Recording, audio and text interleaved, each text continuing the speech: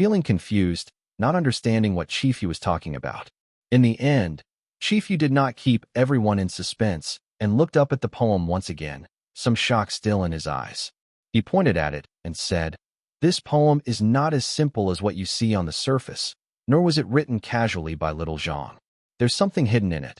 So why don't you read it backwards to find out what it is?" Su Na was stunned. "What?" Liao Qi said. "Read it backwards?" Li Rui said, appalled. "What do you mean by reading it backwards? How can we read it backwards?" Chief Yu smiled and said, "Don't believe it? Then why don't you all try reading it once that way?" Everyone looked at the last 2 lines of the poem with the intention to just give it a try as Chief Yu suggested. "The lamp serves as my companion on lonely nights. I am thinking of you, my wife and son." Read it backwards? Someone who was not convinced by anything that was said so far recited it out aloud. "Your wife and son are thinking of you." However, just listening to this first line was enough to stun a few people. This. Oh my god, wife missing husband. There's really a goddamn wife missing husband. What the heck? What was this? Just what the heck was this? Su Na was very shocked, but hurriedly continued reciting it, each word louder and louder, keeping a lonesome watch like a solitary lamp, hesitating to send letters with no response. Long departed, were separated like life and death. Why do you find it difficult to pen a reply? Pouring a bowl of wine, yet afraid the pot will empty. Even as bosom friends, we have barely met, gazing with dried eyes over the span of mountains and rivers. When the entire poem was read out aloud backwards, all of the teachers present there, including the Tsinghua and Peking University teachers, were all stunned. An antithesis? It was done to extreme neatness. What? Does it rhyme? It rhymed perfectly. Moreover, there was a difference in the poem when read backwards or forward. It was like another poem with a change in perspective. Reading it normally, it was about a man missing his wife. Reading it backwards, it was about a woman missing her husband. This was simply unbelievable. Su Na exclaimed, "Holy shit." A female teacher from Peking University also said, "Holy shit." A female teacher from an institute of technology echoed them, "Holy shit." Liao Qi. Li Rui was desperately gasping for air. Ma Qi was dumbfounded. Dean Pan was dumbfounded. The other teachers were all dumbfounded. Suddenly, a younger female teacher shouted from the crowd, "Palindrome poem. It's a palindrome poem." 2. At this moment, no one knew what words could express their feelings anymore. Perhaps, the most suitable phrase that could depict their moods right now was, "What the F***CK? Could it get any more awesome than this? Could it be any more unbelievable than this?" To think that just a moment ago, Su Na and the other female teachers from Peking University were still grumbling about how Zhang Ye did not seem to be putting in any effort and just casually composing a poem without serious thought. Who knew that it turned out to be the complete opposite of that? Zhang Ye did not just casually compose it. If he did that, would the poem be able to be read from both directions? Why don't you be casual and show us that instead? This was clearly a poem that Zhang Ye had put a lot of thought into to create. And he even did it spontaneously on the spot. There wasn't even a draft. A draw? A tie? Thinking about how everyone had earlier come to such a conclusion, it would surely make anyone laugh their heads off. How could it be a tie? Chief Yu was right. These 2 poems were never in the same world to begin with. Even if Liao Qi's poem was pushed up a further 4 to 5 grades, it would still fall far behind Zhang Ye's poem. The chasm was too wide. This was a difference in the standards and level of the poet, a difference that couldn't be bridged even with a different usage of words and composition techniques. Liao Qi remained silent. A few of the teachers from Tsinghua University who had been stirring the pot earlier to get Zhang Ye to step up to take the challenge also stayed quiet. The difference in standards were too great that they didn't even know what they could say anymore. To compete with Zhang Ye in composing poetry? Perhaps from the beginning, this whole incident was already the greatest joke in the world. At this time, the way that many of those present were all looking at Zhang Ye was like they had seen a god. There were even some people who were still staring so hard at Zhang Ye's poem that they couldn't snap out of it. They read it over and over again, forwards and backwards. Every time they completed reading it once, they felt an urge to curse at someone's second grandma to appease their shock. This poem was really too goddamn awesome. Su Na suddenly walked up quickly to get Zhang Ye's poem and rolled it up carefully. She held the rolled-up Xian paper in her hands and said, I didn't get your ode to Milan previously, so don't even try to reject me. Please gift this poem to me, Teacher Zhang. Zhang Ye smiled and threw up his hands. Whatever. But no one else was having any of it. They all rushed up and tried to claim it for themselves.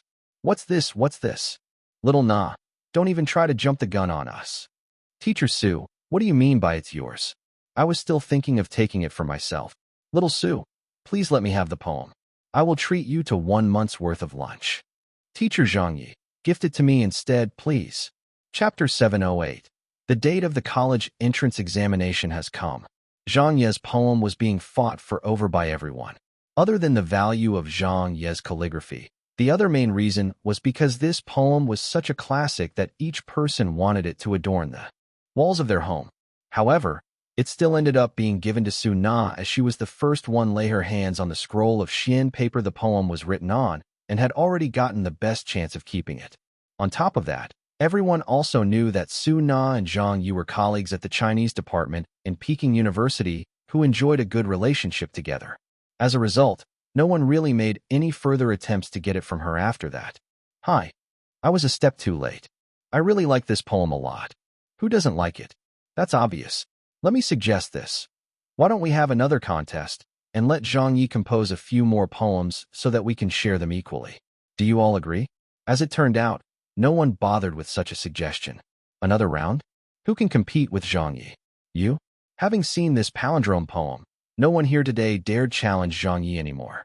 If anyone still dared to boast and go up against him, then surely that person would only be brought down in shame. By contrast, Liao Qi was looking clearly depressed away from the others. Chief Yu saw this and went over to offer some comforting words. Old Liao, don't take it to heart. Everyone has something that they are good at. When it comes to poetry, it's what Zhang Ye excels at. Almost no one in the entire country can stand on equal footing with him, so your loss is not something to be ashamed of. Liao Qi did not say anything. The other Tsinghua University teachers who were provoking Zhang Ye earlier now felt hot with embarrassment. Half of their group had left the place earlier. An old professor from Renmin University beside them said, the younger generation will surpass the older. Today's celebratory feast has given many of these teachers the chance to widen their horizons. Having been able to witness such awesome poetry made it worth their time in attending. Not long after, the celebratory feast ended. Everyone was still talking about the poem excitedly as they proceeded back to their own dorms. This poem was actually by Li Yu from the Song dynasty in Zhang Ye's previous world. The poem was titled A Husband's and Wife's Mutual Saudade. This palindromic poem was very famous among all the ancient palindromic poems. Zhang Ye had come across it once in a book and remembered it. Since he brought it over to this world on this occasion, it was naturally able to shock everyone. Later that afternoon, in the dorms on the hillside, after Zhang Ye came back, he immediately took a shower and did not place much importance of today's incident. After his shower, he went to the library and borrowed another dozen or so books and brought them back to his dorm room. He restarted his work from this morning and started flipping through the pages of content. Then he used a memory search capsule to take in all the details of the information he had flipped through in the books earlier and memorized all of it. Now he could simply just retrieve any information he wanted from his mind. One book, another book.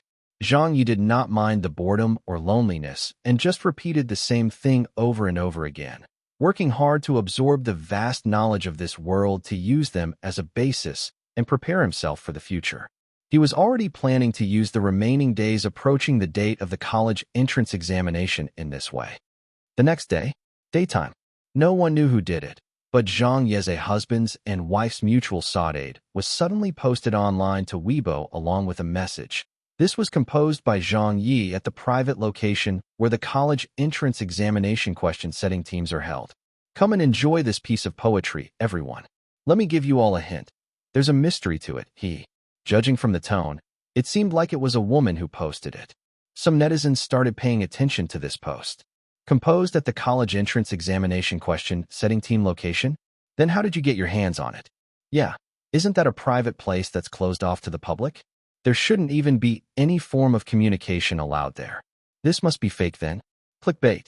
The OP might be a staff member of the Beijing Higher Education Entrance Examination Board. That's possible. Let me take a look at this poem. It's quite well written. Yes, it's written well with a suitable mood to it. Was this really written by Zhang Ye? It doesn't feel like it. I thought that Zhang Ye's poems were always earth-shaking. This piece is good, but it doesn't carry any impact to it. It's definitely clickbait. It's confirmed. A mystery? What mystery? Many of the netizens did not believe this was real, as there were too many liars and rumors going around. When the woman who posted on Weibo saw that everyone was doubting the veracity of her post, she replied with an update. Whether you believe this was written by Zhang Ye or not, just try reading the poem backwards and you'll know. Other than him, no one else could compose a poem like it. Read it backwards? This is the first time I've heard of a poem that can be read backwards. Let me give it a try. In the next moment, countless people were totally amazed. Holy F **K. Holy F **K. Your sister. This can really be read backwards. This was really composed by Zhang Ye? I know this. It's a palindrome poem. It was very rare even in the ancient times. Even among the palindrome poems that were passed down from antiquity, there aren't many that can be considered poetic and can rhyme as well as this one. Why did Zhang Ye write this poem? A husband's and wife's mutual saudade? What does this mean? The woman who posted the Weibo post explained. I heard that the teachers were having a celebratory feast and there was a contest. Someone had challenged Zhang Ye to use the theme of husband and wife to compose a poem. Then, without even thinking, Zhang Ye composed this piece straight away with a brush and won. Heavens, how informative. This is too godly. The deep, ancient knowledge of literature of China is really broad and profound. If you didn't mention it, I wouldn't even have known that there was such a thing as palindrome poems. Too awesome. Hearing this explanation from the OP, I would definitely believe that this was a work by Zhang Ye. Someone issued a challenge, and Zhang Ye took it on with a palindrome poem? That's totally that guy's style. Face-smacking Zhang has gone on to smack faces again. Your sister, teacher Zhang has been held in the mountains, yet he can't stay idle for a moment and has gone on a face-smacking spree again. That's right. The name of face-smacking Zhang is not for nothing. Even if teacher Zhang were to be launched to the moon, I reckon he would still find the means to smack some faces. No one can stop the march of face-smacking Zhang. Why is it that a poem that is so sorrowful can be twisted into something by you all that I'm crying from laughter? Teacher Zhang is impressive. Zhang Ye is indeed Zhang Ye, fully deserving of his reputation. Zhang Ye's poem is not only good in that setting, even the technique he used is a very high-level one. It can be seen that this is just child's play to Zhang Ye. Composing a poem is mere child's play to him since he can do it so easily and elegantly. When this Weibo post was forwarded and viewed multiple times, more and more people started paying attention to it, and the number of comments also increasingly soared. Very soon, a husband's and wife's mutual saudade palindrome poem was broken down and analyzed. Word by word, the details were put under the microscope and picked apart. The more they researched, the deeper they got, and the more people saw its ingenuity. They were increasingly feeling more and more amazed at how incredulous it was. However, there was a big group of people who did not care about this at all. It was the Beijing college entrance examinees. What palindrome poem, so what? All I care about right now is how difficult this year's Beijing college entrance exam will be. Seeing this a husband's and wife's mutual saudade palindrome poem by Zhang Ye, I suddenly get a feeling of being screwed. If he can even compose such a difficult poem, then how can the questions he set be simple? I'm giving up all hope. It might not turn out to be that way. Everyone, let's not be so pessimistic. Right? Zhang Ye is not the only question setter anyway. Even if does set some questions, how many questions can he write? As long as we can get the other questions correct, then the score wouldn't differ by much. That sounds logical. Hopefully. But I have an ominous feeling about this. F***K, me too. I better go and revise my algebraic geometry again. I'm going offline, bye. I'm going offline too. 1 day, 3 days, 5 days. In the blink of an eye, the annual college entrance examination was here again. Chapter 709. The first day of the exam is over. At the end of June, it was the first day of the college entrance exam. The sun was already blazing early in the morning, making the Beijing weather extremely hot and sunny. Under the soaring temperatures, the examinees and their parents were all densely packed at the entrance of every examination venue in the province. There were traffic cops stationed at each of the nearby junctions of the examination venues to maintain order and regulate the traffic flow, keeping traffic smooth to the fullest extent. Some of the exam venues even had an ambulance on standby to handle any emergencies. Everything was given careful consideration to the examinees. Today was not only a big day for the examinees, but also an important one the whole society was very concerned with. News related to the college entrance examination had been published all over the place by the media and newspapers since a few days ago. Drivers are advised to keep clear of the schools that are designated as examination venues. Cheering for the examinees to do well. Reforming the Beijing college entrance exam. Difficulty likely to be greatly increased. At a certain examination venue, please produce your exam admission pass. Here. All right, you may proceed inside. Mom, I'm going in. Little Ing, do your best, don't be nervous. Okay. Mom, you should go home first. Mom's not leaving. I'll be waiting for you outside. Similar scenes were happening at the entrance of every exam venue. The parents of the examinees all appeared to feel nervous and uneasy. Meanwhile, the students all had different expressions. Some looked like they were not affected, some looked extremely worried, some were smiling brightly, and some were expressionless, as each person carried their books and did some last-minute revision.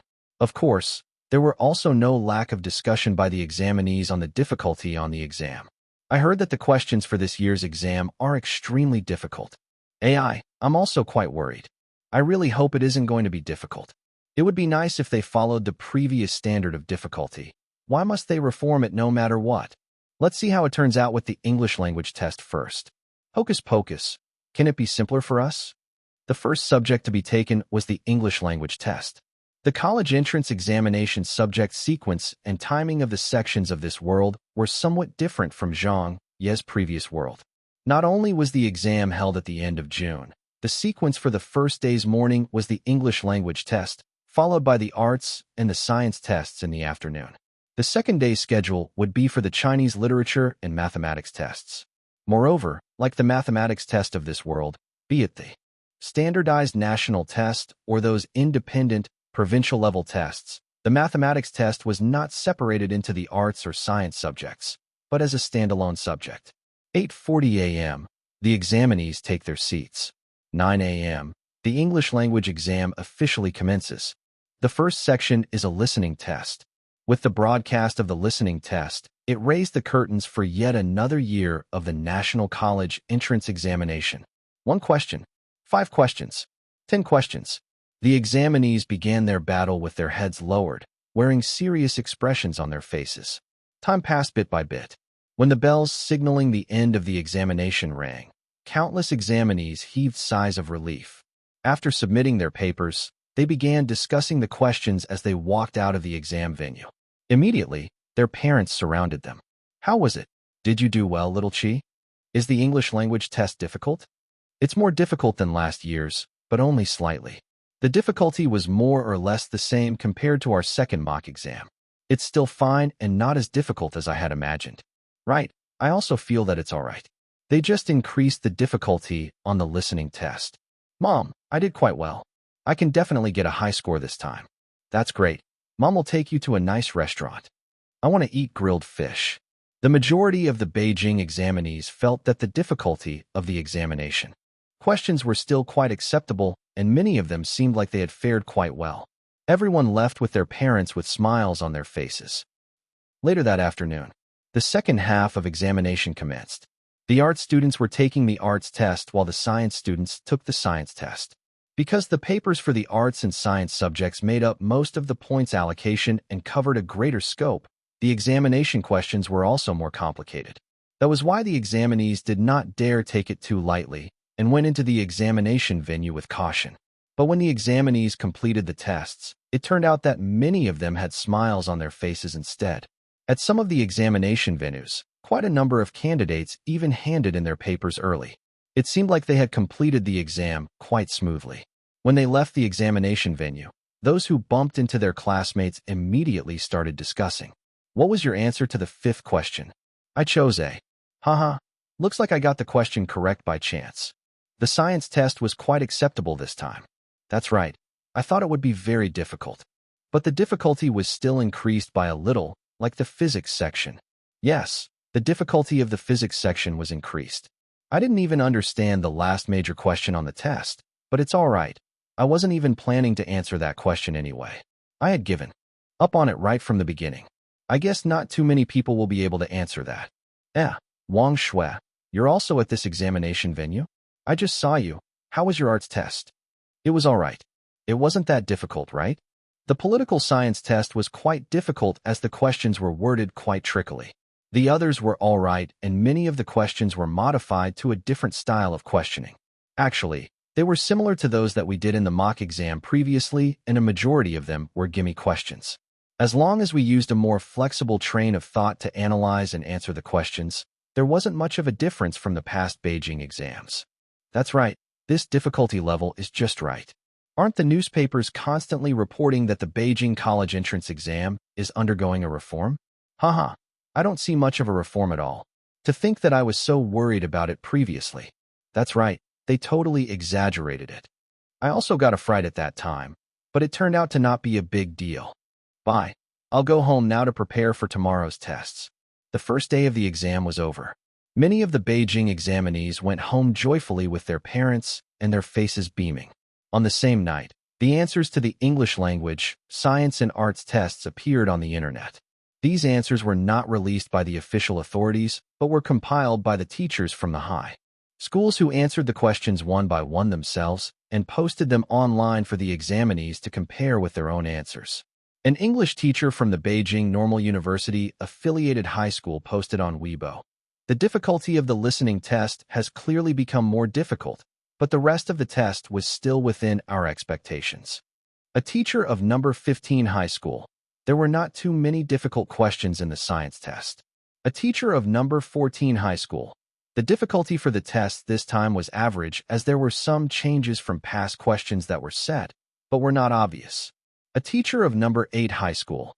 The exam reform is going slowly with a trial and error approach, so we cannot expect overnight results.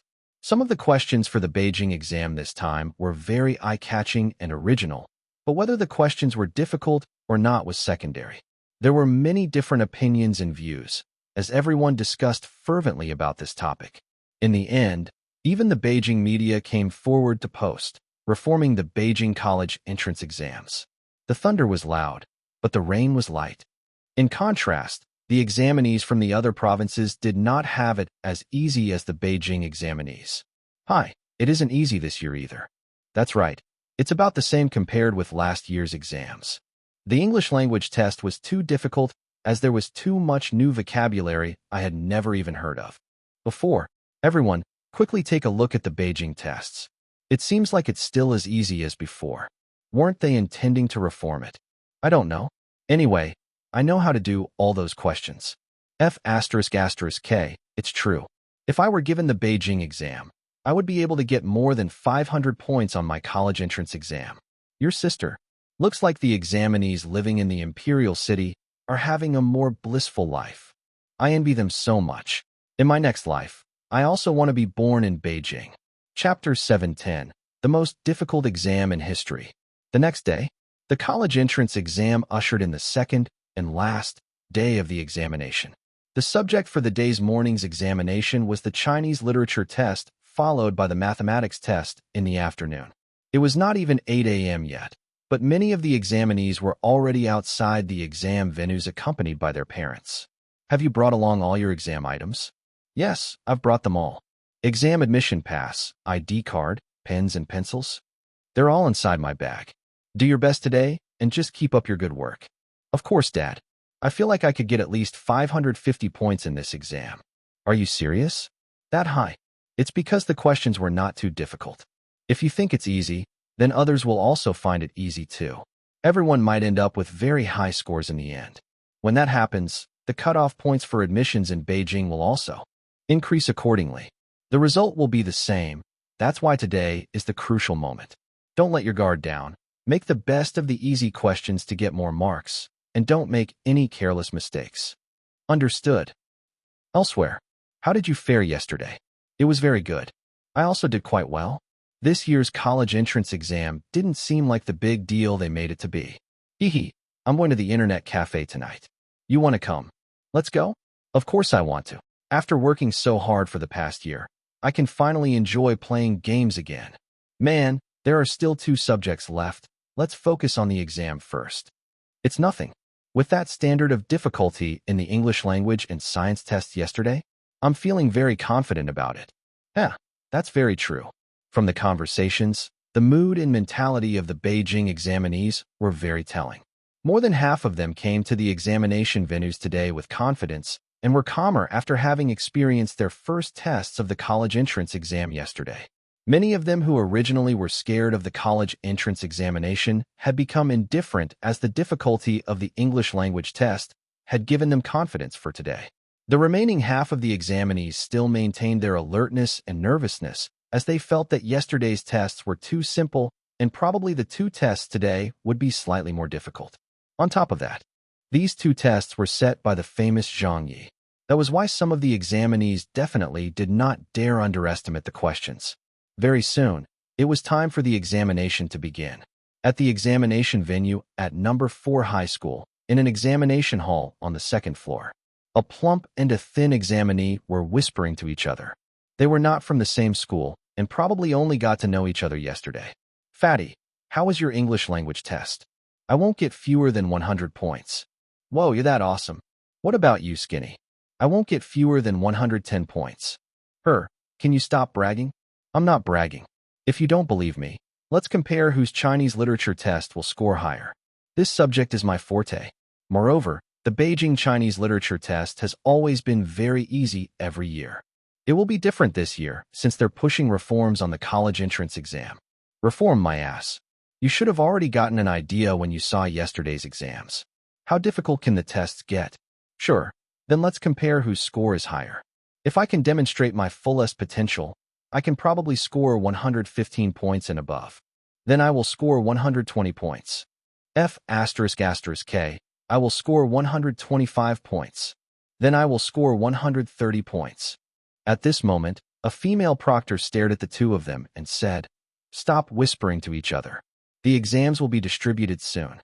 The 2 of them immediately shut their mouths.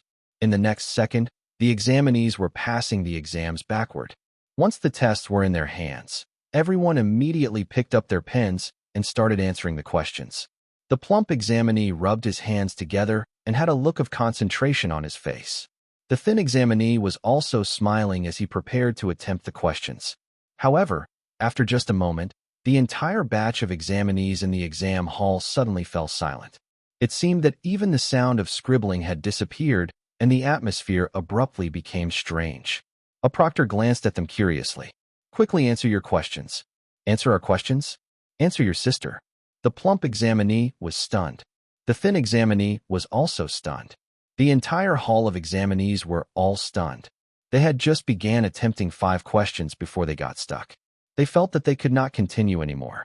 Some people felt like they were about to vomit blood as they stared with their eyes wide, looking down at the next few questions. As a result, they found out that after every few questions, there would be a question that was so difficult that it would make people feel like they wanted to die. For example, this question: Confucius and Laozi are fighting. Who will you help? Help your second granny. How could these 2 old men get into a fight? Besides, even if the 2 of them really got into a fight, how could I help? No matter who I helped, I will get King beaten up. Come on, they were both sages. At this moment, all the examinees' hearts froze. Score 120 points? Score 130 points? Both the plump and thin examinees could no longer boast anymore at this moment. Their faces turned green. Many of them couldn't help but swear. K. What the K are these questions? K. Which King Bastard's grandson wrote these questions? The proctor felt strange about everyone's reaction and was wondering why everyone was looking so baffled. Then she also looked down and flipped through the spare exams. After she saw the questions, the female proctor also became confused and was totally stunned at that moment. She was also a Chinese literature teacher, But in all her life of teaching Chinese literature lessons, she had never come across such questions before or even heard of similar ones. Even if she tried to attempt some of the questions herself now, she did not know how she would begin to answer the questions. The same scenes were happening at every examination venue. Some of the examinees even double facepalmed, while some of them stared unblinkingly with stunned faces. Without needing to think much, many of them had already come to a conclusion. Zhang Ye. This question was definitely King written by Zhang Ye. Besides this bastard, no one else could possibly come up with such a wicked question. It was definitely that person trying to lead them into a trap. They seemed to know Zhang Ye's style quite well. These extremely difficult questions in the Beijing Chinese literature test were in fact all set by Zhang Ye. For example, the question of Confucius and Laozi are fighting was actually sourced from Zhang Ye's previous world, when Tsinghua University held its own admissions test, which could also be considered as a sort of college entrance exam question. The question itself was considered to be open-ended and could be freely answered as there wasn't a perfect answer. Confucius and Laozi were both people of a certain status, so it wasn't likely for them to get into a fight. Laozi spoke of the way, Tao, while Confucius pushed Ruism. When Confucius was born, Laozi had left society. From the perception of ideology or conduct, there were too many ways to approach and analyze this question. 1. However, it was easy to say but hard to do. This question had truly stumped all of the Beijing examinees. On top of that, this was still only the beginning, as there were more of these similarly wicked questions waiting for them in the later parts of the test, each one of them trickier and more difficult than the other. Time passed by quickly.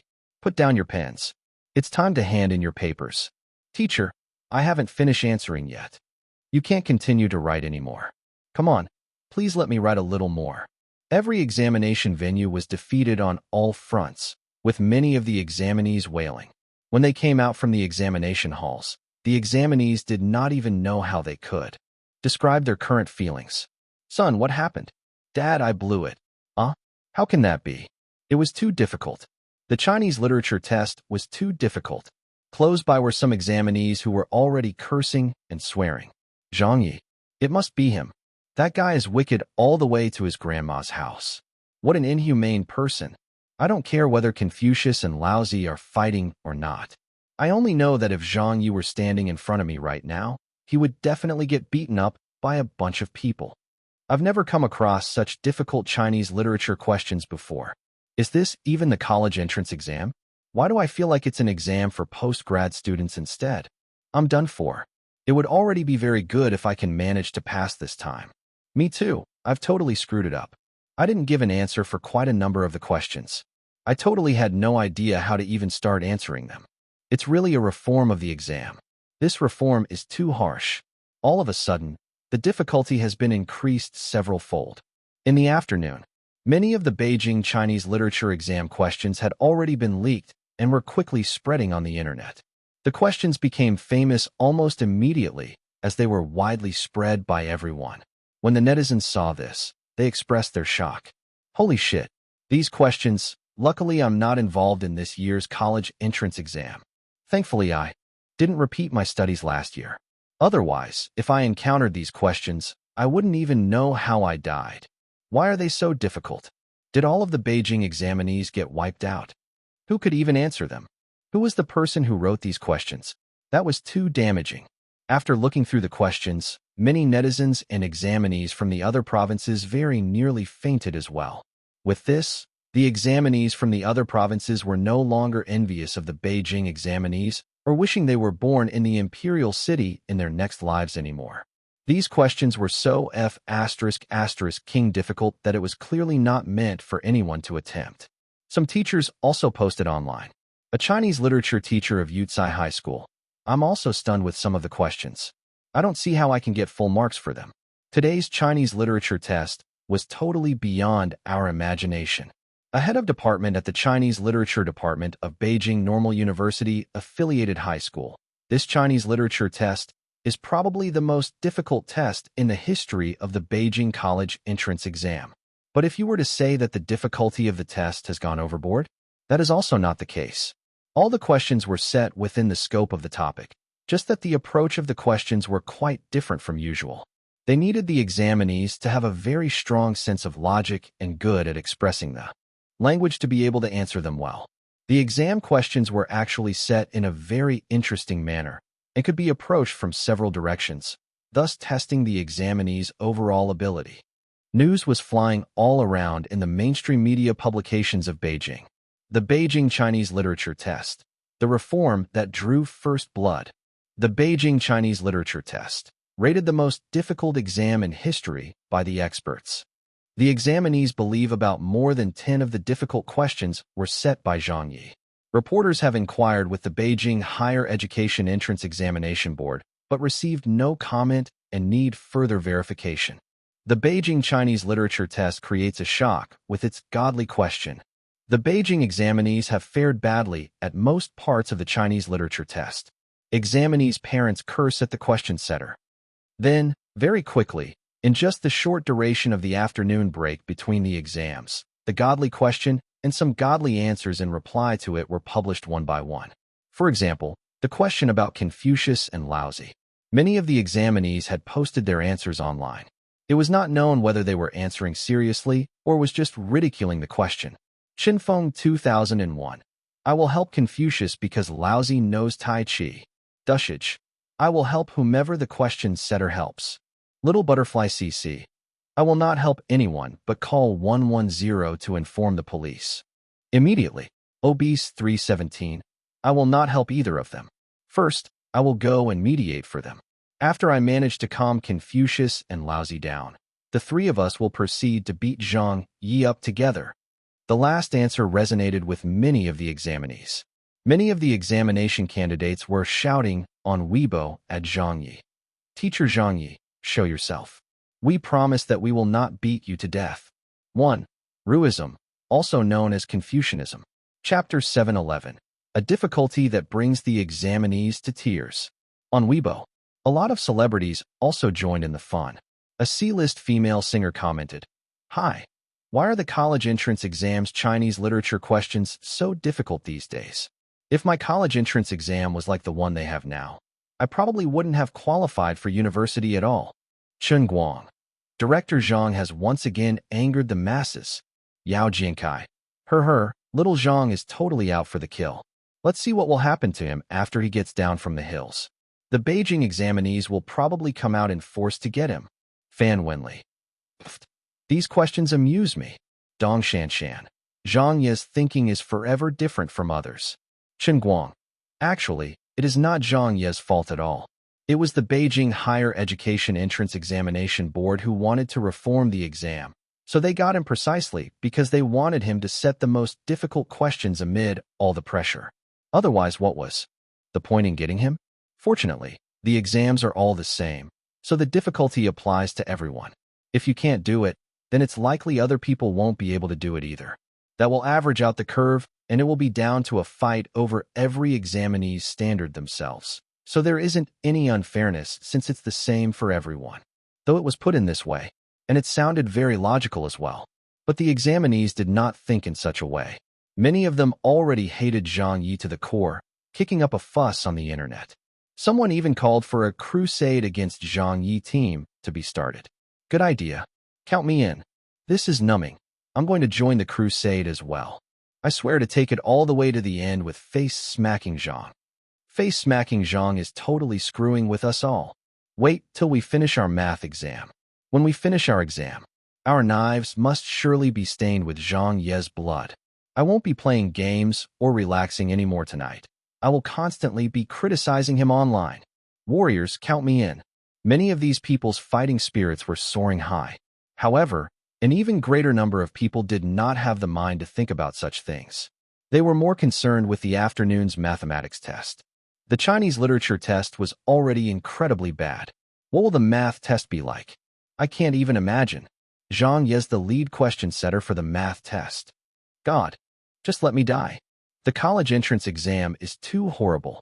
At this moment, an online media outlet published an analysis report. With the Chinese literature test over, the Beijing examinees are left wailing. The Chinese literature test questions were too difficult and had far exceeded the difficulty in known history. However, If we see this from a different perspective, there might be a possibility that the math test will be easier. Could there be such a possibility of this happening? It can't be that both the Chinese literature and mathematics test are the most difficult in the history of the National College Entrance Exam, right? Then what kind of scores are the Beijing Higher Education Entrance Examination Board even intending to let our Beijing examinees get? Would 400 points be counted as high? If everyone's score is low, then the admissions cutoff score would slide down greatly. Is it likely that one doesn't even need 400 points to get admitted into Tsinghua University? That's impossible. Following that, many teachers and education industry insiders also commented with their own analysis and judgments. Many of them were also authoritative figures. An industry insider posted, "The current estimate for the Beijing examinees' average score for the Chinese literature test is not likely to exceed 75 points and could be lower. It has to be mentioned that last year's average score for the same paper was 103 points, so if the mathematics test difficulty is increased, then the Tier 1 scores might really end up shrinking down to just around 400 points. That is not a very realistic outcome." A national exam question setter posted, "The difficulty level of this year's Beijing mathematics test is likely to be moderate or just slightly above average." The experts gave their analysis from all kinds of perspectives and made good arguments to support their views. The examinees were all excited by these comments that were posted. That's right. The analysis seems very logical. The math test shouldn't be more difficult than the Chinese literature test. Well said. That's great. I'm feeling relieved now. Charge. There's only the last subject left now. Later that afternoon, as the timing approached, it was also time for the last subject to be examined for this year's college entrance examination, mathematics. Having experienced the wake-up call from this morning's Chinese literature test, many of the examinees were dealt a severe blow, especially having gone through yesterday's level of the English, arts, and science tests. The level of difficulty for today's paper was made even more obvious. It was like the difference between the sky and earth. Some of the examinees had not even came back to their senses from the disaster of the morning's test, and were already arriving back to the examination venue in the accompaniment of their parents. They were still unsettled. There was still anger over the level of difficulty. It was like this for the examinees and their parents alike. "Son, it's the last subject." "I know, Mom. The Chinese literature test is already over. It doesn't matter what we say about it anymore. So just focus and score well on your math test to make up for your Chinese literature test score." "I will. Are you confident?" "Yes. That's my son. Go get him." Beside them, another parent was also advising their child. "Daughter, I just read on the internet that many of the experts have already analyzed and concurred that the math test is not going to be too difficult, so don't worry about it." Really? It's true. It's what the experts have claimed. How can it be wrong? They said that the difficulty level for the math test is likely to be moderate or just slightly above average. That's great to hear. Around them, quite a few parents and examinees who heard this came over to ask, "Will it really not be difficult?" Yes, the media reports also analyzed it as such. You all can check the internet if you don't believe. It nearly scared me to death. It's good as long as it's not difficult. I was so scared that my legs were trembling. Then I had better score higher on the math test. I need to claw back the points I lost in the Chinese literature exam. Right. Wow. The reports online really analyzed it that way. It's supported by so many experts too. Let me see. Haha. I'm not worried anymore now. That's exactly what I was thinking. The Chinese literature test was already super difficult, so the math test can't possibly be as difficult too. It was almost time to start the last test. The examinees had all gone into the examination venues. Those who had seen the analysis presented by the media and experts had all regained quite a bit of their confidence. They held their pens firmly, in preparation to do well on all the questions. However, as it turned out, after the mathematics test was handed out, when the examinees saw the multi-line questions on it, they were all left looking flabbergasted. Some people gasped. Some people covered their faces and let out a silent scream. Some people turned pale. There were even some who held the exam in their trembling hands. Question 3. If the complex number z satisfies the equation z, 2, 3i, equals 6 plus 4i, where I is the imaginary unit, then the modulus of z is underscore underscore underscore underscore underscore. Question 9. There are 3 small balls of similar size in a box. One of them is a black ball. If 2 balls are randomly picked from the box, what is the probability of the 2 balls being different in color? Question 13.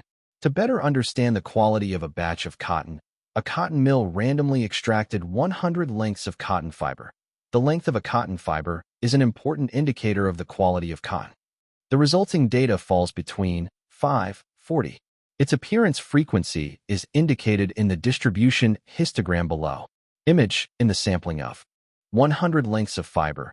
There are underscore underscore underscore underscore underscore lengths that are shorter than 20 millimeters. Question 15. In the Chinese literature and mathematics subjects, the results are graded into 3 tiers of either excellent, pass, or fail. Assuming student A's results are all not lower than student B's, with at least one subject scoring better than student B's, then the statement, student A's results are better than student B's, is valid.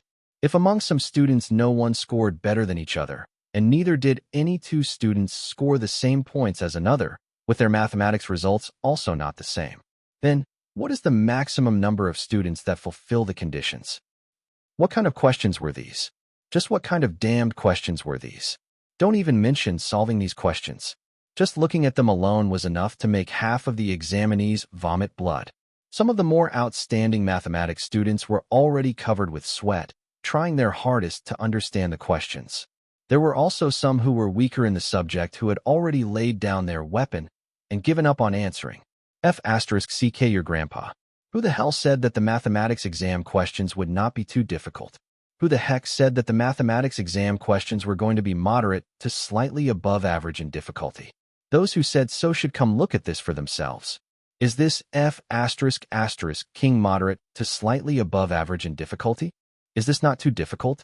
Only at this moment did the examinees realize that they had been scammed by those media reports and experts who had sounded so confident with their arguments. The mathematics test was totally not like how they had predicted it to be. In fact, this was even more difficult than the Chinese literature test by at least 2 times. At least they could still read and understand the questions in the Chinese literature test. But for some of the questions in the mathematics test, even after staring at it for forever, they could not begin to understand the question whatsoever. The people of this world definitely did not know where these questions originated from. Only Zhang Ye knew that these multifaceted questions had all come from the past years of college entrance exams of every province in his previous world.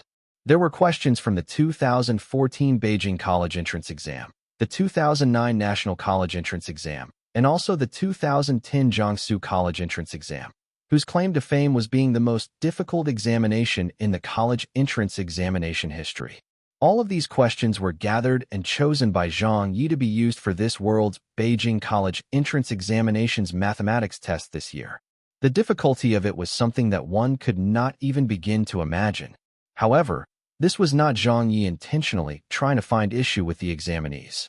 He was just doing as instructed by the Higher Education Entrance Examination Board, who had requested for the most difficult questions he could come up with. They fully had the intention to reform the exam, and Zhang Ye had no objections to this. Whatever the Higher Education Entrance Examination Board wanted, he would just give to them. His job was only to write the questions. Nothing else mattered to him. The bell sounded to signal the end of the exam. The mathematics test had ended. At that moment, the curtain was drawn on the annual National College Entrance Examination. Jinsher, at an examination venue. Granddaughter, Granny, I finished my exam. Did you do well? I did okay. I just didn't manage to finish the last major question. All right then, let's go home. Granny will cook a sumptuous meal for you. Beha Province. We're finally free. Ha ha ha.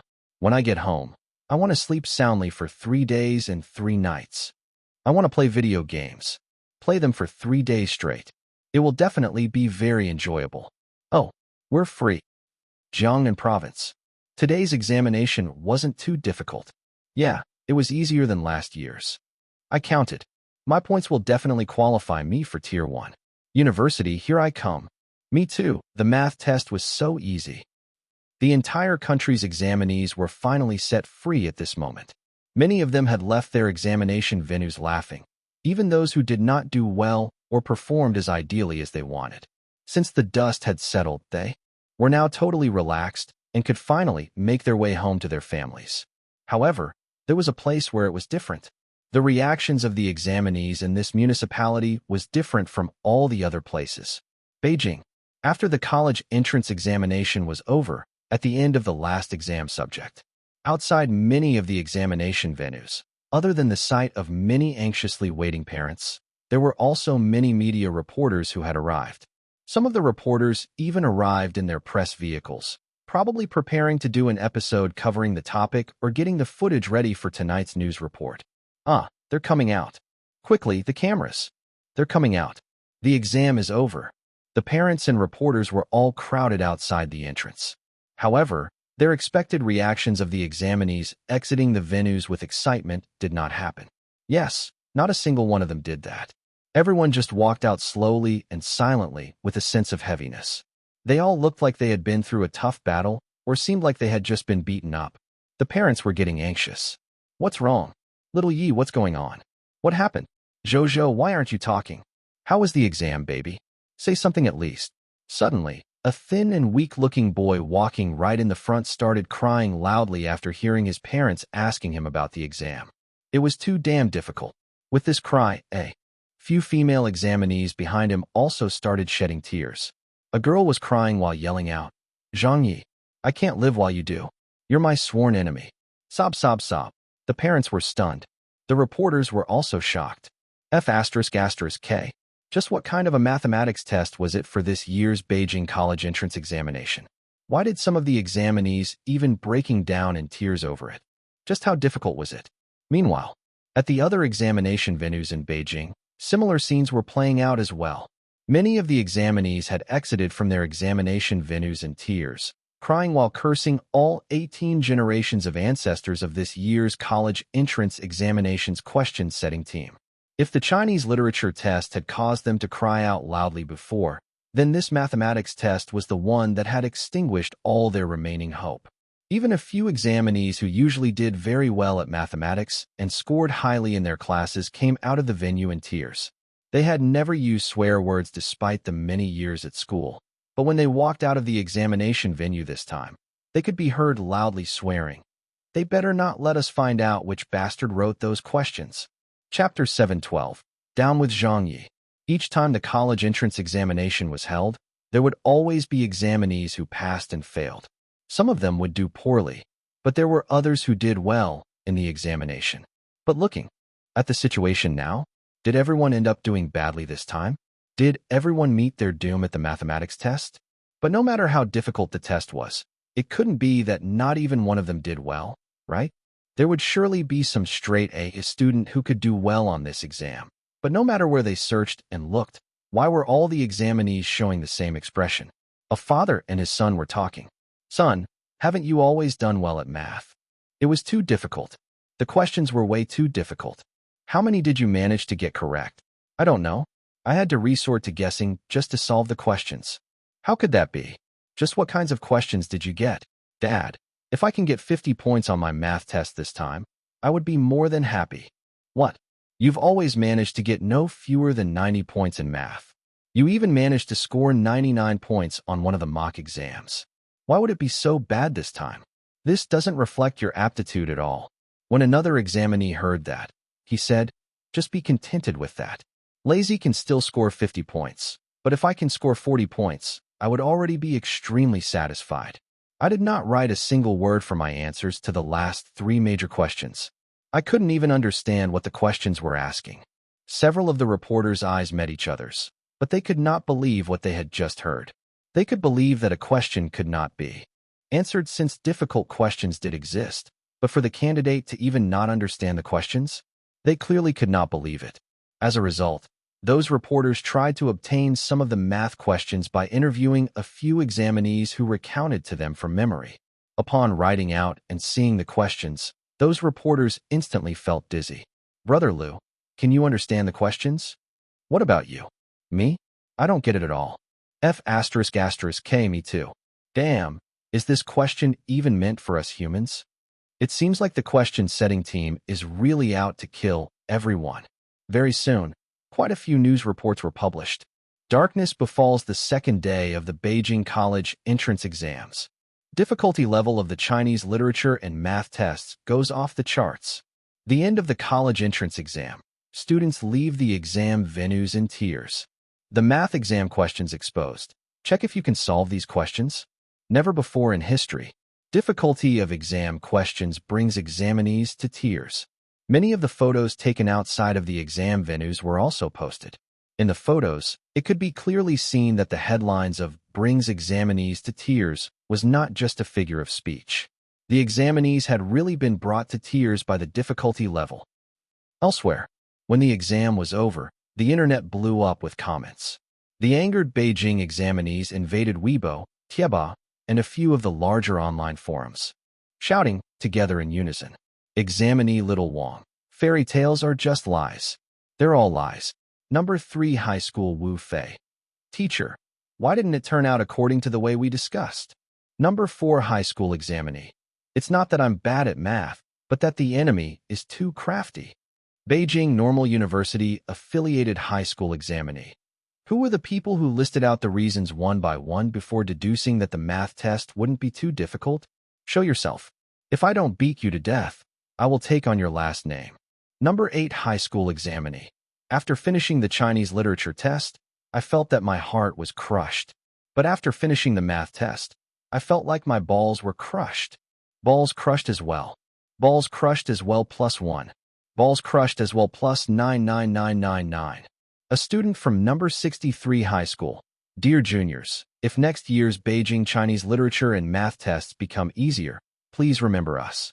Please remember us. Because that was exchanged with the sacrificed blood of your predecessors, your seniors, us.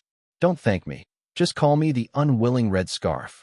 The examinees from the other provinces had gathered to watch, scratching my head in confusion. Brothers and sisters who took part in the Beijing college entrance exam, it's been hard on you all. I've seen your math exam questions. All I want to say is, you're all glorious warriors. Come on, stay strong. Whoever gets those questions would not be able to answer them either. The Beijing Higher Education Entrance Examination Board has really gone big this time. Let's see how they will handle the situation later on. Zhang Ye is such a wicked fellow. Those questions must have been set by him. We're lucky that our province's Higher Education Entrance Examination Board did not invite this fellow to join them. Otherwise, the ones to be sacrificed this year would surely have been us. Just thinking about it gives me the shivers. Whoever gets involved with a question setter like Zhang Ye who does not play his cards logically is surely down on their luck. Zhang Ye is the scourge itself. When he was at the radio station, he fought the entire radio station system. Then when he went to the television station, he fought the television station's leader. At the university, he went against the education world. When he got into the crosstalk industry, he fought against the crosstalk world. Now, he has even come to destroy the higher education entrance examination system. The Beijing examinees were cursing. The examinees' parents were complaining. The entire society's attention had suddenly turned its focus to the Beijing college entrance exams. The Beijing Higher Education Entrance Examination Board, the question-setting teams, Zhang Ye. All of these parties were thrust to the forefront of discussions. Not long after, a call to severely punish the question setter was making rounds across the internet. Countless Beijing examinees and their parents were participating in it, while the examinees from the other provinces also joined in to show their support. This new wave of dissent once again turned the internet upside down as it caused a great deal of commotion. Where is Zhang Ye at? Zhang Ye, where are you? Hand that man over. Down with Zhang Ye. Revenge for the examinees. Down with the Beijing Higher Education Entrance Examination Board. Justice for the examinees. The shouts came wave after wave, continuously. At another place, Zhang Ye's parents' house. Dong dong dong, dong dong dong. There was someone knocking on the door outside. His parents and Chunshun were at home staring at the computer for news related to the Beijing college entrance exam. When she heard that someone was at the door, his mother went over and opened it. Who is it? Outside, Zhang Ye stepped into the house. Who else could it be? His mother was surprised for a moment. Why are you home? Zhang Ye laughed. The college entrance exam is already over. If I don't come back, where would I go? Do you prefer that I stay in the hills? Let me say this. I was bored out of my mind when I was there. It's always the woods that I see when I open my eyes. Just look at all these marks on my body. I got these bites from the mosquitoes and bugs. There's too many of those in the hills. His mother said, "Get into the house quickly. I will get you some essential balm." Zhang Ye was in a rather good mood. "It's fine. I've already applied some." Then he walked into the living room and saw his father with Qinshin. "Dad, you're not working today? Qinshin, do you miss Uncle?" Qinshin glanced at him. Her. Zhang Ye smiled and said, Her means you did. Then he asked, "Dad, did this little rascal cause any trouble in our home?" Qinshin pouted. His father looked at his son. "You're still worried about whether Qinshin caused any trouble? I think the trouble that you've caused is much greater. Just look at this. It's a total mess online. The examinees and their parents are all scolding you. You're really asking for it. Just stick to setting the questions. Why did you have to make them so difficult?" Zhang Ye said, "Who's scolding me?" His mother followed up, "See for yourself. No one is not scolding you."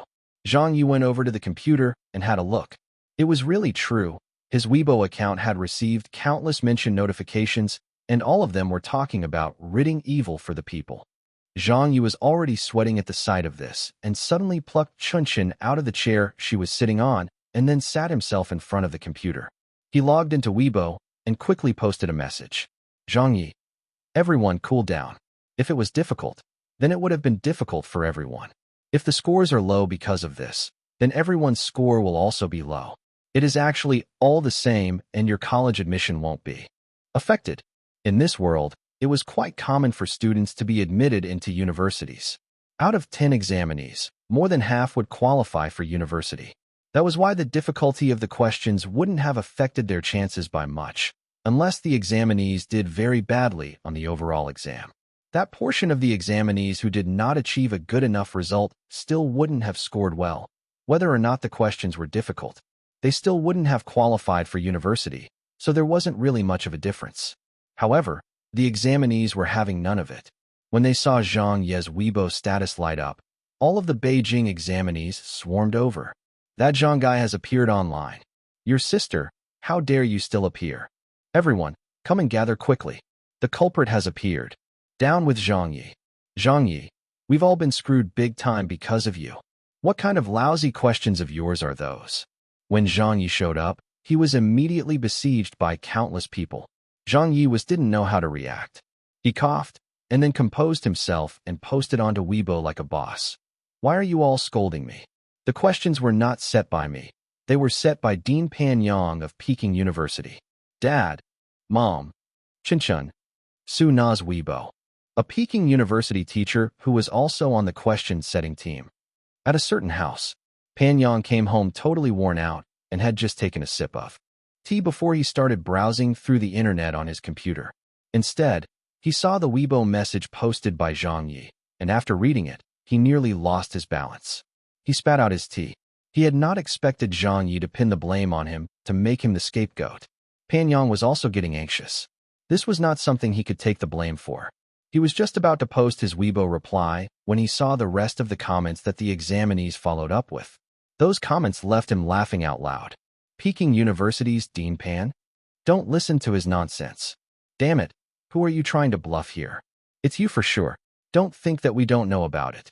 These kind of wicked questions wouldn't have come from anyone else but you." Puffed. "Teacher Zhang, you're lying with a straight face. I'm suddenly very amused by this. Zhang Ye, do you even have any integrity left? It was you. Can't be anyone else. Don't try to shift the blame. Even if these questions get burned to ash, I will know where they originated from."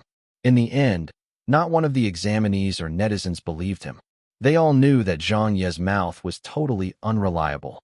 Zhang Ye had no other way out, so he simply went offline as he knew that if he couldn't appease them, then the better way was just to hide.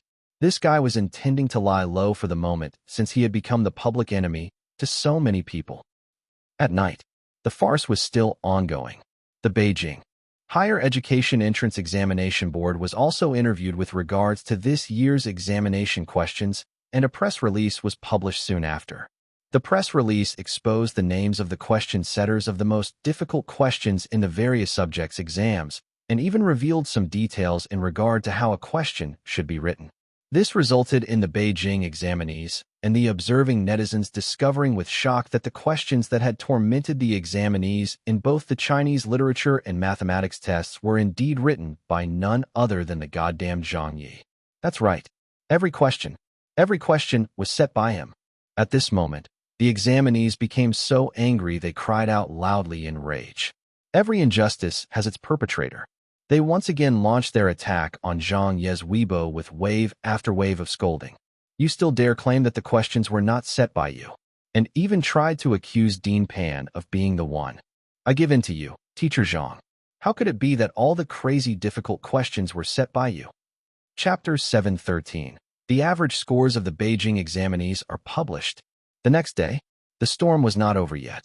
The first thing he heard when he woke up and opened his eyes was the ringing of his cell phone. Zhang Ye was in a half-awake state when he answered the call. Hello? Who is it? It's Pan Yang. It was the dean of Peking University's School of Mathematical Sciences on the line. Zhang Ye suddenly felt more awake and asked knowingly, Huh? Dean Pan, what's the matter for you to call so early in the morning? Pan Yang did not hold back. Why did you pull that shit on me yesterday? Zhang Ye played dumb. Did I? You claimed that the questions were set by me? Pan Yang asked. Zhang Ye said, What? What questions were set by you?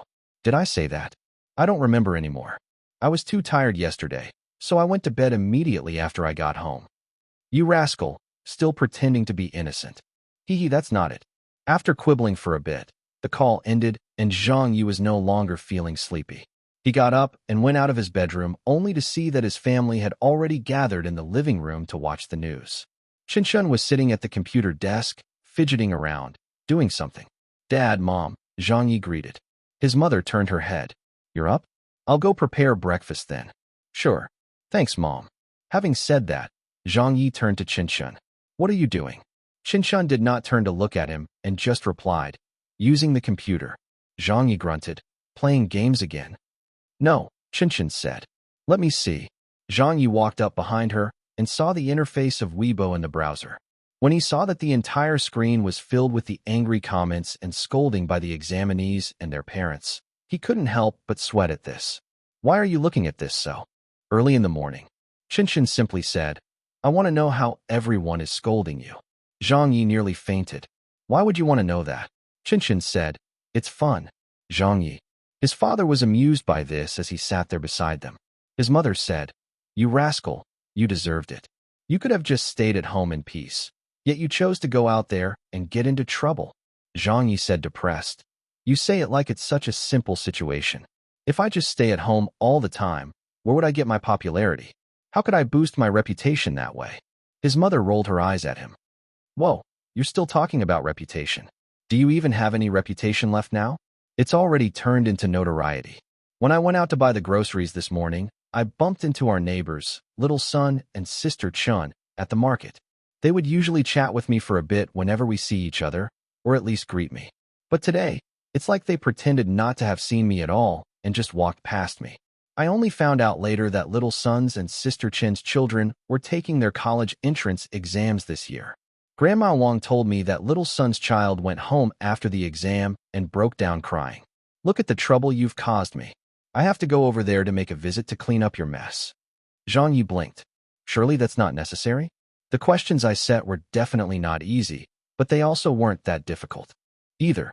It shouldn't have been so difficult that it would cause them to cry, right? His father interrupted. Just watch the news for yourself later. You can't imagine how many people are crying because of this year's college entrance exam. The scoldings continued on the internet. If the examinees had just recounted from memory the mathematics exam questions yesterday, then, as of today, the entire exam had been uploaded with all the answers included in it. Anyone could see it. It was only then that the netizens discovered that those questions they had seen yesterday were only for the multiple choice or fill in the blank sections at the beginning part of the examination paper. The short answer questions at the end of the test were even crazier in difficulty. One of them required the examinees to solve a question that was at the university level using high school algebraic geometry knowledge. The attached ideal answer for this question took up more half the paper it was written on, leaving anyone who read it trembling. The examinees were in tears as they checked through the answers. I scored 50 points. I calculated mine, and I only got 45 points. I'm so sad. I think mine is only about 40 to 45 points. There were a few multiple-choice questions that I couldn't understand and guessed at, so I can't remember which options I chose for those. I did a little better, but I won't get higher than 70 points. Having analyzed the questions and answers today, I've realized that we were too careless during the exam. We totally underestimated that scammer Zhang Ye back then. Many of the questions could still be solved and were within most of the examinee's level. But what is most wicked about Zhang Ye is that he totally tries to catch you off guard with the questions approach. The style of the questions are all done in a way that we have never come across before. So when we first read the questions on the exams yesterday, most of us were stunned by them. It happened to me as well, and I was totally unprepared for it. It's useless to say anything now. I hereby announce I will officially join the Zhang Ye's Lifetime Adversaries organization. I will join too. A lifetime of adversary? I will be his adversary for at least 2 lifetimes. 3 lifetimes for me. Ahem, don't be so harsh. Teacher Zhang was just following orders. He's still a nice guy no matter what. Right, don't be too harsh on Teacher Zhang now. There were still a few netizens who were speaking up for Zhang Ye. In the end, an examinee from this year's college entrance exam posted a reply that left everyone laughing. It's not like I want to be so harsh on Teacher Zhang. I really don't wish to do so. But among all the insanely difficult questions, if anyone, just one question, was set by another teacher, then I wouldn't have said anything. I would understand, and I could point my finger at the other question setter instead. All it needed was for a single question to not be set by him. But as it stands, they were all set by him. Every single question was his creation. So give us a reason not to be harsh on Zhang Ye. Just a single reason will do. If it were any other question setter, when faced with all these public opinions, they would have long since crumbled from the pressure and come forward to give an explanation to save their reputation. But Zhang Ye did not do so. He just went ahead with the most straightforward response: lie low. It was a good thing that this guy's mental strength was so strong. He had already gone through many similar situations where he was scolded by a lot of people at once, so it was just routine for him now. Perhaps that was also the same reason why the Beijing Higher Education Entrance Examination Board had approached him in the first place. The Beijing Higher Education Entrance Examination Board were very committed to the reform of the college entrance examination this time, as they wanted to change the perception of their exam questions being too simple. That explained their determination, but also explained why they needed someone to carry out this dirty job. They needed someone who could become the focused target of the backlash from the examinees and their parents, thus lessening the pressure focused on the board itself. But who could they find? Who would be the most suitable target? Among all the teachers at the university level, who was the most unafraid of getting scolded? Whose mental strength was the strongest? Who had the thickest skin of all? The board did not even need to think and made their decision immediately. Recruit Zhang Ye. This fellow had already been through 100 battles. His skin was amazingly thick. Even if the examinees and their parents did not scold him, there were still many other groups scolding him. Since he wasn't lacking in this area, it wouldn't matter much even if another group were to join in and scold him. So no matter how you looked at it, Zhang Ye was clearly the best candidate for this role. There was no one more suitable than he. That was probably why the board invited him to join them in the first place. However, at the very end, the Beijing Higher Education Entrance Examination Board might not have even expected that Zhang Ye would be able to write such insanely difficult questions that it would bring the examinees to tears. This was something no one could have predicted. Later in the morning, at the Beijing Higher Education Entrance Examination Board, more than a dozen people had gathered here for a meeting. A female staff member said nervously, "Leader, the scores for this year's math and Chinese literature tests might be a little bit low. Professor Liu has already informed us to be prepared for it. The teachers who graded the papers have already given us some feedback. They told us that after marking more than 20 papers, no one scored higher than 100 points for the Chinese literature test. Yet, it's even worse for the math test. Among the 20 papers, not one scored above 70 points. The board's leader, the board's office supervisor. Finally, the second-in-command wiped his sweat away and said, "For the reform this time, I think we might have tried a little too hard. It feels a little too harsh even. Could the Tier 1 grade really not even be above 480 points?"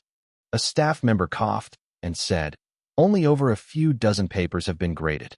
We still don't know about the rest of the papers after that. However, it's true that this year's questions were too difficult. Faced with the incredibly low scores of the examinees, the people on the board were also feeling a little guilty now. This was the first time they were doubting their decision in getting Zhang Ye to join them and wondered if it was a mistake. They felt they might really have gone too far this time. A few days later, the National College entrance examinations results were gradually released. The internet buzzed with activity. A Shandong province examinee. I checked it out. I scored 560 points. A Beha province examinee announced excitedly. I got 530. It should be enough to qualify for Tier 1. Ha ha ha. A Jinshe examinee. I scored 510. I didn't do as well as I could have, but it should be enough to qualify me for Tier 2. Why haven't they announced the grading yet? Hurry up. It's taking too long. 596 for me. Do you all think that I will become the top scholar of our province? Nonsense, I scored a point higher than you. What top scholar are you talking about? Hi, I only got 488. I'm in trouble this year. I got 601 points, higher than any of you. Many examinees from the different provinces were bragging about their scores actively online, except for one place. That place was where the Beijing examinees were from. Everyone began to notice. Why haven't any of the Beijing examinees talked about their scores yet? Beijing examinees, how did you guys do? Right, your exams made the headlines this year. How many points? Tell us quickly. The other provinces' examinees were all full of anticipation and curious.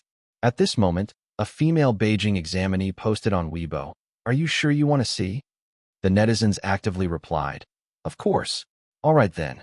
The female Beijing examinee immediately posted her results slip online. When the netizens saw it, they were all dumbfounded. Chinese literature, 78 points. Mathematics, 25 points. Damn, surely that's too low? Are you serious? 25 points for mathematics. This girl must be just average in her studies. Is there anyone else who scored higher? Another group of Beijing examinees gradually posted their results slips online. They were even the students from some of Beijing's key focus schools. A student from number 15 high school. My total score is 391 points. A Beijing Normal University affiliated high school student. I only got 69 points on my Chinese literature test. A student from number 4 high school. My total score is 482 points. It's already considered high, but I only received 69 points on my math test. It's low as F***K. Not even labeling it as going overboard on the scores would explain the situation properly. Very soon, the various provinces' average scores were tabulated and released. It was generally as follows. Shandong Province, Chinese Literature Examination Average Score, 97 points. Jiangnan Province, Chinese Literature Examination Average Score, 101 points. Jiangsu Province Mathematics Examination Average Score, 102 points. Liaodong Province Mathematics Examination Average Score, 99 points. But the average score everyone had their attention on for this tabulation was the Beijing municipalities' examinees' average scores. For example, the English, arts, and science average scores of the Beijing examinees were still in line with the national average. But the Chinese literature and mathematics average scores, together with the weighted total score for the Beijing examinees, were basically eyesores. Beijing Municipality Chinese Literature Examination Average Score, 72 points. Beijing Municipality Mathematics Examination Average Score, 59 points. When they saw the statistics, many of the netizens were stunned. Chapter 714. The National Higher Education Entrance Examination Board wants to invite Zhang Ye too? It was too low? It was way too low. Every year's college entrance examination, whether it be the provincial or the nationwide version of the exam, had always had different difficulty levels. Sometimes, a certain province might have it easier and sometimes more difficult. It was impossible to maintain the same difficulty level across the entire country. Therefore, there would be a difference in the scores between each province's or municipality's zone. However, the scores usually did not differ by much and only came down to a difference of perhaps 1 or 2 points. For this year's Beijing exams, however, the Chinese literature examination's average score was lower than the national average by nearly 30 points. It was even more shocking for the mathematics exam, where it was lower than the national average by a total of 40 points. When all the scores were combined, the total scores that the Beijing examinees got was lower than the national average by more than 70 points. These figures had truly shocked a lot of the netizens who saw it. Another group of people who were similarly shocked by this were the people from the Beijing Higher Education Entrance Examination Board and their question setters. At the board's office. What the hell? This? There was nothing wrong with the tabulation of scores, right? Why don't we tabulate the data again? Many of the staff working at the Higher Education Entrance Examination Board were sucking in gasps of cold air due to the low scores. The data had been available to them earlier, and they were. Even the ones who were responsible for tabulating the data. But from the time they received the data until now, every one of the staff couldn't help but draw in a breath of cold air every time they saw these figures. It was terrible. It was really, really appalling to look at. If the media and industry insiders had analyzed this year's Beijing mathematics test to be the hardest in the history of the Beijing college entrance exam, then after seeing these statistics, they would have to modify their stance to place it as the most difficult in the history of the national college entrance exam. The mathematics exam had an average score of 59 points. The average of all the examinees was only 59 points. There had never before been an occurrence of such a low average for the mathematics test of the college entrance exam. This was an eye-opener for many of the veteran staff at the board's office. Such low scores were previously unheard of or seen before. Zhang Ye and dozens of other question setters had also arrived at the board's office today to join a meeting and discussion on some issues, but he was somehow caught in such a scenario. Suna looked at Zhang Ye. Suddenly, everyone's focus turned to Zhang Ye. Zhang Ye gave an awkward cough, probably feeling a little embarrassed. Ahem, about that. In any case, the cutoff score will be adjusted lower, so there isn't really a difference and shouldn't affect the admissions. When he gave this excuse, even he was not totally convinced of it. To be honest, Zhang Ye himself did not expect the examinees to score this low either. There was silence. No one spoke as they let this awkward scene play out. Then Zhang Ye immediately said to Dean Pan, "I'd already said that I didn't want to take this job at the beginning, yet you insisted that I do it." Huh.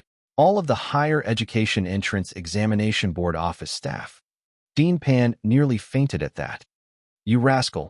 Pushing the blame onto me again, are you?" A leader of the board didn't know whether to laugh or cry. He quickly mediated, "It's already turned out like this, so even if the scores are low, so be it. At most we will suffer a little loss of face, but it's really nothing much." Zhang Ye immediately said, That's right. It's not even a big matter at all. We can definitely get through this." That leader of the Higher Education Entrance Examination Board nearly fainted at this response. He was just trying to mediate the situation so that everyone could take a step back, but it seemed like Zhang Ye was really good at latching onto the topic. But it was really as he said it. What's done was done, so what else could they do about it? All they needed to do was to just stick to the procedures and move on from there. Luckily, there was someone who got a perfect score on the math test, a board supervisor consoled.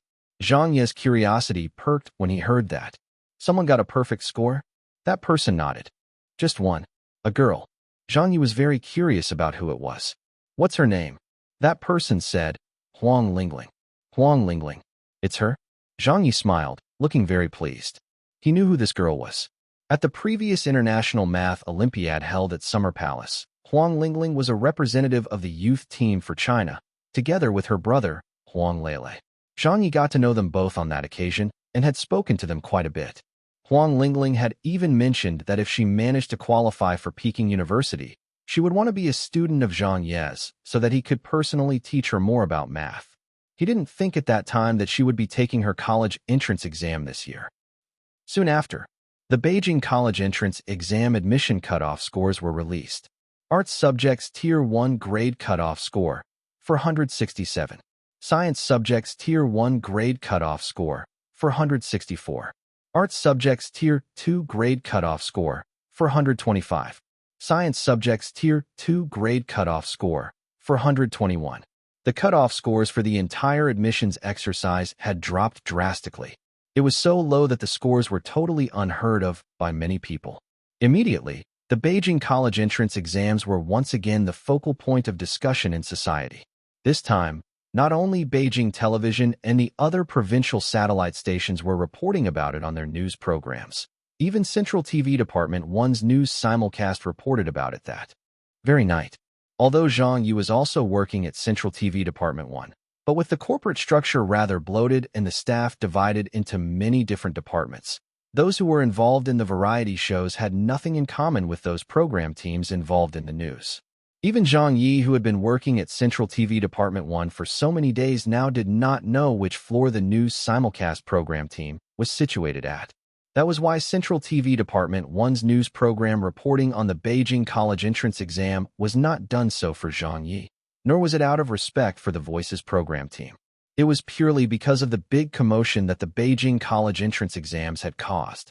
The Beijing exams exposure in the media skyrocketed even further.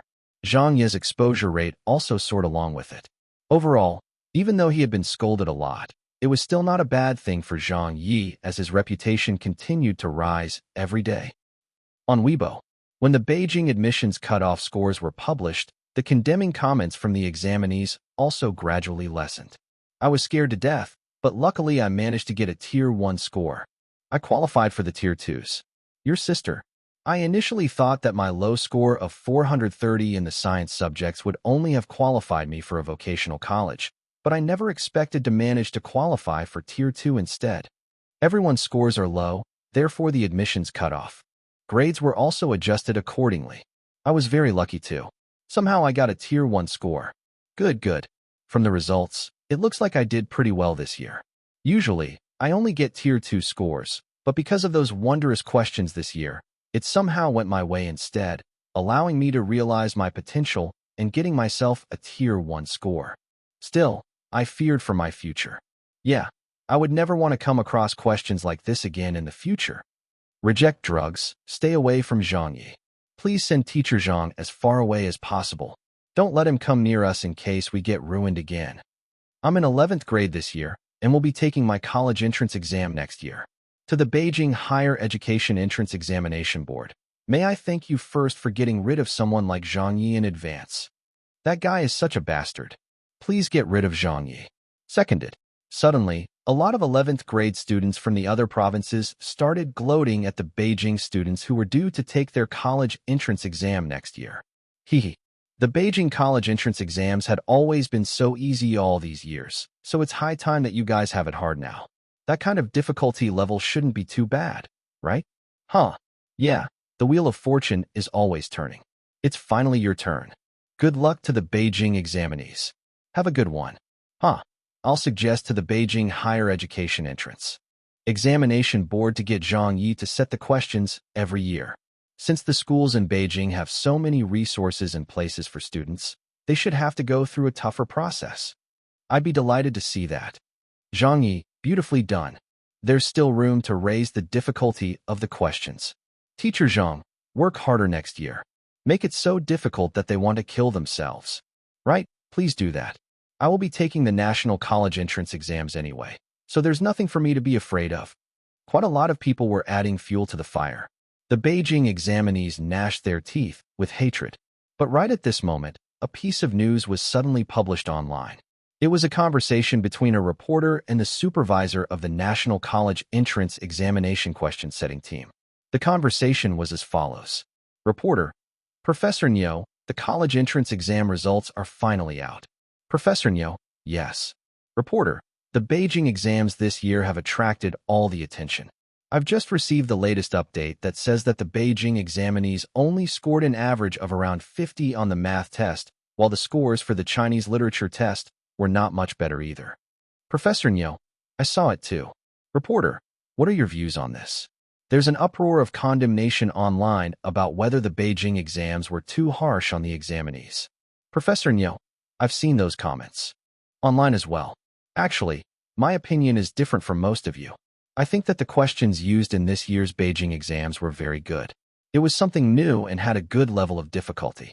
On top of that, it also achieved its basic function of evaluating the examinees and assigning them to their tiers. My comment on this is, the standard of the Beijing exams is very high. The question setter is also of a very high standard, and in terms of the reform steps needed to be taken for our exam standards, Beijing is leading at the forefront of this revolution.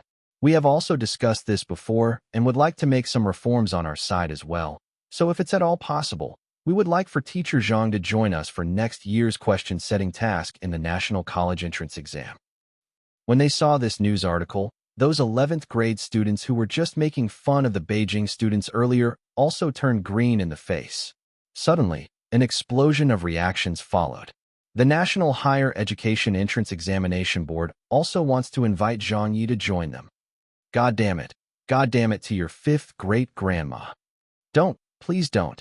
Oh brother, please don't joke like this. I have a weak heart. How did it turn out like this? Go F *** K your grandpa. Are they planning to send us all to our graves? Beijing was already a warning with the immediate damage it caused among the examinees. Could it really happen to us next year? Your sister. I protest. I will be the first one to protest against this. That's too inhumane. Professor Nyo, don't mess around like this. Our old comrade Nyo. If you dare invite Zhang Ye to join the National Higher Education Entrance Examination Board next year, do you think I won't head to your house to smash your windows with rocks? What kind of a grudge do you bear against those of us who are taking the National College entrance exams? Please get rid of Zhang Ye. Get rid of him. Woo woo woo. I don't want to see him either. It's over. We're definitely done for next year. Those who had been mocking the Beijing examinees sometime earlier were dumbfounded at this moment. If the Beijing college entrance exams had implicated just a small percentage of the examinees, then the national college entrance exams, which covered a lot more of the provinces and examinees, would affect a great deal of people. This was something that countless 11th grade students who would be next year's examinees from the various provinces and municipalities would not agree to at all. When such a massive group of people came together online and exploded into protesting voices, earth-shattering wails and howls could be heard. Don't, please don't. Teacher, I want to die. I suddenly feel like I'm screwed. In contrast, the Beijing examinees doubled over laughing at the turn of the tide. Ha ha ha. Serves them right. They deserved it for taking us as a joke. Oh, how hilarious. I'm dying from the joy. This is what they mean by pride goes before the fall. You'll all have a chance to try out Zhang Ye's exams next year. Let's see if you all can still laugh when the time comes. Take care. The jinx has gone to look for you guys. You're on your own. Good luck. Yet another commotion was beginning on the internet. Some people were crying, some were angrily scolding, some just joined in to observe the fun as it all devolved into chaos. Chapter 715, Meeting Wu Ziqing. On the weekend. In the morning, the internet bustled with noise and controversy. However, Zhang Ye, the person at the center of the controversy, was still sleeping in at home. Probably tired from working too hard recently, Zhang Ye, who almost never snored, was snoring away. He didn't look too pretty sleeping there, hugging his blanket and drooling on his pillow unawares. The bedroom door opened. His mother walked in. Little Ye. Ah. Zhang Ye responded in a confused state of mind. His mother said, Get up and go have your breakfast. Zhang Ye turned around and covered his head with the blanket. I'm not eating. I want to sleep. His mother said, I've already bought soy milk and fried breadsticks for breakfast. I'm not prepared to get up so early. I'm too tired. Wake me when lunch is ready, Zhang Ye said. His father overheard their conversation from outside the bedroom. Didn't you say yesterday that you would accompany your mother and go shopping during the day? It wasn't easy for you to get some days off, so stop sleeping already. Zhang Ye grumbled. Dad, I really can't get up. I'm too tired. Qinshin also walked into the bedroom and glanced over at the bed. Zhang Ye, you're so lazy. His mother stared at him.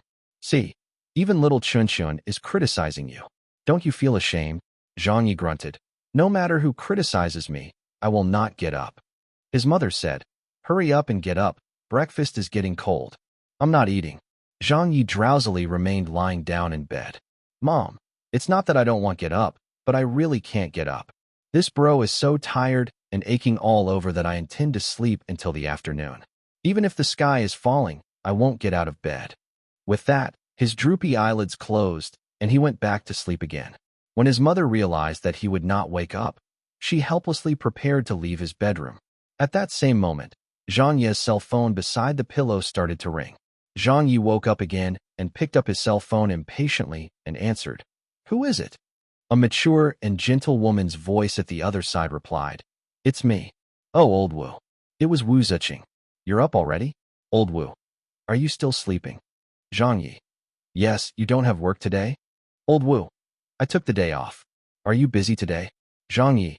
No, I've got nothing on. Old Wu. I've been thinking about how we haven't met in a long time. Since I have. The next 2 days off, if you're not busy, do you want to come over to Big Sis's place? Or do you want to sleep a while longer? Another day maybe. Upon hearing this, Zhang Ye immediately sat up. I've had enough sleep. I'll be right there. After hanging up, he got out from his bed and said, Mom, Dad, I'm going to visit a friend. I'm leaving now. Mom, Dad, Chin-chun. The three of them were at a total loss for words. Didn't you say that even if the sky collapsed, you wouldn't get out of your bed? It was around 8 in the morning, in the high-end district of Taoran Pavilion's East Gate. When Zhang Ye drove his car over, he found that the gates to Wu Ziqing's house were already open. He drove directly into the courtyard and parked it there instead of in the garage. He knew that Wu Ziqing had kept the gates open for him. When he got out of the car, Zhang Ye immediately spotted old Wu sitting near the flower beds in the yard. She was holding something and tilling the soil, appearing to be fiddling with the flowers. Wu Ziqing also looked at him at this moment. Their eyes met. How long had it been since he had last seen old Wu? Zhang Ye could not remember how long it had been anymore. He only knew that it had been a very long time, at least a month or two. When Wu Ziqing was newly appointed as the SARF's deputy chief, she was too busy with work. After that, Zhang Ye had accepted the offer to work on a program at Central TV Department 1 and the question, setting duty for the college entrance exam, leaving him too busy for other things. The two of them only kept in contact by texting or through phone calls since they basically had no time to meet up, so when he finally got to see Wu Ziqing again this time, Zhang Ye's heart thumped with excitement. He had missed her badly. Otherwise, he wouldn't have even gotten up from his bed immediately after just receiving a call from old Wu. Zhang Ye quickly walked over to her. What are you doing? Wu Ziqing smiled. I'm loosening the soil for the flowers. I was away on a business trip for the past week and had just returned to Beijing yesterday. It's been such a long time since I've taken care of them. Let me help you, Zhang Ye volunteered. Wu Ziqing said, Don't dirty your hands. I'm just finishing up here. I've nothing else to do anyway. Zhang Ye picked up a forked stick from the ground and followed along, mimicking her loosening of the soil. At the same time, he also helped her to water the flowers. They chatted as they gardened. Old Wu said, I heard that many of the examinees are scolding you now? Zhang Ye said, Are they? Old Wu looked at him. I think so. It was even published in the newspapers. Zhang Ye said, Hi, don't talk about that. It's so unfair to me, and I don't even have a way to seek redress. The Beijing Higher Education Entrance Examination Board came to find me and demanded a reform of the college entrance exam. They wanted the question setters to word the questions in the most difficult way possible.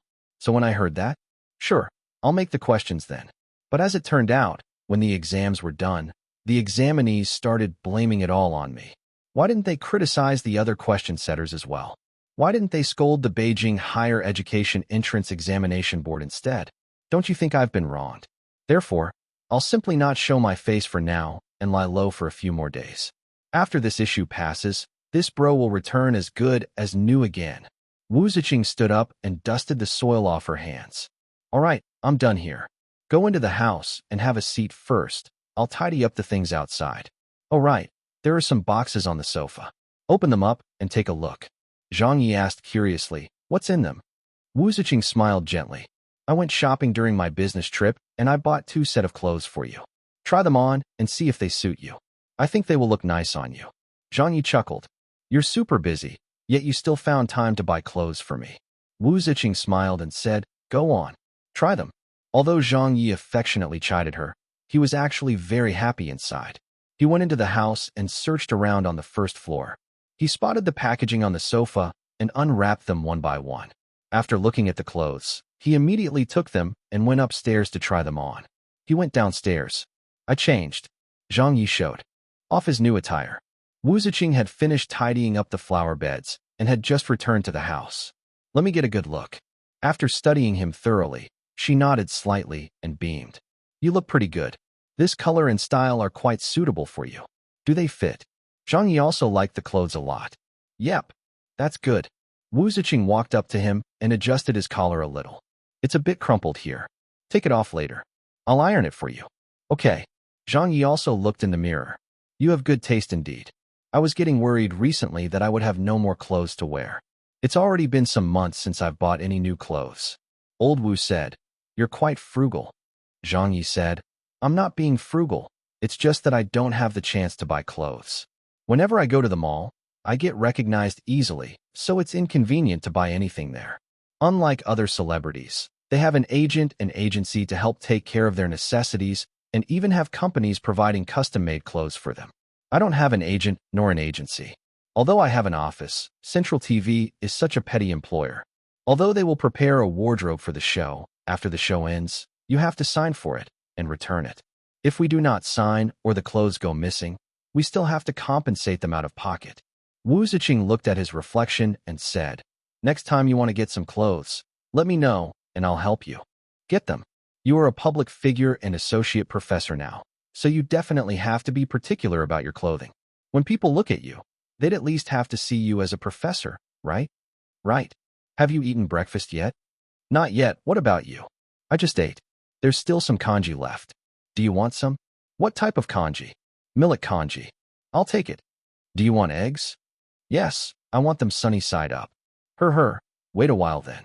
Sorry for the trouble, old Wu. It's no trouble. Zhang Ye wasn't modest. He treated her home as his own. He closed his eyes and leaned back on the sofa comfortably with his legs crossed while waiting for breakfast to be ready. Whenever he was with old Wu, she would never let him do any chores. In the past, Zhang Ye had in fact tried to argue for a bit, wanting to help her with the chores. But after that, he no longer insisted. Chapter 716. Zhang Ye's classroom is back. After breakfast. Old Wu, I'm full. Did you like it? It was really delicious. It's not like this bro is sucking up to you by saying that, but your culinary skills are truly excellent. Among all the people I've come across since childhood, your cooking tastes the best. I've never eaten anything so delicious before. I even had 2 or 3 bowls of the millet kanji. If I ate any more than that, my stomach would have burst apart. I'm so full now that I can't stuff myself any further. As long as you like eating it, that's for sure. Do whatever you need to do. Big sis will go and do the dishes now. Oh, do you have a notebook? Laptop, you mean? Yes, it's upstairs in my bedroom's drawer. All right, I need to use it. Go ahead and get it from upstairs. Zhang Ye made himself at home and headed straight up to old Wu's bedroom. He found the laptop and brought it downstairs. He spotted a shady area in the front yard of the villa where there was a rocking chair. Seeing that it was old Wu's garden and how it looked pretty nice out there, he headed outside and laid back on the rocking chair. He powered on the laptop and placed it on his lap, then got online. He also played some music to listen to by the by. Old Wu was washing the dishes while Zhang Ye admired her. There was a sense of harmony in the air. Sometimes, this was what a relationship should be like. There wasn't any earth-shattering, over-the-top excitement. Both people could just be doing their own things and not say a word to each other. But as long as they were together and could see each other, it was still something they could be very happy about, and the relationship would still be as strong as any other. Old Wu was wearing a neat white shirt today. It was very simple, without any decorations or patterns on it. She was in a pair of coffee-colored slacks, and her shirt was tucked in, secured with a thin belt. She looked very capable and experienced doing what she was doing. Her clothes did not get in the way of her scrubbing the bowls, nor did any water splash onto her. Just from this alone, it could be seen that she regularly did her own chores.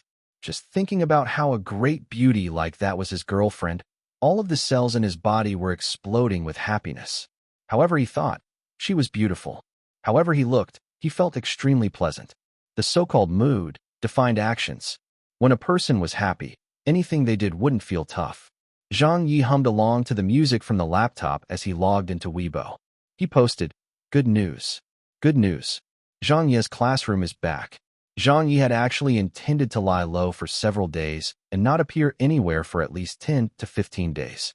However, as he was unable to suppress the good mood he was in today, he decided that he would just make an appearance. When he appeared, his Weibo suddenly became lively. "That Zhang guy is here. You still dare appear? Capture the wild Zhang Ye. Scold him. Everyone, come and beat up this guy." Zhang Ye is planning on proposing another question. It's Zhang Ye's classroom again? Those elementary math questions from the previous time nearly made me vomit blood. What kinds of questions are you planning on this time? The key question is, what are the prizes? If the prizes aren't attractive enough, I won't be taking part. I would like to see just what sort of wondrous question you can come up with this time. Quite a lot of people had gathered around, including some of this year's college entrance examinees, Zhang Ye's fans, and some observing netizens, pushing the popularity of his Weibo up the charts. When Zhang Ye saw enough people observing his Weibo, he smiled and posted, "The same rules apply. I will post several questions and prizes will be awarded for those who get them all correct." Because of this year's college entrance examinations Chinese literature and mathematics questions difficulty level, many of you have very strong negative opinions of me, so I have decided to increase the level of the prizes. Those who can correctly answer all the questions that I give will not only receive an autographed calligraphy piece from me, they will also be able to scold me face-to-face for 30 minutes.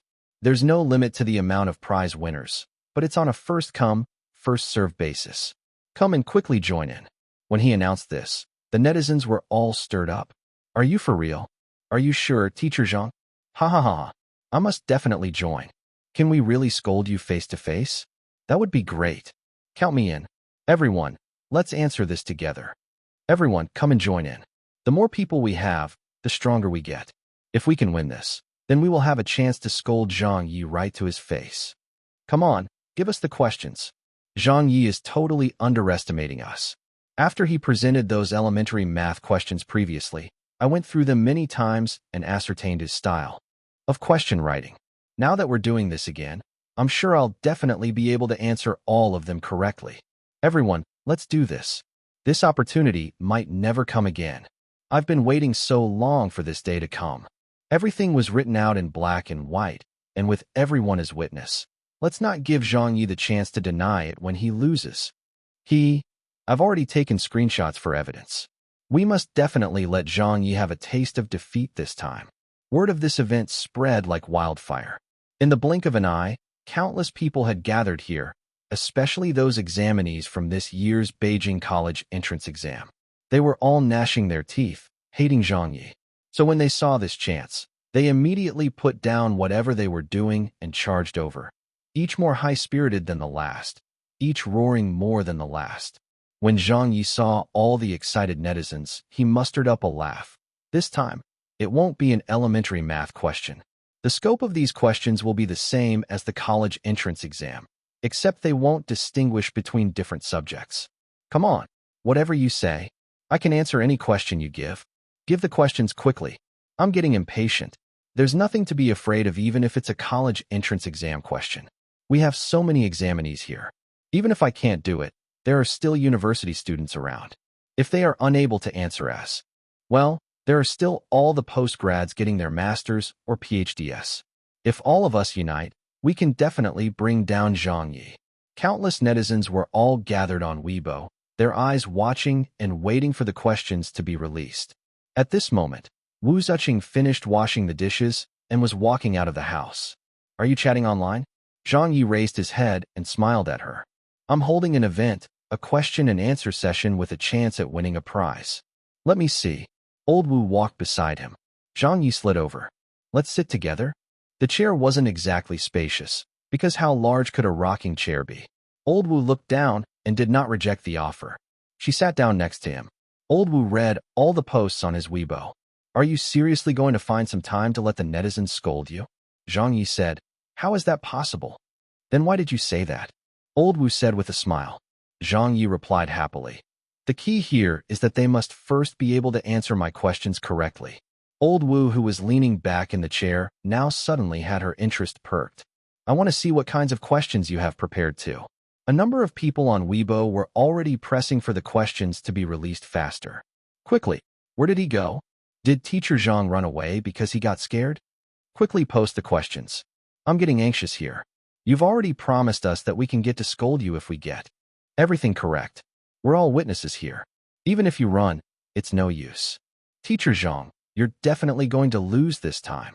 Everyone was very excited. At this moment, Zhang Ye's Weibo updated. He posted the interesting questions from his previous world line by line onto Weibo. Chapter 717. Zhang Ye, you've really won. The questions were announced on Zhang Ye's Weibo. Question 1, essay. The question was as follows. A young man is wandering around at the beach, looking glum. Why the long face? An old man asks. The young man explained that even though he had always done his best in life and his work, he had never gotten recognized or respected. Watch carefully. The old man picked up a grain of sand and threw it away.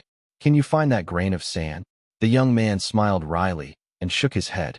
I have here with me a pearl as well. The old man took out a huge pearl and weighed it in his hand, then proceeded to throw it onto the beach. Now, that won't be difficult to find, right? Become a pearl and no one will ignore you. The question was posted on Weibo, line by line.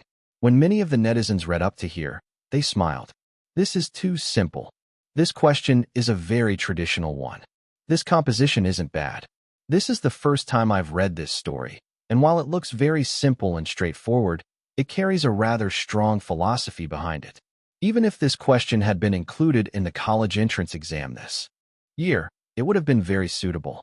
It allows for a very clear thought process so that the examinees can reflect and extend on it, as it focuses on the importance of self-worth and society's acknowledgement that could then be written as an essay. The essay can start off with the story of the sand grain and pearl, or from the importance of hard work, and as the netizens commented and analyzed the question in all seriousness, the topic of the question was suddenly and unexpectedly revealed. If I become a pearl, no one would ignore me anymore. That made a lot of sense as the young man thought about it for a moment. Then he picked up the pearl and ran off. Question requirement. Please use the topic of where should the most basic level of trust between people exist to write an essay. There is no limitation to how the topic is used, but the essay must not be fewer than 800 words. At this line, all the netizens were dumbfounded. Holy F***** K. The most basic level of trust between people? What kind of a twist is this? Zhang Ye, I'm cursing your great-grandpa. Where did the self-worth and society's acknowledgement we were just talking about go? And the story of the grain of sand and pearl that somehow got cut short and became a mess? Why did he steal the pearl and run away? Does he need to have such low moral integrity? Your sister. After that long-ass introduction, the requirement of the question had nothing to do with it at all. Zhang Ye, you cheat. I'm cramping from laughing. Damn, we've been tricked by this passage again. When the question requirement was given, everyone immediately jumped up and started cursing colorfully. They'd witnessed wondrous questions before, but nothing as wondrous as this. Was this a Chinese literature question or a joke?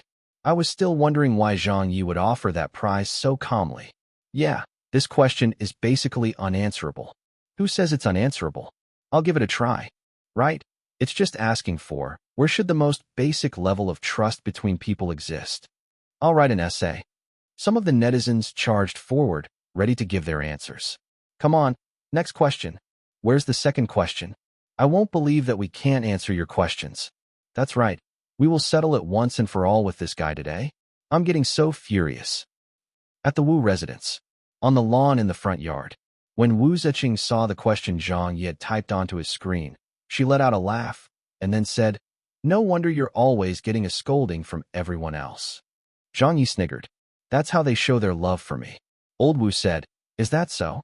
Of course, Zhang Ye replied as his hands continued typing the next question. On Weibo, with the countless netizens waiting, the second question was revealed. Mathematics problem. 50 women are performing a square dance in a plaza. They are all spread out 1 meter apart from each other, with the speakers broadcasting at 170 dB. Xiaoming's house is situated on the 7th floor. The current wind speed is 3 meters per second. The netizens began analyzing the problem. It's time for a math question. Will it ask for the duration needed for the sound to travel? Or something else? 50 people spread out in a formation, 1 meter from each other? The decibel unit is a little troublesome, and there's even wind speed involved. If we ignore the acoustic resonance factor and transmission loss of power, then it won't be difficult to solve this problem. I've already started my calculations. It's quite simple. All I need to know now is what the problem is asking for. Then, within the next second, the question was revealed. Question: what is the probability of success should Xiaoming attempt to dump feces on the women in the plaza? The netizens all fainted all once. Dumping feces?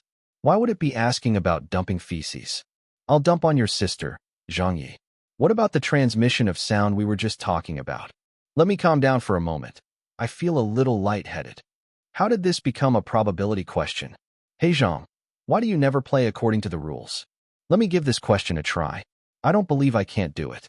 Since the weight of the feces is unknown, as well as the throwing strength and speed, the women in the question are also gathered in a single location. When the feces are flung, their surface area will gradually change. Let us first establish the axes of the objects. If Xiaoming is on the z-axis, then the senior ladies will be on the xy axis. Next, we have to calculate the parabola of the flung object. Previous poster, you're awesome. Bro, we are all depending on you. Good luck. I think you can do it. Some science geeks started doing the calculations. At this moment, Zhang Ye's third question was posted. Question: Spring is the season for mating. At 6 p.m. Beijing time, on the day of the vernal equinox, Police Constable Xiaoli raised his head to the sky at a 38 angle of elevation and saw the North Star. Afterwards, he led his team and rushed into an underground prostitution den to raid it. What are the most likely words that the John in the room would shout out when he realizes that this is a raid? 1. https://en.wikipedia.org/wiki/chunfun. ADGSHN 2. Oh my god in Guangzhou dialect. B. Jioli Lu Mu 3. F*** K your mom in Cantonese. C. NNG Xiang Zhu Sa 4. What do you want in Shanghainese? D. Cybele 5. Motherf** Ker. Sibar in Korean. Countless strings of what the F*** K were already flashing in front of the netizens' eyes. What kind of a question is this? What the heck is this? Why does it even include the word Cybele? Who the hell would know what they would shout out? Who can solve this question? With that, Zhang Ye followed up with his last question. Question 4. A BMW sedan with a power rating of 6.0 by 104 watts is traveling on a level highway when it comes to a braking stop 5 meters away from an old granny. The old granny's weight is known to be 50 kilograms. With the experience from the previous 3 questions, the netizens were wiser this time and did not assume the question's requirements before they were mentioned. Since they had fallen for Zhang Ye's tricks previously, they just patiently waited for Zhang Ye to finish and announce the full question. The question requirement was posted. Question requirements. 1. Please state the power at which the old granny would fall to the ground at. 2. How much would the old granny demand as compensation? The netizens, at $% and asterisk. Power of the fall. How can a fall still be measured by power? How much in compensation? Like hell I know how much the old granny would want for compensation. At this moment, many of the netizens and examinees felt that they had been too naive. When they first saw Zhang Ye announcing the prizes, they still came overexcited, thinking that they would get a chance to scold Zhang Ye right to his face. However, when they gave it some thought now, they should have known what kind of a person Zhang Ye was. He was so wicked and sly, and the past experience would have told them that only Zhang Ye could give others a face smacking, not the other way around.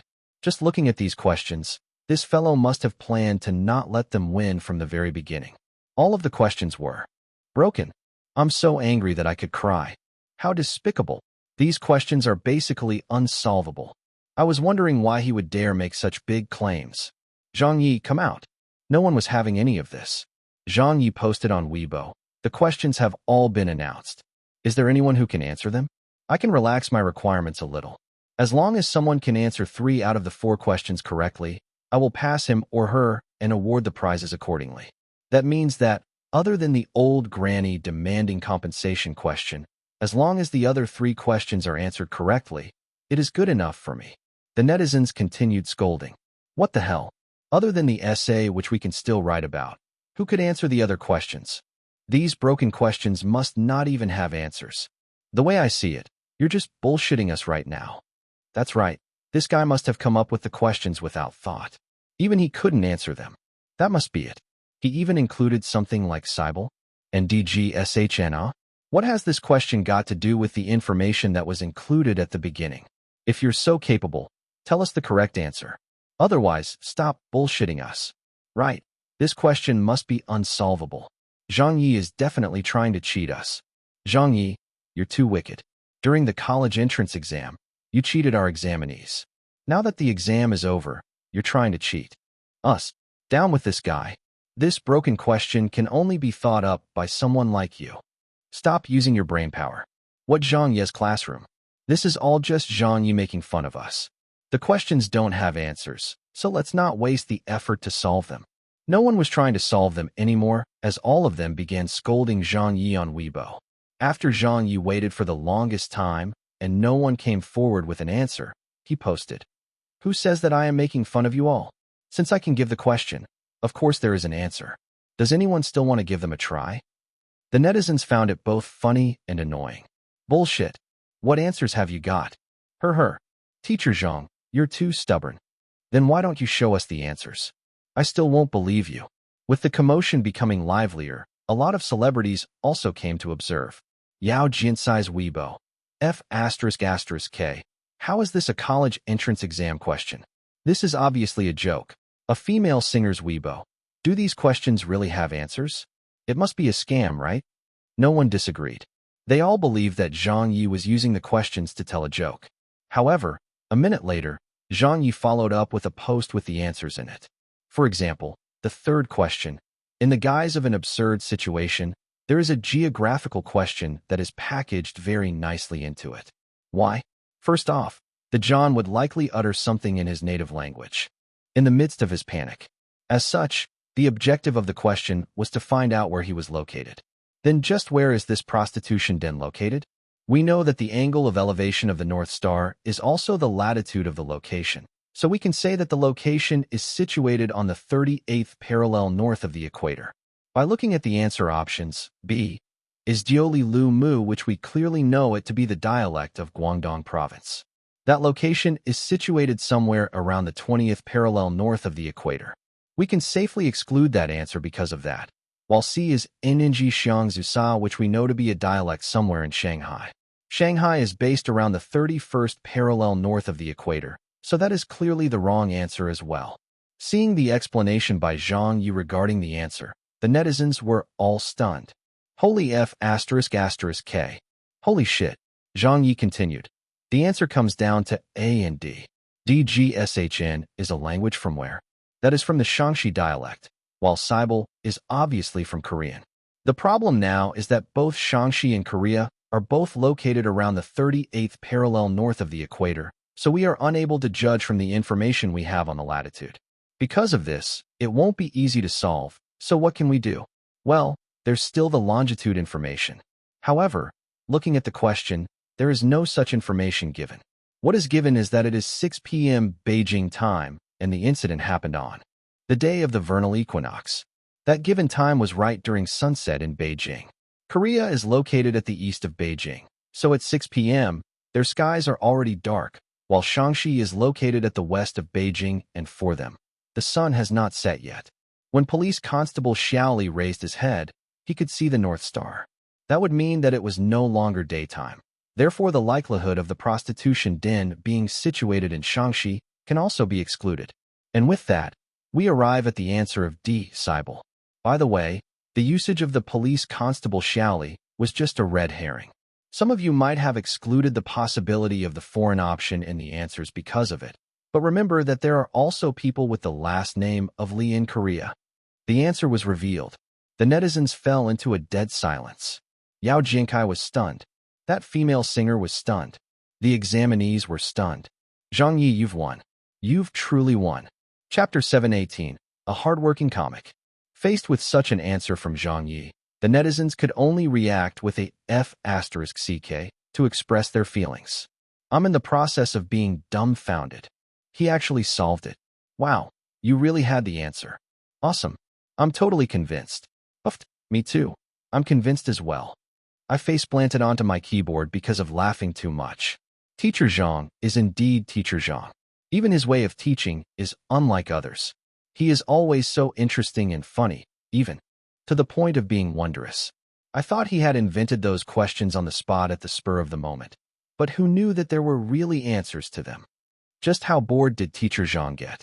He must have been really bored to have been able to come up with questions like that.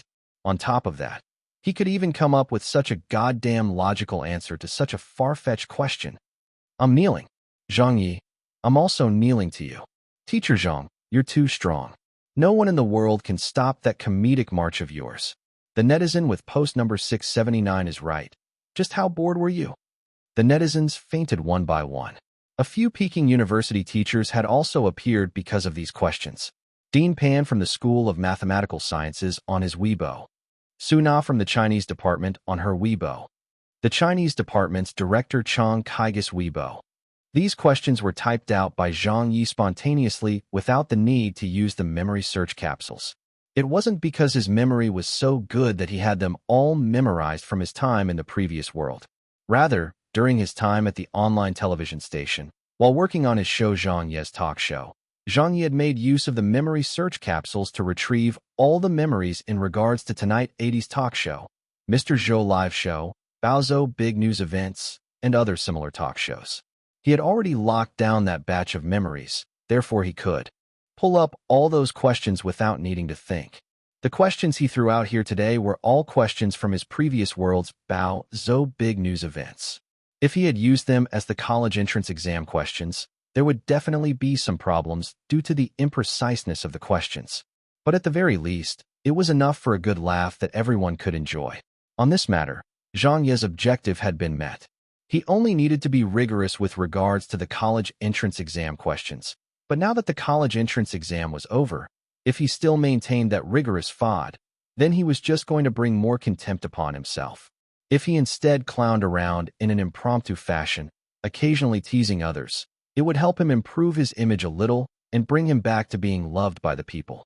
From the looks of it, it was working rather well. Teacher Zhang is still just as funny. Yeah, you're presenting a geography/physics question just like how you'd perform a crosstalk. I was one of those examinees tortured by Zhang Ye this year. The thing I hate most about him is that no matter how hard I try to hate him, I can't do it. Zhang Ye keeps adapting and keeps us laughing. So even if I want to scold him, I would be scolding him while laughing. Hi. I guess this is what Zhang Ye's individual style is, a hard-working comic. He includes his jokes in everything he says, in his shows, in his poems, and now even in his questions. I find myself liking Zhang Ye more and more. A comedic associate professor. Where there is Zhang Ye, there will not be a lack of doubt and scoldings. Yet at the same time, there is also a lot of joy. He is truly the ideal entertainer of my heart. At this moment, some of the netizens started another commotion. What about the other questions? The answers to the other questions. That question with the flinging of feces. How do you solve that? However, just when Zhang Ye was about to announce the next question's answer, someone suddenly posted their own version of the answer in the comment section of Weibo. This answer immediately left everyone stunned. Not because it was an exceptional answer, but because most of them couldn't understand what was written. X-axis, y-axis, differentials, and functions were all squeezed into the formulas, leaving people baffled but impressed by how amazing it looked. Damn, who is this person? Could someone really have solved it? Godly. Ha ha ha, how awesome. Has it been solved? Is the answer correct? When Zhang Ye saw it, he was also stunned for a moment, but then immediately gave it a like afterwards. Then, when he noticed the Weibo handle, he was stunned for another moment, but recovered with a smile on his face as he came to a realization. That person's Weibo username was Lingling Pio. Intuitively, Zhang Ye guessed that this person was probably Huang Lingling, the young girl he had met at Summer Palace during the International Math Olympiad. Then, Lingling Pio sent Zhang Ye a private message. Teacher, did I get it correct? Zhang Ye immediately replied, Student Huang, you did well. Student Huang? Lingling Pio immediately replied with a horrified emoticon. How? How did you know that it was me? Teacher, you still remember me? Zhang Ye sent her a smiley face. I guessed. As for whether I remember you, I am not that forgetful yet. Has your brother also taken his college entrance exam? Huang Lingling, he's taking it next year. Zhang Ye, I've seen your math exam. You got a perfect score. You did great. You were the only examinee to get a perfect score in math. No one else managed to. Huang Lingling. Hee hee. Thanks, teacher. I will work even harder. Zhang Ye asked. Where did you apply for your first choice? Huang Lingling replied without even thinking. Peking University, of course. My greatest goal is to become your student, but I don't know if I will qualify for the school since I didn't do too well on my other subjects. Zhang Ye, it's not going to be a problem.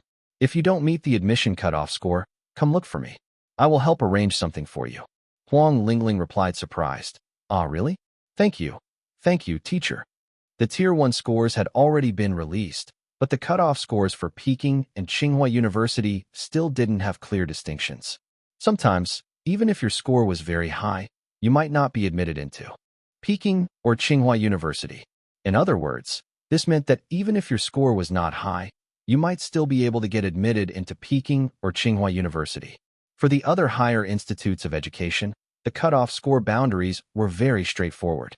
For example, if a specific score qualified you for Beijing Normal University, or a range between one score and another allowed you to qualify for Renmin University, then as long as the application for your intended university was within the top two choices, there would be an automated ranking to assign you to the institution you applied for.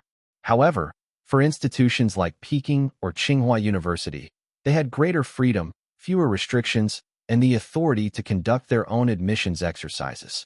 They even had special recruitment spots with more space to maneuver and overwrite the processes. For instance, in the case of an examinee qualifying with enough points for their first choice of Beijing Normal University, the second choice university couldn't steal this student for their own institution, nor would they have the chance to do so.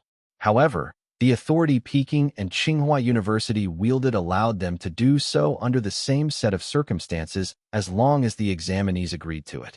This was the special authority that the country's top two educational institutes had, and it was exactly as unreasonable as it sounds. After a short conversation with Huang Lingling and having chatted for a while with the other netizens, Zhang Ye successfully accomplished his mission of downplaying the scammer label the netizens had given to him and went offline. Chapter 719, An Independent Woman. In the front yard of old Wu's house, Zhang Ye closed the browser. Wu Ziqing's smiling eyes left the screen. Those are the questions you gave? Huh. Zhang Ye looked at her. They're not bad, right? Old Wu nodded and said, they're quite good. Zhang Ye said, I still have a whole lot of such questions. Maybe when I'm in a better mood someday, I might hold another session like this. Even if it doesn't contribute much to my popularity compared to me filming TV shows or writing some essays and poems, it could still gain me some fans. Do not look down on the smaller things. Old Wu laughed. A thief does not leave empty-handed. What are you saying? A thief does not leave empty-handed. Zhang Ye said, I had nothing to do anyway. Might as well use the opportunity to entertain everyone. If I didn't do things like that, would my popularity have risen so quickly? I'm already going quite far up the list of the B-list celebrity rankings, so my goal now is to aim for the A-list celebrity rankings. I'll just try to flex my muscles a little more to see if that would be a viable goal since The Voice has already given me quite a significant increase in my fame. Old Wu smiled. If there's anything you need help with, just let me know. Zhang Ye gave a wave of his hands. I won't trouble you. Why are you still being so polite? Old Wu glanced at him. Zhang Ye sighed and explained, it's not like that. You're now the deputy chief of the SARFD and overseeing the entire entertainment circle, so all the more I can't receive any help from you. It will be difficult for you to answer to administration. And if anyone finds out, they might start talking behind your back too. Besides, I'm not in any trouble now anyways. As long as no one is deliberately trying to pull me down or ban me, I'll definitely be fine in the entertainment circle. Who can stop me? What he said was really reasonable. This guy was now famous for being a stubborn and unreasonable person in both the entertainment circle and education world. Old Wu smiled and said, I'm not afraid of people gossiping behind my back, nor will there be any gossips either. If there's anything you need help with, just tell me. Don't forget, you're my boyfriend now, right? Zhang Ye corrected her. Not only now, I still will be in the future. Old Wu nodded. Yes, in the future as well. I like hearing that. Zhang Ye smiled. Okay, don't worry that I'll be too courteous to you. If I feel that there's anything I need your help with, I will surely let you know. But most of the time, I should be able to handle any problems on my own. There won't be a need for such a high-ranking official to show her authority. Besides, if those foes of mine from the entertainment circle know that you're my girlfriend, who would still want to challenge me? I wouldn't have anyone to entertain me at that time. Without them looking for a fight, I would be bored as hell. Don't you know that my popularity so far was all because of duking it out with those people? In the entertainment circle, the partners of the celebrities were always these few categories. 1. Business persons, tycoons, or wealthy women and affluent second generations. 2. Fellow celebrities of similar fame. 3. Industry outsiders, usually with some status or background. A majority of the partners of celebrities fell in those three categories. Even if there are exceptions, they are only in the small minority. However, for Zhang Ye to have found someone who was the leader of the SARFT, and not just a low-level leader, but the deputy chief of the SARFT, that was basically an exception of exceptions in this case. If this news were leaked, probably no one would have believed it. Actually, even Zhang Ye found it unbelievable and felt like this was a dream when he gave it the occasional thought. Old Wu gently laughed. You're addicted to the fighting? It's not like that. They're always going against me, so how can I not fight back? It's not my style to just stay quiet. Zhang Ye said happily. That's why, as time passes, I even begin to feel uneasy if no industry peers scold me. It's like I'm asking for it, don't you think? It's all because of those people that I've become this way. It's common to have such ongoing feuds. It's also necessary. The show you came up with recently is very good. Old Wu said, I've watched The Voice and heard the staff at the SARFT talking about it privately too. Many of them are watching this show right now and have very good things to say about it. Zhang Ye nodded in acknowledgement. Including all those poems, songs, stories, novels, and TV shows. This is by far my best work, and is also the most popular. Old Wu asked, what will you do when The Voice ends? Zhang Ye replied, I've not thought of that yet. Maybe when the time comes I'll know better. Old Wu said, will it go straight to the second season? Zhang Ye said, that won't happen. The second season has to be at least a year later. If the time between the seasons is too short, the show's branding will be affected. That doesn't help its long-term development and sustainability. The two of them spent quite a long time just talking about their job problems. As Wu Ziqing was the head of the SARFT, she had insight into the most accurate news and data statistics of the entertainment industry. Naturally, Old Wu's general suggestions to Zhang Ye were also the most reliable. For example, the future policy's inclination for the variety show industry, or the current trend of the overall television show industry. All these information helped Zhang Ye gain a better understanding of this market. Even the information on some of the SARFT's major policies for the television industry which had not been implemented, yet was not held back from Zhang Ye by Old Wu. In the entire television industry, the number of people who could get information on unimplemented policies was probably only Zhang Ye, and only he alone could get such favorable treatment. As they said, a great tree would provide the best shade. The more he spent time with Old Wu, the more Zhang Ye realized he liked her. It was not because of the fact that Old Wu could help him, as Zhang Ye was never the type who liked receiving help. Whatever he did, he would usually only do whatever was within his means. Things he couldn't handle, he would just not take on. He hardly ever asked for help with problems. This was all down to his personality and habits. This was just the type of person he was. The thing he liked most about Old Wu was that no matter what he did, she would support him 100% as long as it did not deviate from her principles. She would also encourage him and use her more mature and experienced viewpoint to analyze and suggest advice to him. Not only did she help Zhang Ye a lot in his decision-making process, the more important factor was actually the psychological one. With a girlfriend who spared no effort in supporting him from behind, what more could he ask for? Old Wu might not know how to act spoiled. Wasn't she the romantic type, and didn't play the little lady role? However, she was the kind of woman who would drag you back onto the correct path if you deviated from your original goals. Lift you up when you were down, plant you back firmly on the ground should you get too proud, and encourage and support you on your way to success. She was someone you couldn't find anywhere else in the world, even if you tried your hardest. Zhang Ye didn't know what he had done in his previous life to deserve such a woman who became his girlfriend. When all was said and done, a woman's inner beauty was still the most important. Does being beautiful make you any more useful? Would long legs help? What about large breasts? Zhang Ye pondered over this for a moment. All right, well, those are pretty important too. Chapter 720. Tsinghua and Peking University fight over the students. The next day, Sunday morning, in the guest room of Old Wu's house, Zhang Ye lay in bed sleeping, snoring loudly. Yesterday night, he had discussed with old Wu many topics regarding calligraphy and even made a few pieces. When it got late, Zhang Ye decided to stay over, though he didn't intend to leave in the first place. It wasn't easy to have matched his schedule to old Wu's days off, so Zhang Ye definitely wanted to spend more time with her. At 8 a.m., "Are you up?" Wu Ziqing came into the guest room from outside. When Zhang Ye heard her voice, he opened his eyes. "Old Wu." Old Wu said, "Let's go downstairs and have something to eat. I've already prepared breakfast." "What time is it now?" Zhang Ye asked. 8 o'clock, Old Wu said, dressed in her nightie. "It's only 8? Let me lie down a little longer." Zhang Ye drowsily stayed under the covers and yawned twice in succession. "I don't know why I've been so tired for the past few days." Old Wu smiled. "Then do you want to eat?" Zhang Ye smacked his lips together. "Of course. Why wouldn't I want to eat the food you've cooked?" Old Wu said. "Then shall I bring them up to have in bed?" "AI, that sounds great." Zhang Ye felt extremely pampered. If he were at his parents' house or the rented apartment and dared to make such a request, he would surely be given a good beating. However, at his girlfriend's house, Zhang Ye was clearly enjoying his days being treated like a young master, waited upon with great care.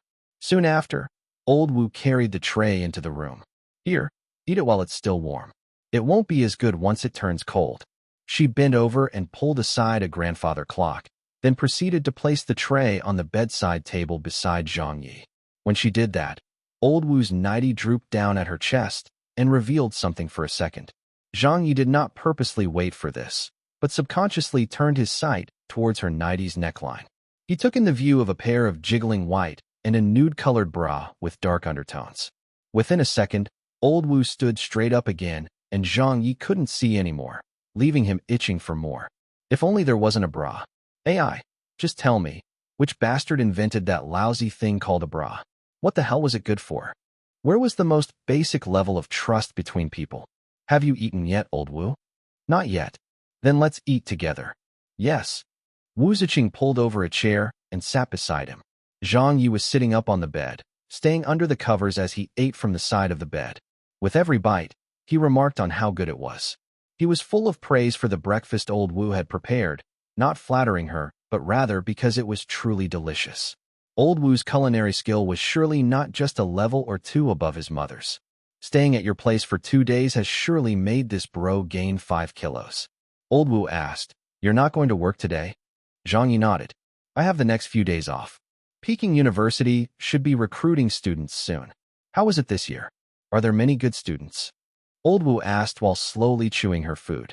Zhang Ye took a pork with scallions bun Old Wu had steamed and said, "The admission cutoff score for Peking University hasn't been announced yet, but they should have started the recruitment already. The top scorers should be quite difficult to recruit, so they must have taken preemptive action already, but I'm not too sure about those details. I do not have a role at Peking University since I'm still suspended and haven't been back to the school yet." Old Wu said, "Regarding your suspension, I'll ask around for you later." "Don't worry about that," Zhang Ye said indifferently. "I'm fine with it as is, so just let nature take its course. Even if I were reinstated now, I might not have the time to go back to teaching. There's still enough things to keep me busy with on The Voice, and after that I have to think about the next show." After breakfast, Zhang Ye suddenly remembered something. Seeing that Old Wu had gone downstairs to do the dishes, he took out his cell phone and made a call to Dean Pan of Peking University. "Hello, Dean Pan. Has the admission cutoff grade been released yet?" "Dean Pan, it's not out yet, but it should be out any time now. There's probably going to be some fluctuation." "What about it?" Zhang Ye laughed. "It's like this. Do you know Huang Lingling?" "Huang Lingling," Dean Pan said. "The examinee who had a perfect score on the Beijing math section?" Zhang Ye said yes. "That girl might not have done too well on her other subjects, and I'm afraid we might miss out on a good student if she doesn't qualify for Peking University." Dean Pan suddenly said, "Don't worry about that. She won't slip through the net. The student recruitment team has already gone to meet with the top scorers of the exam, and Huang Lingling's name is also on that list." "All right then, I understand." After hanging up, Zhang Ye got up from bed and went downstairs to look for Old Wu to talk. Meanwhile, in the outside world, this year's student recruitment began and immediately spread like wildfire. Peking University's student recruitment team had been established early on. Like in Previous years, Peking University had activated many student recruitment staff members and resources and cast their net out to various key focus schools and the homes of the examinees. Most of the student recruitment teams were made up of female teachers and staff.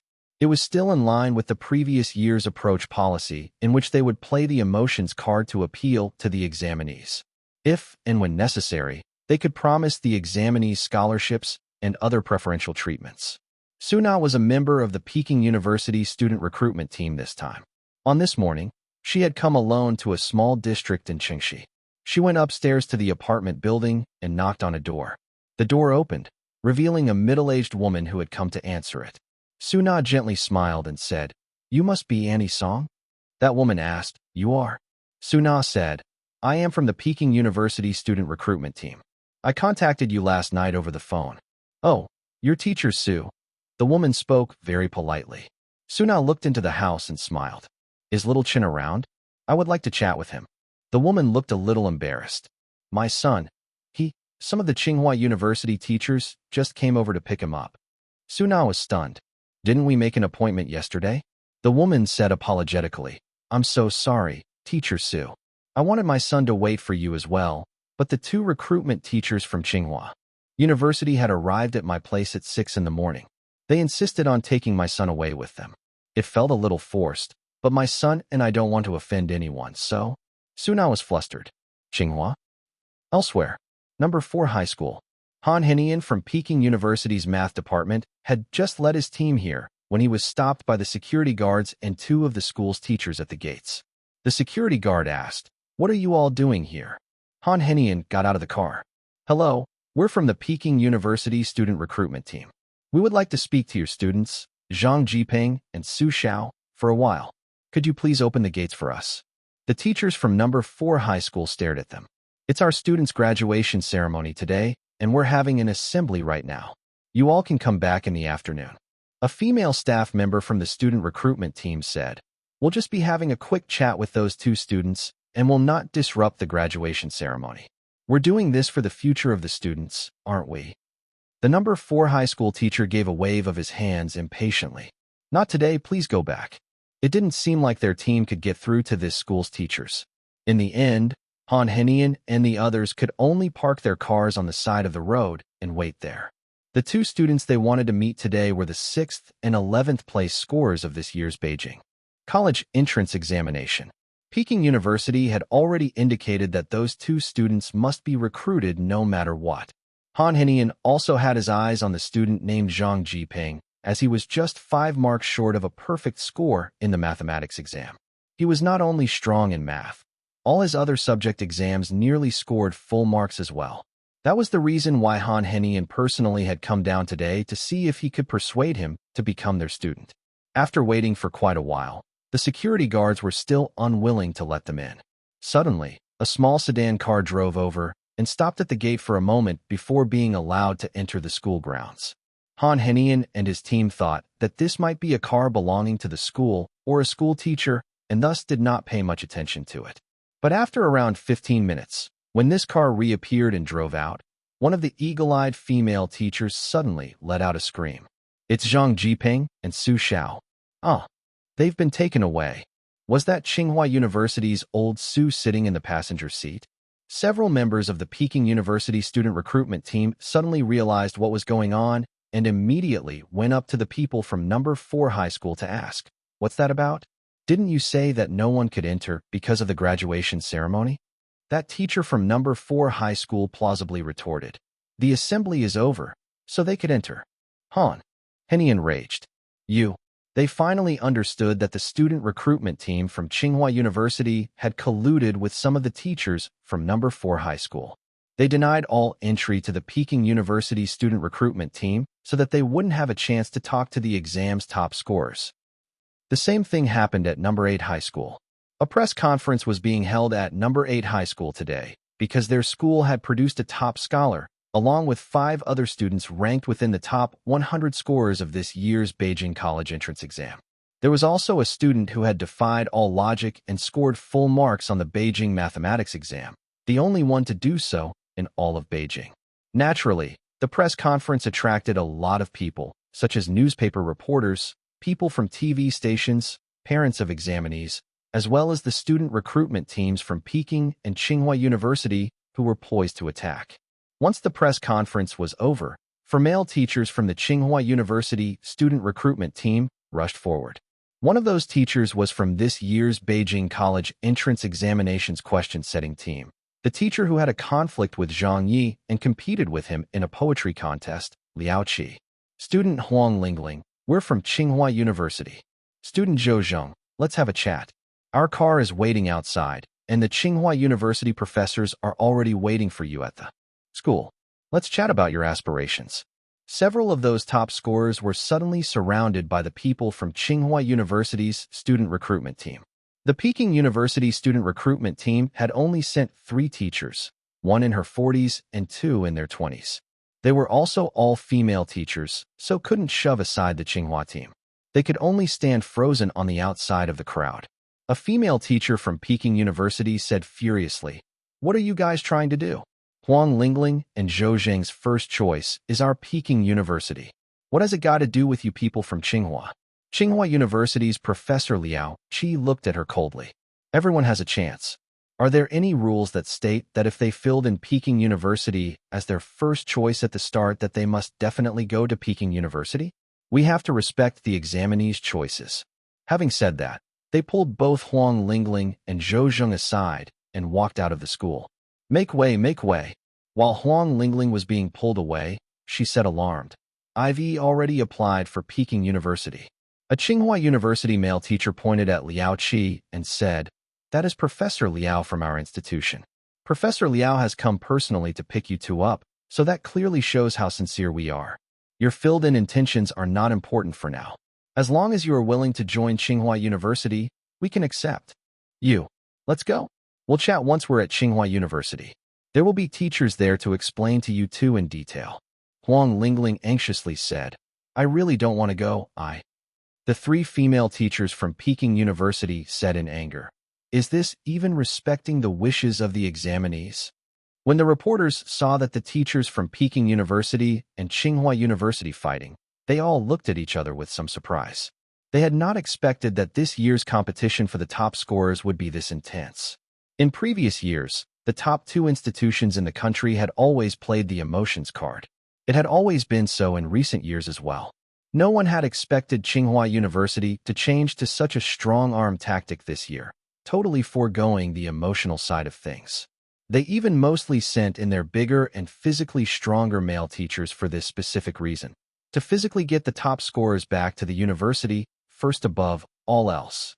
This tactic caught the Peking University student recruitment teams off guard. The Peking University female teachers shouted, "They are our students." Liao Qi stared coldly at them. "Go away." The Peking University female teachers said, "Are you guys still being reasonable here?" The male teachers of Tsinghua University did not bother with them and just continued pulling the students out of the crowd. The teachers of number 8 high school were all dumbfounded. They did not know whether they should intervene in the situation or not, but they were totally helpless to do anything about the situation. Chapter 721. Zhang Ye shows up. Online. The news headlines were spreading all over the internet. Tsinghua and Peking University fight over student recruitment. Clashes at various key focus schools in Beijing over student recruitment. Peking and Tsinghua University caught in shocking hand-to-hand combat. Tsinghua University initiates public plundering of exams' top scorers. There were many photos posted together with the headlines. The ferocious expressions of the Tsinghua University teachers could be seen as they blocked the Peking University student recruitment teachers. The innocent and lost faces of the exam's top scorers could also be seen. Right now, it was at the critical juncture of the student recruitment after the college entrance exam. Reporters from the media and the entire society were all focused on it. When the news headlines were published, they immediately gained a strong reaction from the people. Another fight over the examinees? Why did they get into a physical conflict this year? It was never so intense in the previous years. Tsinghua University has changed from their usual tactics this year and come out in full force for the attack. The top scholar of the Beijing College entrance exam and the top 10 scorers have more or less been taken away by Tsinghua University's people, if they have them picked. up and brought over to Tsinghua University's school grounds, then the outcome is already determined. Once the examinees falter a little and give them their word, Peking University will be unable to do a thing about it. Tsinghua University's movements were too swift. They were really aggressive. Peking University will surely suffer a great loss this time. It was always a veiled strife between them every year, but now it has become an open rivalry. Why doesn't the Ministry of Education do something about this toxic behavior? Since those top scorers had already applied for Peking University, why is Tsinghua University still trying to take them away? This isn't how they should be behaving. Who cares about them? They're both top institutions in the country. This is like a fight between the gods. Peking University mainly sent female recruitment teachers this year, so in terms of physical strength, they're definitely not a match for the Tsinghua University male recruitment teachers. Perhaps Peking University had not expected Tsinghua University to resort to such strong-arm tactics. The news led to countless discussions about the incident. Every year, the top scorers would be subjected to the contention between these two institutions, but it had never been like this year when all decorum was abandoned. Many of the common folk who saw this found it to be a strange and new sight. Even teachers from Beijing Normal University, Renmin University, Nanjing University, and other higher institutions were observing the commotion privately. This incident had really kicked up quite a big fuss this time. Old Wu's residents, Zhang Ye and Wu Zuqing, also saw the news. Tsinghua and Peking University fought. Zhang Ye said in a speechless manner. Even though he was in a different world now, some things just didn't change. Just like the incident that was happening now, it had also happened on more than one occasion back in Zhang Ye's previous world. Just to get a few students to join them. Does it call for such behavior? Old Wu said. Indeed it does. Zhang Ye looked at Old Wu and remembered that she was previously the vice president of Peking University. When you were at Peking University, did you guys fight over the exam's top scores every year as well? Old Wu shook her head. We don't call that fighting. It's just recruitment. There are student recruitment teachers assigned to speak to those top scores every year. Tsinghua University does the same, but it looks like they're overdoing it this year. If they continue doing it this way, there's really going to be trouble soon. Zhang Ye glanced at her for a moment. He knew that even though Old Wu was no longer in her post as the school's vice president, she still had Peking University's considerations at heart. After all, she had worked there for many years and surely would have developed some feelings for the institution. Will Peking University be able to handle it? Old Wu said. I don't know. Zhang Ye blinked. Then, Old Wu smiled at him. Why don't you go take a look? Zhang Ye answered. But I've already been suspended, so it wouldn't be suitable to show myself there. I don't have the status to do so either. Besides, I believe that Peking University can definitely handle the situation. Old Wu giggled and passed him her cell phone, which had the news page open on its browser. The news reports say that even the student who got a perfect score on this year's Beijing math exam was taken away by Tsinghua University. Huang Lingling. Zhang Ye was stunned, then got irritated, which soon turned to outrage. K them to their second granny. How dare they try to steal my student? Having said that, Zhang Ye immediately grabbed his car keys and said, Old Wu, I'll be back for lunch. I just need to go out for a while. K their mother's C***T. Old Wu said, You've become a professor, be a bit more civil. Zhang Ye said angrily, Why should I be civil? They're pushing it too far. In the blink of an eye, Zhang Ye had driven off furiously in his BMW X5 and charged out of the villa's grounds. Wu Ziqing could only helplessly shake her head at this. Outside number 8 high school, the college entrance exam's top scholar and the others, including Huang Lingling from number 8 high school, had been shoved into the cars reluctantly, with Liao Qi in one of the front passenger seats as both cars drove off. The group of female teachers from Peking University ran up to give chase. Stop right there. How can they do that?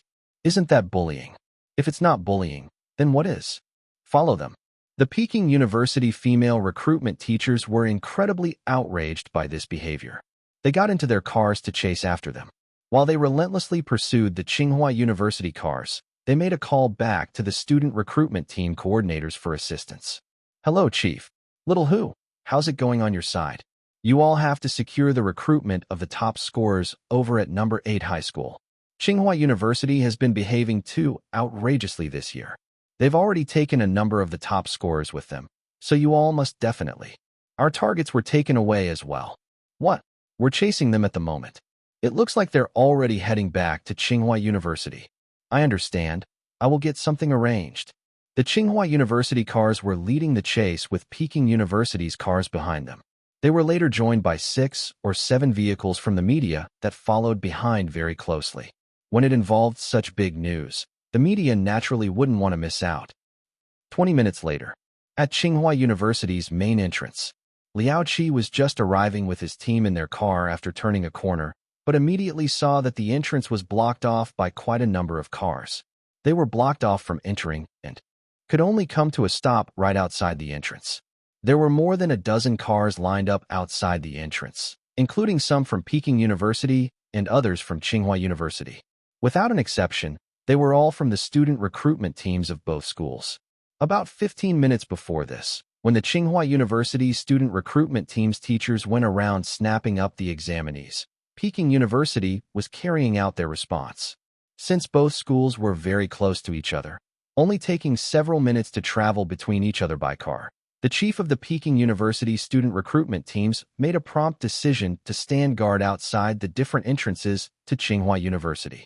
When the teachers from the Tsinghua University student recruitment teams arrived, the people from Peking University immediately got out of their cars and stopped them right in their tracks.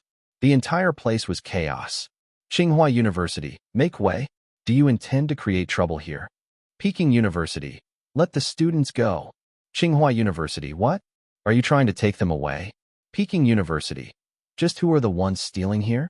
Are you people from Tsinghua University so unreasonable? Tsinghua University, blocking our school's entrance. Who are the ones being unreasonable here? If you don't make way, I'll have to call the police.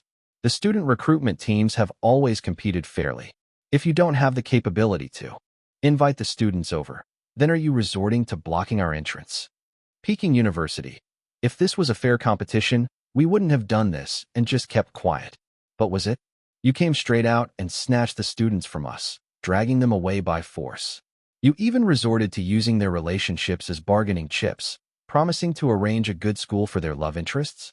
How do you call that a fair competition? It's totally unheard of.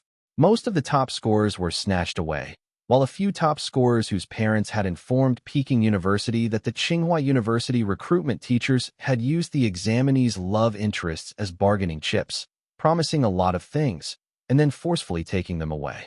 There were even 2 examinees who were poised to have a meeting with the Peking University recruitment teachers, but were intercepted by the Tsinghua University recruitment teachers who went to their homes and persuaded their parents to ask the examinees to go to Tsinghua University's campus instead. Although the Tsinghua University teachers meant no harm to the examinees, how was this different from kidnapping them? It wasn't far-fetched to say that they had resorted to unscrupulous means. The 2 groups of student recruitment teachers began to provoke each other the moment they met. Old Joe, aren't you ashamed of what you guys have done? Say that again. I dare you to say that again. If you dared to do it, why am I not allowed to criticize you? The reporters arrived at this time and got out of their vehicles quickly.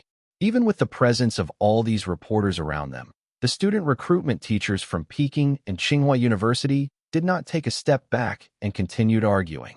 In one of the cars, Huang Lingling anxiously said, "Teacher, I've already spoken with the Peking University teachers.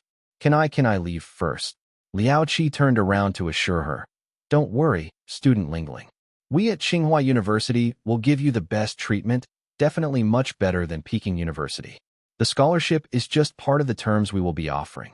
As for anything else you wish to request, you can just bring it up when the time comes, and we can discuss it." Having said that, he opened the door and got out of the car. Then he lowered his head to tell the other student recruitment teacher, who was the driver, "It's quite a mess out there. Don't scare the children. Keep the car doors locked." The Tsinghua University student recruitment teacher nodded and locked the doors. Huang Lingling became even more anxious now. The other 3 exams top scorers from number 8 high school were also in a dilemma. Faced with the Tsinghua University teachers, they did not dare offend them, so they kept quiet. Suna of Peking University arrived in her car at this moment. She saw 7 or 8 cars belonging to the Tsinghua University student recruitment teams also parked there.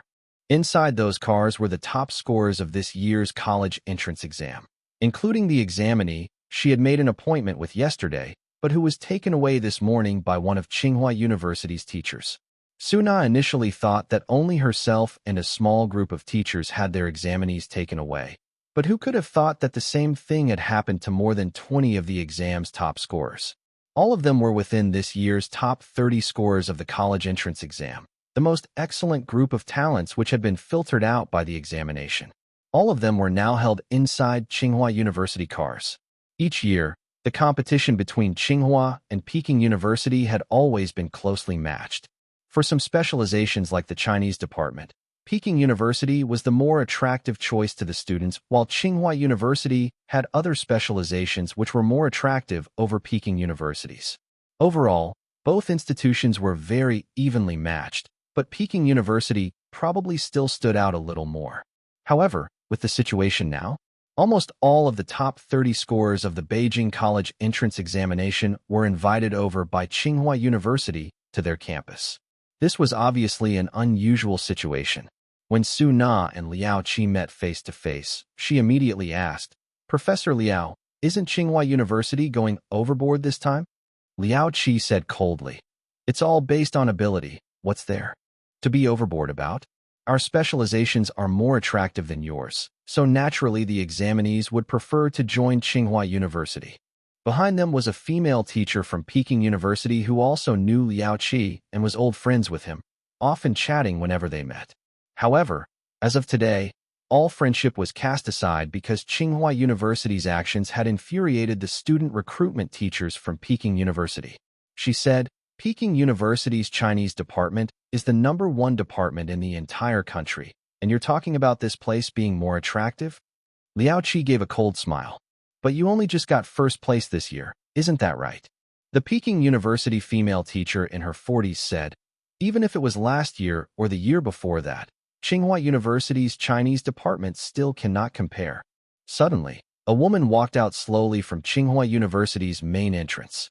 When she heard that, she laughed and said, "Do you mean to say that Tsinghua University only has the Chinese department to represent them?"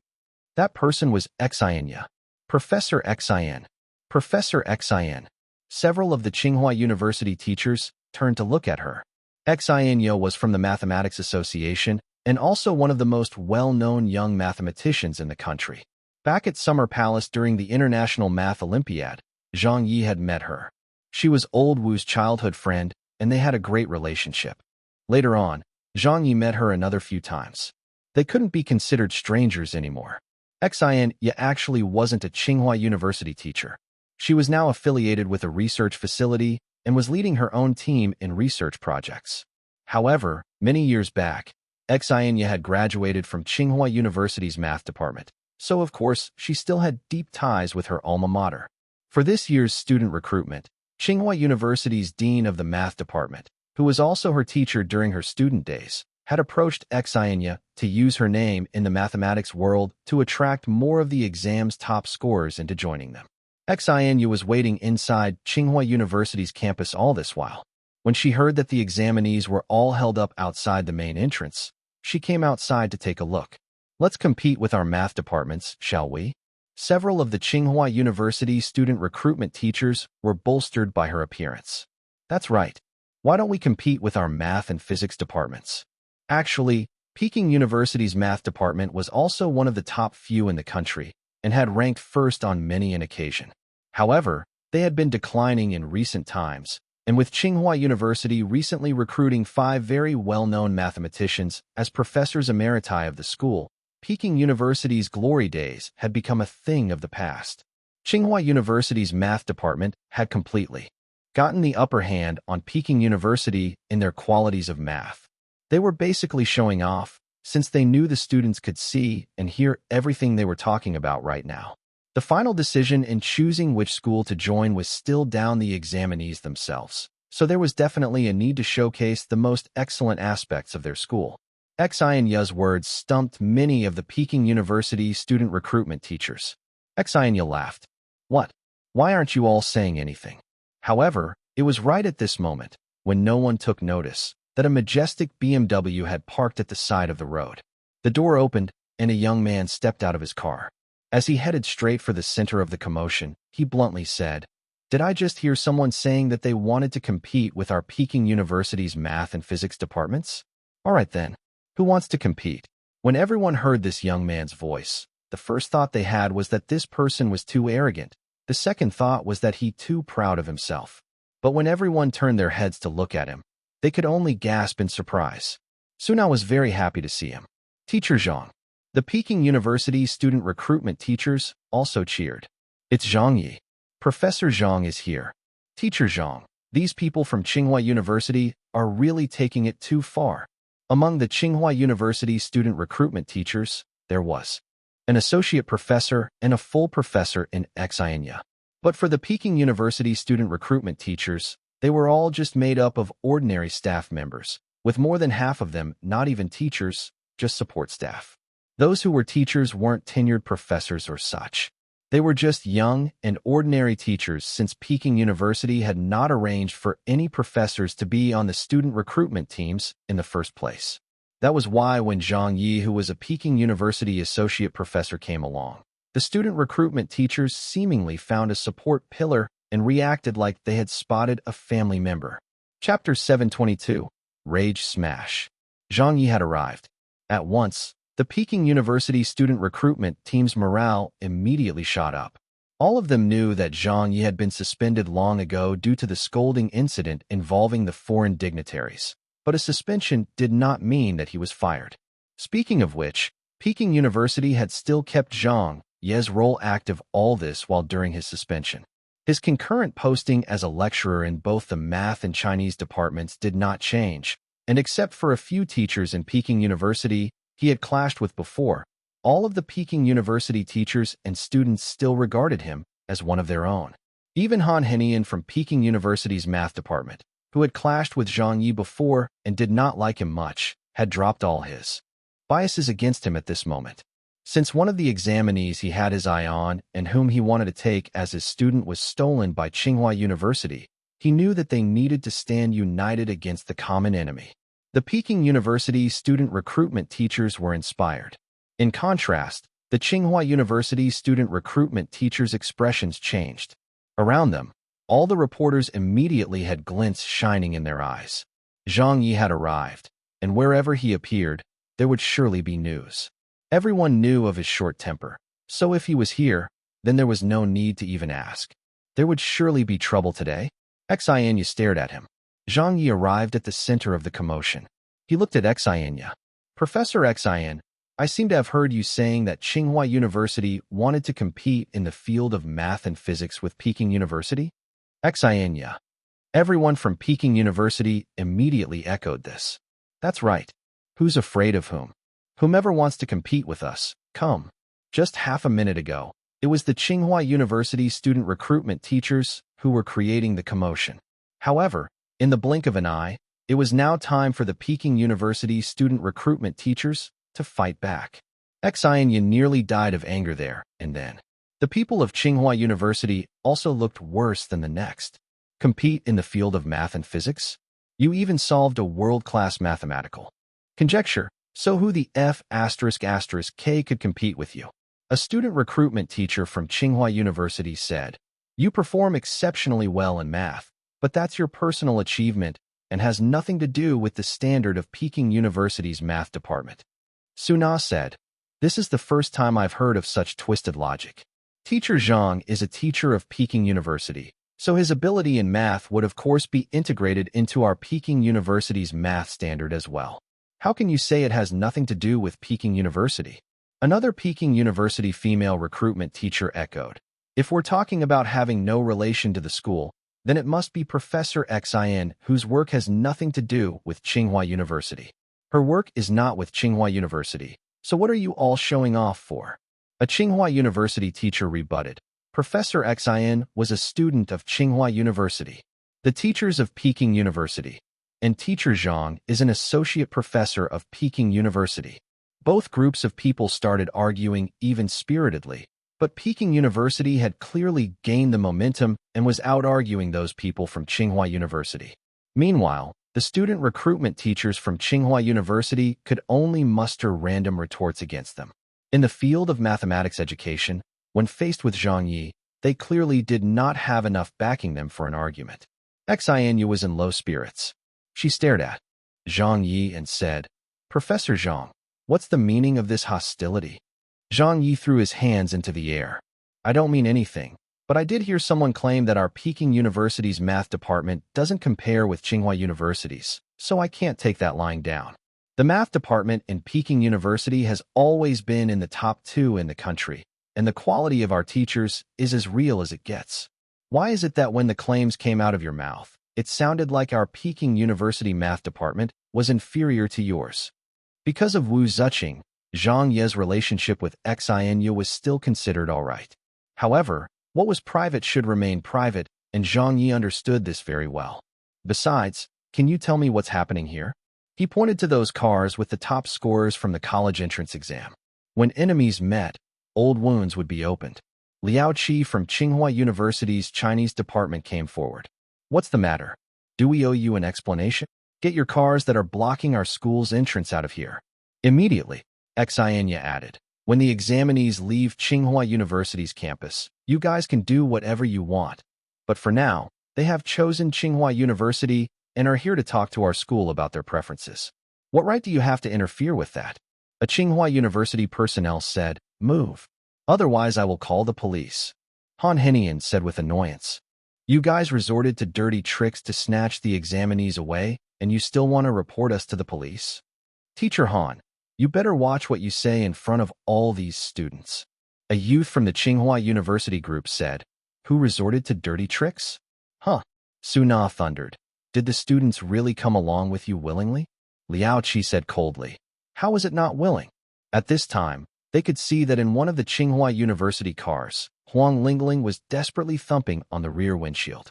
She had obviously spotted Zhang Ye and wanted to get out from the car. Han Henian pointed to Huang Lingling and said, "Is that what willing looks like to you?" Zhang Ye did not bother with this nonsensical conversation any longer. He stared straight at Xianyu. "Professor Xian, I'll make it short. Open the car doors, and I will take those students who applied for Peking University as their first choice institution with me." Liao Qi flatly refused. "Impossible." Suna was infuriated. "Those are the students who applied for Peking University. You people are taking this too far." Zhang Ye's proposed actions were not overboard whatsoever, and were even said in consideration of Xianyu's position. He had put it this way because the examinees who had filled in Peking University as their first choice institution belonged to them in the first place. But no one could have expected that the Tsinghua University student recruitment team would not agree to it, straining the situation even further. Not only did they not intend to leave any students for Peking University, they also intended to ruthlessly end Peking University's chances of recruiting them. Huang Lingling was still thumping on the rear windshield, saying something that could not be heard due to her being locked inside the car and the street noise on the outside. Tsinghua University's student recruitment team also knew that the exam's top scorers in the cars would likely end up choosing Peking University, especially those who filled in Peking University as their first choice institution. But for everyone they could convince to join them, it was one more student for Tsinghua University. It would still be a net gain for them if they could get just one student to join them. Therefore, they did not want to bother listening to what the Peking University student recruitment team had to say right now. "If we don't let the students go with you people, what can you all do about it?" However, at the next moment, an unexpected event happened. No one could have imagined it. Zhang Ye asked for the final time, "So you won't let them out, right?" Liao Qi sneered. The teachers of the Tsinghua University student recruitment team ignored him as well. Zhang Ye nodded, and then strode over with large strides, walking past Liao Qi and headed towards the car Huang Lingling was in. He was taking very large strides, and many of those around could not react in time. When Liao Qi realized this, he immediately grabbed Zhang Ye by the shoulders. "What are you doing? Go away." Then an amazing sight occurred. Zhang Ye did not even move his arm, just slightly adjusted his shoulders before straightening them again. It was just a slight movement of his shoulders, but Liao Qi, who had his hand on Zhang Ye's shoulder, suddenly felt something in his arms. In that moment, Liao Qi's expression turned to shock as his whole body backpedaled, and he tumbled backwards dramatically. Finally, he lost his balance and crashed down near the curb. The Tsinghua University people reacted instantaneously. Professor Liao, Zhang Ye, how dare you hit our people? What the hell? Zhang, you. The Peking University student recruitment teachers were also dumbfounded. But this was just the beginning. Zhang Ye did not even look at Liao Qi, who was lying on the ground, and went straight to the front of the car Huang Lingling was in. He pulled at the handle to open it, but realized it was locked. The Tsinghua University driver stared callously at Zhang Ye, not intending to unlock the doors at all. Zhang Ye turned around and checked the roadside. Then he walked slowly to the side of the road where he bent down and picked up half a slab of brick, which just happened to be there. He turned around again. Surrounded by the audible gasps of all gathered, he smashed the brick on the driver's side window of the car. Bang! The loud sound left everyone there stunned. The Tsinghua University driver in the car was scared out of his wits. Oh! Bang! Another smash. Bang! A third smash. Zhang Ye smashed down on the window 3 times in quick succession. The cracks became larger and larger in the glass-reinforced plastic. With that final hit, the window cracked open and the window pieces flew into the car onto the face of the stunned driver. Zhang Ye was still looking indifferent to it all as he put his hand in to unlock the car doors from the inside. This scene happened too quickly. No one was expecting it at all. The reporters were stunned. Tsinghua University's student recruitment teachers were dumbfounded. Peking University's student recruitment teachers were also at a loss for words. Everyone present at the scene simply did not expect Zhang Ye to resort to such a violent and unreasonable method by smashing the car that belonged to Tsinghua University. Liao Qi nearly vomited blood. Zhang Ye, the Tsinghua University student recruitment teachers, were all shouting. Bastard! Zhang, do you want to die? Smashing our car? How dare you smash our car? Call the police. Quickly call the police. Zhang Ye, you better stop right there. Do you still have any regard for the law? Suddenly, several of the Tsinghua University male recruitment teachers who were standing close to him rushed forward. But at the same time, Zhang Ye, who was still holding onto the half a slab of brick, turned his head to them, causing them to stop in their tracks. They did not risk getting any closer to him. A lot of them knew about the rumors concerning Zhang Ye and had seen him on the news more than once. When he was working at Beijing television, he had beaten up his leader. More recently, a more notorious scandal everyone knew about happened after the Spring Festival Gala ended. Zhang Ye sent a Korean celebrity, Lee Anson, flying with a kick. That incident brought Zhang Ye much criticism and trouble, and he had been brought to the police station 3 times over this affair. As such, it might be impossible that any other university professor would smash cars, but with Zhang Ye, nothing was impossible. He had done everything before, and even did it more than once.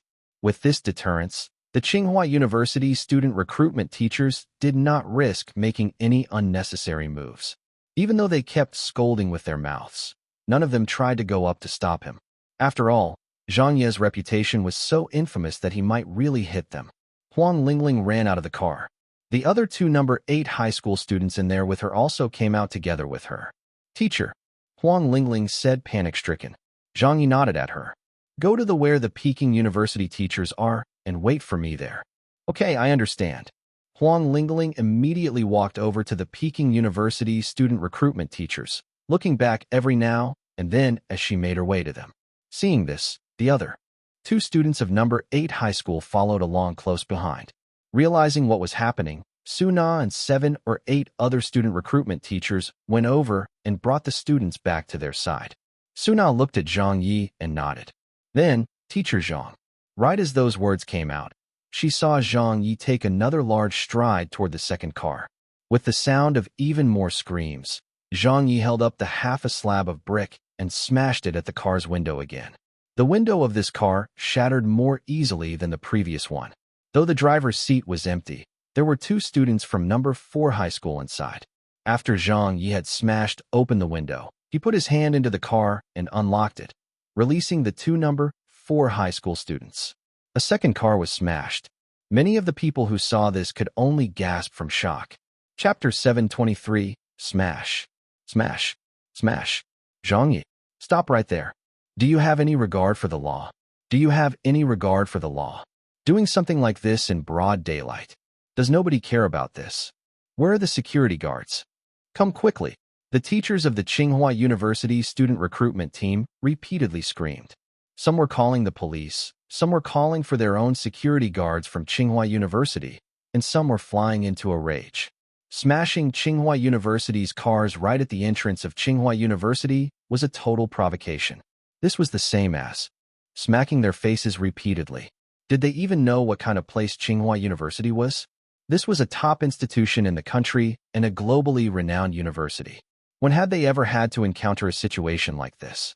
When had they ever had to encounter such an unreasonable person like this bastard? Never before. When they learned of the commotion happening outside, some students of Tsinghua University, who still weren't on break, gradually showed up at the scene. They cautiously peeked at the outside of the campus. What they saw dumbfounded them. What the hell? What's happening? Isn't that Zhang Ye? Why did he come all the way to Tsinghua University to pick a fight this time? Back when Zhang Ye caused a ruckus at Peking University's Centennial Hall, it had created an international repercussion. Who could have thought that so soon after that incident? This fellow was now showing up at Tsinghua University's doorstep today and creating yet another scandal. Many of the Tsinghua University students were feeling a little dizzy due to his antics. It's not like they had never encountered a person with a bad temper, but this was the first time that they had come across such a king bad-tempered fellow. Was teacher Zhang Ye born under the star of the gunpowder keg? Why did he always explode into anger so easily? How was he so fearless? Everyone was shaken. Xian shouted at him. Zhang Ye. Han Henian kept wiping his sweat away as he felt that this matter was getting way too far out of hand. When Zhang Ye smashed the first car, the teachers of the Peking University student recruitment team felt shocked but relieved and got a kick out of watching his actions. But when Zhang Ye followed up with smashing the second car, the Peking University teachers could only look at each other in dismay and didn't know what to do. Professor Zhang was overreacting. Yet that still was not the end of it. In the midst of the chaos, Zhang Ye was seen turning his head around to look at Tsinghua University's third car that was holding the other exam's top scorers. He then walked calmly over to the car. Everyone was dumbfounded. This is Zhang Ye's. A few seconds later, the loud crash of something being smashed traveled through the air. Zhang Ye brandished his arm, holding the half a slab of brick, and smashed it on the third car of Tsinghua University without any hesitation. Bang, bang, bang. After 3 smashes, the glass window shattered into many tiny fragments. The driver inside was also on the Tsinghua University student recruitment team. At this moment, he had been shocked into a daze and was too scared to move. He allowed Zhang Ye to unlock the car door without any resistance, which set free the students from Beijing Normal University Affiliated High School and number 15 High School. Upon seeing that, the top scorers inside the car also didn't know how to react and just hurriedly got out. One of the examinees who indicated Peking University as his first-choice institution rubbed his eyes with confusion and quickly went in the direction of the Peking University student recruitment teachers. As for the other 2 examinees, they had initially applied for Tsinghua University, but when they saw the situation, they did not behave stupidly. Right now, teacher Zhang was standing there like a one-man army, so it would definitely be dangerous if they stood on the side of the Tsinghua University teachers. They certainly had to get away as far as possible from there. If they were able to become top scorers, how dumb could they be? The 2 of them exchanged a look and then quickly ran far away from there. They eventually ended up standing at a spot that was obviously closer to the Peking University student recruitment teachers. Zhang Ye was already looking towards the 4th car of Tsinghua University's student recruitment team. He walked toward it at once without any hesitation or pause. When the staff member of the Tsinghua University student recruitment team in the 4th car saw him walking over, he nearly pissed his pants as he shouted, "Oh, my goodness." Without waiting for Zhang Ye to smash his car, he unlocked the car door himself and ran out from the car frantically, like he was avoiding the god of plague. Then Zhang Ye looked at the 5th car. The 5th car's driver trembled with fear and also ran away, abandoning the car. Without even waiting for Zhang Ye to look over, the driver of Tsinghua University's 6th car had already disappeared without a trace, lightning fast. Some of the drivers thought to themselves, "It's not that we are timid, rather we're only paid for helping out in the student recruitment, not to king risk our lives." All at once, the drivers of those cars scattered away in panic. The examinees held in the cars were all set free and gradually came out from the cars. Some of them were surprised at the sight of Zhang Ye. Some had excitement shining in their eyes, and some were sweating profusely from anxiety. There were all kinds of expressions. How ferocious! This was what you'd King call a fierce person. Just to stare alone would be able to shock anyone. Several seconds went by as the huge area at the main entrance of Tsinghua University fell silent, without a single movement. At this moment, Liao Qi shouted, "Stop him!" A female teacher of Tsinghua University's student recruitment team also shouted, "Stop him! What are you doing standing there and looking on for?" Over at Tsinghua University's side, shouts rang out all around, but it was just pure shouting. No one rushed up to stop Zhang Ye. These people were all university teachers, and if you talked about teaching or passing on knowledge, each of them was more knowledgeable than the last. If you talked about writing with a flowery style, each of them was stronger than the last. But when you talked about fighting, then they really couldn't do it. But Zhang Ye, he had fought with his leaders' kin, a celebrity, security guards, aircraft hijackers, and according to the rumors online, he even seemed to have fought with some monks at a certain temple in Beijing during filming. He did things here and there regardless of age or industry. This guy had done all sorts of things and was already king-hardened. Even those armed hijackers who were notoriously vicious criminals were not a match for Zhang Ye.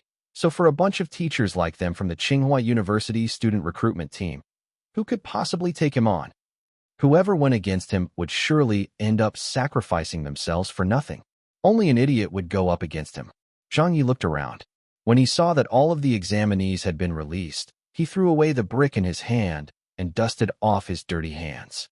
Even though the weapon had been dropped, as he stood there, still no one risked approaching within 10 meters of him.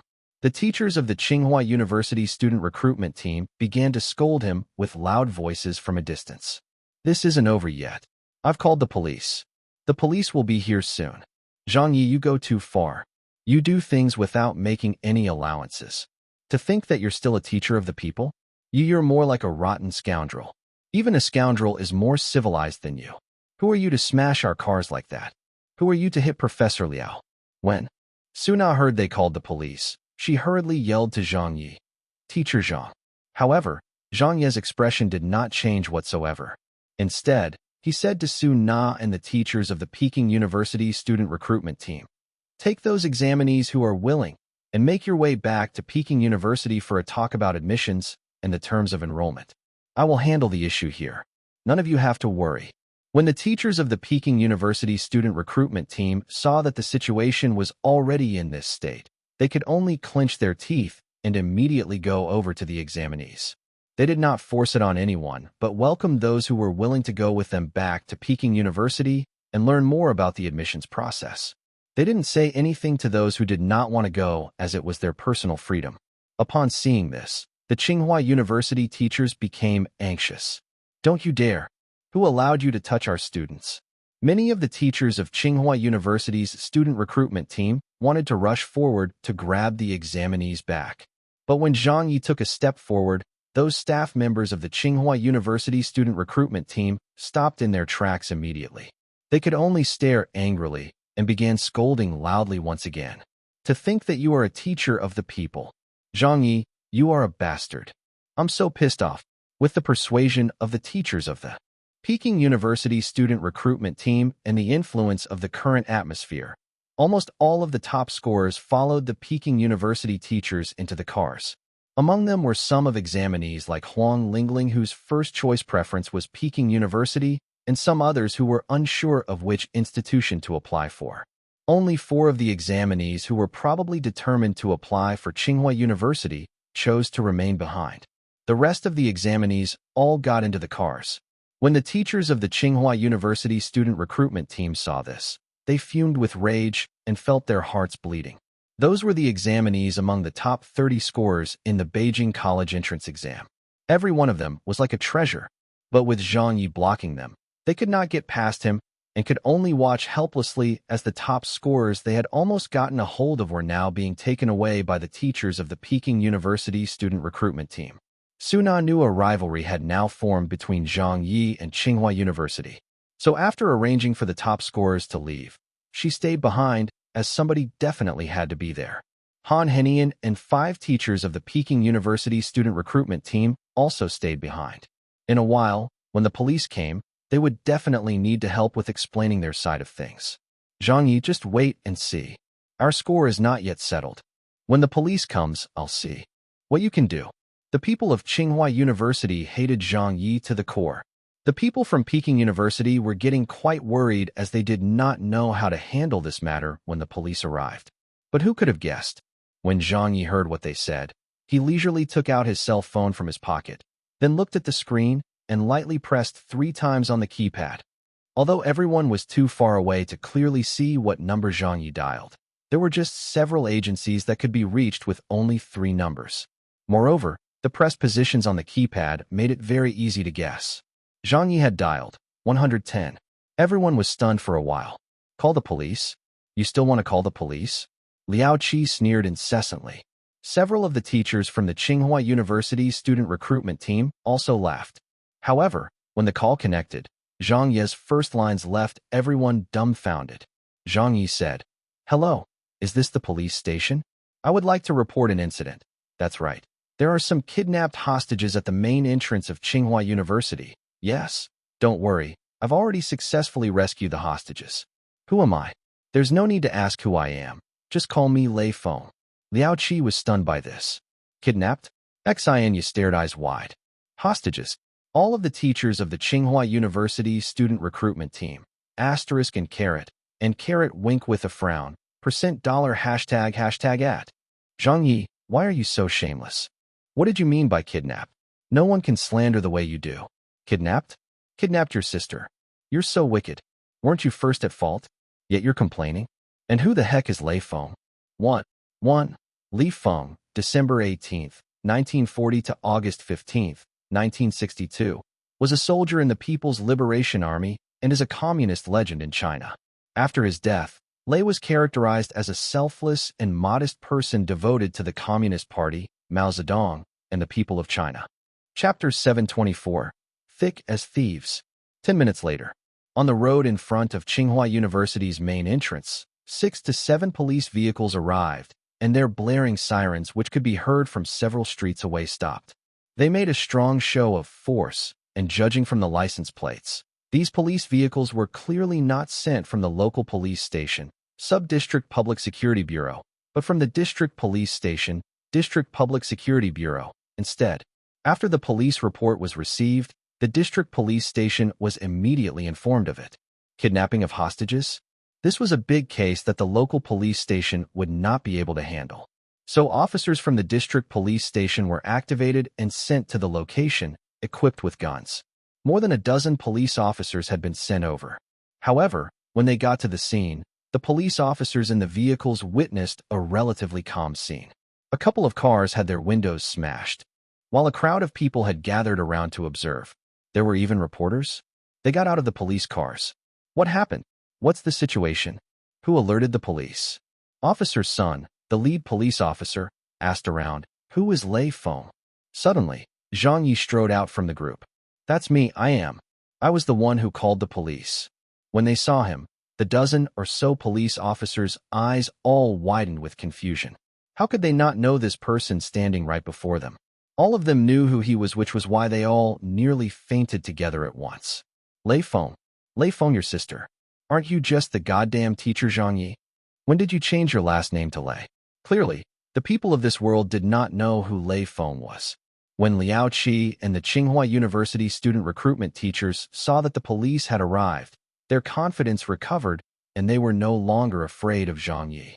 They rushed to the front, shouting, "Officers, you've finally arrived." It was him. He was the one who smashed the cars of Tsinghua University and interfered with our student recruitment. He even beat up our people and used physical force on us. This is too lawless. Just look at this. The car windows are all smashed. It was with that brick slab. It was Zhang Ye who used it to smash the cars. This is too much. I've never seen such an unreasonable bully before. The Tsinghua University teachers yelled continuously. The Student recruitment teachers from Peking University who had stayed behind also retorted immediately. Suna said, "Officers, this matter is definitely not teacher Zhang's fault. It was those people from Tsinghua University who insisted on snatching the students from us. When a number of those students did not want to go with them, they used force to take them away from their homes or schools and sent them back here." Han Henian added, "We managed to stop them outside the entrance, but the car doors ended up getting locked by the Tsinghua University people. They kept the students trapped in the cars against their will. They've totally gone insane. Tsinghua University, held against their will my ass. Peking University, if that wasn't holding them against their will, then what do you call it?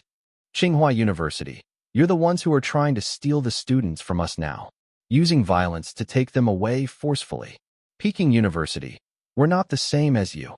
The students followed us according to their own initiative. We did not insist on it. But what about you? When the students did not want to come along, you just dragged them here against their will." Both groups kept harping on the same points and hugely exaggerated for more impact. Tsinghua University, bullshit. Both groups kept pointing fingers at each other and were arguing again soon after. When the police officers heard this, they immediately knew that this was going to be a troublesome case. They had received 2 reports earlier, one of someone committing a crime outside of Tsinghua University's main entrance, reported by the people from Tsinghua University. The other report was about the kidnapping of hostages at Tsinghua University's main entrance, reported by Zhang Ye. At the beginning, the police thought they were referring to the same case, where someone was committing a crime by kidnapping. However, after they arrived, they realized that it was basically 2 separate issues in response to each other. A few of the police officers were left speechless for a long time and gradually holstered their guns, knowing that the situation was not as dangerous as they thought it to be. Committing a crime and kidnapping or whatnot, it was all exaggerated by the 2 parties who had reported it. Actually, they were not unfamiliar with such a situation between Tsinghua and Peking University, as the 2 institutions had often clashed and tussled many times over the years. The local police station used to send their officers to settle such cases, but this was the first time they were witnessing such a drastic situation between the 2 institutions where cars were smashed and people were beaten up. The most extreme situations in the past had always been kept to arguments and quarrels only, nothing as serious as today. They couldn't have expected a bunch of intellectuals to actually get into a physical altercation. How should they handle this? This situation wasn't going to be easy to handle at all. The lead officer had a headache due to this. Whether it was Peking University or Tsinghua University, they were the top 2 institutions in the country. In terms of civil service authority, the school's leaders were ranked higher than their district police station leaders. They were basically at the level of deputy ministers. 1. The lead officer could only say, "Just what is going on? Please tell me." One at a time. A female teacher from Tsinghua University shouted, "Zhang Ye beat up our people. He hit Professor Liao." Liao Qi pulled up his sleeve. "Look, it's all bruised." Several policemen went to take a look. The arm was indeed bruised, but it didn't look like serious at all. Zhang Ye looked at the Tsinghua University people. "Did I make a move on him?" A person from Tsinghua University said, "Of course you did." Zhang Ye threw his hands up. "If we're talking about who made a move first, it was Professor Liao who came over to grab my shoulders at the beginning, didn't he? He even tried to push me, but what did I do? I didn't even raise an arm." Liao Qi was outraged. The lead officer did not just listen one side of the story. He went over to the observing crowd to better understand the situation. "Who made the move first? Did any one of you see anything?" "I saw it." It was that professor from Tsinghua University who grabbed Zhang Yi by his shoulders first. And then the professor took a tumble on his own." "Took a tumble? On his own?" "Yeah, it didn't look like anyone touched him." "No one touched him. I only saw Zhang Ye's shoulder sway a little, but it wasn't much. Then that professor took a tumble. As for how it happened, I didn't see it clearly, but Zhang Ye definitely did not raise his arms." "All right, I understand." The surrounding crowd just related whatever they had seen to the police officers. When the Tsinghua University people heard this, they couldn't accept it. The lead officer said, "Let's put this matter aside first. Who smashed the car windows?" Zhang Yi said, "I did." The police officer said, "Why did you do it?"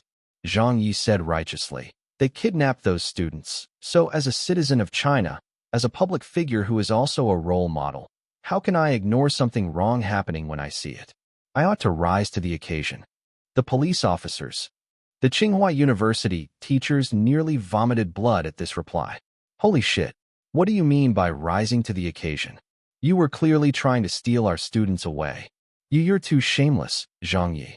A few of the Peking University teachers also started sweating with anxiety when they heard this. But right at this moment, several cars arrived. It was the Peking University student recruitment teachers and the exam's top scorers who had just left. They had returned. Huang Lingling and a few other examinees alighted, and this time, their parents also came with them. Teacher, Huang Lingling said anxiously. Su Na explained to the police officers. These were a few of the students who were taken away forcefully just now. The police officers immediately started asking, were the few of you taken away by the people from Tsinghua University just now? Did you all go with them willingly? Huang Lingling said. About that, I didn't willingly go with them. Another male student also said in embarrassment. I had already filled in Peking University as my first choice and agreed to meet with the Peking University student recruitment teachers. But when I was at my school's graduation ceremony, I got pulled aside by the Tsinghua University teachers and got dragged along with them. I didn't want to go as my parents had let me apply for Peking University. Clearly, after the Peking University side found out about the situation here, they sent this group of people back to support Zhang Ye, knowing that he might get into a sticky situation. The male student's parents also spoke. The father said, Tsinghua University went too far. My son did not even want to follow them, yet they grabbed him with force and put him into their car. This is as good as kidnapping.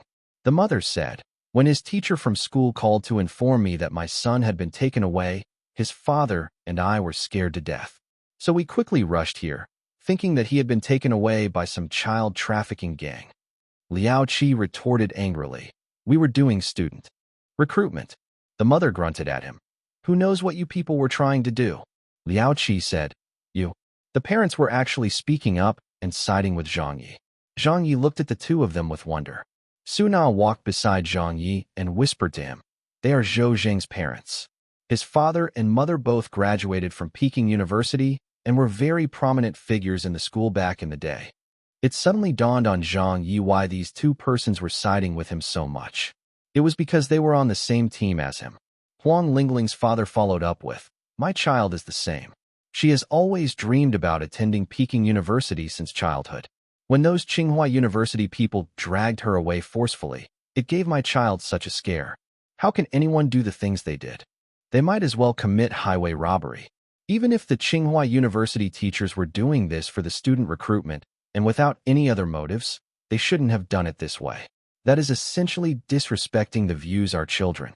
Afterwards, a few more parents started ranting. Some of them were basically graduates from Peking University, so if they didn't side with Peking University on this matter, who else would they side with? Meanwhile, some of the other parents were very unhappy with how Tsinghua University had tried to force things their way this time. For these parents, when it came to such important matters, they should have at least notified and informed the parents before taking them away, not like how they handled it. The place was chaotic again. It's not like that. We were just doing this for the children. We called you before inviting them to Tsinghua University. The Tsinghua University student recruitment teachers were trying their best to explain themselves. But the students' parents' doubts just grew and grew. After a long back and forth with the two groups of people talking for over 20 minutes, the lead officer formed a very good understanding of the situation. He waited for them to finish arguing before standing between them and saying to the Tsinghua University group, I understand quite well what's going on here. In fact, Professor Liao's injuries aren't very serious, and besides, the witnesses have all vouched that Professor Zhang did not touch him whatsoever, so let's drop that matter. As for the smashing of the cars, he looked at Zhang Ye and continued, Professor Zhang's way of handling the situation was indeed inappropriate. Actually, it's just student recruitment, so there was no need to resort to smashing cars like you did. But similarly, Tsinghua University has a big problem on this front. Since they did not respect the wishes of the examinees and forcefully brought them here, that action itself was already overboard. Now that we have established that both parties were at fault and should be responsible for their actions, though not amounting to kidnapping and committing crimes as those claims were exaggerated, I would like to offer to both groups that we drop the matter and forget about it. Liao Qi stared with eyes wide. Drop the matter? What about our cars? He smashed 3 of them. How can we just drop it like that? That's impossible. The people from Tsinghua University were objecting. Only Xian Yu did not say a word. Zhang Ye and the Peking University personnel did not have any issues with this outcome. The cars were already smashed, and they also got back the students. So to them, there wasn't really anything else to ask for. It would be best that they could drop the matter here. The police officer frowned. If you really want me to handle this matter, then I can only do it like this and negotiate for both sides. If Zhang Ye had really smashed your cars for no reason, I would have taken him away immediately. But that is not the case here, since your side also has a problem with your actions. The students' parents have already made it very clear. Honestly, if they choose to not sue you for holding their children in illegal custody, you're already very lucky. Should they want to take this up with the authorities, it wouldn't do any of you good, right? The attitudes of the parents were very critical here. Even if it was just a few parents of the students, it was more than enough. The Tsinghua University people turned pale and did not say a word. The police officer said, "At most, you can ask for them to compensate you for the car windows." How does that sound? Zhang Ye shrugged. I have no complaints. The police officer nodded and turned to look at Liao Qi and the others. To the Tsinghua University group, those car windows weren't even worth much. Could it compare to what those top scores were worth? Of course not. They weren't even in the same class.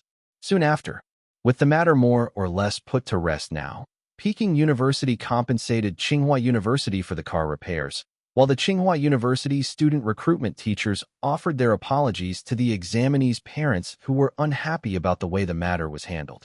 After the matter was settled, the policemen all drove off. To be honest, the moment the police cars left Tsinghua University, many of those police officers heaved sighs of relief. If Zhang Ye had smashed those cars with no good reason today, they might have really had to bring Zhang Ye back with them to the police station. If that had happened, there might have been a chance that they would attract another round of trouble on themselves. They had long ago heard about Zhang Ye's temper. Back then, Zhang Ye was arrested twice, and on both occasions, the police stations which arrested him were plunged into chaos. With his My Confession and Prisoner's Song, countless citizens turned up to turn themselves in on behalf of Zhang Ye. It caused such huge turmoil that the police stations were nearly dismantled. Those police officers who had been through those times would often bring it up during meal times and share their haunting stories of the incidents.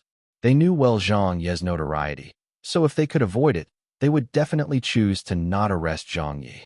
If they did, it would have been as good as arresting a ticking time bomb. It was a good thing that they did not have to go to that extent this time, as it was clear the Tsinghua University people were at fault. The problem was resolved. The reporters left. The observing crowd also dispersed. The expressions on the Tsinghua University people were not good. They turned their heads and glowered at Zhang Ye. In their fight with Peking University this time, they had suffered a great and humiliating loss. Not only did they not manage to invite the exam's top scorers to their admission talks, their cars had also been damaged. All face was lost, and many of the student recruitment teachers could not take this lying down. They quietly cursed at Zhang Ye 10,000 times over. No, it was more like 100 million times. On the Tsinghua University campus, Liao Qi scolded, "That damned hooligan." A female teacher said in anger, "Tsinghua University is not finished with that Zhang guy." Another Tsinghua University teacher yelled, "We will surely hold him accountable for this someday." Xian Yu walked off alone to somewhere quiet. She angrily took out her cell phone and made a call to her childhood friend Wu Ziqing. Old Wu answered the call. "Hello," Xian Yu denounced. "Old Wu, what kind of boyfriend did you get? He just happily comes up against me and even smashed our cars.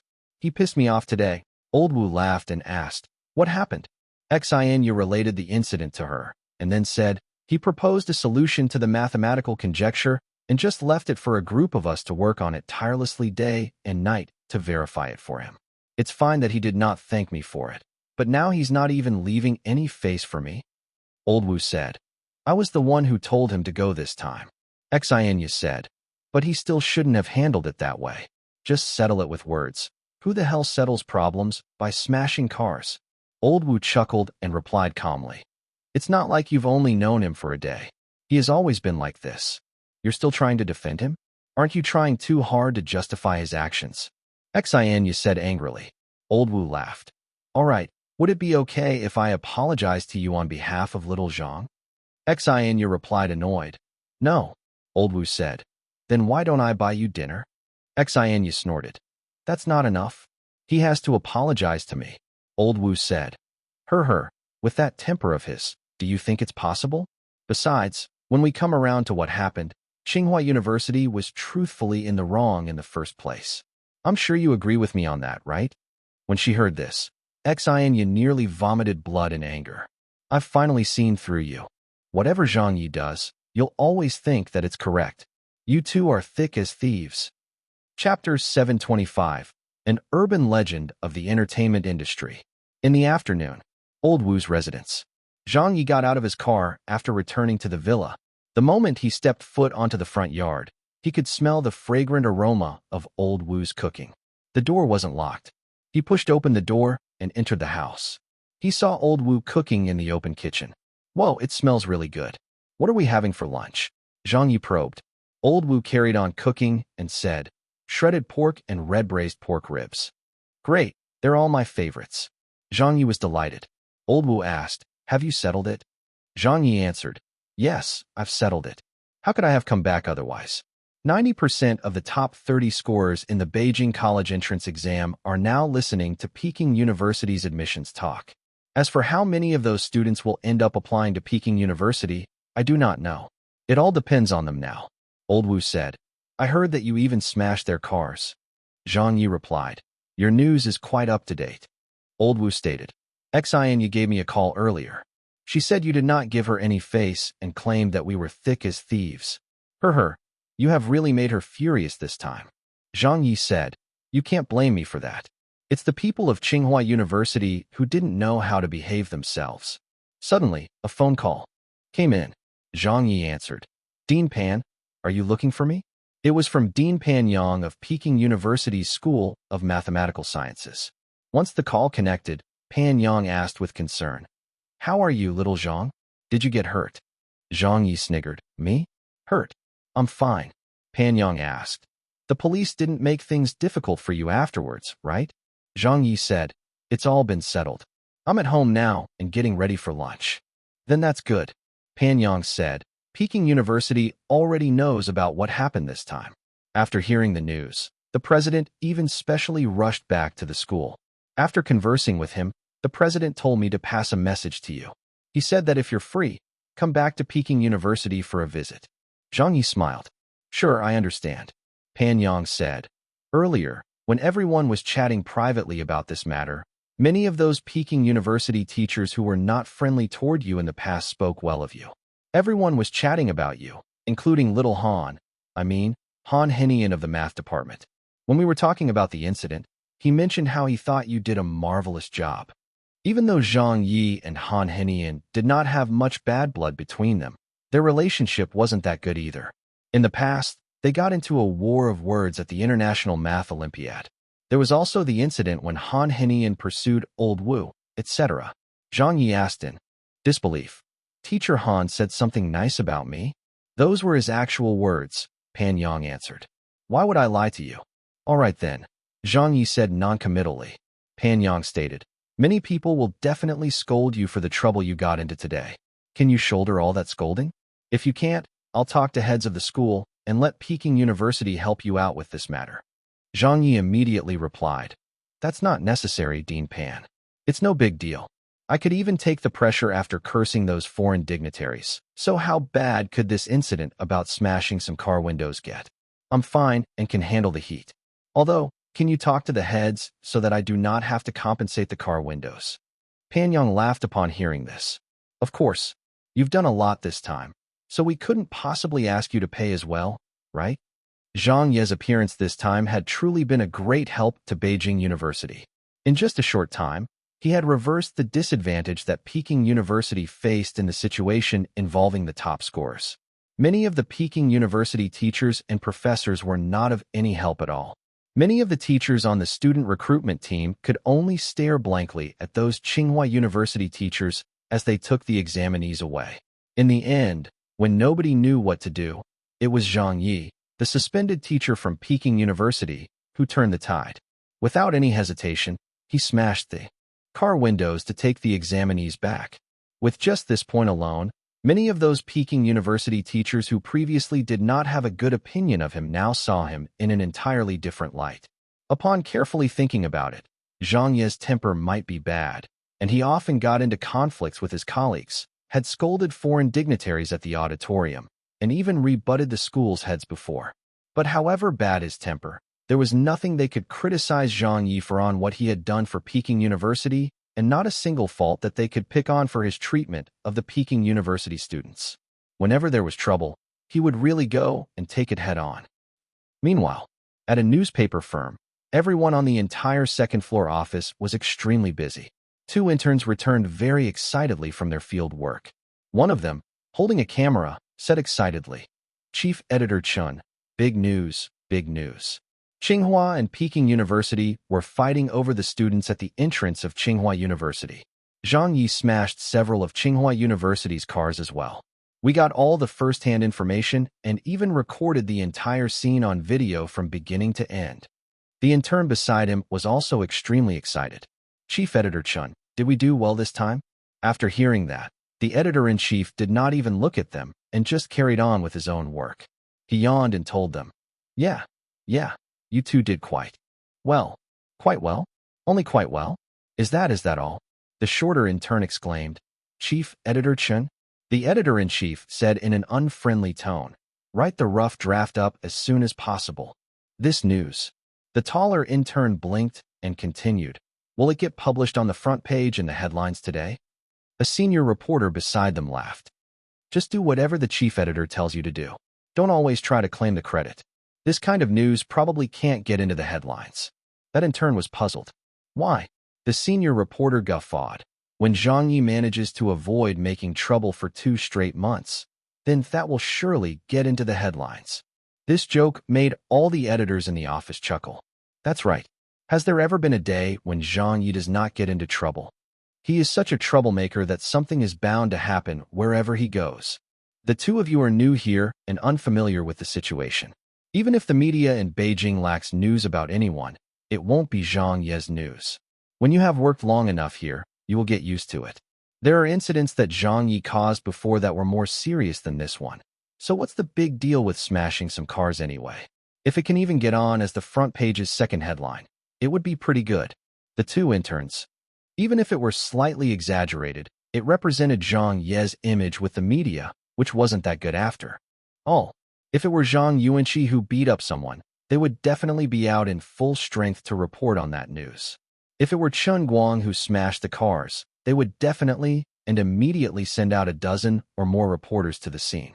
As long as it were any other celebrity, they would be over 100 times more newsworthy, all with the exception of one person. Zhang Ye smashed some cars. Wasn't this a normal thing when it involved him? What's the big deal? Ever since this fellow debuted, that has always been his style. Elsewhere, Central TV Department. In the program team office of The Voice, Zhang Ye was on leave while the executive producer essentially did not partake in the production of the program. As the assistant directors, Ha Chi-Chi and Zhang Zhua had to take on the responsibility and supervision of work over here. Suddenly, a female editor said in a speechless manner, "Io, Director Zhang is on the news again." "Huh? What's happened to Director Zhang again? What's up?" The several people around her immediately looked over. Ha Chi-Chi, Zhang Zhua, and the others also felt panicked and quickly rushed over to take a look. "What's going on? Didn't Director Zhang get 2 days of leave to rest at home? What sort of news is it this time?" Upon finding out, the program team staff passed out in unison. "What? Director Zhang fought with other people again? He fought with the people of Tsinghua University this time? And even smashed their cars? Is he all right? Don't tell me that Director Zhang got arrested again." No. The police seemed to have settled the matter already. He was only required to pay compensation for breaking the car windows. Thank God. I was so scared. If Director Zhang really got arrested, how are we going to record the later episodes of the program? The executive director and host would have been gone. I've refused to be convinced by anyone else in my entire life, but I really have to bow to Director Zhang. He can even cause such a big uproar while resting at home for 2 days. I've been totally bewildered by him. The program team staff were discussing fervently about this. Very soon, the people at Central TV also found out about the matter and were constantly discussing it in private. Deputy Director Zhang Ye of Central TV Department 1 saw the news the moment it was first reported. His expression changed greatly, and he immediately called Zhang Ye to make sure of his safety. After verifying that Zhang Ye had not been arrested by the police and it would not affect the recording of the voice, Zhang Ye felt a sense of relief, having worried for nothing. On the internet, the discussion was even more serious. Zhang Ye in trouble again. Tsinghua and Peking University fight during student recruitment. The war over top scores. Who is at fault? Zhang Ye, how are we going to save you? The news headlines came one after another and went viral online. Uft. Teacher Zhang is in trouble again. How delightful. Why did Tsinghua University offend Zhang Ye again? He's fighting with his peers again. Zhang Ye is such a pain in the ass. Whoever gets in his way will surely suffer from bad luck. The netizens were divided into two camps. One group fully supported Zhang Ye while the other scolded him.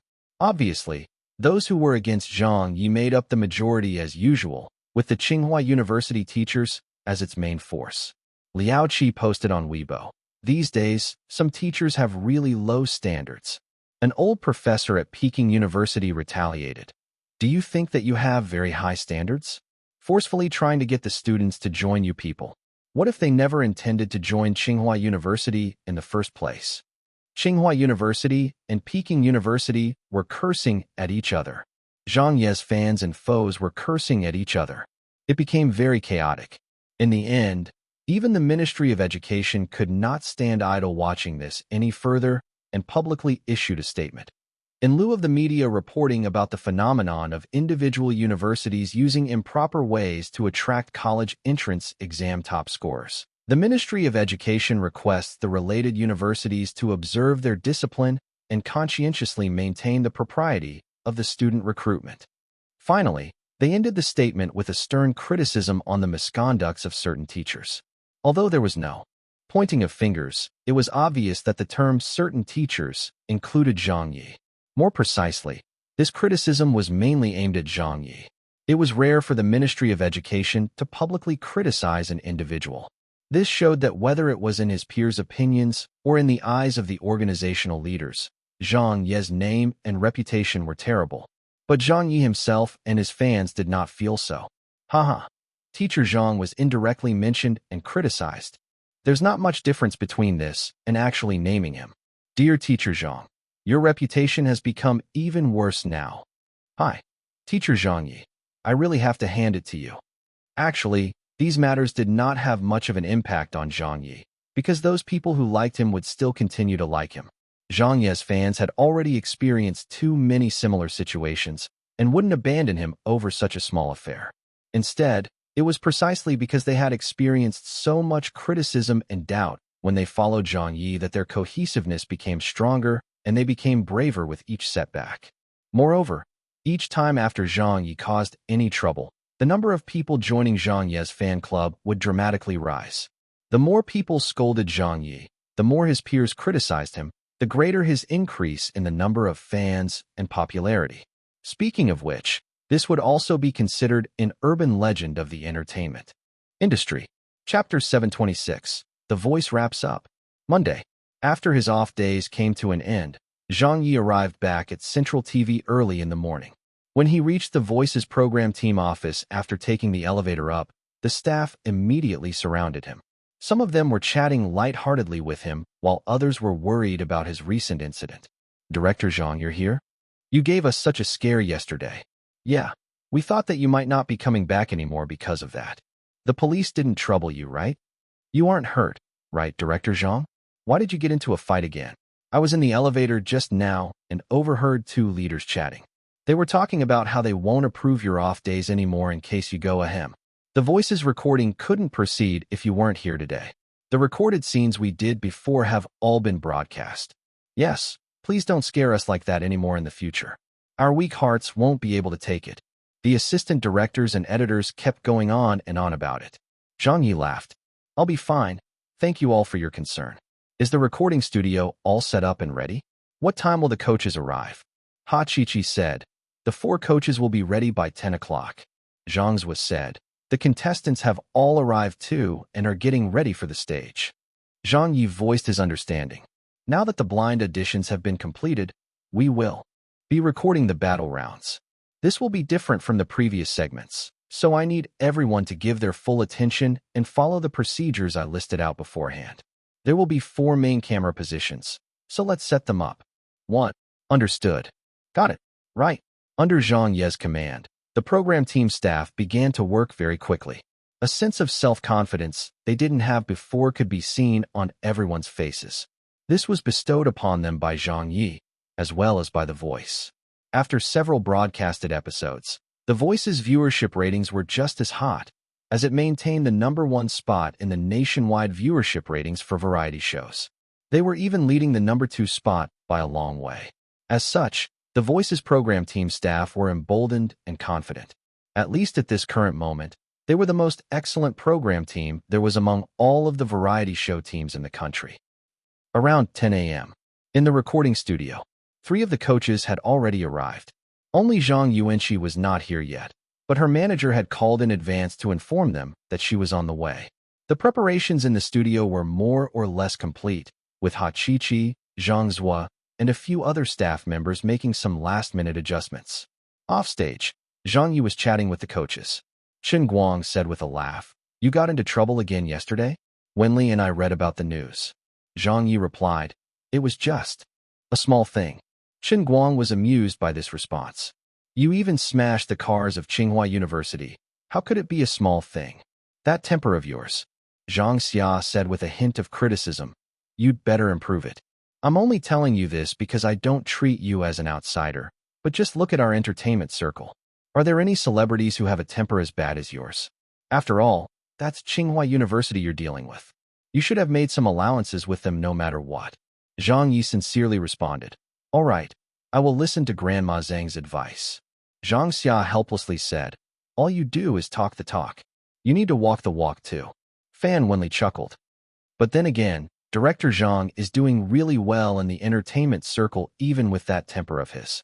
That is also a talent by itself, and at least for me and Old Chun, we aren't able to do the same. Whenever Old Chun and I get some negative news reported on us, even if it's just some baseless rumor, both of us suffer a drop in our popularity. Our reputation also takes a hit. We're completely unlike you since every time there's any negative news or trouble concerning you, your popularity increases instead. You're definitely a miracle of the entertainment circle." Zhang Ye smiled and quickly said, "Sister Fan, please don't praise me so greatly. What miracle? Everyone is calling me the oddity of oddities. I know all about that." However, Zhang Ye did not care how others judged him. Anything he wished to do or anything he wanted to do, as long as he felt that it was not wrong, no one could stop him from doing. A commotion stirred outside. The thud of footsteps gradually got closer and closer. Zhang Ye arrived. "Sorry I'm late, everyone." Sister Zhang politely apologized the moment she walked in. "I won't explain why, but after we finish recording today's episode, let me treat everyone to dinner. It was really just a one-off incident today. Actually, there were other cases like this where a big-shot celebrity like a heavenly king was 3 hours late to a filming and the director and crew did not say a word about it. The entire film crew just waited for him to show up. But old Zhang was much more considerate in her actions and the way she spoke.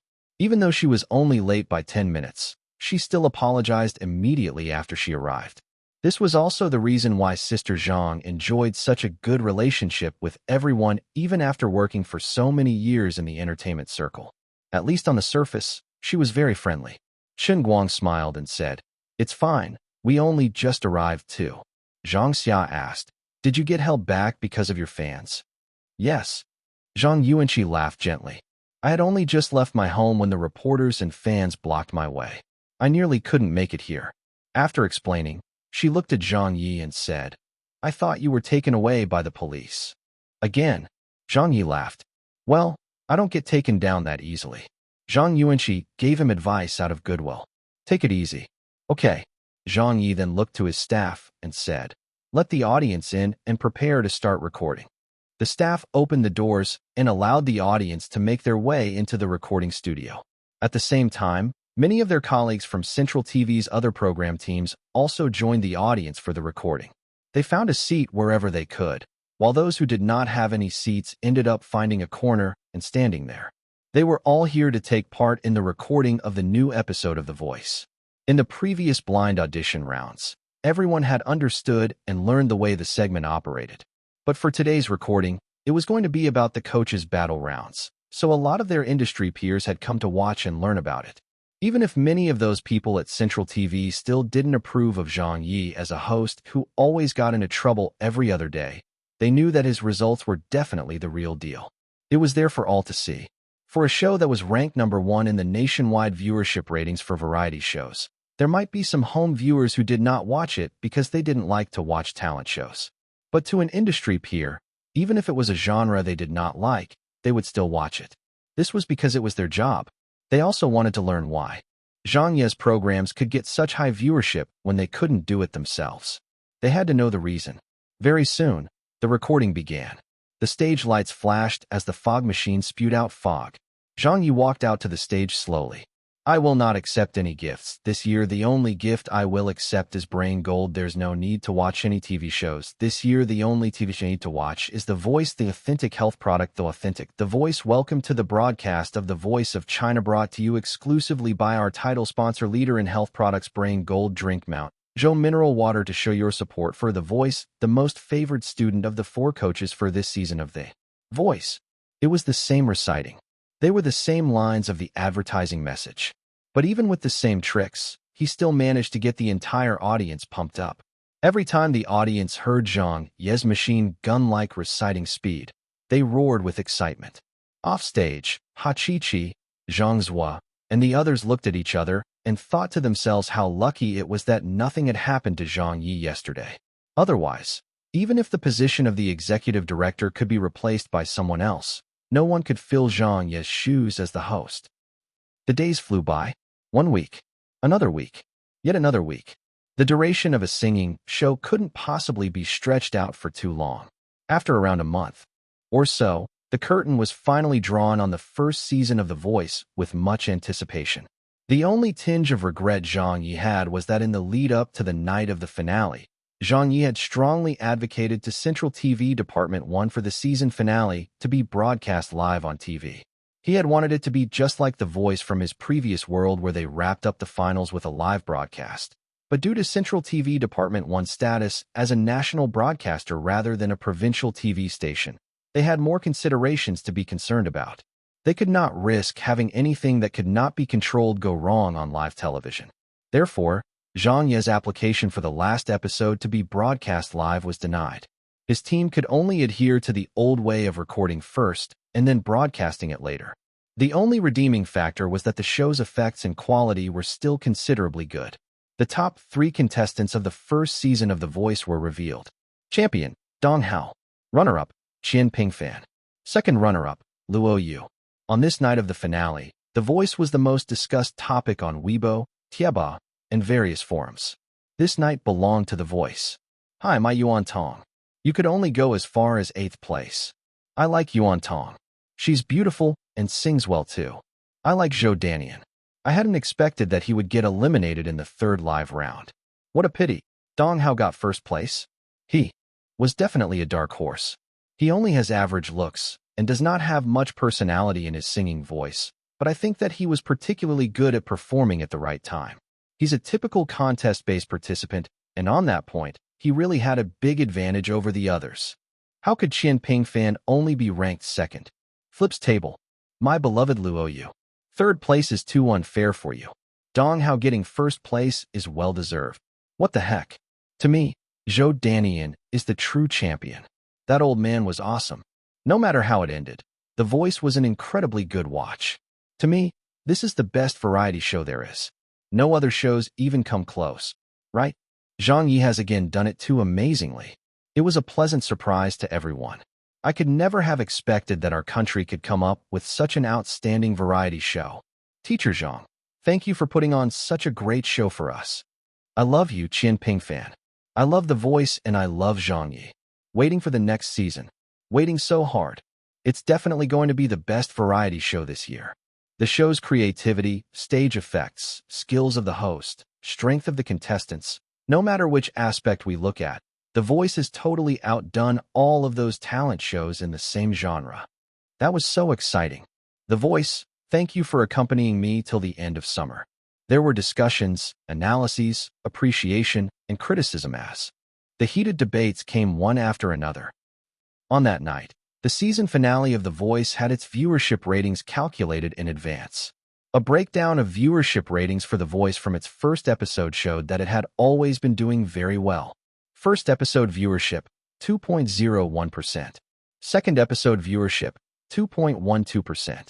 Third episode viewership, 2.04%. Fourth episode viewership, 1.95%.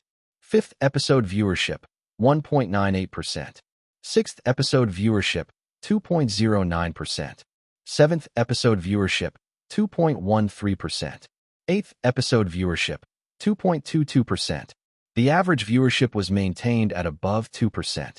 Then, for the season finale episode, The Voice once again broke the nationwide viewership ratings record by securing a shocking 2.45%. A miracle. That was the word that many industry insiders used to describe the advent and closing of The Voice of China.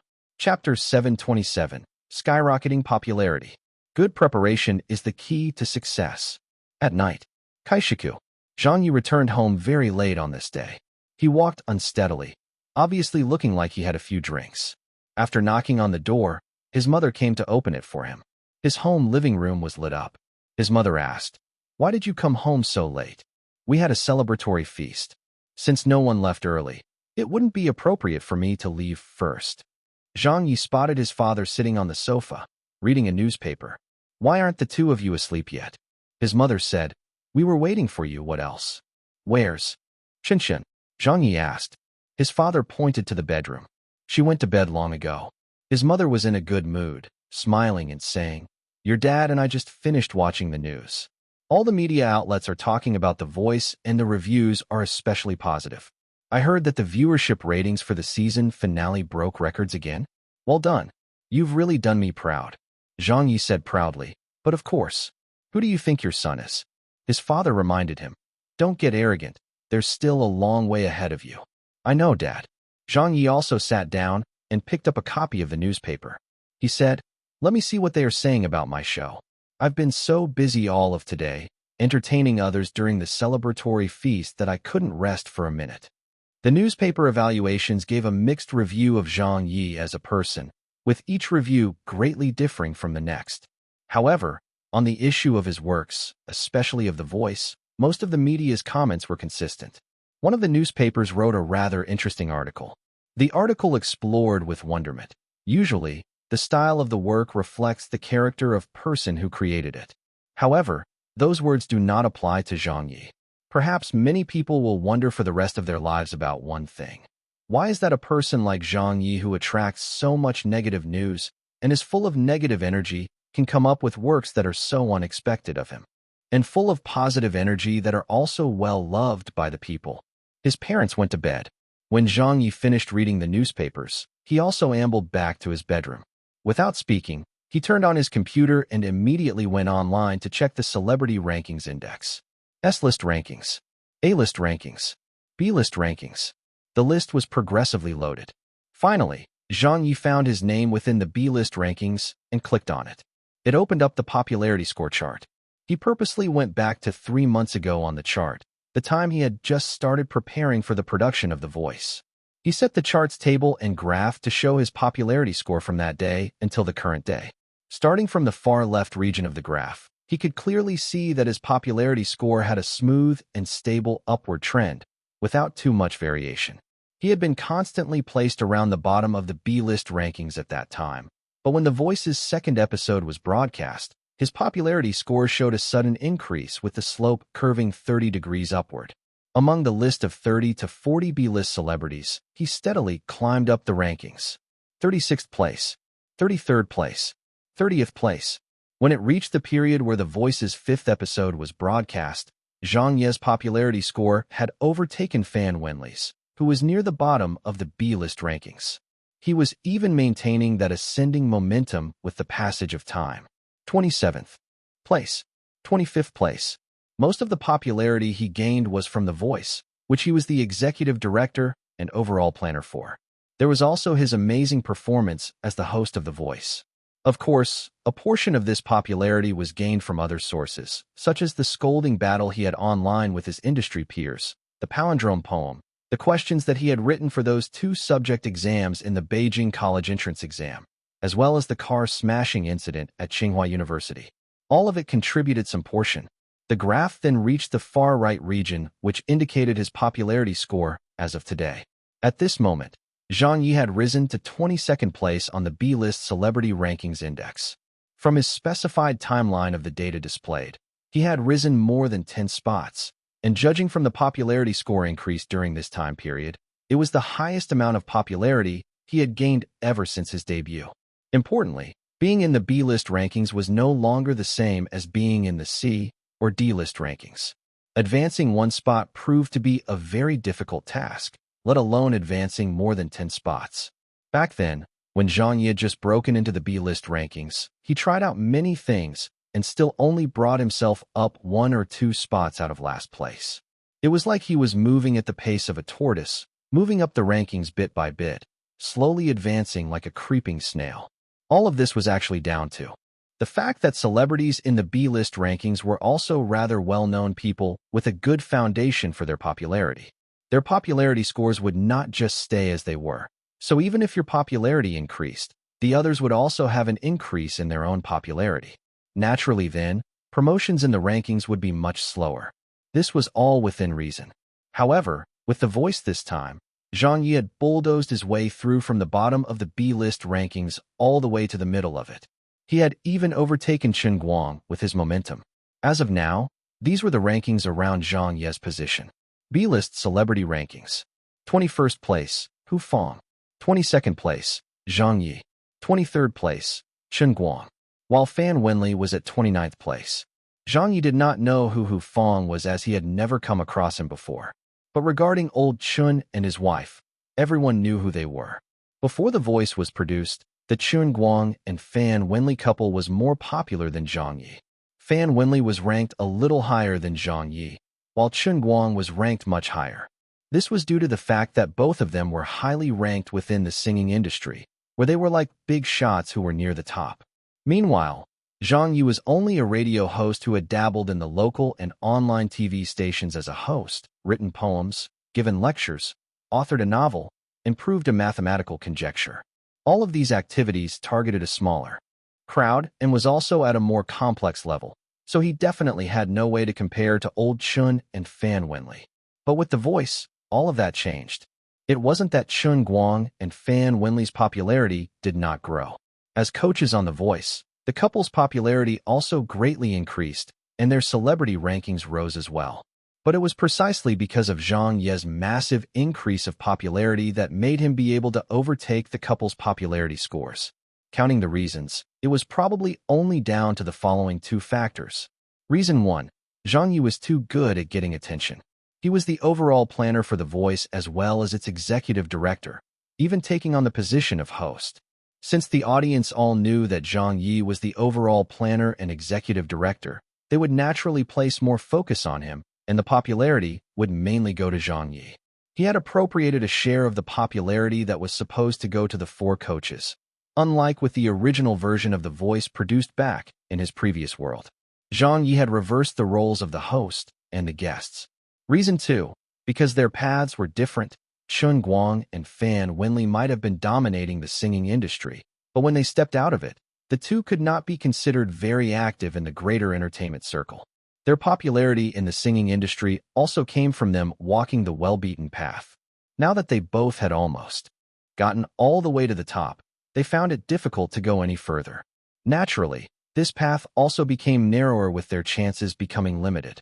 Even if the singing industry was a key industry of the entertainment circle, their potential for popularity was already close to the limit. Even if they could add on to it, there weren't many ways they could achieve it. But it was different for Zhang Ye. This was where you could see Zhang Ye grabbing an advantage over them, since he was taking multiple paths, taking part in everything that was happening in the entertainment industry. Novels, poems, shows, exam questions, lectures, there was basically nothing he did not do. So this created a much wider path for the future. Rather than saying that he was almost at his maximum potential, he was just starting out in all of these fields he had dabbled in. As for his original profession as a host, he had never stepped foot into a satellite TV station that had nationwide coverage before this. He had always been working at a local or online television station. Since it was his first time as a central TV host, the effects were much more obvious as they came from a qualitative change in his work. Thinking back to some of the evaluations the experts had of him, Zhang Ye could only chuckle at them. Those industry insiders were not optimistic about him, and even some of his friends and relatives felt that his path to fame was an odd and difficult one since he was only doing things that appealed to the minority. If even Chen Guang, a big-shot celebrity who could hold his concerts overseas in some countries, found it hard to move up any further, then where could a jack of all trades like you, a host who gave lectures, wrote novels, and composed poems, go? Zhang Ye had ever doubted himself at any time in the past, but in the end, it was because of Wu Ziqing's support and encouragement of him that he was enlightened. She provided him a clear direction. The words old Wu had said to him back then would never be forgotten by Zhang Ye in his life. The idea of walking many paths was first suggested by old Wu. This was also the reason why many singers switched over to acting when they reached a peak in their singing careers. It was also the reason why many movie stars switched to making album or writing novels when they had reached their peak in their respective industry. Facts had proven old Wu right. Facts had proven that Zhang Ye had not taken the wrong path. When he was initially not that popular, he might not have seen this. But now that he was a B-list celebrity, the advantage Zhang Ye had by walking multiple paths was gradually beginning to show. Chen Guang could no longer move up, while Fan Wenli was already slowing down in her rise. With celebrities like these encountering a bottleneck in their careers, it greatly surprised many of those industry peers, experts, and the media who were not optimistic about Zhang Ye. This was what you called good. Preparation is the key to success. Chapter 728. A grand prize is drawn. Beginning. Late at night. In the dead of night, almost every household was asleep. Zhang Ye was at his parents' house checking on the performance of his popularity in recent days and slightly summarizing his thoughts about his work for the past few months. Overall, he was pretty satisfied with how everything has turned out. At least when comparing it to how he was doing at the beginning of the year, he was doing much better in recent days. His popularity had also grown exponentially and could not be mentioned in the same breath as the past. Other celebrities might have encountered a bottleneck and slowed down in their progress the moment they entered the B-list rankings, but it was the exact opposite for Zhang Ye. It seemed like he had only just started ascending and heading toward the peak of his career. His short-term goal was reached earlier than expected, putting him in a very good mood. After summing it all up, it was about time for the lottery draw. During the recent college entrance examination question setting, Zhang Ye had spent a good half of his reputation points earned from the first few episodes of The Voice. He used them to increase his understanding and knowledge of this world by reading books related to the social sciences, novels of this world, foreign history, foreign languages, and all other sorts of books with varying topics. He scanned through all those books once then. By using the memory search capsules, he revisited all the text and images to store them into his mind, increasing his knowledge greatly and getting a better understanding of this world. Although not perfect yet, at the very least he wouldn't accidentally reveal that he wasn't from this world due to a lack of basic general knowledge. This was more than enough, as his greatest weakness was slowly being made up for.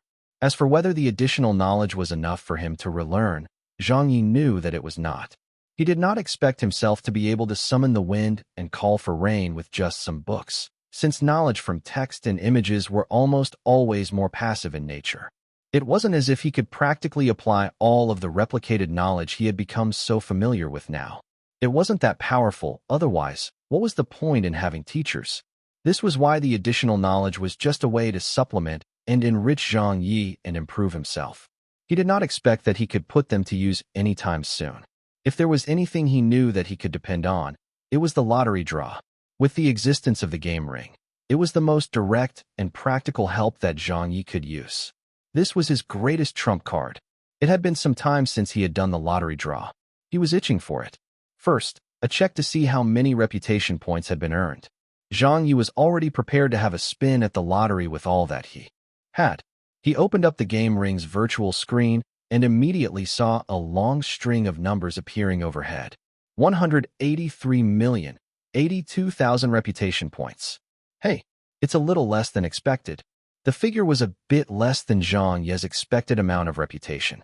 He felt that it was a little low, but still acceptable overall. He understood that it was because of proving the mathematical conjecture he had gotten so many reputation points at that time, which caused him to have a higher expectation than what he was seeing now. But thinking about it practically, quite a lot of the reputation points he had gained earlier through the college entrance exam questions and the voice he had already spent earlier. Moreover, the voice might have high viewership ratings even when taking into account this world's factors and had gotten a 2-point rating. But that still would not compare to the sensation caused by proving a mathematical conjecture. After all, Dale's conjecture was huge, something that encompassed the entire world. So even if it was just a minority of people in each country who gave it their attention, his reputation points would still increase by a lot. That should not surprising at all. As for why the mathematical conjecture did not bring more real-world popularity to Zhang Ye as compared to the voice, he also knew the reason for it. After Dale's conjecture had been proven, many people learned of it and were shocked by it. But because Zhang Ye was considered a rookie in the mathematics world, coupled with the fact that proving a mathematical conjecture did not count as entertainment news, or to be precise, it was not considered a mainstream topic within the entertainment industry or of interest to the people. This had created the reason for why proving the mathematical conjecture did not bring Zhang Ye as much popularity as the voice, even though his game ring's reputation points had increased by a lot. But on the whole, the game ring's reputation point system still worked rather proportionately with Zhang Ye's popularity score in the real world, except in special circumstances like the situation surrounding the mathematical conjecture where there was some difference to a certain extent on how he gained his reputation points and popularity. Alright, it was time for the lottery draw. He would use the first draw and place a small bet to test his luck. He brought up the lottery draw interface and his eyes scanned the options available. He did not choose the upgraded lottery draw system. Instead, he just lightly touched the option that said Lottery Draw 1. This was the lottery draw system that was available prior to the system upgrade. But even if it was an older version and the prize items that could be won from it could no longer help much to Zhang Ye's progress, there were still some exceptions. In the Lottery Draw 1 system, he could win items like the difficulty adjustment die, which was cheap yet overpowered. The key was that its fail rate was very low, and that winning an empty treasure chest was unlikely. Compared to the new Lottery Draw 2 system, which had about a 50% chance of landing on an empty icon if he did not use the lucky halo, the probability of winning a prize was a lot higher in the older version. Zhang Ye had never intended to stop using the Lottery Draw 1 system. He was about to test his luck with it now. He clicked and purchased the right to play one round of the lottery draw. 100,000 reputation points were deducted. Once the wheel started spinning, Zhang Ye immediately clicked on the additional stakes button and added 99 stakes, making it a total of 100 stakes and spending 10 million points for this round of the lottery draw. Once around, 5 times around, the wheel spun extremely fast and then gradually slowed down. Special category. Give me the special category. Zhang Ye whispered under his breath the entire time. In the end, it came to a stop in the skills category zone. 100 treasure chests, small, came spilling out. Zhang Ye took a deep breath and lowered his head to open the chests and reveal the item that he won. Basics of Directing Skill Experience Book, 100. Basics of Directing? Wasn't this a required course when majoring in directing? Zhang Ye blinked several times. This skill experience book had him surprised a little, as it was a prize that wasn't too different from what he had expected. It looked like his luck today was rather good. As a result, without another word, Zhang Ye pressed Lottery Draw 1 again. It started again. 100 additional stakes. Another 10 million reputation points were spent just like that. Looking at the spinning wheel, Zhang Ye screamed in his head again, hoping for a prize in the special category. This might be the older lottery draw system, but a prize from the special category could still mean getting the rights to purchase normal items from the merchant shop. Even if it didn't compare with the newer and upgraded lottery draw 2, it would still be a great help to him. An item that could be bought without limit and at any time he needed it, as long as he had the required amount of reputation points, was much better than getting an item that he might only get to use once, unless that item was on the same level as the one in his inventory, the one-up item. However, there still might be a merchant shop purchase right to the one-up item. So if he could win a special category prize that gave him the rights to purchase the one-up item from the merchant shop, wouldn't it be even better? So as long as he could land in the special category zone, Zhang Ye wouldn't want it any other way. Unfortunately, these outcomes were not up to him, and he could only depend upon luck. Ding! The wheel stopped. The needle pointed at the skills category zone again. The lottery draw ended. Camera Techniques Skill Experience Book 101. When Zhang Ye saw this, he was again very happy. With it, he thought about how strangely coincidental this result was. Camera techniques? This should also be part of the syllabus for a directing major, right? The prizes he got today from the lottery draw were all related to directing work, and were even quite useful to Zhang Ye. Although he was the executive director of The Voice, everyone knew that Zhang Ye wasn't exactly a true blue director. He was considered someone who had no solid foundations in directing. He had only managed to do the show so well because he had the original The Voice show from his previous world to follow along with, and also the fact that a talent show did not really necessitate much skill from a director. This was not a TV drama or a movie, so it was much easier to handle the program as a director. Now that The Voice had ended, Zhang Ye's next program was still undecided. He had not started considering what his next program would be. So naturally, if he experienced 2 types of directing skills to boost his resume, wouldn't it be even better? Even if Zhang Ye were to come across any program that had very difficult shots to handle, he would still risk taking on the job as the executive director.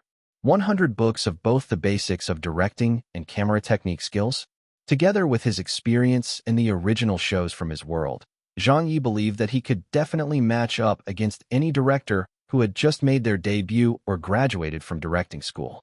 This allowed him to add even more clout and qualifications to himself. Do you know how important the role of the executive director in a program is? If Zhang Ye could handle the entire process by himself, then he definitely wouldn't let others do it. Besides, with these kinds of experience books, he could put them to good use for TV dramas or movie filming in the future. It was time to eat them all. A total of 201 skill experience books were eaten and digested by Zhang Ye. After taking a deep breath, Zhang Ye reopened the lottery draw screen. With some hesitation, his eyes landed on the lottery draw 2 option. With focused determination, he reached out his hand and clicked the new lottery draw system. This was still the lottery draw that he was most anticipating. After all, even though the lottery draw 2 system was much riskier and he had wasted quite a lot of reputation points on it before, the prizes that could be won in lottery draw 2 was totally incomparable to those in lottery draw 1. It was time to give it a try. With the same attitude as the previous times, Zhang Ye was unwilling to activate the Lucky Halo upgraded, as it cost too many reputation points to use. 100,000 reputation points for just 1 second of usage, if kept on for 1 minute, would force him to spend 6 million reputation points. This was almost the same as spending 10 million reputation points in lottery draw 2. So he was exceedingly unwilling to use it. The total reputation points he had left now was slightly over 160 million. Zhang Ye immediately clicked and purchased 1 ticket to play. 10 million reputation points suddenly vanished into thin air. The slot machine lit up and the icons in the windows started spinning. Stats category, empty, empty. Consumption category, skills category, empty, skills category. No matter which icon showed up on the slot machine, Zhang Ye just kept whispering the same name under his breath, special category. But the probability of the special category icon appearing in this version of the lottery draw was way too low. Compared to lottery draw 1, it was even lower. In any case, whether it was because Zhang Ye's eyesight wasn't too good or something else, after staring at the slot machine's windows for half a minute, Zhang Ye did not manage to spot the special category icon even once. Eventually, after a long time, he suddenly seemed to have caught a glimpse of the special category icon flashing across the slot windows. That's right. Don't mention getting it. Even just seeing it was difficult. So what would you make of the chances to land on that category? Zhang Ye wasn't confident either. All he did was stare at the slot machine that was coming to a stop, hoping for a miracle to happen. Chapter 729. A grand prize is drawn. Middle. A moment later, the spinning of the slot machine's windows started slowing down. The icons slowly slid down one by one, coming to a halt. Now, 3 of the icons could be seen clearly. They were respectively the stats category icon, another stats category icon, and finally, an empty icon. From his experience, Zhang Ye analyzed that the slot machine would stop on one of those 3 icons. Bada. The first stats category icon slid past without stopping. Zhang Ye's mouth was getting dry. Stop. That's enough. With the movement speed of a tortoise, Bada, the second stats category icon did not stick. Under Zhang Ye's speechless gaze, it also slid down, and the slot machine finally came to a stop on the next icon. Empty. Nothing came out. Zhang Ye looked up in anger. How infuriating. Special category? This new lottery draw system made it so that it would even be very difficult to win a prize. Did he really have to resort to activating the lucky halo? Zhang Ye could feel the pinch. After all, the 10 million reputation points he had just spent had been flushed down the drain. This wasn't a small sum of reputation points whatsoever. Like the previous 2 times when he got the empty category, Zhang Ye had wanted to save on using the lucky halo at that time as it would cost a lot of reputation points just to activate it. However, in the end, not only did he not save any reputation points, he even wasted them. If he only knew, he would have activated the lucky halo right from the start. Even though it might cost more reputation points, at least he would be guaranteed to win a prize. It's time to play again. But I'm not going to believe this. Shit. Zhang Ye was triggered. This guy was basically being competitive with himself now. He deliberately chose not to activate the lucky halo and wanted to see if he would actually not end up with any prize. Again, Zhang Ye spent another 10 million reputation points and tapped the lottery draw button angrily. The slot machine started moving. It cycled and cycled, making lots of noise. This time, Zhang Ye chose to simply not look at it. He turned away and lit a cigarette, then took out his cell phone and fiddled with it. The virtual screen moved along shakily with the movement of the game ring on his pinky, while Zhang Ye insistently refused to look at it. Finally, he heard a ding that signaled the end lottery draw round. Only then did Zhang Ye quickly look over. When he saw the results, he laughed loudly. This time, he finally won a prize. The slot machine had stopped at the consumption category icon. Treasure chest, medium, was rewarded. Zhang Ye lowered his head and opened the treasure chest lid. It was a bright and blinding sight. Then with a flash, the brightness faded away and he could see a white card inside the treasure chest. It was suspended in midair within the chest, spinning around on its own axis. The card's border was even beautifully patterned. He picked up the item and saw its explanation text. Specified category lottery draw ticket, white. 1. Upon activation, the category of a lottery draw prize can be specified, but limited only to the consumption category, stats category, and skills category. This does not include the special category of prizes. Specified category. Does that mean that after using this ticket, other than specifying the special category of prizes, any other category could be chosen? This item seemed like it wasn't too bad. After Zhang Ye analyzed it for a long time, he felt that this item was really quite valuable. Although the ticket might not look like it was worth 10 million reputation points and did not feel like it had much use, but when you think about it carefully, yes, it was really no **** use at all. What lousy item was this? Does it need to be such a lousy item in terms of its cost-to-performance ratio? Even if this card could specify the category of prizes and prevent the chance of landing on an empty icon, making it possible to be assured of a prize for the lottery draw, it was an item that was totally not worth the reputation points he paid for it with.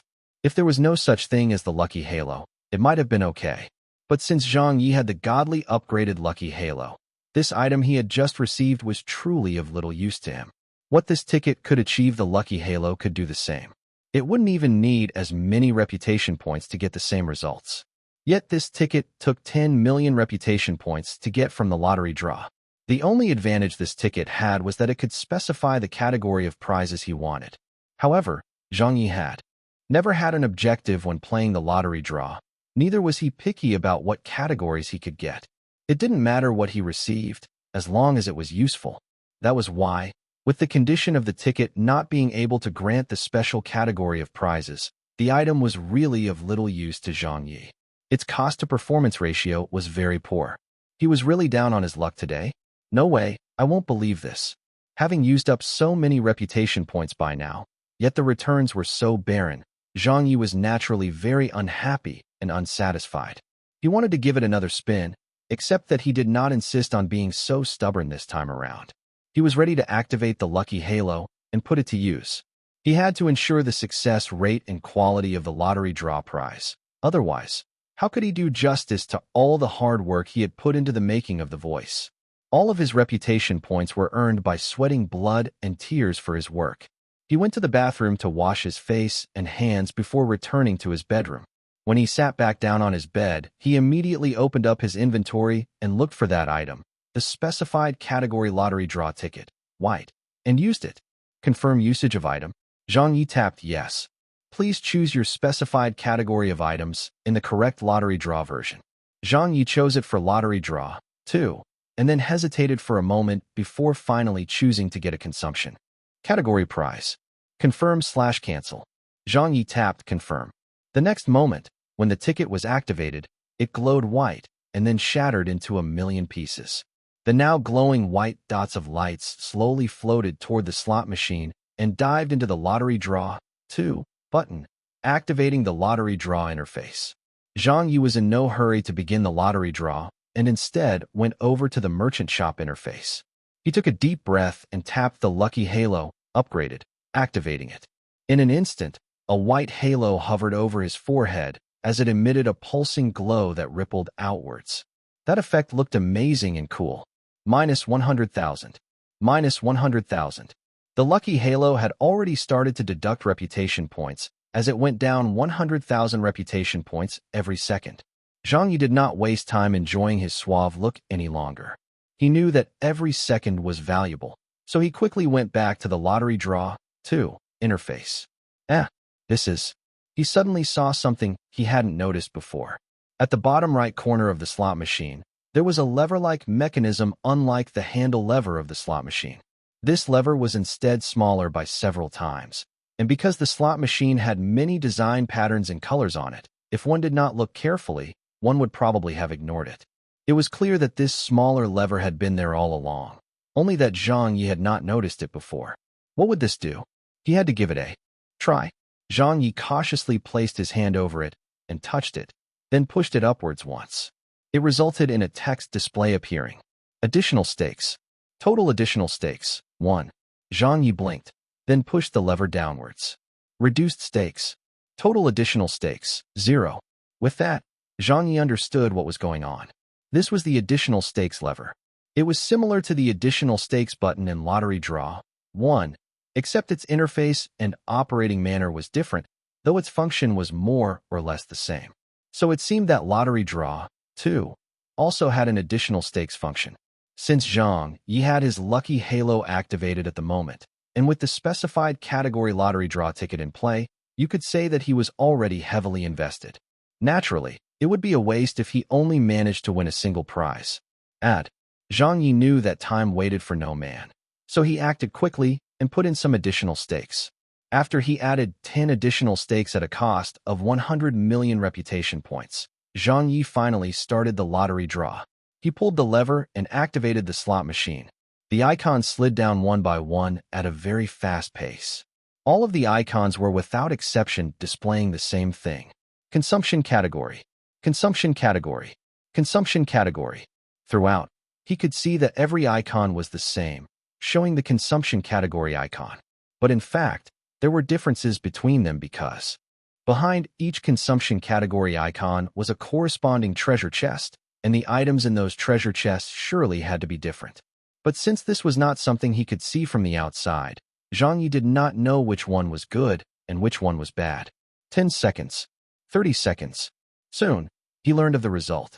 The slot machine window's final displayed icon was one of the consumption category icons. Zhang Ye tapped the 10 treasure chests, medium, that were all the same size, and opened them all at once. But what shocked Zhang Ye was that the items in the open treasure chests were, in a never-seen-before phenomenon, the exact same item as the previous lottery draw. Nothing like this had ever happened to him before. Specified category lottery draw ticket, white, 10. It was this lousy thing again. And it's even 10 of them this time? This bro spent 100 million worth of reputation points on this. Zhang Ye was falling apart. He had even resorted to activating the lucky halo this time. So why did it end up this way? Why the hell would I need so many specified category tickets? However, just as Zhang Ye was about to throw a tantrum and swear, a change occurred in the tickets. The 10 specified category tickets started glowing, and a line of words appeared without warning. 10 lottery draw tickets have been gathered. Confirm merge. Yes/no. Zhang Ye was taken aback by this, and subconsciously tapped yes. The 10 white cards were suddenly shredded and turned into specks of lights floating in the air. After a brief moment, they suddenly started to merge together. After that finished, a black card appeared. Zhang Ye stretched out his hand with surprise and took it. Specified category lottery draw ticket, black. Upon activation, all categories of lottery draw prizes can be specified. All categories? So does that mean it includes the special category too? Zhang Ye swore out loud, then broke out into laughter. This certainly took an interesting twist from despair to hope. It was too goddamn exciting. 100 million reputation points in exchange for a prize in the special category of the upgraded lottery system that could give him the right to purchase items from the merchant shop? Was it worth it? Of course it was worth it. It was way too worth it. Zhang Ye was then suddenly reminded that his lucky halo was still activated and 100,000 reputation points were still getting deducted with each passing second. Immediately, he focused, and without hesitating, he activated the black card that was just formed a moment ago. This time, he did not put in any additional stakes as the special category prizes were not items, but the right to purchase items from the merchant shop. Even if he were to increase it by 100 stakes, the right to purchase items would still be the same quantity. That would just waste his reputation points. 10 million reputation points were spent in an instant. The lottery draw, too. Slot machine started shaking. Looking at the icons on the slot machine as they speedily slid down the slot machine's windows, Zhang Ye was in awe of it all. The reason was none other than that all of the icons on them were now the same. Special category. They were all special category icons. Seeing all of those icons densely packed together, it would thrill any who saw it. This bro had used up almost all of his reputation points for this now, so it better be something good. Chapter 730. A grand prize is drawn. And he was full of anticipation. In addition to his anticipation, he also felt very nervous. Zhang Ye did not even blink and just stared steadily at the slot machine, waiting for it to come to a stop. Whether it was a positive or negative outcome, he had already placed all of his bets on it. If he could get his ideal items purchasing right from the merchant shop, it would be the greatest result that Zhang Ye had experienced since he received the game ring. But if he received the right to purchase an item that was basically useless to him, then it would be the worst result in the entire history of Zhang Ye's lottery draw experience. Heaven or hell? It all depended on this outcome. Finally, after what seemed like more than an hour, the slot machine came to a stop after spinning for a long time. It stopped at one of the special category icons. Ding! The item came out. Received purchasing rights at the merchant shop. Invisibility. Upgraded. Invisibility? And it was even the upgraded version? Zhang Ye's heart was pumping much harder now. He quickly went to the merchant shop and deactivated the lucky halo, upgraded, first before tapping on invisibility, upgraded, to check out what it was really about. The new item was represented by an icon that was a half-transparent, pudding-like symbol that could have been either hieroglyphic text or a pictograph. The instructive text was displayed below, but the introduction of the item did not talk much about the invisibility item's function and effect in detail. All it mentioned was how it would help the player achieve a state of invisibility. As for its activation, it was the same as the lucky halo. It would start when it got activated and stop when it got deactivated. It was again an item whose usage was counted by the second. Every second that it was used, it would cost 100,000 reputation points. Zhang Ye cried out. It was yet another item that would suck up all his reputation points. When he had first received the game ring last year, he received an invisibility potion during a lottery draw once. Back then, he used it up at the landlady Annie's house and was nearly discovered by Rao as well. Luckily, he managed to escape at that time. This was why he was not unfamiliar with becoming invisible since he had done it once before. At that time, the effect of the invisibility potion could be said to be quite powerful, but the only disadvantage was that the user had to get naked for it to work, since if the clothing was not removed, it would give the whole thing away. But for this invisibility upgraded that he had just received from the lottery draw, what difference would there be from the unupgraded version of invisibility? Zhang Ye was not sure.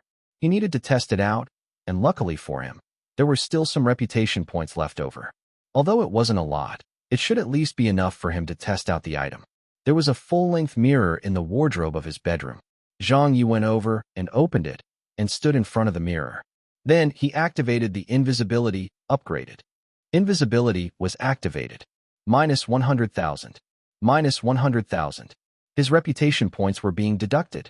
At the same time, Zhang Ye saw himself enveloped in a flash of light, and in that second, in his shocked gaze, his reflection in the mirror suddenly disappeared. His hair was invisible. His face could not be seen.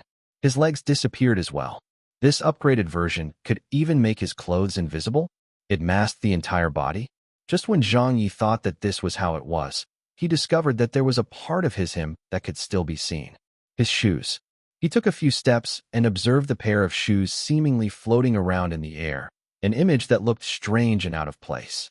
Zhang Ye frowned at this. Why was it that his clothes could turn invisible, but not his shoes? It looked like his socks also turned invisible. Could it be?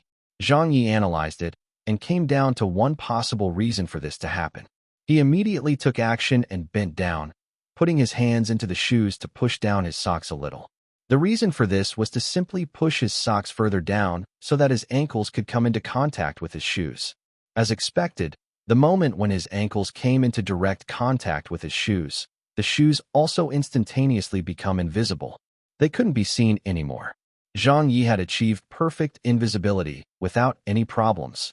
So it seemed like the condition for clothing to turn invisible along with him was that it has to be in direct contact with his skin.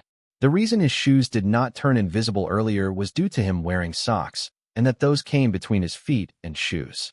With this understanding, even in the event he had to wear layers of clothing during the spring weather, as long as Zhang Ye allowed those additional layers, sleeves, or collars to come in contact with his skin, he could still turn invisible at any time. This was way too easy to use. Just this item alone made the entire lottery draw worthwhile.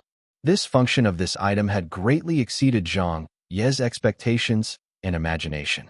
Turning invisible whenever he wanted, having the ability to disappear if he wanted to disappear, Zhang Ye felt that this was basically a godly technique. The only disadvantage it had was that it cost too much to use, at a rate of 100,000 reputation points per second. Oh right, invisibility is still on. I should quickly try out other things as well. Zhang Ye did not wish to be wasteful, so he quickly walked over to the desk and picked up a pen. Suddenly, the pen disappeared into thin air. Then he used his other hand to touch the desk surface, and the rather large desk also became invisible, leaving the computer, books, and stationery looking like they were suspended in midair. As expected, anything he touched would turn invisible as long as the item he touched was in general a complete item. Even though the computer and some books were placed on the desk, but since they were not a part of the whole, the invisibility effect did not transfer over. As for what could be considered a complete item, Zhang Ye didn't know how the game ring would determine it. Zhang Ye could only guess at it. But for now, this was all he needed to know. Seeing that his overall reputation points were getting smaller and smaller, Zhang Ye immediately put a stop to his experimentation and deactivated invisibility. Then he sat on his bed, trying to calm his excitement. This was great. What a grand prize he had gotten. The heavens had not forsaken me after all. This 100 million worth of reputation points was at least not spent for nothing. Thinking about it, all of the reputation points he had gathered over many days were used up. In exchange, he received 100 of each of the basics of directing and camera techniques, skill experience books, as well as a godly technique that was invisibility. All of this left Zhang Ye feeling extremely satisfied. Opening up the game ring's inventory interface, Zhang Ye started taking stock of the items he had in it. Difficulty adjustment die 1. X-ray vision eye drops 1. Pause game 1. Strength potion 10+. 1 up 1. Purchasable items in merchant shop, memory search capsule, Taiji Fist skill experience book, lucky halo, upgraded, invisibility, upgraded. He also had lock picking, calligraphy, higher mathematics, computer programming, network technology, basic directing, and other directing skills. The current Zhang Ye was no longer the same person he was a year ago when he had nothing at all. Right now, he was equipped with many skills and items, though not fully armed to the teeth yet. But at least it was still incrementally being added to. His cards were increasingly getting stronger every day, and he was getting closer and closer to his goal of becoming an S-list celebrity. When he laid down on his bed, Zhang Ye was full of an unprecedented confidence. He fell asleep contented. Chapter 731, Meeting Wu Ziqing's Family. The next day, with his next program still undetermined, Zhang Ye went ahead with his vacation. After breakfast, Zhang Ye was in a very happy mood. He hummed a tune that sounded like a Jingyun Daegu or a verse from an introductory poem that no one could really make out. Inside his bedroom, he pretentiously set up a desk and placed the 4 treasures of the study on it. It was rare of him to be in the mood to practice calligraphy.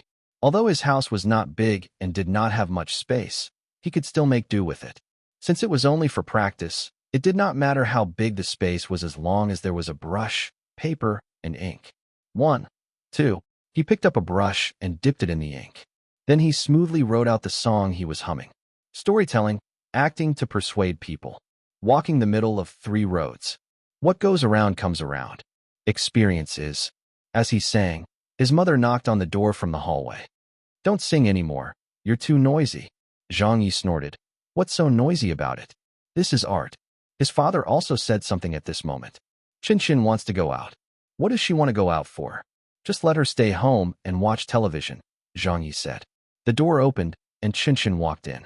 Zhang Ye, I want to go play with my classmates. I've already arranged to meet up with them. Zhang Ye smacked his lips disapprovingly. It's such a mess out there. I don't want you running around outside. Qinshin was not having any of it. Zhang Ye, send me there. His mother said. Qinshin is going to her classmate's house. A few of her classmates have arranged to have lunch at Mengming's house. The place is not far away, so send Qinshin over and pick her up in the afternoon. Zhang Ye exclaimed, I'm busy right now. His mother stared at him and said, What are you busy with? I'm dabbling in the arts, Zhang Ye said confidently. Qinshin came over and looked at the calligraphy on the Xian paper, then let out a contemptuous her. His mother seethed. You call writing some crappy words dabbling in the arts? Then if I steam some buns, can I call it scientific research? Stop talking nonsense. Hurry up and send the child there. Her classmates are waiting for her. I just got off the phone with Mengming's mother, and she informed me that they are already preparing lunch. Zhang Ye said helplessly, All right, I understand. After that, he looked at Qinshin and groaned. You only know how to cause trouble for me. Old Rao is too much. She said she would return in a month at most, but it's already been 3 months, and there's still no news of her. This bro is going to become a professional nanny soon. Let's go then, little grandaunt. He put on his sunglasses and a face mask. Zhang Ye held Qinshin's hand and led her downstairs. As Mengming's house was not situated too far, as it was on Zixin Road, he decided to not drive and just walked with Qinshin straight to Mengming's house. Today's weather was not bad. The weather was cooling and there were clear skies above them. It was quite rare to see clear blue skies in Beijing these days, so it was also a good chance to take a stroll and enjoy themselves. They reached their destination. It was an apartment complex that still hadn't been torn down and was located inside an alleyway. Qinshin. Qinshin is here. Ah, and Uncle Zhang. Hello, Uncle Zhang. Her young friends all ran out to greet them. Zhang Ye smiled and said, Hello, everyone. Zhang Ye had met these children before during the school's parent-teacher meetings. They were in the same class. There were 4 children, 2 boys and 2 girls. However, he was unable to call them by name. Mengming's parents also came outside. Yo, Teacher Zhang is here. Teacher Zhang. Quick, come into the house quickly and have a seat. Mengming's parents were very friendly and rather polite. Zhang Ye quickly gestured with his hands. There's no need for that. Let the children play by themselves. I've got to go. Qinshin is a naughty girl, so if anything happens, please be tolerant of her. Sorry for giving you additional trouble. Mengming's mother laughed and said, It's no trouble at all. Qinshin has always been Mengming's closest friend. Mengming's father said. Since the voice has finished broadcasting, we don't know what other shows there are to watch anymore. Is your new program starting production yet? It should be soon, Zhang Ye said. He made small talk for a long time. Qin pulled on Zhang Ye's sleeves impatiently and said, Zhang Ye, you can go now. Zhang Ye said in a speechless manner. Whoa, you're chasing me away now. Everyone was tickled. All right, I'll come back and pick you up later. Zhang Ye reminded Qin again to be obedient and not to cause any trouble. Then he left and strolled east. Actually, he was very worried about Qin, even though he always deriding her by picking at her faults. However, when the moment the kid got out of his sight, Zhang Ye could not quite get used to it and was always afraid that she would cause trouble or something bad would happen. He was worried because this little one was very different from the kids her age in that she should not be assessed by thinking of her as a child. He walked and walked. He had nearly reached Taoran Pavilion Gardens North Gate. It was just ahead. Just as he was thinking about whether he should go to the park to enjoy the view of the lake, he spotted in his peripheral vision a BMW 7 Series parked on the opposite side of the road. It looked very familiar, as this color of BMW 7 Series cars were not commonly seen around the area, coupled with the fact that Old Wu also lived nearby. Zhang Ye immediately walked closer to take a look at the license plate. So it really was Wu Ziqing's car. What a coincidence. And so he crossed the road and stood beside the car, looking around and waiting. About 5 minutes later, Wu Ziqing's figure appeared from a market in the wide but dark alleyway, carrying large and small bags of stuff and walking in the direction of the BMW. Zhang Ye waved at her. Old Wu. Wu Ziqing looked up with a smile and said, What are you doing here? I was just taking a stroll when I saw your car. Zhang Ye pointed at the BMW. You came to buy some food? Isn't there a Walmart store on Taiping Street? Old Wu said, That place is a bit more expensive. You're not working today? I have a half day and need to go to the office in the afternoon. Are you on break too? Yes, the entire program team is on break for 2 days. Zhang Ye glanced at the things she was carrying and asked, You bought so much stuff? You have visitors at your house. My relatives came to visit me. Old Wu placed the bags into the car and invited. Do you want to come over to my place? Zhang Ye said nervously. Aren't your relatives at your house? How can I go there? Old Wu smiled. What about it? It's not like there's a conflict of interest there. Let's go. Zhang Ye hesitated. About that, I don't think it's appropriate. Our relationship is still under wraps, so I'm thinking when the occasion is right, we could officially. Old Wu smiled and looked at him. Are you afraid of going? When he heard this, Zhang Ye let out an uncontrolled laugh. He was a person who could not take provocation lightly and immediately got ruffled. He threw his head forward, cupping his ears as if he did not hear her clearly. What did you just say? I seem to have heard you say that I was afraid. Afraid of going? Me? Afraid of going? Io. Old Wu, why are you so funny? Me? Afraid of going? I have nothing to be afraid of. Isn't that a huge joke? Io, this temper of mine. Hurry up. Get in the car. I must. Definitely go to your house today. Let's go? Start driving. He got into the BMW and sat in the passenger seat. Old Wu. Several pedestrians who were nearby also looked over, wondering to themselves what had gotten into the person wearing a face mask. Old Wu drove the car off. They reached Old Wu's house within 3 minutes. When the car was parked, Zhang Ye coughed and immediately lost all his energy. Do I really have to go in? Old Wu smiled and said, Yeah, your relatives are all here? No, only my elder sister is here. Hi, you should have told me earlier. After getting out of the car, Zhang Ye straightened his back. He was not terrified of seeing Old Wu's elder sister, more worried that he would have to see her parents. If her entire family and relatives were all here, Zhang Ye wouldn't have dared to come as the time to meet them was not ripe yet. With his current status and reputation, if Old Wu's family saw him, they would probably demand he break up with Old Wu. Getting Old Wu to agree to be his girlfriend was only the first step. If he wanted to marry Old Wu, then his path ahead was sure to be beset with difficulties. In the villa, when they entered the house, Zhang Ye saw a plump figure. You're back. The plump woman looked over. Old Wu put down the groceries and said, I brought a friend over. We happened to bump into each other on the way just now. Zhang Ye immediately said, Hello. He had already removed his sunglasses and face mask. The fat woman was stunned. Io. Hey, isn't this teacher Zhang? Ziqing, you're friends with Zhang Ye? Why didn't you say so earlier? Old Wu remarked curiously. Didn't I say that before? Didn't I invite little Zhang to join Peking University? I was also the one who kinda linked him for the endorsement of Little Mo's brain gold commercial. You? Zhang Ye opened his mouth to say something, but he did not know how to address her. No one knew that he was in a relationship with Old Wu, but he still couldn't possibly call her auntie, right? The seniority was also a little bit messy in this case. The woman standing in front of him had somewhat similar features to Wu Ziqing, but they had a wide age gap. She looked in her 40s to 50s. He remembered that Old Wu had previously mentioned that she was fourth in her family. She had 2 elder sisters and an elder brother. This plump lady was likely the eldest sister in her family. Thankfully, the plump woman said, "Just call me Fat Sis. That's what everyone calls me." She even had a nickname? Zhang Ye said in a slightly reserved manner. Sure, then I will address you as Fat Sis. Old Wu gently said, You two chat first. I will start preparing the food.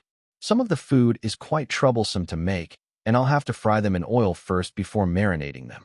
Fat Sis waved her off with her hands. Go ahead, I will chat with little Zhang. Then she enthusiastically dragged Zhang Yi and sat on the sofa.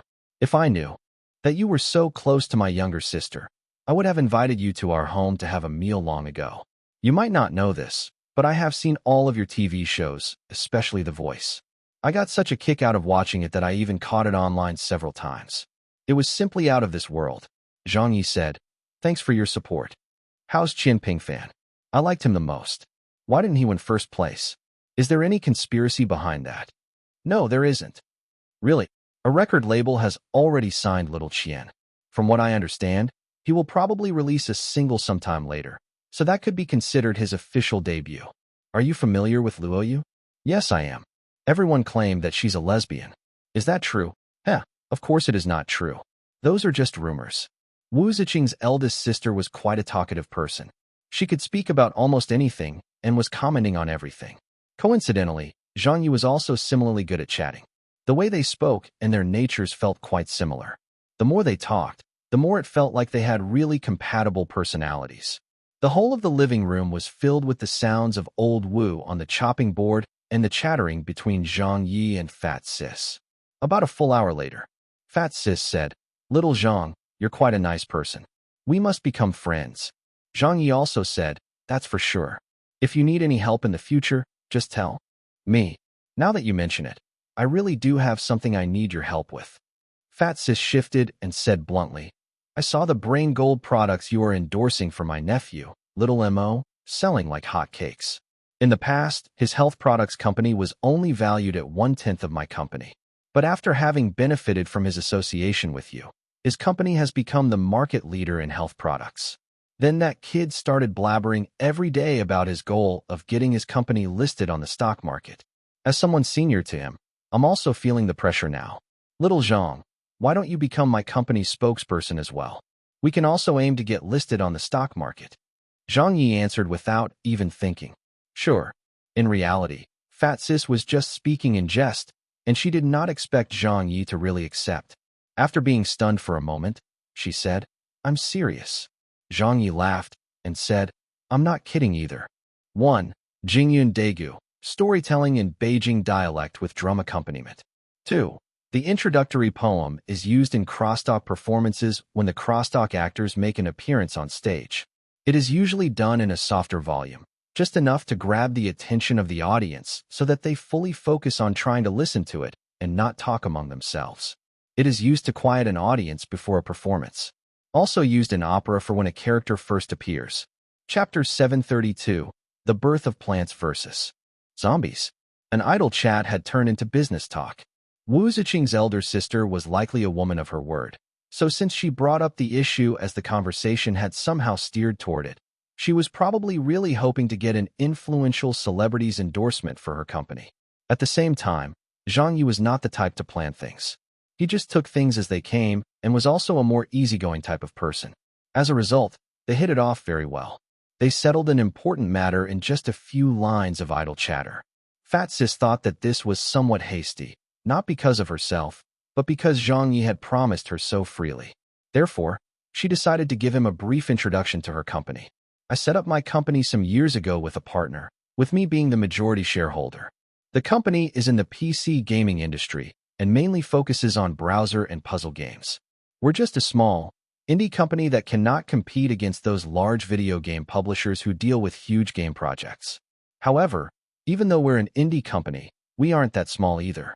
We do have a name carved out for ourselves in the industry and have ambitions to get into bigger projects.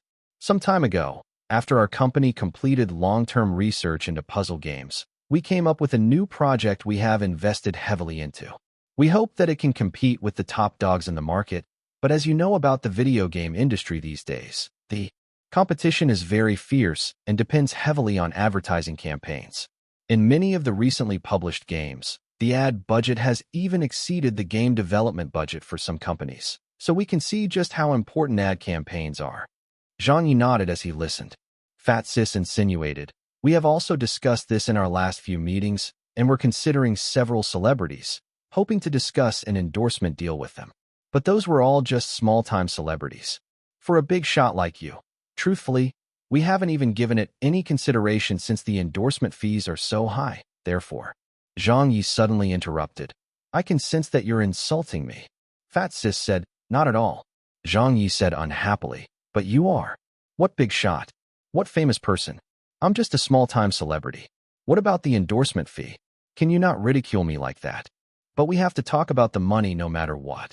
If you wish to talk about money, then I won't be doing the endorsement for you." "Little Zhang, are you looking down on me?" "Not at all. But you are. If we don't discuss the endorsement fee, I can't possibly make you do it pro bono, can I? Old Wu is my friend, so how can I ask you for any money? Why are you so funny? I don't need a single cent. All I need is a word from you, and we can sign the contract." "Little Zhang, it's meaningless if you put it that way. Business is business, even if you're my sister's friend.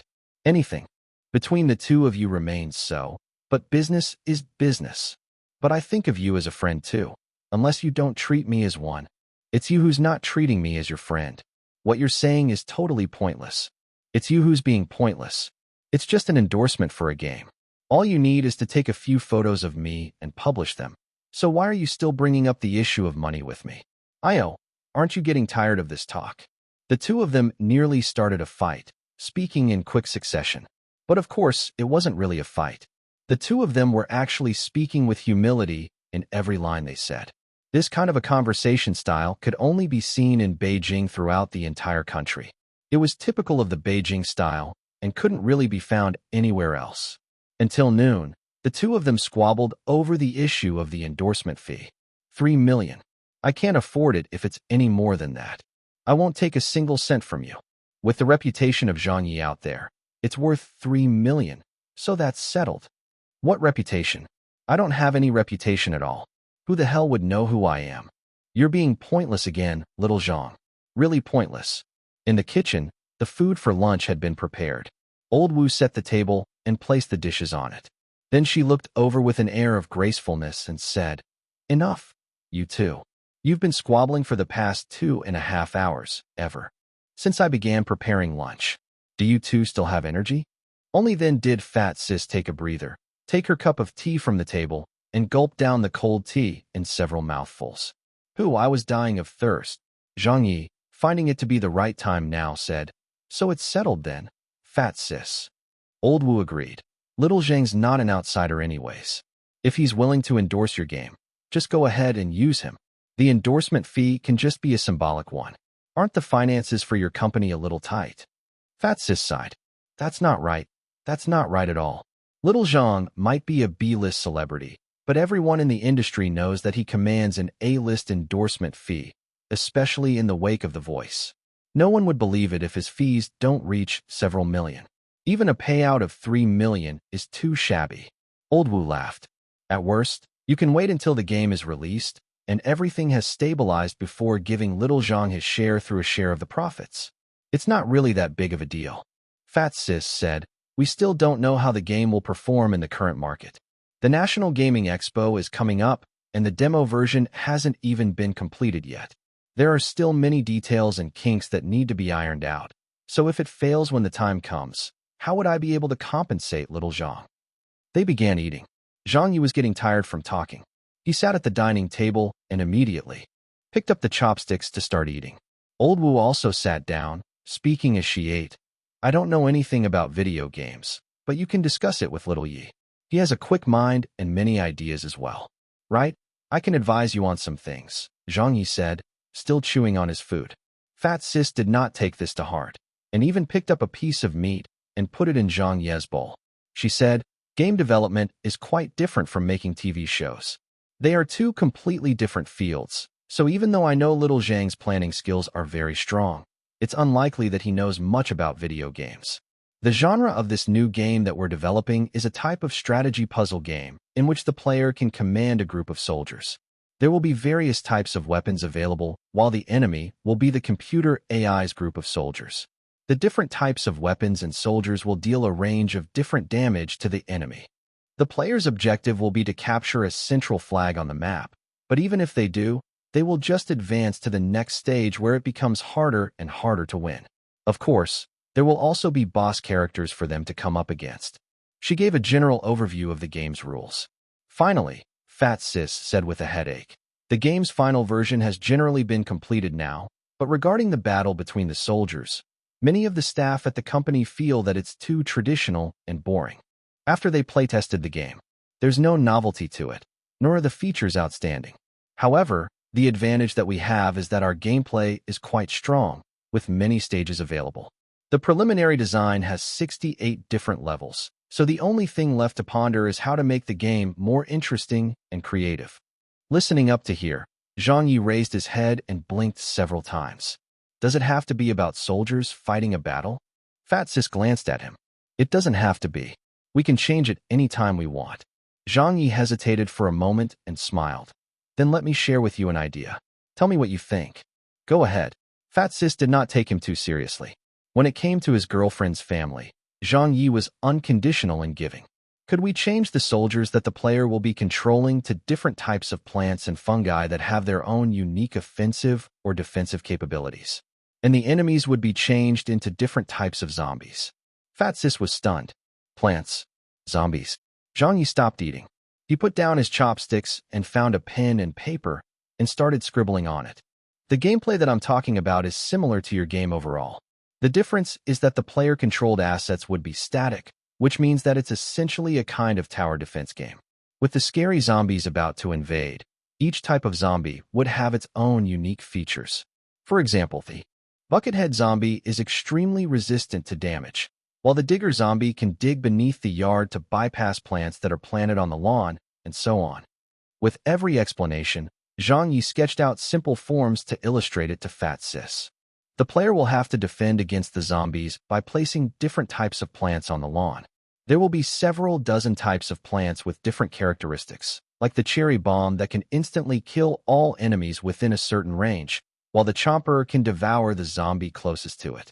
The players will have to strategically plan their placement of the plants in accordance to the weaknesses of each type of zombie to gain victory. Fat Sis was so enthralled by the explanation that she no longer cared to eat. She anxiously asked, will there be enough stages though? Why would there not be enough? You mentioned that the game your company designed has 68 levels? In my opinion, that isn't what I'd call enough. If it is according to my design, every plant type would have different attacks, special abilities, and purchase costs. It's also a developing process, with puzzle pieces to collect. There can be different game modes, such as adventure mode, survival mode, puzzle mode, mini-games, a Zen garden, etc. He explained the overall concept of each mode before finally saying, then, including different areas on top of day, like night, pool, fog, and roof, I dare say that this type of game has levels that are virtually limitless. In the half-hour talk, Zhang Ye sped through his explanation, speaking with more and more excitement as the number of pages he used to illustrate his proposal increased to more than a dozen on the dining table. Stage layout, plant names, zombie characteristics, and design. Almost everything was covered in detail. Fat Sis was incredibly stunned and amazed. What is the title of this game?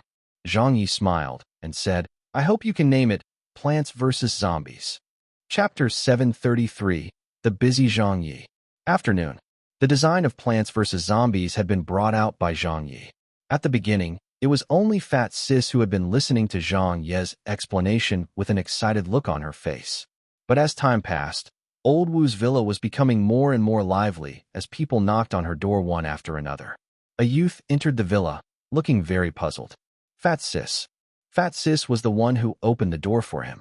She complained, "Little son, why are you so slow?" The youth gave a wry smile. "I rushed over from the company as soon as I got your call, but this address was quite difficult to find. Hurry up and come in." Fat Sis waved him in. The youth suddenly noticed Zhang Ye sitting in the living room. Shocked, he said, "Huh? Teacher Zhang Ye. Don't be surprised by everything. Come over here and listen to what Teacher Zhang has to say." Fat Sis's title for Zhang Ye had also changed. She no longer called him little. Zhang. Dong, dong, dong. Someone had arrived again. "Fat Sis, what's the urgent matter?" A middle-aged man arrived. "Old Lu, you're here at the right time. Quickly come and listen," Fat Sis said. The middle-aged man essentially did not know why he was here. "Huh? Listen to what?" "There's a new concept for our new game," Fat Sis said. The middle-aged man wondered, "Hasn't the concept for our new game already been confirmed?"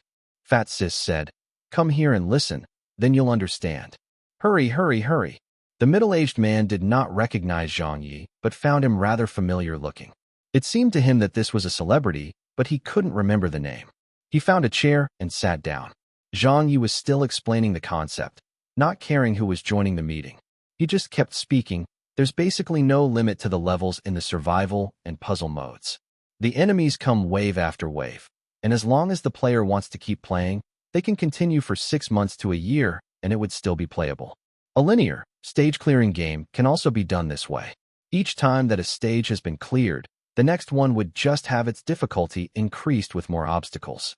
Fat Sis anxiously asked, "How do we avoid a loss of interest from gaming fatigue if the players can play forever?" Zhang Yi laughed and said, "That's easy. We just need to create an in-game store where plants puzzle pieces can be purchased. A player can also purchase premium plants and other items in the store. There are many ways that a player can earn money, like from growing a plant and then selling it back in the in-game store, or by completing challenges to increase your gold and silver coins amount. This is a kind of endowed progress that can hook a player into the game and increase their anticipation of what comes next. As for gameplay fatigue, mini-games can be added to negate that. Instead of letting the player control the plants, they will be controlling the zombies instead, using all the types of zombies to attempt to eat the enemy's plants. Then there are also mini-games like breaking vases and bowling. 1 person, 5 people, 10 people. The entire game development team from Fat Sis Company had come over. There were more than a dozen people sitting around in Old Wu's living room, and all of them were listening to Zhang Ye's explanation of the game with their mouths agape. Everyone was also constantly throwing questions at Zhang Ye. A female white-collar worker dressed in a business attire asked, "How many different variations of attack can the plants have? Wouldn't it get too monotonous?" Zhang Ye answered, "You can have as many as you want. For example, the cherry bomb can blow up all zombies in an area around it. The jalapeno can blow up enemies in an entire lane. Some plants can shoot 2 or 3 attacks at once. Some plants can attack targets in the air. Some plants can block the path of the enemy. All kinds of attack variations can be created." A woman asked, "Wouldn't that game take up a very large size then? Is this even a puzzle game anymore?" Zhang Yi said, "It might sound complicated, but the concept of the game is actually very simple and not complex at all. As long as you create the game as I have envisioned it, the final product will probably be less than 100 megabytes." Not only did he talk, he also illustrated his ideas. Sunflower, pea shooter, cherry bomb, and so on and so forth. When everyone took a look at the sketches that Zhang Yi drew as well as the level settings he listed, an image of the game that he was describing formed in their heads, greatly pumping them up. Fat Sis slapped her thigh. "Awesome," a lean-looking youth exclaimed. "This game sounds so cool. Amazing." A middle-aged man also gasped. "I've never thought that a simple thing like a puzzle game could be played this way. This is already miles ahead of our previous title, Soldier's Fury." "That's right. This game is really going to be absolutely awesome." "I agree. If we can really make this game, then it will surely be wonderful. Just listening to this makes my blood boil with excitement. All the innovation and game mechanics we were looking for is here, so it can be said that nothing is missing whatsoever. It's usually very difficult to avoid any shortcomings and defects in the development of a puzzle game, but none of that can be found anywhere in this game. Everyone made constant exclamations. Fat Sis looked at her company's staff. Everyone agrees that this is good. It's more than good. Yeah, this is a divine creation. Fat Sis, this game will surely get popular if we make and publish it. Besides, we already have a playable version we can use from Soldier's Fury. Most of the prep work is already done, so all we need to do now is modify the assets and reprogram some functions. Reusing the game engine won't be a problem, so we can directly base it upon that, and it save ourselves loads of production time. I think if we do it fast enough and everything goes smoothly, we can come up with a demo version in time for this year's Game Expo. Everyone unanimously thought that this was a good game. In fact, they didn't just think that the game would be good. The game had already amazed them and gave them an impulse to quickly develop it so that they could see for themselves how it would look. Fat Sis nodded and looked excitedly at Zhang Ye. Teacher Zhang, I really have to take my hat off to you this time. Zhang Ye happily said, I was just making up things along the way. At this moment, the thudding of footsteps came from the stairwell. Wu Ziqing had changed and was carrying her bag with her down to the living room. Big sis, I'm going off to work then. Fat Sis said, hurry. Let me use your house for a while. Little Zhang. Old Wu smiled and said, come with me. I need to speak with you. Sure. Zhang Ye excused himself and followed Wu Ziqing outside the villa. They stood on the front yard. Zhang Ye asked, what's the matter, Old Wu? Old Wu said in a gentle tone, my sister's company isn't that big. As for the endorsement fee. Before she could finish, Zhang Ye interrupted, hi. Don't you think I know what to do already? Don't worry, I won't be charging your sister a single cent. We're all family, and your sister is as good as my sister. Why would I still ask for any money from her? Why are you so funny? Okay. You don't need to worry about such things. I know what to do. Old Wu laughed. All right then, I'll let you work hard. Why are you still so courteous with me? Don't you still have work to handle at the office? Go to work already. I will definitely settle your sister's issue by the end of today. Zhang Ye proudly thumped his chest. Old Wu left, and Zhang Ye came back inside the house. In the living room, Fat Sis and a few people were discussing something in low voices.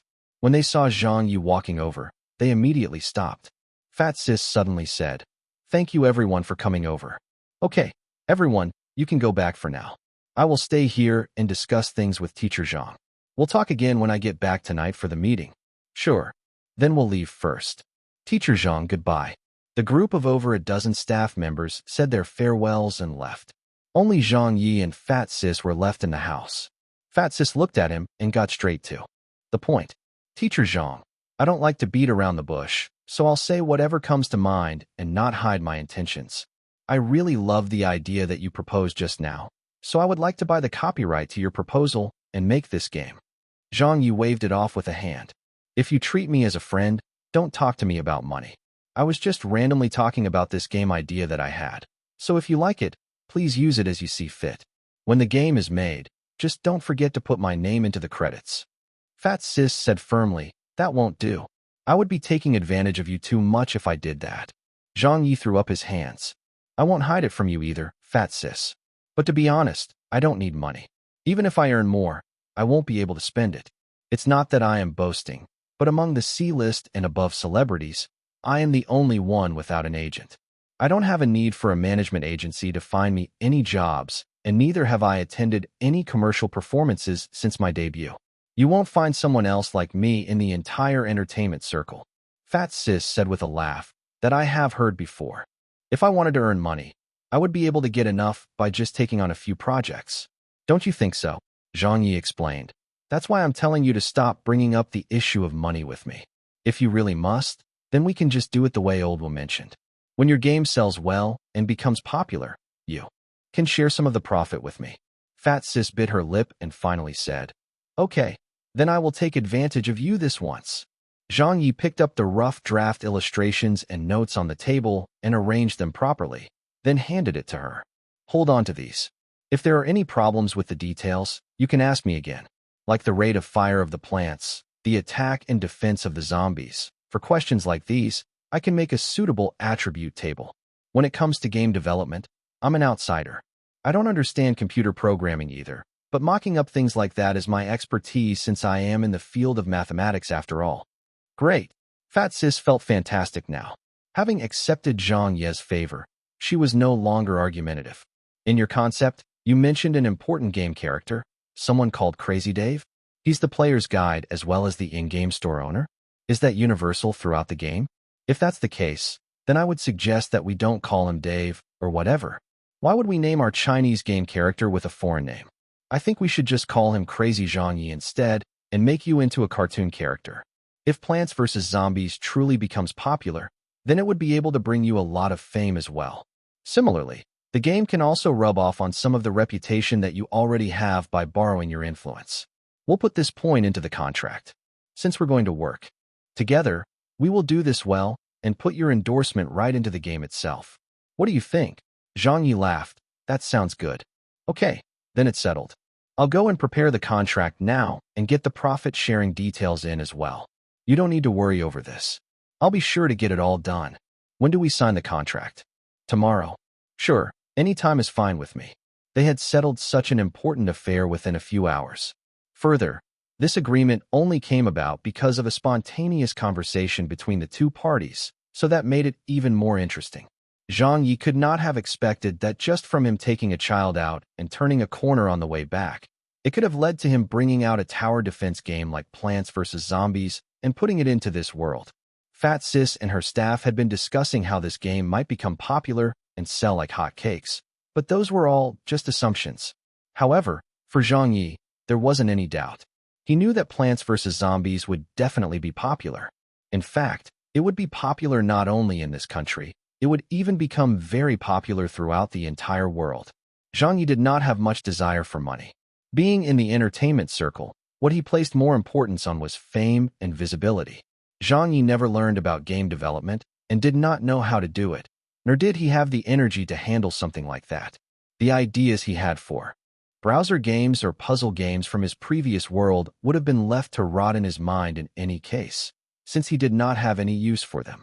But today's accidental stumble onto this project had opened yet another path for Zhang Yi. He did not know how to make games, but he could surely team up with someone who did. If he could become successful as a game producer and designer, then it would surely bring about a lot of popularity for him. Besides, Zhang Yi also had an endorsement agreement with them. If he could endorse a global phenomenon like this tower defense game, it would definitely help Zhang Yi increase his popularity and fame from sources that wouldn't have known him in the first place. Today, another door had opened for him. After Zhang Yi had crossed over into the education, crosstalk, mathematics, and advertising worlds, among others, he now turned his attention to the video game industry. He was officially marching into the puzzle games market. You couldn't find anyone else as flexible as him in the entire entertainment industry. Chapter 734. Qinshan catches a thief. Elsewhere. In the afternoon, at Mengming's house, Mengming's mother asked, "Have you finished eating?" "Yes, I've finished." Mengming took a napkin and wiped her mouth. Mengming's father laughed and said, "You ate so little. Why didn't you eat the vegetables? You should learn from Qinshan and not be picky about food. You can only grow taller and stronger if you do that." Mengming stuck out her tongue. "I don't like celery and chives." Little Fatso put down his chopsticks and said, "Auntie, Uncle, I've finished too." Mengming's mother said politely, "Have some more. Auntie will serve you another bowl of rice." "It's enough. I really can't eat anymore." The terrified little Fatso waved his hands hastily. Another boy, little Chow, said, "Qinshan, Mengming, let's go play outside." Mengming nodded. Sure. Dad, Mom, then we will be going out now." Mengming's mother reminded them, "Watch out for cars, and don't go too far away. Just play around in the alleys so that I can call all of you back." "Okay," Mengming replied. The young children went out in their group. Little Fatso and Little Chow brought a soccer ball with them and started kicking it around in the alley. Lian was riding on Mengming's small bicycle and was fighting with Mengming over who got to ride it in a fun manner. Qinshan glanced at them and strolled leisurely beside them with her hands behind her back like a small adult, not joining them in their activities. "Qinshan, come and play with us." Lian signaled for her to go over. Qinshan gave a scornful pout. "You guys play by yourselves." Mengming offered the small bicycle to Qinshan. "I'll let you ride it." Qinshan said, "That's not necessary. It's too childish and uninteresting." Mengming didn't know how to react. But isn't everyone playing with these things? What are the things that are not childish? At this moment, the two kids, little Fatso and little Chow, who had gone to pick up the soccer ball from the entrance of the alleyway, returned. The two of them rushed back with nervous-looking expressions and looked very anxious. Lian looked at them and asked, "What's the matter with you two?" Little Chow said softly, "Little Fatso, and I saw someone stealing things." Meng covered her mouth. "Ah." Lian's jaw dropped. "Are you serious?" "It's true, I also saw it." Little Fatso was gesticulating as he related what he saw. A woman's bag was nearly stolen by him, and now he's targeting another person. It's terrible. Meng asked anxiously, "What should we do?" "I will go and inform my parents." Chen suddenly asked, "Where is he?" Little Fatso said, "We saw it happen at the bus stop by the entrance of the alley." Chen took the lead and walked forward. "Let's go and take a look." When he heard that, Little Chow was terrified. Why are we going to take a look at that?" "Hurry up." Chen glared at him. "Are you even a man? Why are you so spineless?" Little Chow wiped away his sweat. "Okay, fine." Lian was more scared and was shivering in fear, but when she saw her classmates following Chen, she could only grit her teeth and catch up to them. Wait for me. In front of the bus stop, everything looked as usual at a glance. Chen turned around and asked softly, "Which one is he?" Little Fatso furtively pointed at a middle-aged man dressed in a gray shirt and then whispered very quietly, "That's him." Chen asked again, "Does he have an accomplice?" I don't know," Little Fatso said confused. As they were talking, they saw the middle-aged man dressed in a gray shirt making his move. Actually, Little Fatso and the rest did not manage to see clearly how the man did it. They only saw a middle-aged woman going up to a young and pretty lady to ask for directions. When the young lady turned her head to say something, the middle-aged man in the gray shirt immediately stretched out his hand. His movement was too fast, and they were too far away, so it was difficult to make out whether he had used a blade or something else. But when the middle-aged man withdrew his hand, he was already holding something that looked like a purse in his hands. He then turned around to walk away slowly. Meng was getting nervous. He stole it already. Lian pulled at her in panic. Meng, lower your voice. Don't let him hear that." The middle-aged man scanned the surroundings just before he left, so thankfully for Meng, Lian, and the others, they were just 7 and 8-year-old children who had not attracted his attention. He did not even look at them. Chen observed the surroundings for a moment and hypothesized, "That man has an accomplice." Little Chow exclaimed, "Where? Wasn't he working alone?" Chen explained, "That middle-aged woman who was asking for directions from the victim was his accomplice. She was responsible for diverting the victim's attention." Little Chow was enlightened. "So that's how it is. Chen, you're really smart." "A warm-hearted person," Meng said. "Then we should inform that big sister whose purse got stolen by them." "No, we can't do that." Chen looked across the road and said, "It's useless even if we let her know. When that thief committed the crime, he used a pocket knife that was about 3 inches long as his tool. So it's pointless even if that big sister chases after him. She might end up getting injured instead." Little Fatso was stunned. "Was there a knife? How come I didn't see it? It's even 3 inches long." Little Chow said, "That's right, I didn't see it either. So how could you have seen it?" Chen dismissively curled her lips. "When I was only 3 years old, I followed my aunt and practiced the horse stance, standing stump, and started to learn martial arts as well. How can your eyes be sharper than mine? If I say that it is a knife, then it's a knife." Little Chow lost his fight. "Fine. Let me ask you guys this. Do you all wish to capture the thief?" Chen looked at them. Little Fatso said, "I do, but that man has gotten too far away already. It will be too late even if we call the police now." Chen pointed at that middle-aged woman and said, "He still has an accomplice over there. We will just follow her and find their meeting place or maybe even their hideout. Then we can capture them in one fell swoop." These bold claims immediately gave a scare to the other young children. "What? We're going to follow her? But they have a knife." "Chechen, why don't we just call the police? If we get discovered by them, we'll be in big trouble." Chen said, "We are only young children. They won't notice us. Besides, we should stand up to help if we see injustice. Isn't that what everyone should do?" Lian turned pale. But the teachers say that even if we want to act bravely, it should be within one's limits." Qinshan looked at her and said, Comrade Lian, as our school's first batch of young pioneer members, isn't your level of consciousness too low? Lian said, I. Little Chow also disagreed, but Qinshan looked beside her and said, Meng, how about you? Upon hearing that, Meng clenched her teeth and said, I will do as you say. Very good. This is more like it as a member of our class committee. Qinshan patted Meng on her shoulders and then said to the boys, What about the two of you? Little Fatso hesitated. Qinshan pouted. As a girl, Meng is brave enough to stand up against the evil forces. Why are the both of you boys behaving like cowards? Little Fatso was vexed. Who is a coward? Who's a coward? I'll go. Little Chow also let out a scream. Son of a gun. I'll go as well. Who's afraid of who? Let's go and catch them. Let's capture them in one fell swoop. But after saying that, Little Chow's legs and belly were obviously trembling with fear. Lian glanced at them and could only follow along with the majority. That's great. Qinshan nodded in satisfaction. Then she ordered, From now on, our temporary team of thief catchers is formally established. I'm the team leader, so all of you have to listen to my orders. Now, I'm going to assign an operation code name to each of you. Meng, your code name is Squash. You are more familiar with this area since you live here. So I will give you a cell phone later, and you will be responsible for contacting the police and informing them about the thieves' location at any time. Meng was dumbfounded. Squash. Qinshan continued. Little Fatso, your code name is Black Bear, and you're responsible for our safety. What the hell is this? Black Bear. Little Fatso stared at her.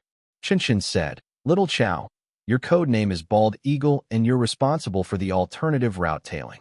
Little Chow nearly fainted. Bald Eagle? Why does it sound so lame? Qinshan looked at the last team member.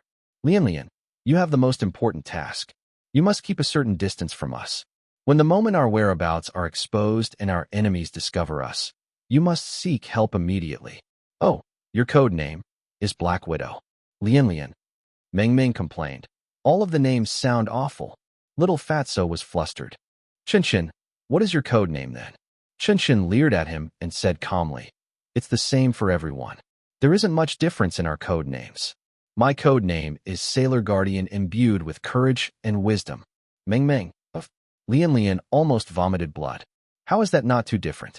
That is clearly way too different, all right? On the other side of the road, the thief's accomplice was already starting to move west. Qinshan immediately gave the order. The target is moving. Bald Eagle, cross the road and outflank her from that side. Black Widow, conceal yourself quickly. Black Bear, let's go together. Meng stretched out her hand. Qinshan, give me your cell phone. Qinshan gave Meng the cell phone she borrowed from Zhang Ye's mother for playing games. Then she said matter-of-factly, Remember, during the mission, call me Sailor Guardian imbued with courage and wisdom. Meng rolled her eyes and said, I got it. Qinshan acknowledged and said, Go on, Squash. Meng felt that it sounded very weird. Can I change to another code name? Can I change to something that's slightly firm and powerful? Squash sounds like a weakling. Firm and powerful? Sure. Qinshan thought for a moment and said, Then your code name will Unbreakable Egg. Meng remained silent for a few seconds. Then she turned around and walked away while wiping her tears from off her face. Call me Squash instead. That woman who acted as the distraction for the thief had already crossed the road. Her pace was not fast, but her eyes were very alert and sharp. She was observing the surroundings closely as she walked with a strong counterspying mindset. After circling the area for a bit, she made a phone call before walking off in another direction. Qinshan led her team of thief catchers and followed from a distance. Bald Eagle, you are too close to the target. Be careful of your concealment. Be careful of your concealment. Squash, wait a little longer before you call the police. It's useless if you contact the police now. They will alert the criminals if they come too early. Even if they capture that woman, there's no evidence, and we won't be able to find out where their hideout is. Black Widow, don't look at the suspect. Right? Don't stare at her so hard. Your cover will be exposed. Just follow us from behind. Qinshan commanded. The team members followed her orders accordingly. No matter how vigilant that woman was, she would never have imagined that there were 5, 7, and 8-year-old primary school students shadowing her. Even if she caught a glimpse of a primary school student occasionally, she would still filter out the threat and not treat it as something serious. Chapter 735. Chen copies Zhang Ye's poem. Later that afternoon, Taoran Pavilion Garden. Beside the lake, Zhang Ye had not gone home yet. He put on his sunglasses and face mask and came to sightsee at the lake. Since he did not have anything to do today, he just waited around for Mengming's parents to give him a call so that he could go and pick Chen up and go home. If he had gone home by himself first, he would have to come out again to pick her up. That would have been too troublesome. The atmosphere here was rather nice. There were many senior citizens who came here for a stroll. In front, an old man who came out to walk. His bird even had a pocket radio he was tuned into and was playing through the speakers. He was listening to the news at the moment. Yesterday night, in an upscale villa district in Beijing's Chunshuyuan, a burglary took place. There was a reported loss of cash and other items totaling more than 100,000 renminbi, along with a safe. According to sources, there was a jade bracelet and some jade accessories worth several millions in it, along with a famous painting. Said painting was bought from an auction at Shanghai last year and was sold for 37 million renminbi at that time. The case has been referred to the Municipal Public Security Bureau's Criminal Investigation Brigade. This is also one of the largest cases of burglary in recent years. As of now, there are no other details with regard to the development of the case. Chunshuyuan. That's not too far from Taoran Pavilion. Hi, the security these days is really too lousy. It's been so long since we've had such a big case. Around 40 million yuan of property stolen, just like that? Tell me, what's the point of keeping your valuables in the safe at home? If anyone chooses to carry away your entire safe, what can you do about it? Thieves these days are far too rampant. I heard that the municipal office has already set a deadline for this case to be solved. They have called for the stolen items to be found within a week from now. But the way I see it, this won't be easy at all. There are so many thieves around. Who do we start catching? A few of the grandpas and grandmas were discussing the case after hearing about the news. Zhang Ye also heard it and lamented mentally. He wondered if he should be installing some security nets at home for protection. As he was thinking, an unfamiliar number suddenly called his phone. Zhang Ye thought that it might be from Mengming's parents, so he answered it as he continued strolling in the park. Hello. The other end sounded chaotic, with many voices talking over each other. Then he heard a youth say, "Hello? Is this Chen's family?" Zhang Ye was stunned. "Yes, who is this?" The youth suddenly said, "I am a police officer with the Municipal Public Security Bureau's Criminal Investigation Brigade. Little Chen only gave me this number, so I called to contact you." When Zhang Ye heard this, his face turned pale. Police? Criminal Investigation Brigade? F***K. What serious trouble had the little rascal gotten into again? Zhang Ye hastily said, "Officer, what's the matter? I am Chen's relative. I'm sorry, I'm really sorry. That kid must have gotten into some kind of trouble again, right? I knew it. She's always been so troublesome. I should never have let her out of the house today. Who did she beat up? Or whose house did she burn down?" The police officer was getting a little dizzy from this. "It's not like that." Zhang Ye quickly said, "Don't worry. I will definitely criticize her and beat her to death." That police officer quickly said, "No, just listen to me first. You don't have to plead on her behalf. This sort of a kid has to be beaten terribly so that she'll learn. I will beat her up so badly that she wouldn't be able to recognize herself in the mirror." Zhang Ye said angrily. The police officer spoke in frustration. "No, listen to me." Zhang Ye interrupted. "You don't have to worry about this case anymore. Just leave it to me to handle. I will go and pick the kid up and pay however much needs to be compensated. Just help me appease the victim or their family. You must definitely express my sincerest apologies to them. The kid is still young and don't know much, so please don't take it up with her. Let the family members have a go at me instead. I will go over and settle it now." "Oh yes, are the economic losses heavy? Are there a lot of casualties?" Zhang Ye asked while trembling.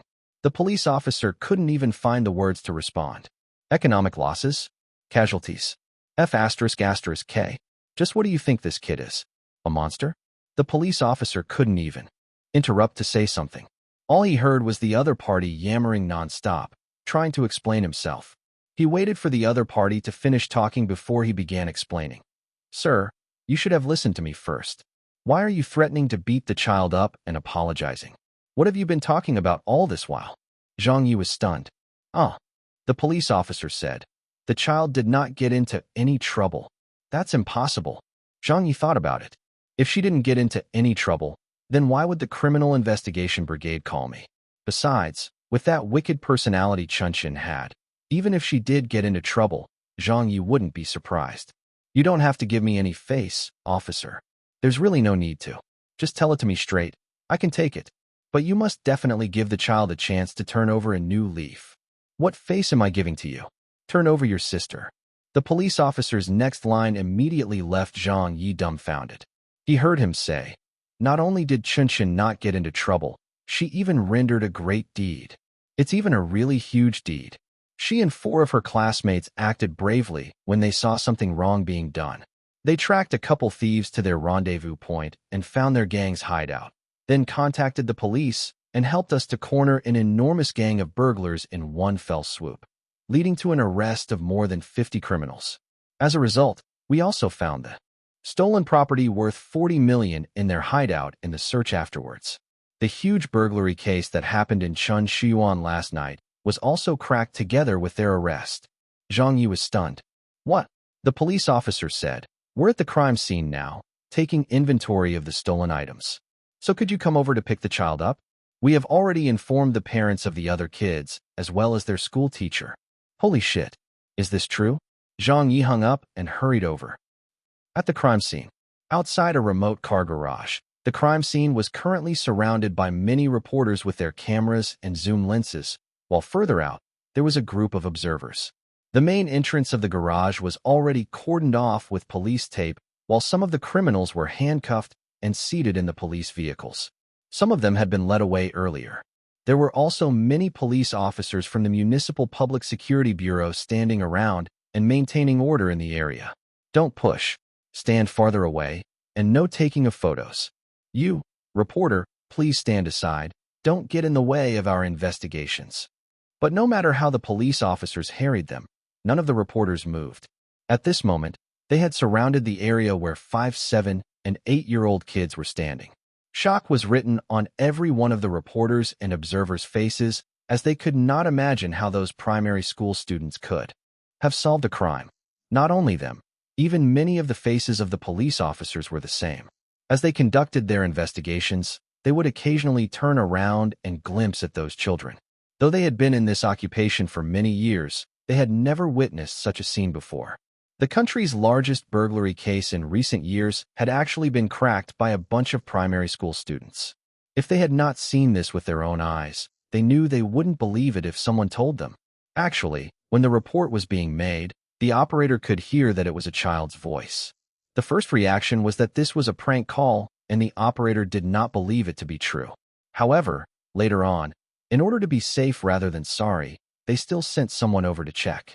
If they did not go, it would have been okay, but since they did, the involved police officers were all dumbfounded by what they saw. More than 50 suspects. Over 40 million yuan worth of stolen property. At that moment, everyone's expressions changed when they were looking at the children.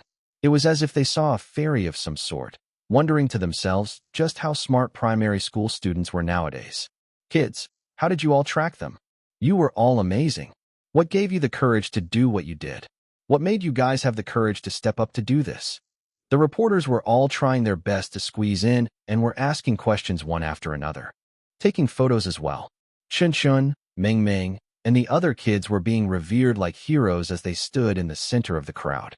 Little Fatso was getting a little big-headed as he stood ramrod straight. He said, "Our teacher has always taught us that, as a good person, we have to brave and know how to judge right from wrong." Lian nodded furiously.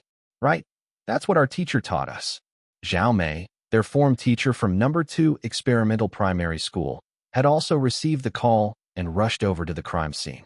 A few other teachers and the school principal also came along together. When Zhao Mei heard what the children said, she was stunned. She knew it was true that she told them before to be brave and know how to judge right from wrong, but she had never taught them how to solve a case. Weren't you all being too extreme, tailing them all the way from Zixin Road to here, and they didn't lose their target? They were not discovered by the criminals either? Zhao Mei knew these children very well. Little Fatso, don't be fooled by his size. He essentially didn't have the spine. Little Chow and Lian, Those two were even more timid, so it wouldn't be possible that they would have the idea to tail the suspects. It wasn't possible that Meng Meng would do it either. That child was a warm-hearted girl. If there was a problem, she would surely let the teachers or parents know first. She wouldn't risk going up against those criminals. Without needing to think much, they were surely led by Qinshan. This was exactly the kind of thing that she would do. This kid was just like her uncle Zhang Ye, not afraid of anything. They were both so overly bold they would dare to do just about anything. Zhao Mei would even say that if this incident hadn't happened because of Qinshan, she would jump off a building. It had to be her, no question about it. However, the school principal of No. 2 Experimental Primary School was feeling very excited and emotional. He stood in front of the cameras and proclaimed, "I am very proud of our students who are brave enough to do this." Then he looked at the children and said, "You're all fine examples. Find examples. After school reopens, we have to organize a study session so that everyone in the school can learn from you all." Little Chow scratched his head in embarrassment.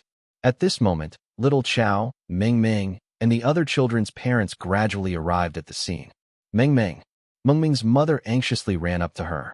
Meng Meng called out, "Mom." Meng Meng's mother was still aflutter with fear at heart. "You gave me such a scare. How can you have that much audacity? What if something happened?" Meanwhile, Meng Meng's father was extremely pleased. He said happily, "I think it's a good thing that our child is so courageous and smart." Meng Meng's face flushed from embarrassment. She quickly said, "It was all planned by Qinshan. We didn't really do much." "Qinshan? Which one of you is Qinshan?" "It's her. Quick, take a picture of her." The reporters immediately pointed their cameras at Qinshan. A female reporter who was shouldering her camera said, "It was you who led your fellow classmates and tailed the criminals here?" Qinshan straightened her back. "Yes." A male reporter interrupted. "We're all extremely curious. Just how did you all track them? Why didn't the criminals discover your presence?" Qinshan cleared her throat and spoke like an adult. "First, I broke down the jobs we had to perform. Squash was in charge of contacting the police, while Black Bear and I were in charge of acting like pedestrians while we followed them. After a while, Bald Eagle changed places with Black Bear and tailed them on an alternative route. Black Widow served as a backup to our roles." Lianlian's face burned hot from embarrassment. "Qinshan, don't use our code names." Qinshan nodded. "Okay, Black Widow." Lianlian. Qinshan said, "Second, in our group, those of us who were near each other would communicate by speaking. If we were far apart, we would communicate with actions. Sometimes in our school, they organize games that we also play outside of school, which are for us to play charades. With those basics, even if we're far apart from each other, we can still have some basic communication. After that, we made use of our bicycle and other modes of transportation and followed the criminal suspects closely. Together with our status as children, it added an extra sense of camouflage and deception, making the criminal suspects not notice us. Finally, after experiencing all sorts of difficulties, we were able to locate the criminal's hideout." After she explained in detail, everyone at the scene was feeling a little befuddled. Holy shit. This thought process, those ideas, this level of expressing herself. This child was most definitely not typical. A normal 7 or 8-year-old primary school student couldn't possibly be this mature.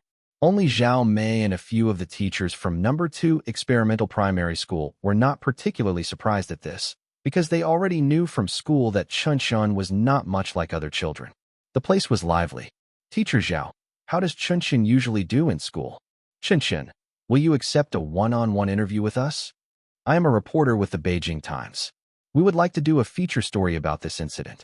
Meng Meng's parents, "Could we have a little of your and your child's time? We won't take more than an hour. The interview will be quick. The role models of Beijing will surely be you all. You're all very smart, our little heroes of Beijing." "Qinshan, can you say a word or two for our readers?" "Student Qinshan, what do you have to say to everyone?" Seeing the messy exchange of words from everyone, Qinshan lightly coughed and got their attention. "Let me say a few words." Everyone quieted down at once. The policemen were looking at her, the teachers were looking at her, all of the reporters and the crowd were looking at her, together with Meng Meng, Lianlian, Little Fatso, Little Chow. Even the criminals who were being taken away had looked at Qinshan. At this moment, the taxi Zhang Ye was in arrived on scene. When he got out of the taxi, the first thing he saw was Chun-Chun standing in the center like she was in the spotlight. He saw Chun-Chun hesitating for a few seconds before turning to the cameras and speaking in her childish voice. Storytelling, acting to persuade people. Walking the middle of 3 roads. What goes around comes around. Experience is the fruit of life. The surrounding crowd were dumbfounded by what they heard. An introductory poem? A doggerel? Why hadn't anyone heard of it before? Did this little girl compose it herself? Is she a prodigy or what? This little girl was truly too extraordinary. Some people in the crowd immediately applauded in admiration. Good. Well said. What a good, what goes around comes around.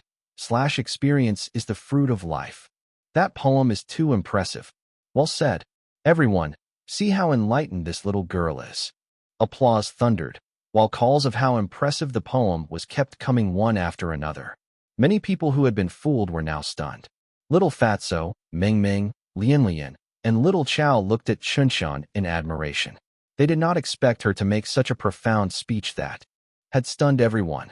Only Zhang Ye, who was walking over from a distance away, nearly stumbled when he heard that. F***K. Wasn't this what I wrote at home this morning? You little rascal. You were still contemptuously giving me that her of yours at the time. But now you're taking what I wrote and using it here? Your sister. Why don't you learn something better instead of learning how to show off like I do?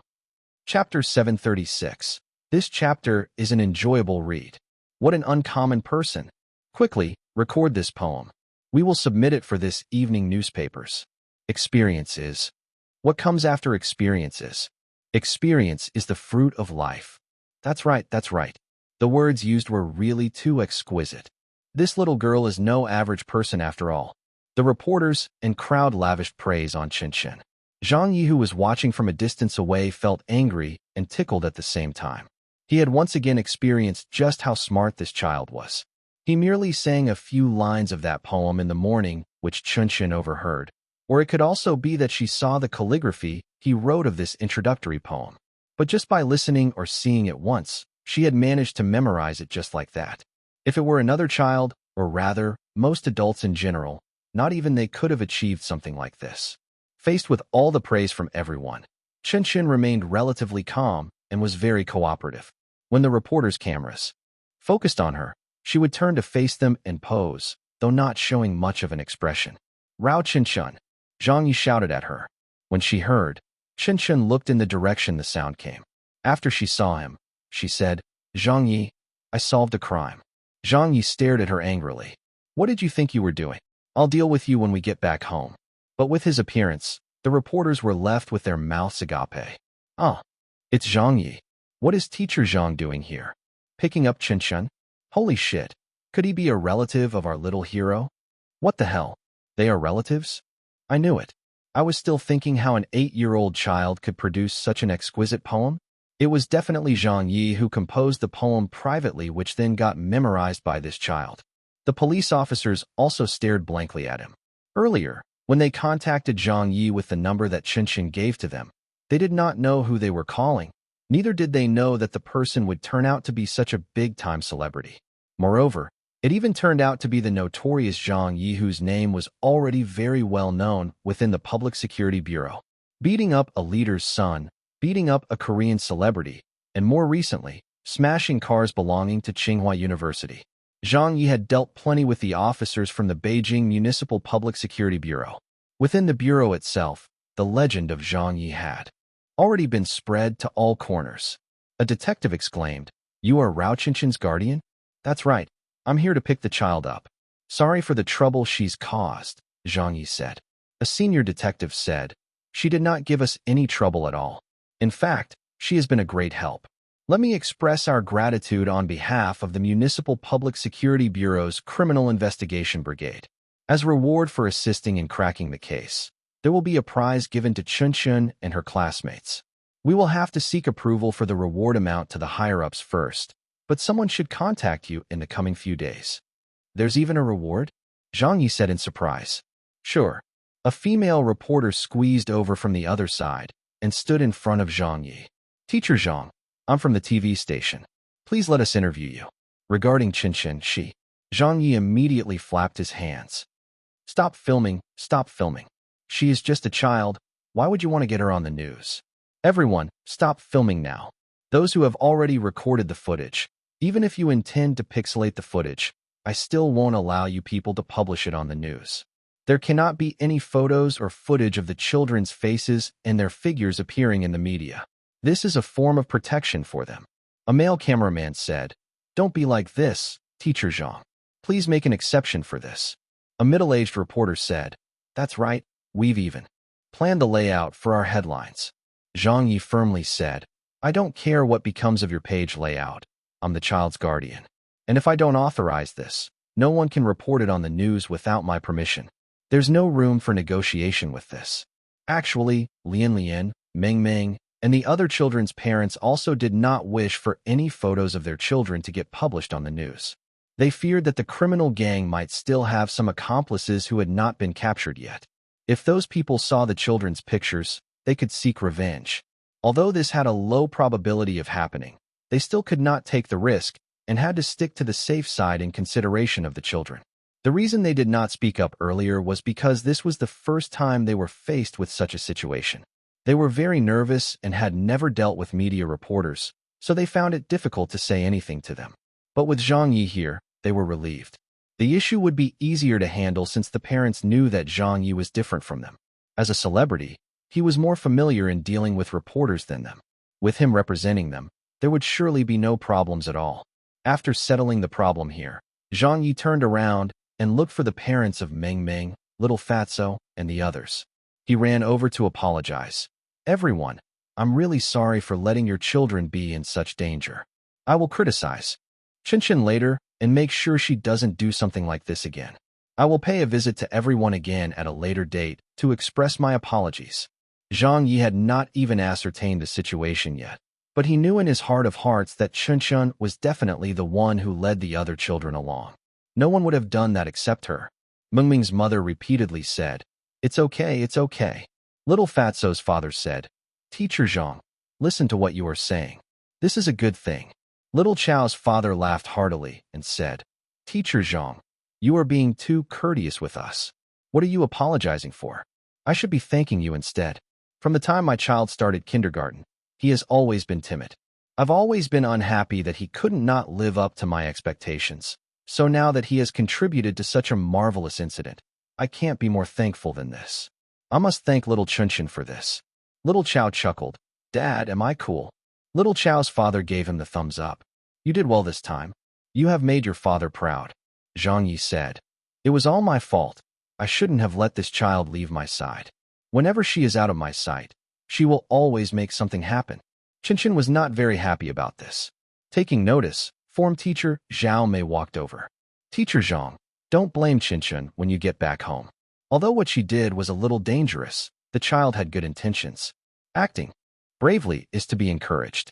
Since it's already happened, and we are happy with the outcome too, don't reprimand the child anymore and encourage her instead. I feel that Qinshan was really capable in handling such a situation. You shouldn't be treating her as a child anymore.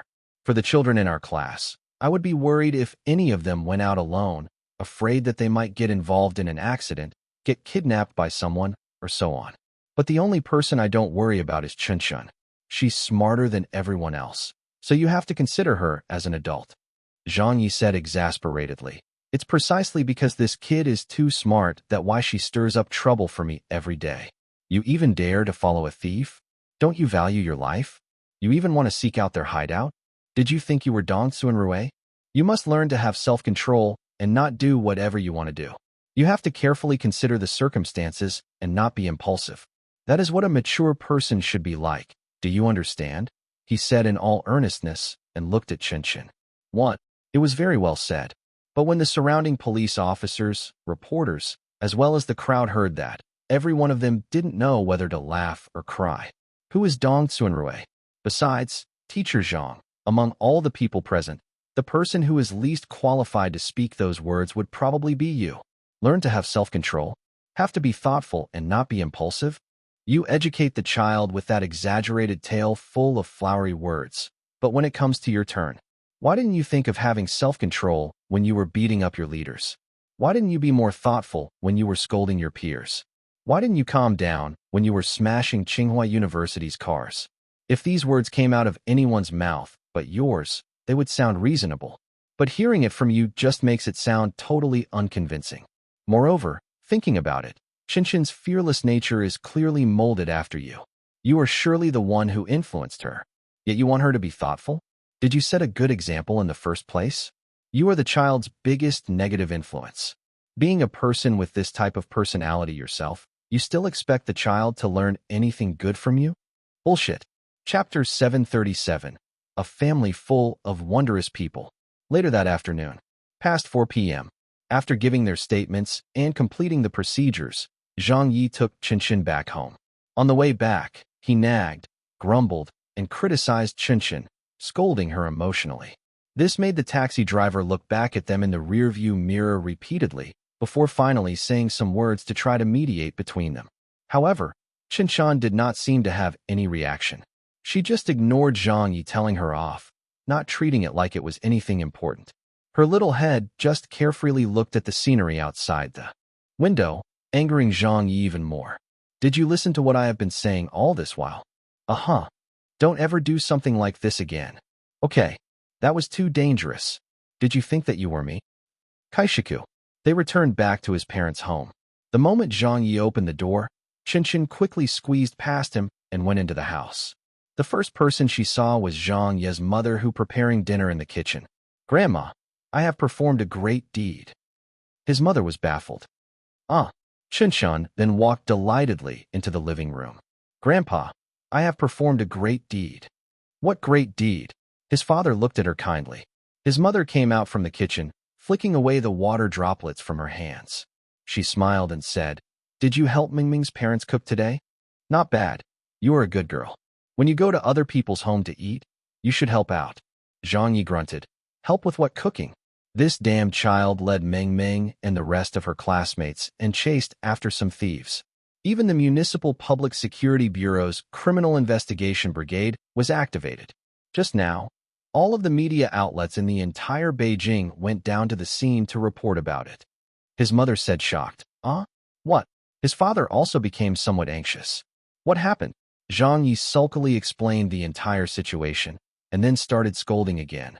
Don't you both think it's infuriating? I nearly got scared to death. If something happened to her, how would I explain to her aunt when she returned? If she keeps worrying me like that, I won't bother to take care of her anymore. I'll simply hand her over to the country for safekeeping. Qinshin pouted. Zhang Ye glared at her. Look at her. She's even giving me that look. Qinshin said unhappily. I have performed a great deed. Zhang Ye sneered. Come on you, what's so great about that deed of yours? I have performed a great deed. Qinshin insisted. His mother smacked him. You rascal, cut it out. Don't always be so mean to her. The largest burglary case in the country has been cracked by our Qinshin. Isn't this a great contribution? His mother went over and patted Qinshin's head. Well done, Qinshin, you've impressed Grandma. Only then did Qinshin feel satisfied. It was my duty to do so. His father said with lingering fear, but it was still too dangerous.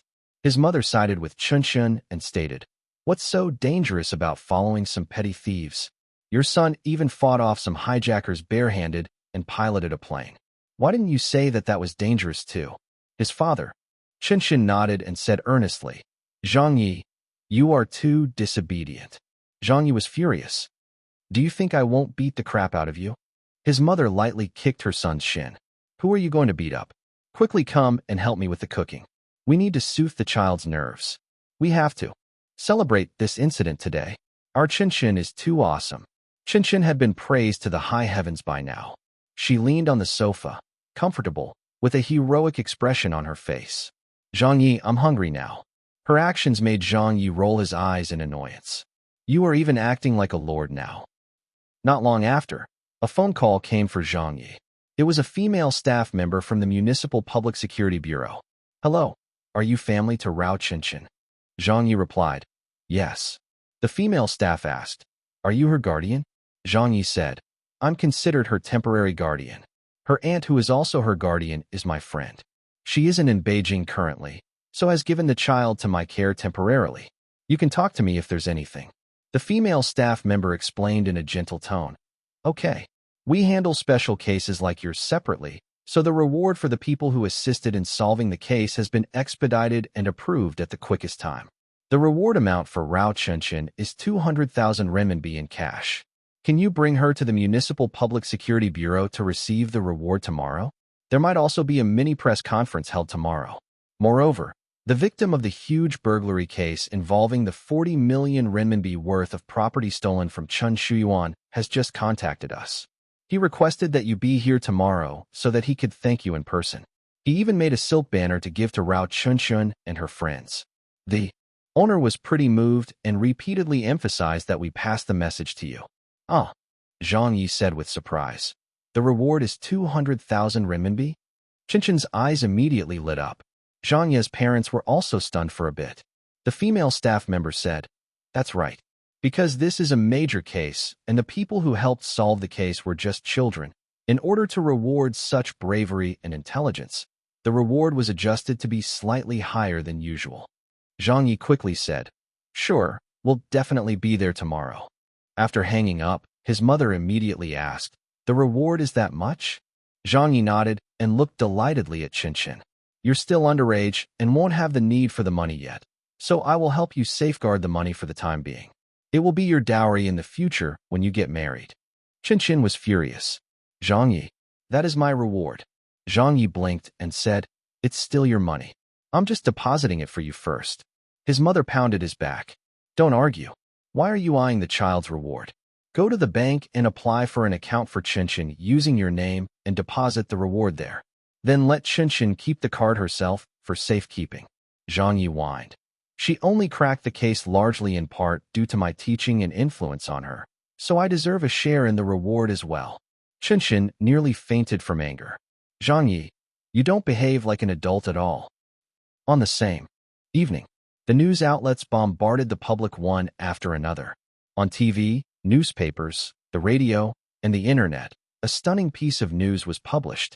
When everyone saw or heard this news, their first reaction was disbelief. Chun Shuyuan's largest burglary case has been solved. Primary school students cracked the most important case of the country. More than 50 people arrested. Investigations reveal over 40 million renminbi worth of property was stolen. Primary school students solved a major case, tracking down the criminal gang's hideout. Zhang Ye appears on scene to claim child. An alarming insider story. Leader of the primary school students who went after thieves was Zhang Ye's relative. When countless of newspaper reports were out, the people of the entire country went into an uproar. At a restaurant in Beijing, Ha Qiqi, Zhang Zhua, and some other colleagues from The Voice were eating dinner. Wu Yi had too much to drink and was currently singing loudly on the dining table. Suddenly, the news of the burglary case appeared on the television in the lobby. "Don't sing anymore, stop singing." Everyone quickly watched the news. This case was cracked by primary school students? Zhang Ye's relative. "Holy shit, look at that figure in the footage. Isn't that Chunchun?" Wu Yi sobered up almost immediately and stared at the television with eyes wide. Footage of Chunchun and her friends appeared on the TV screen. However, due to Zhang Yi and the children's parents not agreeing to let the children appear on screen, the news only showed the backs of the children. They were even masked with pixelation, so that most people still wouldn't be able to recognize them. But it was different for the program team staff of The Voice. With the news linking it to Zhang Ye's relative and information that they were primary school students, just by looking at that back of the tiny child, they immediately figured out that it was Chunchun. Back then, Chunchun had spent some time living at Central TV. Ha Qiqi and the others were all very familiar with Chunchun. They all rather liked the little leader who enjoyed ordering people around. "It's really Chunchun. Oh my god. Chunchun went after some thieves and solved a crime. I always knew that Chunchun was sharp and clever and that she was also different from the other children. But to solve a crime, how could this possibly be something that a primary school student could achieve?" Ha Qiqi gave a wry smile. "Chunchun and director Zhang really are carved from the same mold." Zhang Zhua was also amused. "That's right, they are so alike." Everyone agreed when they heard that. The personalities of the young and old duo really were exactly the same. Wasn't director Zhang exactly the same in that he could make something out of nothing while idling around? And if there was a situation going on already, he could create an even bigger event out of it. It was also crazy.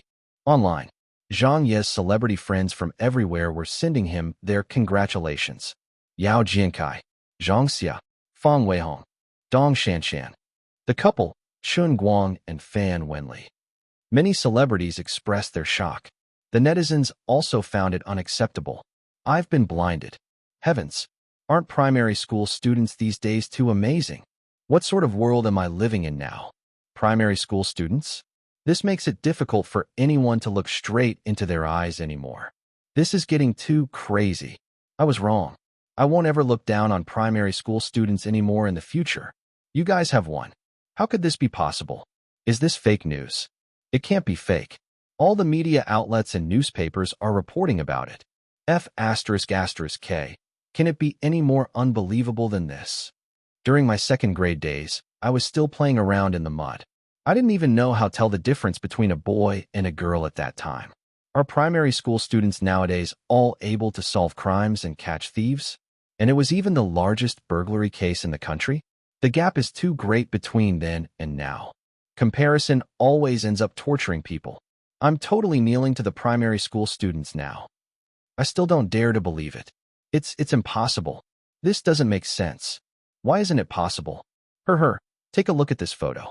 Do you know who the person was who came to pick up that child? And this news article, take a look at it. This person looks quite familiar. F***K, isn't that Zhang Ye? What? She's that wretched Zhang Ye's relative. I knew it. King knew it. If she is Zhang Ye's relative, then everything makes perfect sense. No wonder this child is so wondrous. It's because the adults in her family are also like that. Only with a family member like Zhang Ye could such a godly kid emerge. Ha ha ha ha. I'm dying from laughter. So it turns out that she is Zhang Ye's relative. Teacher Zhang is famous again. How on earth did he teach the kid? He must have really outdone himself in teaching that kid that she could turn out so well. Not even the world could hold him down. Just 2 days ago, Zhang Ye smashed some cars at Tsinghua University. After causing such a big incident and not getting into any other trouble for the past 2 days, it was his relative who took over from him instead, breaking new ground and getting engaged in community work now. Isn't this family too professional with their reputation? They really are advancing dauntlessly, wave after wave. I nearly pissed myself laughing. Does it need to be this funny? The netizens were very surprised at this. The people were stunned. But the reactions were more on the positive side, as this piece of news had tickled them a lot. As long as it was any news related to Zhang Ye, it would seem very funny. It even made many of those people who did not really like Zhang Ye previously unable to stop from laughing out loud, because this matter was truly too wondrous to begin with. A comical adult, with the addition of a comical kid. Zhang Ye's family was a bunch of King wondrous people. Chapter 738. The new show will launch soon. On this day, in the morning, Zhang Ye drove to Central TV. After bringing Chunxin to the Municipal Public Security Bureau to settle some matters, he went off to see Fat Sis to get the Plants vs. Zombies endorsement contract signed.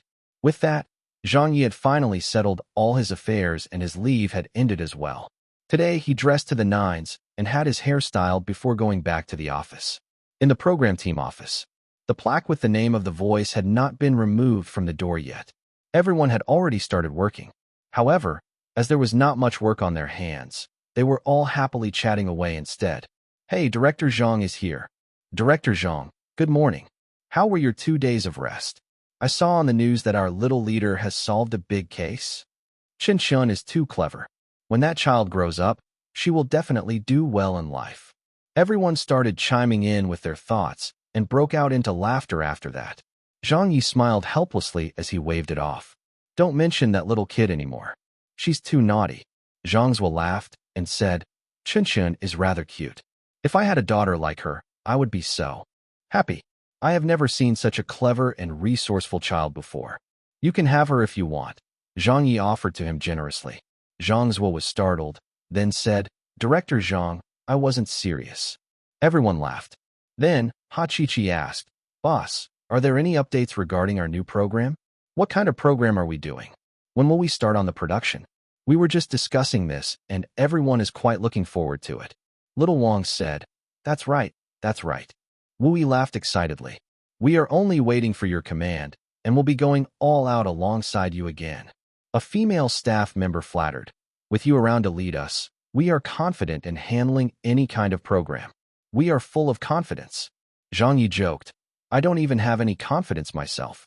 The new program should go into production soon. As for what kind of program it is, or what requirements it has, the station has not informed me to discuss it yet. We will have to see how it goes and how much of a production budget they are going to allocate us. The proposal for the new program still depends on whether they will be generous with the production budget or not. As one of the more popular hosts around, he only had a short-term contract with Central TV, which lasted a year. With a situation like this, Central TV definitely wouldn't let Zhang Ye idle around for too long. When The Voice finished its broadcast run, they would surely have to get started on the new program as well. It should be happening within these few days now. If it was the typical program production cycle, under normal circumstances Zhang Ye's contract would probably expire once he had completed this new program. Indeed, when it was almost time for lunch, Deputy Director Jiang Yuan of Central TV Department 1 came over. Is everyone here? Director Jiang. Hello, Director Jiang. Director Jiang, are you here to give us our next task? Ha Chi-Chi, Zhang Zhua, and the others said, one after another. Jiang Yuan smiled and said, That's right, the funding for the new program has been approved. When he heard the commotion in the workplace, Zhang Ye came out of his executive director's office. Director Jiang, Little Zhang, the station has already given their go-ahead to your team's performance many times, so I'll skip the platitudes. Jiang Yuan smiled and said, Your results are apparent to everyone, and the station also trusts all of you. We also have great expectations of you, so I have specially applied for more funding from our director of Central TV Department 1 this time. The production budget is 80 million renminbi in total. The management held a quick meeting and approved it almost straight away. Furthermore, if the program production encounters any uncontrollable factors, this production budget can be increased by up to 10% more. With this kind of funding support, let alone the other channels of Central TV, even our own Department 1 has never had something like this before. 80 million renminbi? They could still up it to 88 million renminbi? When they heard this, all of the program team staff became extremely excited. Central TV Department 1 had indeed invested a lot in them this time. No other program team had ever had such treatment before. But coming back to it, the results of The Voice were there for all to see.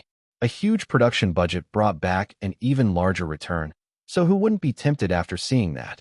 It was inevitable that they would increase the production budget, because the station knew that as long as Zhang Ye was helming the production, no matter how much money they invested into it, they would still be able to recoup back their initial expenditure. Not only did they not have to worry about the production costs, they would even be able to earn back a huge profit. There were now no more doubts about Zhang Ye's standards in program production. Zhang Ye said, Thank you for your trust, Director. About that, the title sponsorship fee this time and the allocated.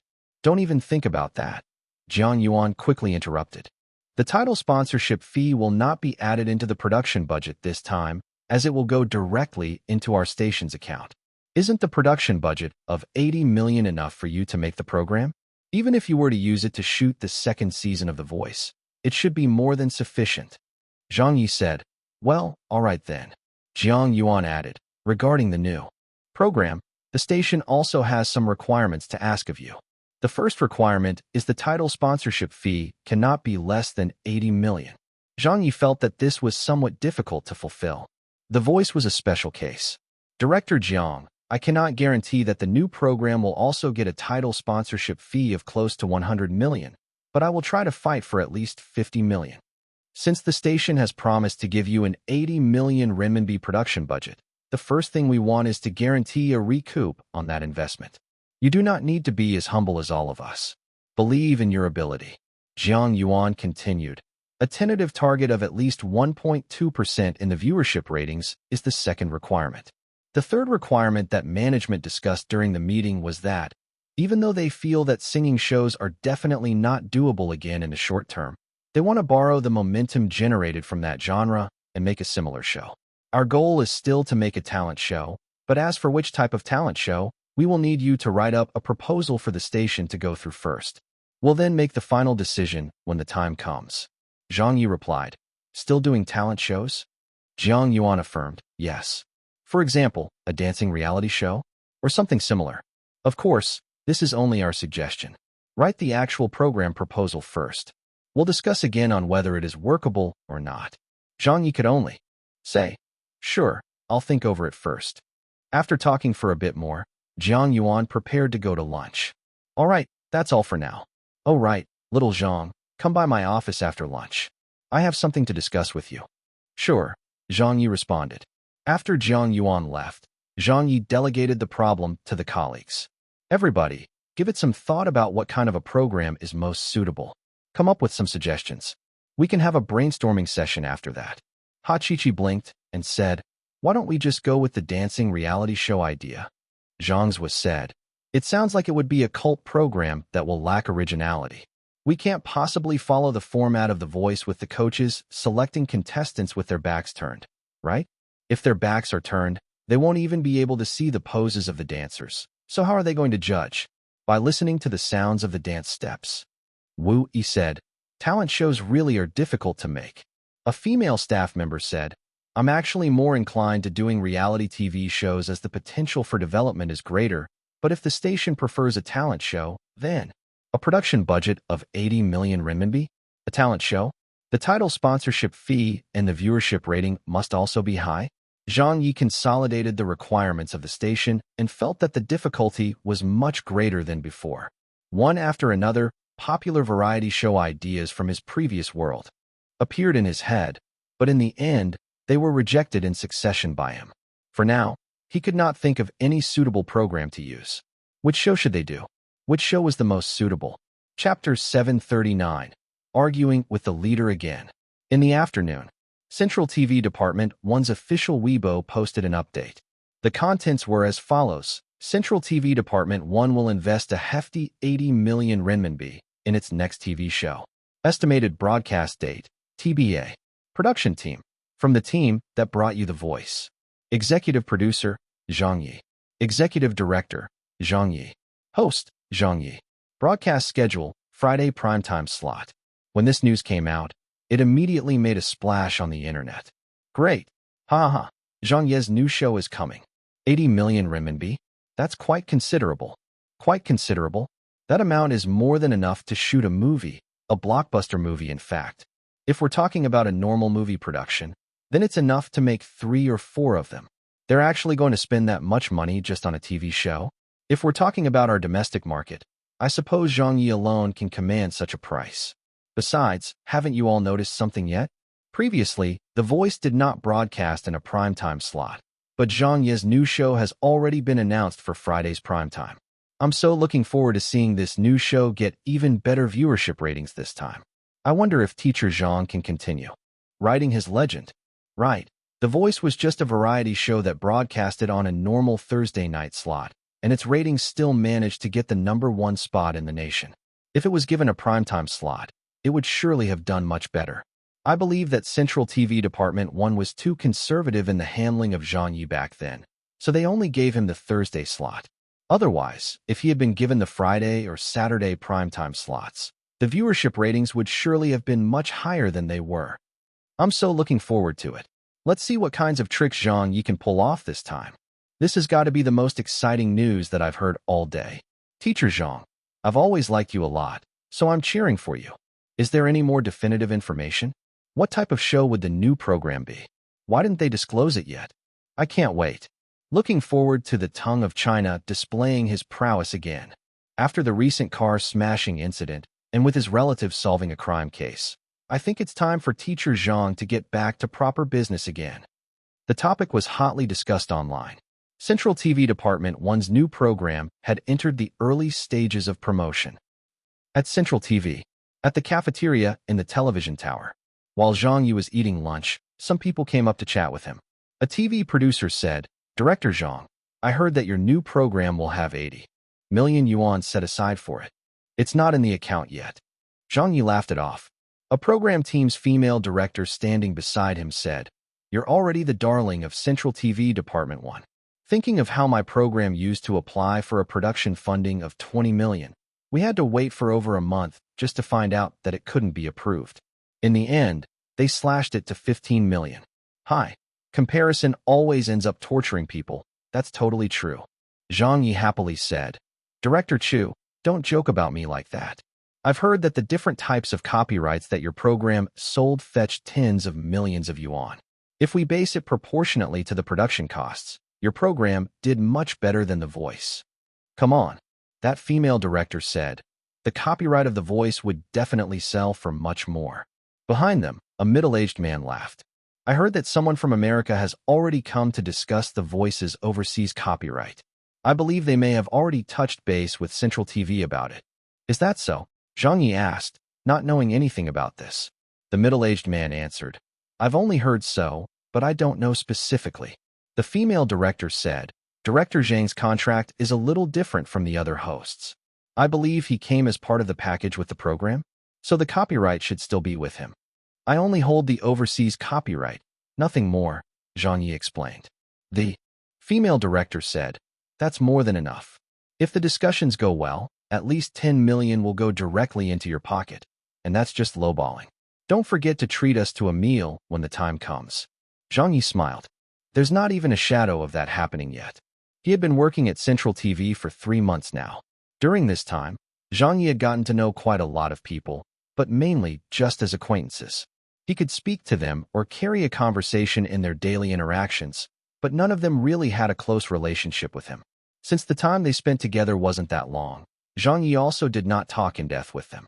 They would just make small talk, and often kept the conversations short since they weren't that close. After the meal, he took the elevator upstairs. Zhang Ye did not return to his office, but went directly to Jiang Yuan's office instead. Jiang Yuan had earlier asked Zhang Ye to see him in the afternoon, as there was something he wanted to discuss with him. He knocked on the door. Come in. Jiang Yuan's voice came from inside. Zhang Ye went inside. Director Jiang. Jiang Yuan said pleasantly, You're here? Take a seat. Zhang Ye did not stand on ceremony, and just took a seat. Is it regarding the program? More or less. Jiang Yuan went over to the water cooler to get a cup of water for Zhang Ye. I asked you here today because I wanted to discuss something in your contract with you. Contract? Zhang Ye perked up, but played dumb. What contract? Jiang Yuan continued. I will be honest with you. For the contract that we have previously discussed, there have been many meetings at the management level regarding it. They feel that the contract does not abide by the rules. Zhang Ye's eyebrows twitched. Director Jiang, regarding the contract, we have already. Listen to me first, Jiang Yuan interrupted. I understand as well. Previously, the contract we discussed was done after negotiations from both sides. But because there are many clauses within it that cannot hold up to scrutiny and is not perfect. For example, the overseas copyright that you wanted to keep, that has never been something like that in Central TV before, nor have there been any similar cases in any other TV stations. Zhang Ye's contract was indeed different from other people's contracts. Whether it was other hosts or program planners, as long as they had signed an employee contractual agreement, they did not own the copyrights of the works they created during their tenure for the purpose of work. It belonged under the category of obligatory creations in their professional positions, so at most, it would be subjected to year-end bonuses or cash awards based on work performance. There would be no sharing of the copyright fees should it be sold. However, it was different for Zhang Ye as he had earlier discussed the contract with Central TV Department 1 based on his terms. In that contract, he would not be entitled to year-end bonuses or a joining bonus, but in return, he would get to retain his copyright in the event that television stations from overseas wanted to buy it.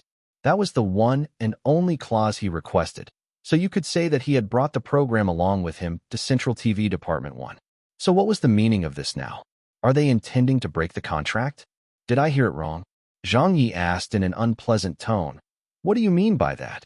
Jiang Yuan looked at him. The management's decision is that we ought to renegotiate your contract terms. Don't be too hasty now. We aren't targeting you. The main issue here is to standardize the contract to Central TV's contractual rules. Moreover, you don't have to worry since this is just modifying the copyright clause that is in the contract now. What you have produced and created within your professional role will become Central TV Department 1's copyright, so it's simply just that one clause. As for the others, the contract will seek to increase your performance bonuses accordingly. Your bonuses and viewership rating performance pay are directly linked, and with your standards, the monthly payout for you won't be low at all. In summary, we are just asking for you to give up the overseas copyright. In exchange, we will increase your salary to compensate you. It's the same thing in the end. Zhang Ye laughed. Then may I first ask, how much will the monthly payouts amount to? Since we did not discuss your bonuses in the previous contract, you were at a disadvantage. As you know, overseas copyrights are actually not easy to sell. How many of such cases have you ever seen happening in our country's variety show industry? There's basically none. But what we are going to do for you is renegotiate the contract in your favor. So even if the overseas copyright is not sold, you will still stand to gain monetarily in the form of bonuses.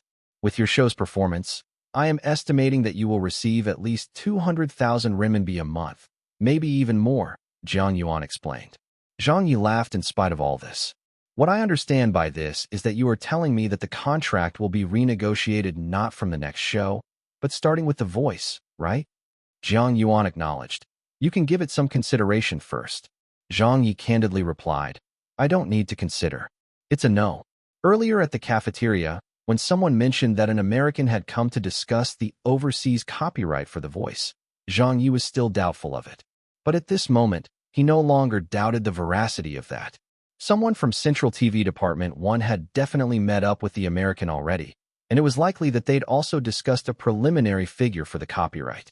However, because of the issue with Zhang Ye's contract, Central TV Department 1 could not sell the copyright of The Voice to an overseas party. Therefore, the only choice left was to talk it through with Zhang Ye. Change the copyright clause in favor of bonuses? 200,000 renminbi a month. Are you trying to deceive an idiot? If the overseas copyright were to be sold, it would fetch at least tens of millions of yuan. The monthly payout of 200,000 renminbi still had to be tied to the viewership ratings. If the viewership ratings drop, so will the pay? Do you think I was born yesterday? Zhang Yuan frowned. Little Zhang, the reason a program like The Voice has done so well was not down to only your concept and hosting. You have to know that Central TV Department 1's large platform contributed heavily to the rise of the show's popularity as well. In fact, it's even the decisive factor, since without the platform, The Voice would never have become so popular. This is not your credit alone to claim. If you insist on biting onto a throwaway issue like the copyright, don't you think you're being too unreasonable? Zhang Ye's eyes narrowed. Director Jiang, first of all, the issue with the contract was brought up by me at the very beginning. When you invited me to join Central TV Department 1 after our discussions, I did not request any conditions except the matter of the copyright. There was no joining pay, no bonuses. Just a basic salary of 8,000 renminbi as the host. I worked incredibly hard on the show, came up with the idea, used my personal connections to pull in a title sponsor to fund the production, and finally, also gave up my share of the online exclusive broadcast fees that went directly to Central TV Department 1. So how am I being unreasonable? You have to think from a different perspective, Zhang Yuan tried to advise. Zhang Ye refuted. The one who should think from a different perspective is not me. I dare put it this way. If you had rejected my request to retain my ownership of the show's copyright back when you approached me to join the station, we would have just parted ways on good terms, and I would not have joined the station. But now that the contract has already been agreed on and signed, and I have also joined the station and created the show too, then with the overseas copyright nearly sold, you're telling me that the contract agreements that we had don't stand up to scrutiny? You guys even want the overseas copyright for yourselves now? All the money will go to you all. Going back on your word?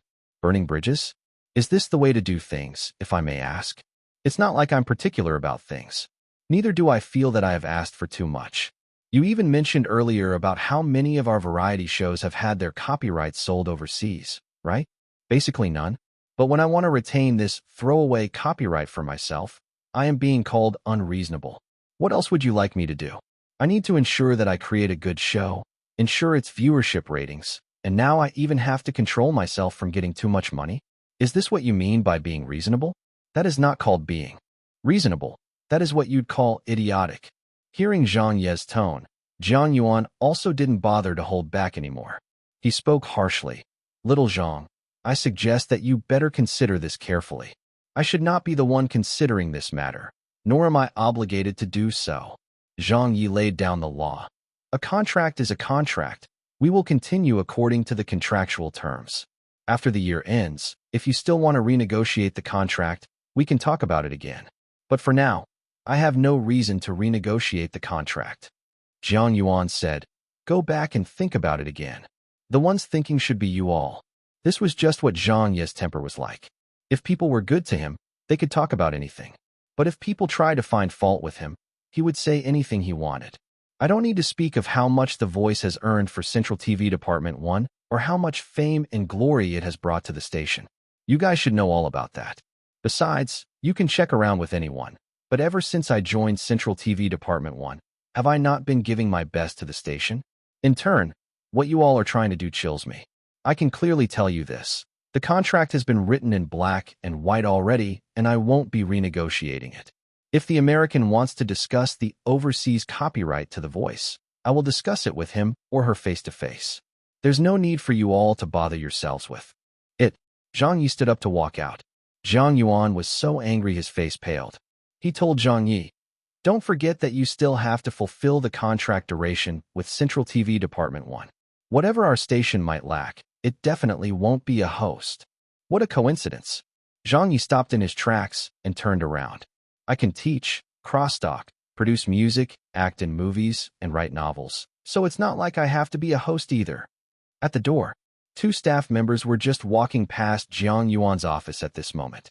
When they saw the door open and heard Zhang Ye arguing with Zhang Yuan inside the office, the two of them looked at each other, stunned and rooted to the spot. What was happening? Why was Zhang Ye arguing with people again? Chapter 740. Director Zhang flies into a rage. Later that afternoon, news started spreading internally at Central TV. A group of people were heatedly discussing it in private, talking about Zhang Ye. Hey, did you hear about it? What?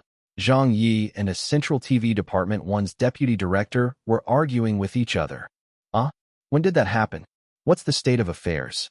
I heard that a leader from Central TV Department 1 wanted to renegotiate with Zhang Ye over his contract. They wanted him to give up his ownership of the copyright to The Voice and any upcoming shows to Central TV, but Zhang Ye did not agree and they clashed over it. Changing the contract? If it were me, I wouldn't have agreed either, right? Based on what can they ask to change the contract? It seems like the overseas copyright fee that Central TV Department 1 has negotiated for is rather high. It's somewhere in the range of 10 to 20 million renminbi. So if such a large sum of money doesn't go into Central TV Department 1's account, it wouldn't look good for them.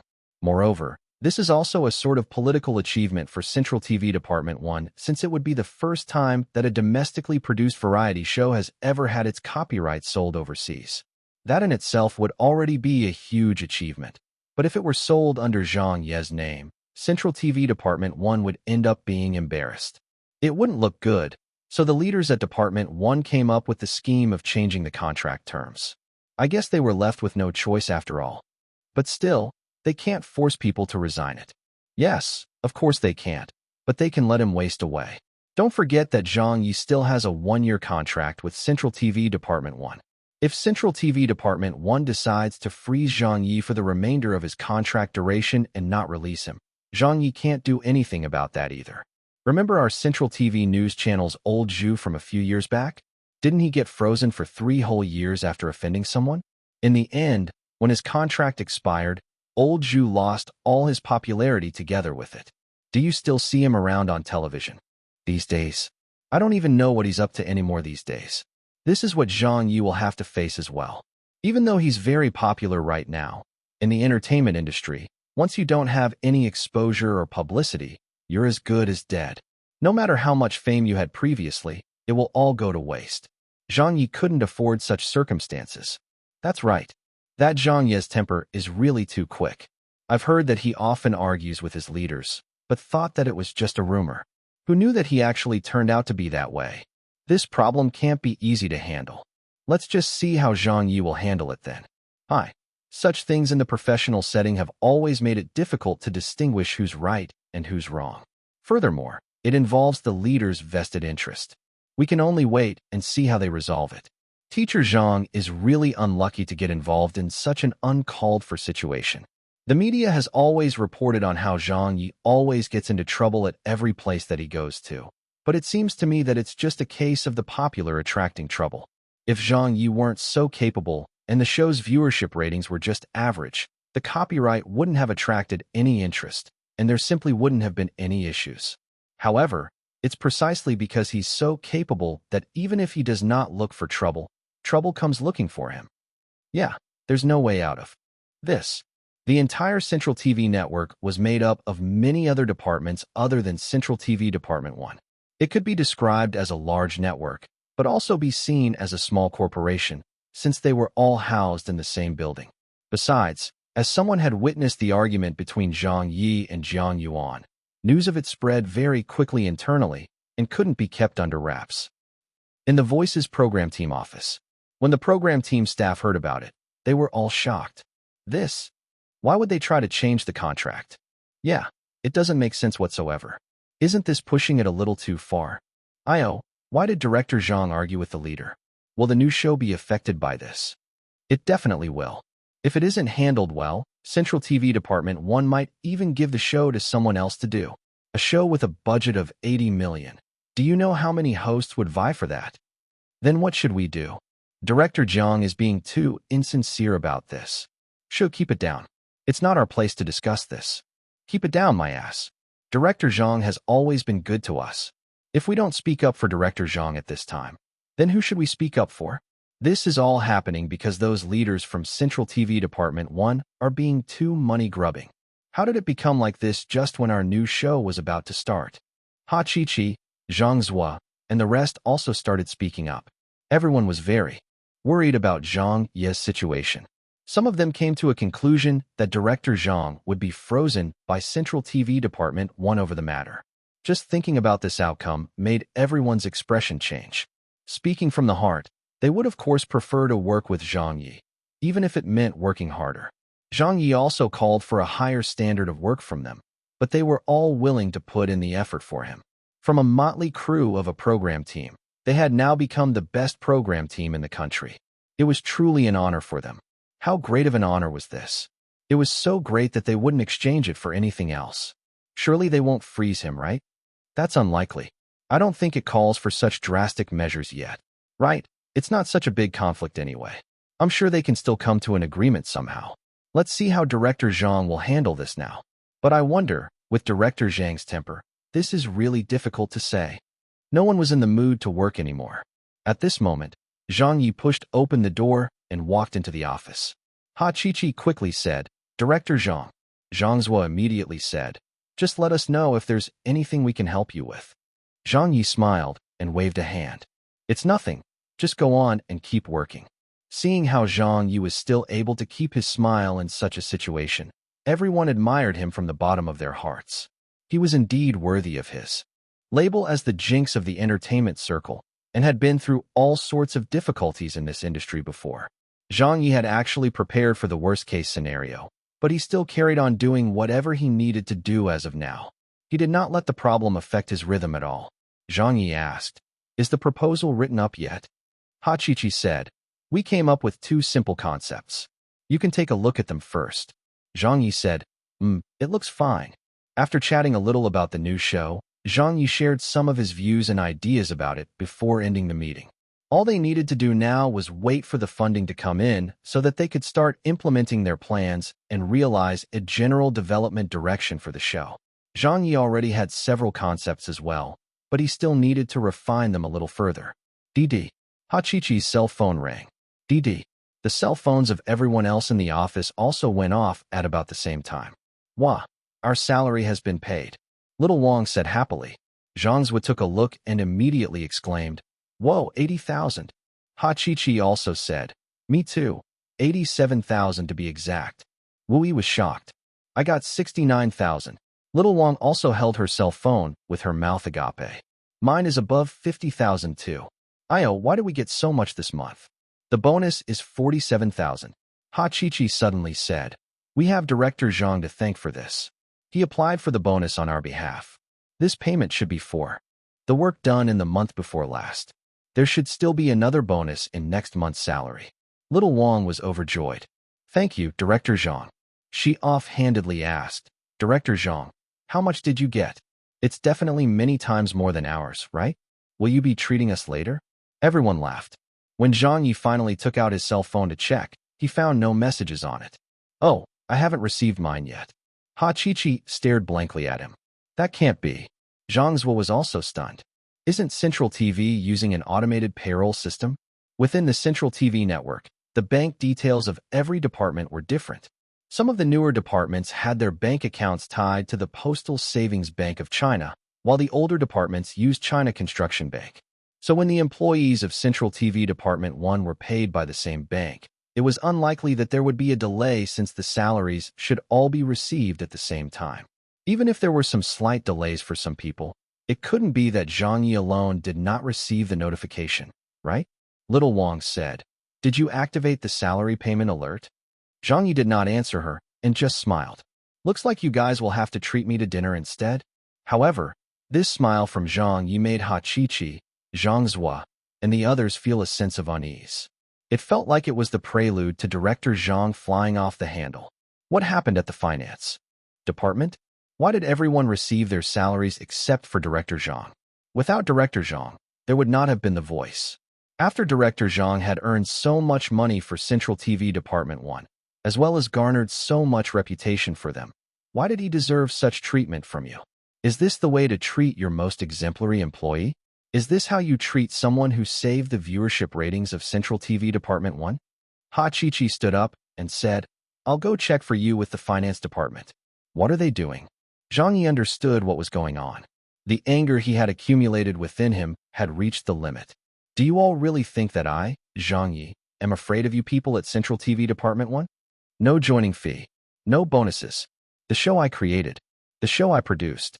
The title sponsorship I pulled in.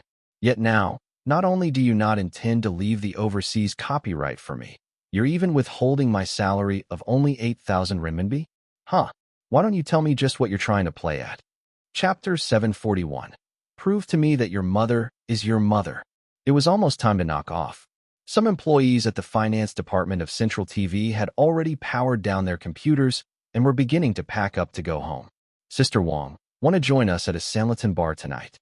No thanks, I drank too much the other day, so I'm not going tonight. Little Lu, what are your plans after work? Me? What else? Can I be doing? I'm just going home to eat. My boyfriend has already prepared dinner and is waiting for me to return. I won't be participating in any activities today. Maybe some other time. Your boyfriend treats you really well.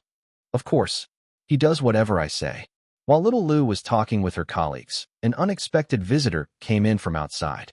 Zhang Ye strolled into the office, not looking like he was in a rush at all. In fact, he even had a very relaxed expression on his face.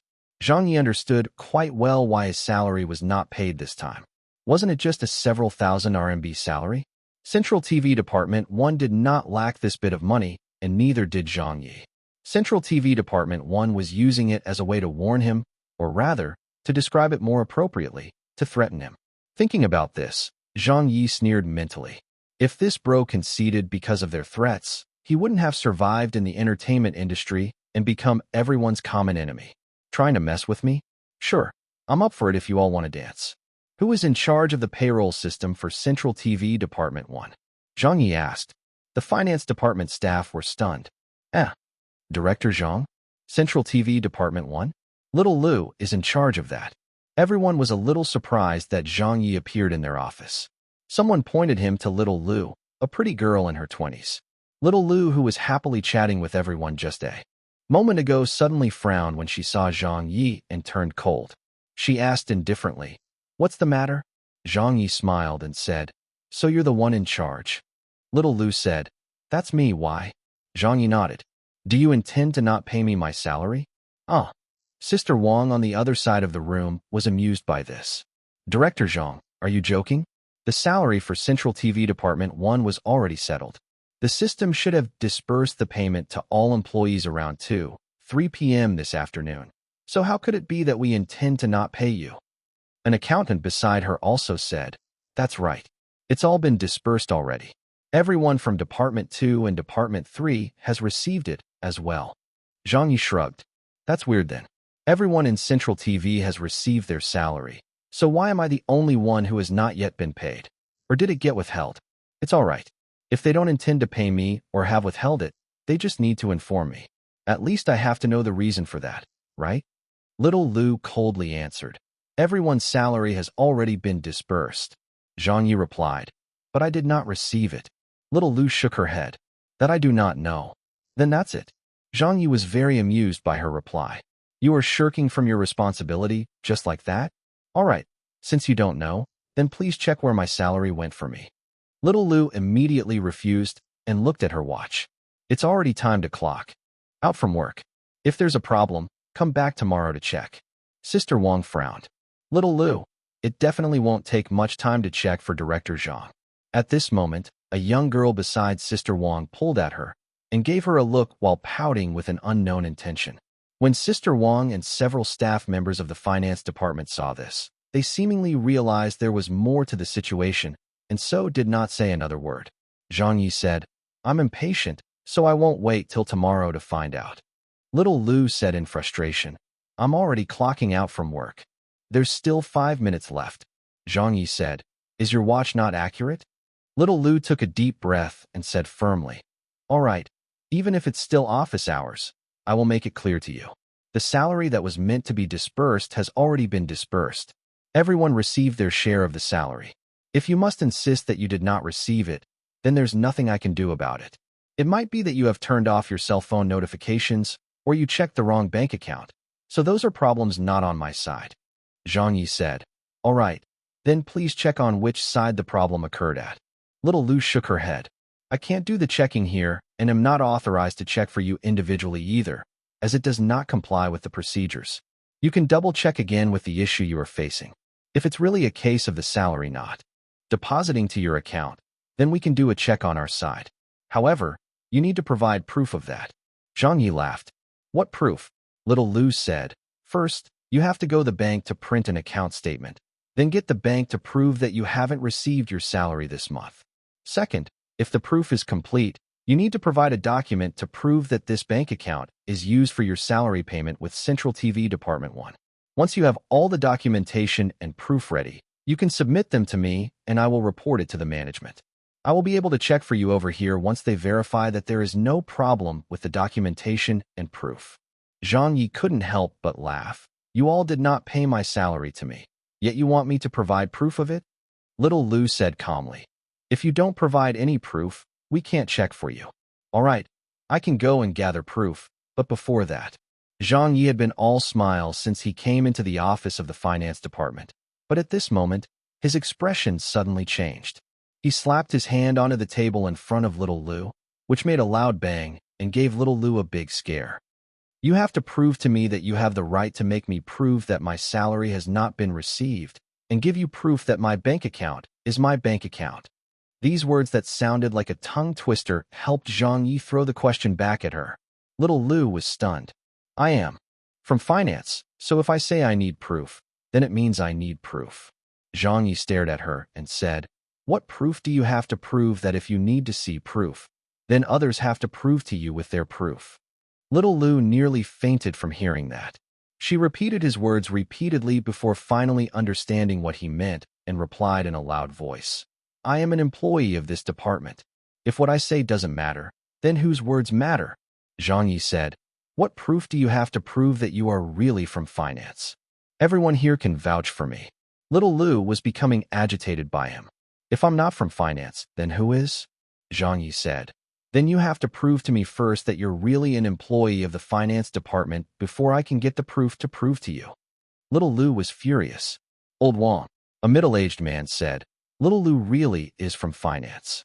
Zhang Ye looked at the middle-aged man while sneering. How can you prove that? Also, do you have proof that can prove that you can prove that she is indeed from finance? The middle-aged man was also confused from listening to this. Proof that can prove that I can prove that she is from finance? How the F***K do I prove that? Little Lu angrily slammed her employee pass onto the table. This is my employee pass.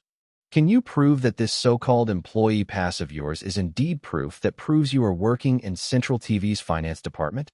Zhang Ye said. Little Lu shouted. This is the standardized employee pass we all use. I don't need to prove it. Zhang Ye retorted. Then how do you prove that the person in the photo is you? Little Lu was angry and confused. That is me.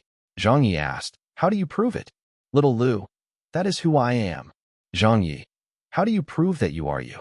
Little Lu was so angry that her face turned green. I was born to my mother and father. If I am not me, then who am I? Zhang Ye looked at her and said, How do you prove that your mother is your mother? Little Lu nearly vomited blood at this. Zhang Ye continued on. How do you prove that your father is your father? How do you prove that your grandma is your grandma? How do you prove that your grandpa is your grandpa? Little Lu was gasping heavily for air. She pointed to Zhang Ye angrily and said, You're cursing at me. Zhang Ye threw up his hands and denied. Who did I curse at? I just wanted you to prove yourself to me. If you bring out all of that proof and show me, I will follow your instructions accordingly and get my proof. Little Lu, So, show me the proof. What are you waiting for? Zhang Ye stared at her for a moment, then suddenly smacked the surface of the table and caused the notepad and pen to fly off from the aftershock. Then, he declared loudly, You can't even provide proof that your mother is your mother, or that you are you. So what gives you the damned right to ask me to prove to you that my bank account is my bank account? This barrage of tongue-twisting rhetorical questions sucked everyone in. Little Lu, who had been stifling her anger and suffocating from it, suddenly exploded into tears. Having been caught by surprise at Zhang Ye's argument, she was left crying and hitting the tabletop in frustration. Zhang Ye glanced at her and did not continue wrangling with her. He straightened his sleeves and exited the office just the way he had entered. His pace was an unhurried one. He looked like he was taking a leisurely stroll. It seemed like his visit this time was not to check on the reason for not receiving the salary. It did not feel like he was trying to rush them to disperse the salary either, but just seemed like he had come to insult people and create trouble. Now that his objectives were met, Zhang Ye simply walked off, looking really cool as he did that. He ended up looking cool. And at the same time, he left a bunch of employees from the finance department with the mouths agape after hearing what he said. In a department like theirs, they often met with cases which they had no choice but to make excuses for. They could only try to pass the buck or responsibility around. It was often a useful tactic, so everyone here was somewhat skillful at it. However, Zhang Ye had really given them a great lesson today. Hearing Zhang Ye's nonstop barrage of proving this and proving that with proof, they really felt a sense of dumbfoundedness as 10,000 strings of F*****KU flashed across their vision. Zhang Ye had taken their most overused skill and returned it with full impact. The employees from finance were also stunned. Little Lu was considered one of the more glib individuals in the finance department. Central TV Department 1 must have notified Little Lu this time and deliberately done this to Zhang Ye. But as a result of that, in just a short, 1-minute confrontation, the frontline member that was Little Lu had been forced into tears by the words of Zhang Ye. She had lost even though her opponent did not even use a single swear word in the argument. She couldn't even talk back to him. Damn, what the F***K was this kind of speaking ability of his? Was that who the famous Zhang Ye was? Was this who the fastest speaking host of the country was? Everyone in Central TV's finance department looked at each other, feeling somewhat fearful. They had witnessed for themselves today just how scary Zhang Ye's mouth was. Even though they knew that he was just harassing them, they couldn't refute his words because he had harassed them with the same approach they used. Prove that Zhang Ye's bank account was Zhang Ye's bank account? This was a matter that could have easily been checked through the system. It would take at most 10 seconds of their time. But since Little Lu insisted on Zhang Ye giving her proof, he had pushed back the problem in its entirety to her and asked Little Lu to prove that Little Lu was Little Lu. But how could Little Lu prove that? This time, they had truly met a tough opponent. With that fight of his, even with the entire department's employees' combined strength, they might still not be a match for him. Chapter 742, Taunting Whoever Comes. After work. But Central TV was bustling.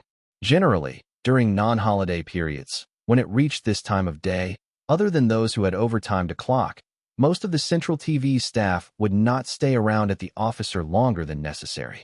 They couldn't wait for the workday to be over so that they could go home to dinner. However, many of them did not leave the office today. Some were having discussions in their offices, while some were chatting in the hallways. Something's happened. What's the matter? Why are you still around? Something happened over at the finance department just now. Director Zhang was too awesome. I was just looking at the commotion from outside as it happened. The hallway outside of the finance department was packed with people just now. What went on over there? Spit it out. What did Zhang Ye do again? Central TV Department 1 did not pay his salary, so Director Zhang took it up to finance and even made little Lu, who's in charge of their payment, cry. F***K, it was too awesome. Director Zhang's mouth is simply too godly. He could even wake up the dead with his scolding. He argued with her without even using a single swear word and brought her to tears. Which little Lu? That woman with a mole on her forehead, who looks especially snobbish. That one. Oh, I know her. That girl who curries favor with the leaders and always knows how to speak with reason. How could she have been driven to tears by Zhang Ye? Hi, look at what I'm saying. I should know better since we're talking about Zhang Ye here. Arguing with him? I don't think that anyone in the entirety of Central TV can out-argue him. Little Lu from finance has always looked down on others, arrogant just because she has good relations with the leaders. Looks like she has encountered a tough opponent this time. Does she think that Zhang Ye is like the other employees? That he would just take whatever she says? That she could get Zhang Ye to do whatever nonsense she asked for? How funny. She should use her brain to think for a bit. If Zhang Ye were so easy to talk to, he wouldn't have offended his peers in all the industries he stepped into. Neither would he have garnered such deep hatred from countless people. This time, the commotion is a big one. Do the leaders know yet? They must know. Let's see how this plays out. If it goes on like this, I really wonder how it will end. A chief from finance is coming over. It's little Lu's boss. Did little Lu make a complaint? Oh, it seems like Chief Lian is heading to the Voices program team office. Are they going to clash head-on? Quick, let's go and take a look. Wait for me. I want to go as well. If there's something to watch, then I will go home at a later time. Over there, in the program team office of The Voice, when Ha Chi-Chi, Zhang Zhua, and the others heard the news, they were all startled. The office assistant, Little Wang, clapped and laughed. What a good vent. That's how she should have been scolded. A different girl said, he might have vented his frustrations, but this will be troublesome now. The station has already treated Director Zhang in this way, but with another case now, what will happen to him? Wu Yi said, no matter what, she deserved the scolding. She's just a normal employee in the finance department, so how dare she try to challenge Director Zhang? Withholding Director Zhang's salary? Based on what? Even if we disregard Director Zhang's status in Central TV, he is also a well-known mathematician as well as an associate professor at Peking University. Anyone who sees him should be showing their respect, but consider her attitude toward him. She's already gotten off lightly if she did cry. If it were me, I would have hit her. Ha Chi-Chi said, oh, come on, old Wu. Don't cause any more unnecessary trouble. Zhang's was suddenly looked past the door. Someone's here. Ha Chi-Chi was also stunned when she looked over. It's Chief Lian from finance. What's he here for? Did he come to reprimand someone? Just at that moment, around 4 people gradually came inside through the door. One of them was Chief Lian from finance, who was also little Lu's immediate supervisor. Another was little Lu, accompanied by her colleagues from their department. As for the large group of people who followed behind them, those people did not dare step into the office and just stood outside and watched through the glass. They were obviously staff from Central TV who had come to see the commotion. Tear stains could still be seen on little Lu's face. Chief Lian shouted as he stepped in, where's Zhang Ye? Where's Zhang Ye? Zhang Zhua was a little annoyed. What are you shouting for? Ask your director Zhang to come out now. Why did he make my subordinate cry? Chief Lian was very angry. Ha Chi-Chi knew him, so she stood up and said, Old Lian, what's the meaning of this? We didn't look for you, but now you dare come to look for us?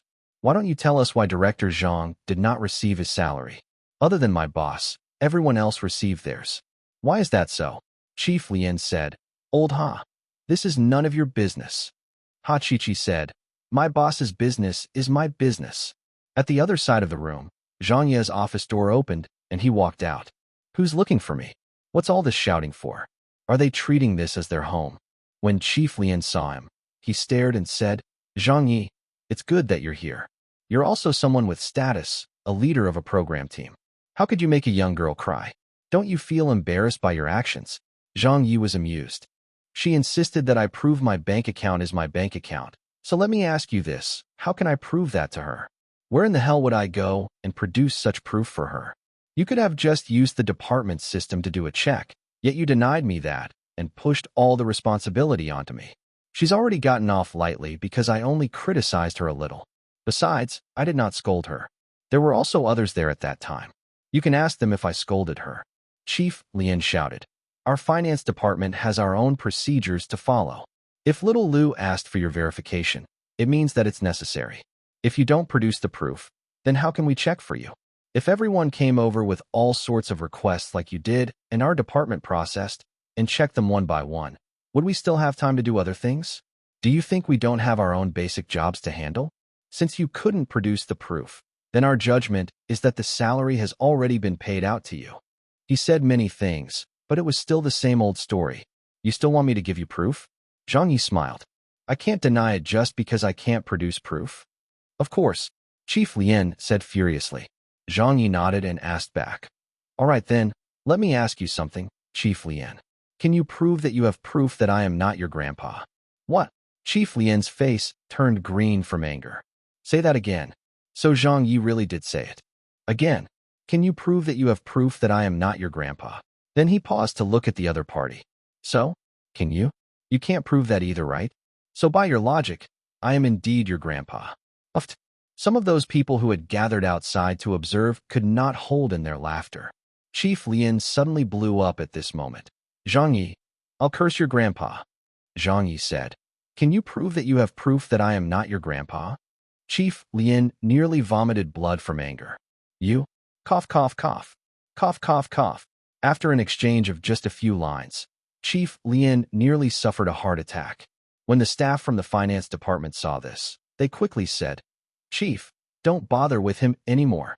Right, let's go. Don't get angry over this guy. We will report this to the leaders. I still think there's room for reason. Chief Lien, don't get so angry. Don't get so angry. Chief, brace yourself. Please brace yourself. Chief Lien was trying to catch his breath and said, Brace my ass. I am still well and alive. The few finance department staff held and supported their chief out, while Chief Lien himself was adamant in staying. As he was being dragged out, he pointed at Zhang Ye while cursing and swearing. Zhang, you're good. You're good. The Central TV staff who were here to observe all felt rather speechless.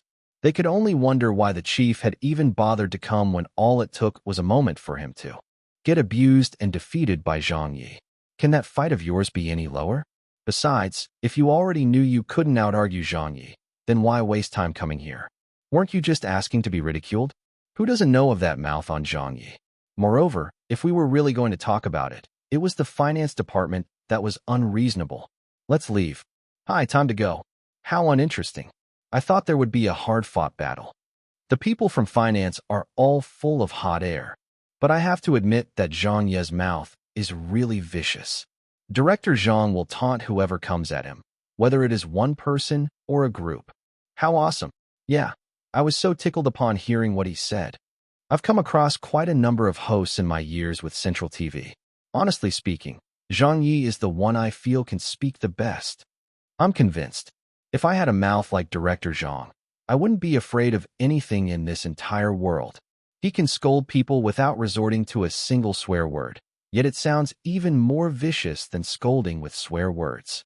I'm really speechless at that. The jinx of the entertainment industry, the hooligan of the educational world, all of these labels are not for nothing.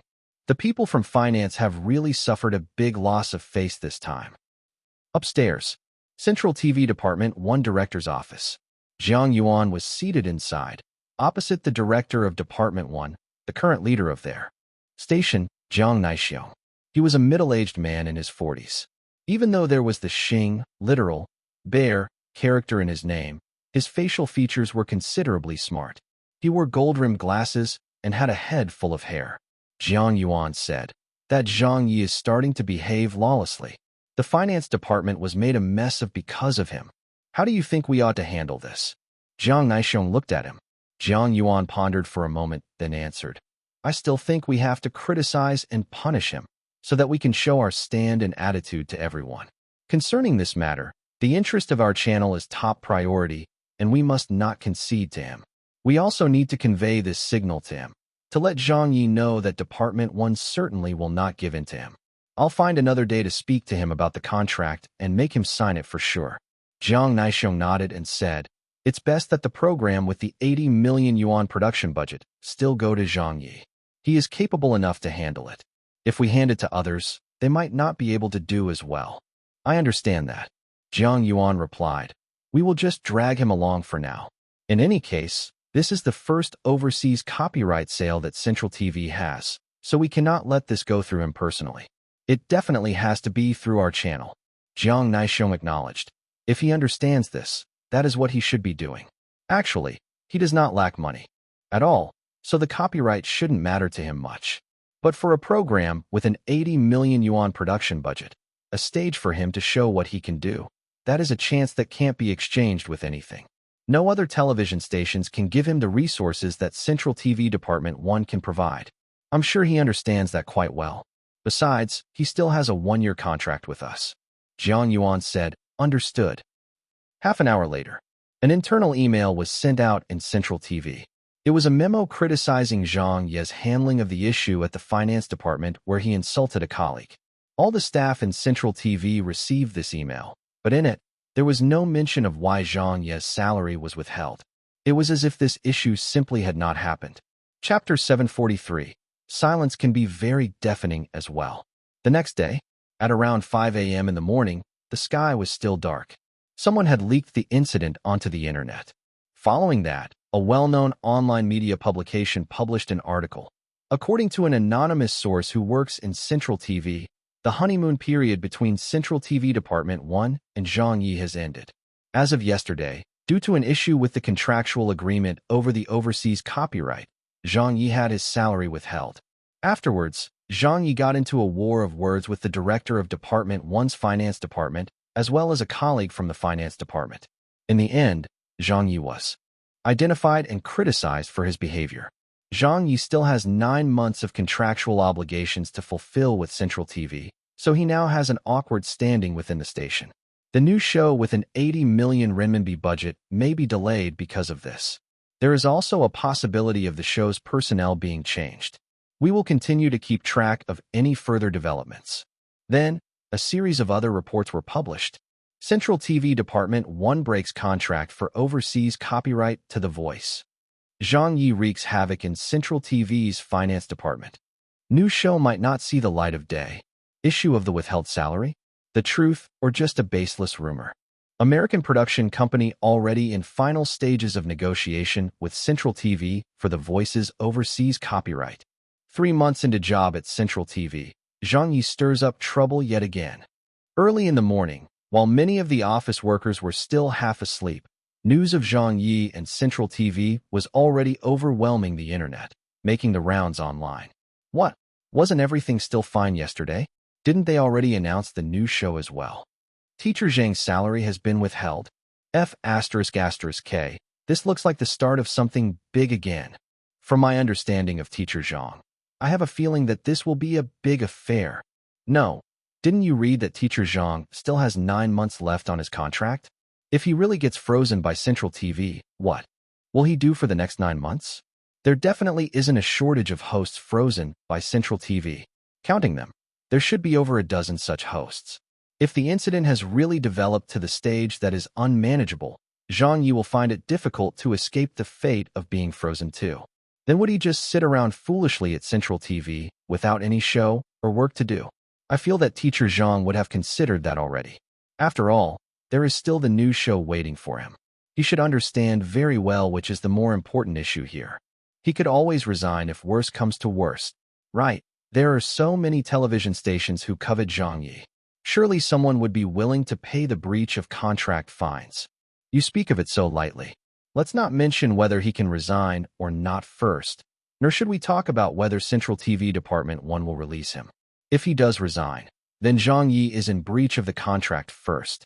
That would mean the copyrights to The Voice he has would be invalid along with that, right?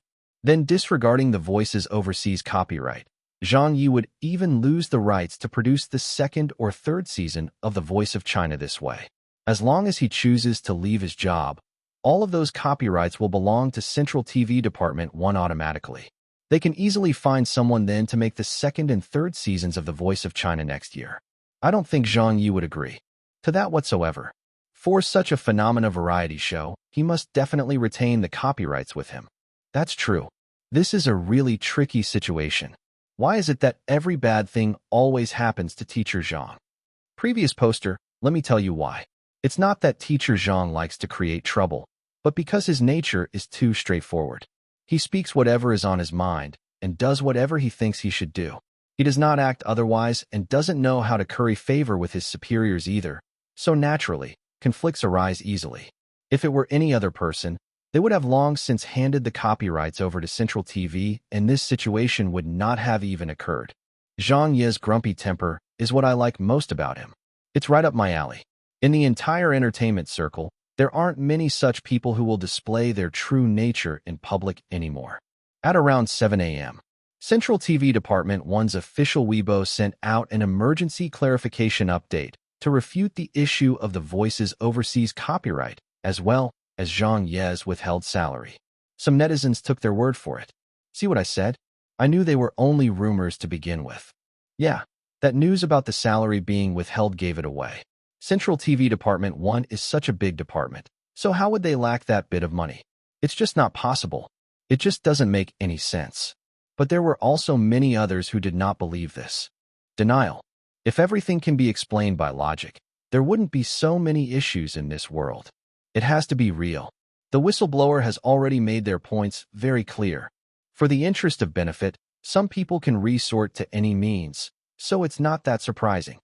Hi. The problem now is that Zhang Ye signed a one-year contract which contains many complex clauses and agreements in the interests of both parties.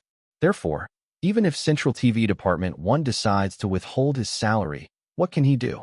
Zhang Ye can do nothing about it. I believe that Central TV Department 1 is still going to continue criticizing him, but if Zhang Ye really decides to stand up against them, it wouldn't just be criticizing anymore. He would definitely be put in the freezer. Moreover, being put into the freezer by Central TV is not like being frozen by other TV stations. We also have to consider Central TV Department 1's status in the industry. They would make sure that Zhang Ye won't be able to get back up after this incident. Hasn't this happened before in the past, like with old Liao and old Yin? Didn't they end up in that situation? Let's just wait and see how Zhang Ye deals with this. Hi. One can only accept it without making any noise in such a situation. Yeah, there's really no solution to something like that. This matter has really left Zhang Ye in a predicament. Since the situation is different this time, I don't think that he can handle it like he did in the past. Otherwise, he is going to find himself floundering. Later that morning, while on the way to the office, Zhang Ye received many calls. Yao Jinkai was the first to call. Why are you getting into trouble again? Is what they reported on the news true? Or are they just rumors? It's true. Zhang Ye laughed. You're still in the mood to laugh? Yao Jinkai said in a speechless manner. We're talking about Central TV Department 1, with whom you still have contract time to fulfill. So please consider carefully before you take any action. Zhang Ye said, I understand. Only then did Yao Jinkai feel reassured. All right then. The next caller was the singer Chen Guang. Old Chen said, Are you in a deadlock with Central TV Department 1? Zhang Ye laughed a little, more or less. If you had signed a program contract, it might have been easier to handle. You would have been free to do whatever you wanted after the show finished. But the problem is that it's not, so you have to be more careful. From what I understand of Central TV Department 1, they never show any mercy to their artists. If they have to ban them, they will ban them just like that. So this situation is really no joke. Old Chen reminded him, right now, they still have to give in to you since you have such a great program planning ability that no one within Central TV Department 1 can replace you. I believe that in normal circumstances, they wouldn't dare do anything to you, but that's only if you don't do anything rash. Remember, don't beat anyone up. Zhang Ye said, I know that, Old Chen. I'm not that stupid. Great. As long as you know what I'm saying, I'm less worried. Chen Guang hung up after that. The last call was from Wu Ziqing. Old Wu's first words were, Are the puppies and kittens starting to jump around again? I've already heard about the matter. Don't worry about it. I'll solve it for you. However, Zhang Ye immediately said, Old Wu, don't bother yourself with this. I will handle it myself. Old Wu gently said, Listen to me, okay? I really can't listen to you on this. Zhang Ye said nicely with a smile. I have my own ways and principles to handle the issue. If I needed your help on something, I won't stand on ceremony with you, but I can't let you do it this time. Old Wu asked.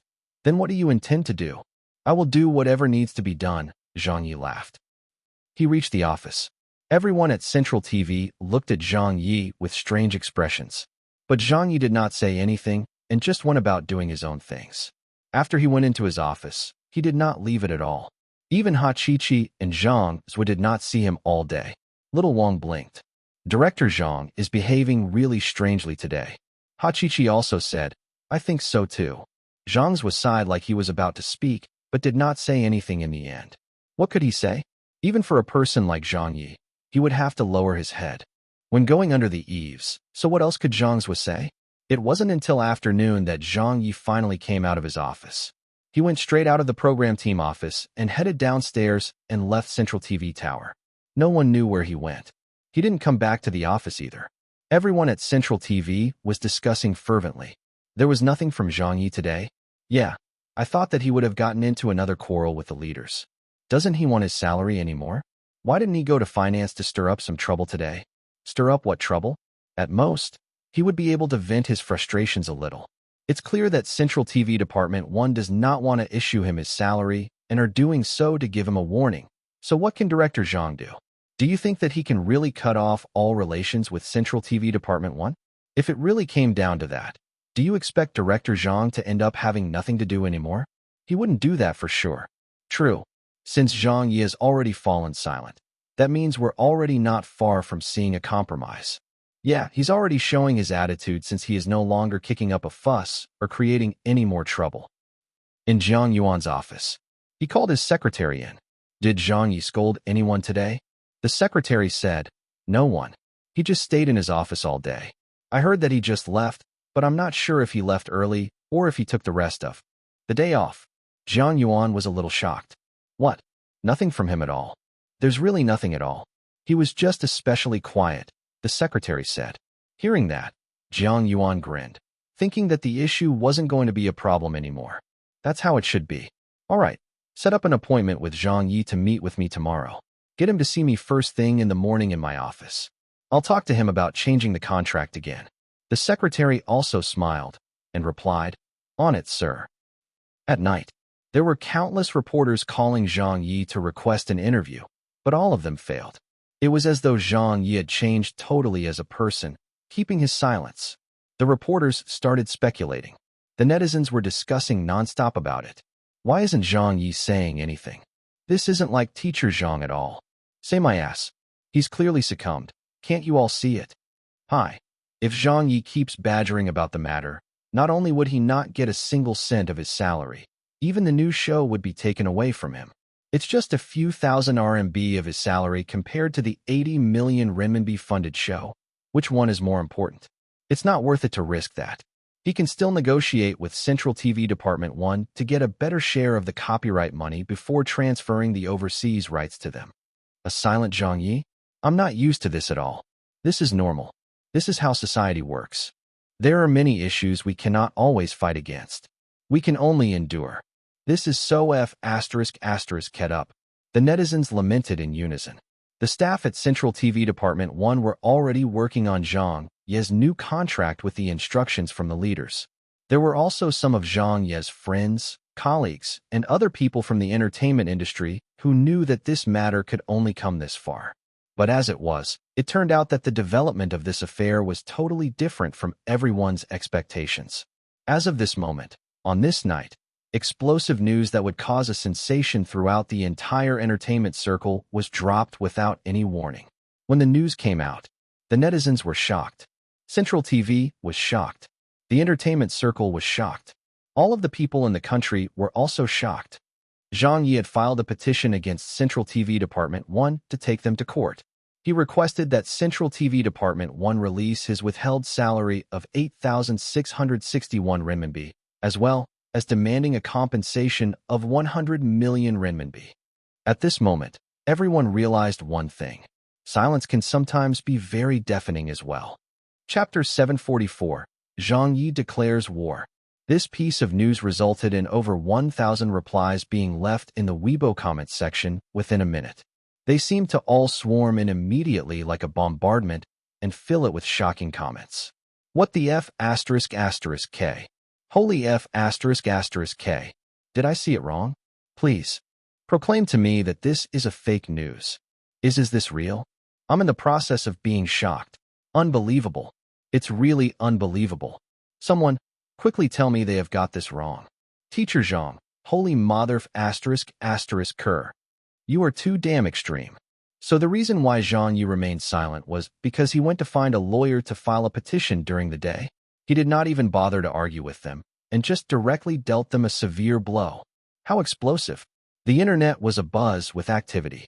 The entertainment circle was in an uproar. The entire industry was terrified.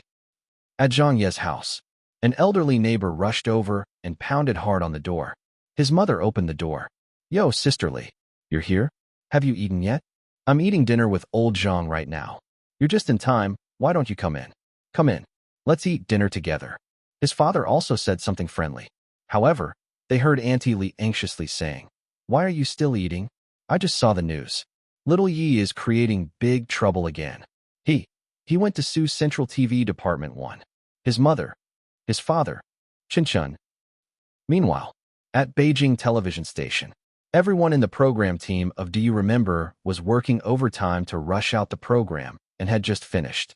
Suddenly, Da Fei shouted in surprise, What the F asterisk asterisk K?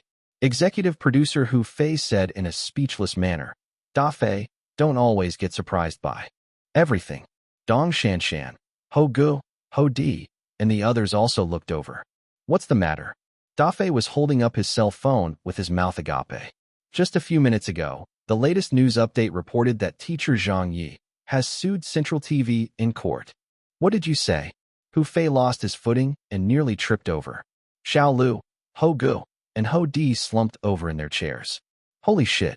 Dong Shanshan stared blankly into thin air and stayed silent for a very long time. At a recording studio of an interview program, it's time to call it a day. Teachers, thank you for your hard work. The show ended. The host and Fan Wenli, a coach on The Voice, joked as they walked off the stage and prepared to leave. At this moment, they noticed some of the program staff offstage had shocked expressions as they whispered among themselves. Both of them felt curious about it and subconsciously went over to take a look. The female host asked, What are you all looking at? An editor gasped, Sister Yu, the entertainment circle, something big just happened. Fan Wenli was stunned. What's going on? A technical director beside them didn't know whether to laugh or cry. Someone is suing Central TV. Fan Wenli's first reaction was that it must be a joke. How can that be possible? The interview program's female host could not believe it either and even laughed. Who would sue Central TV? Her, unless they're crazy. I don't believe it. Fan Wenli also thought that way.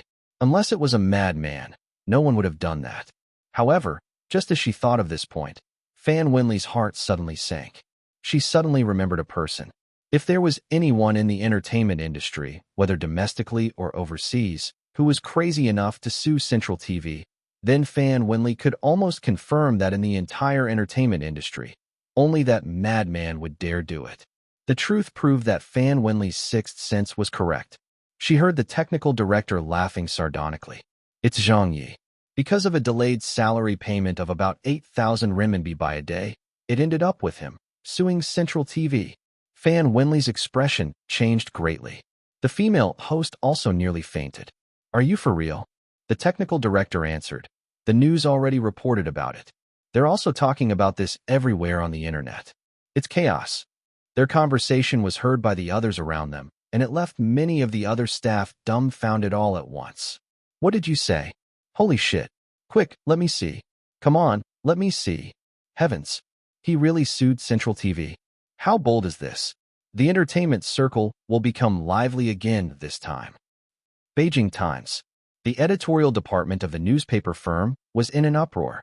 That's the Zhang Ye I know. He never does things predictably. He's really willing to handle things like this.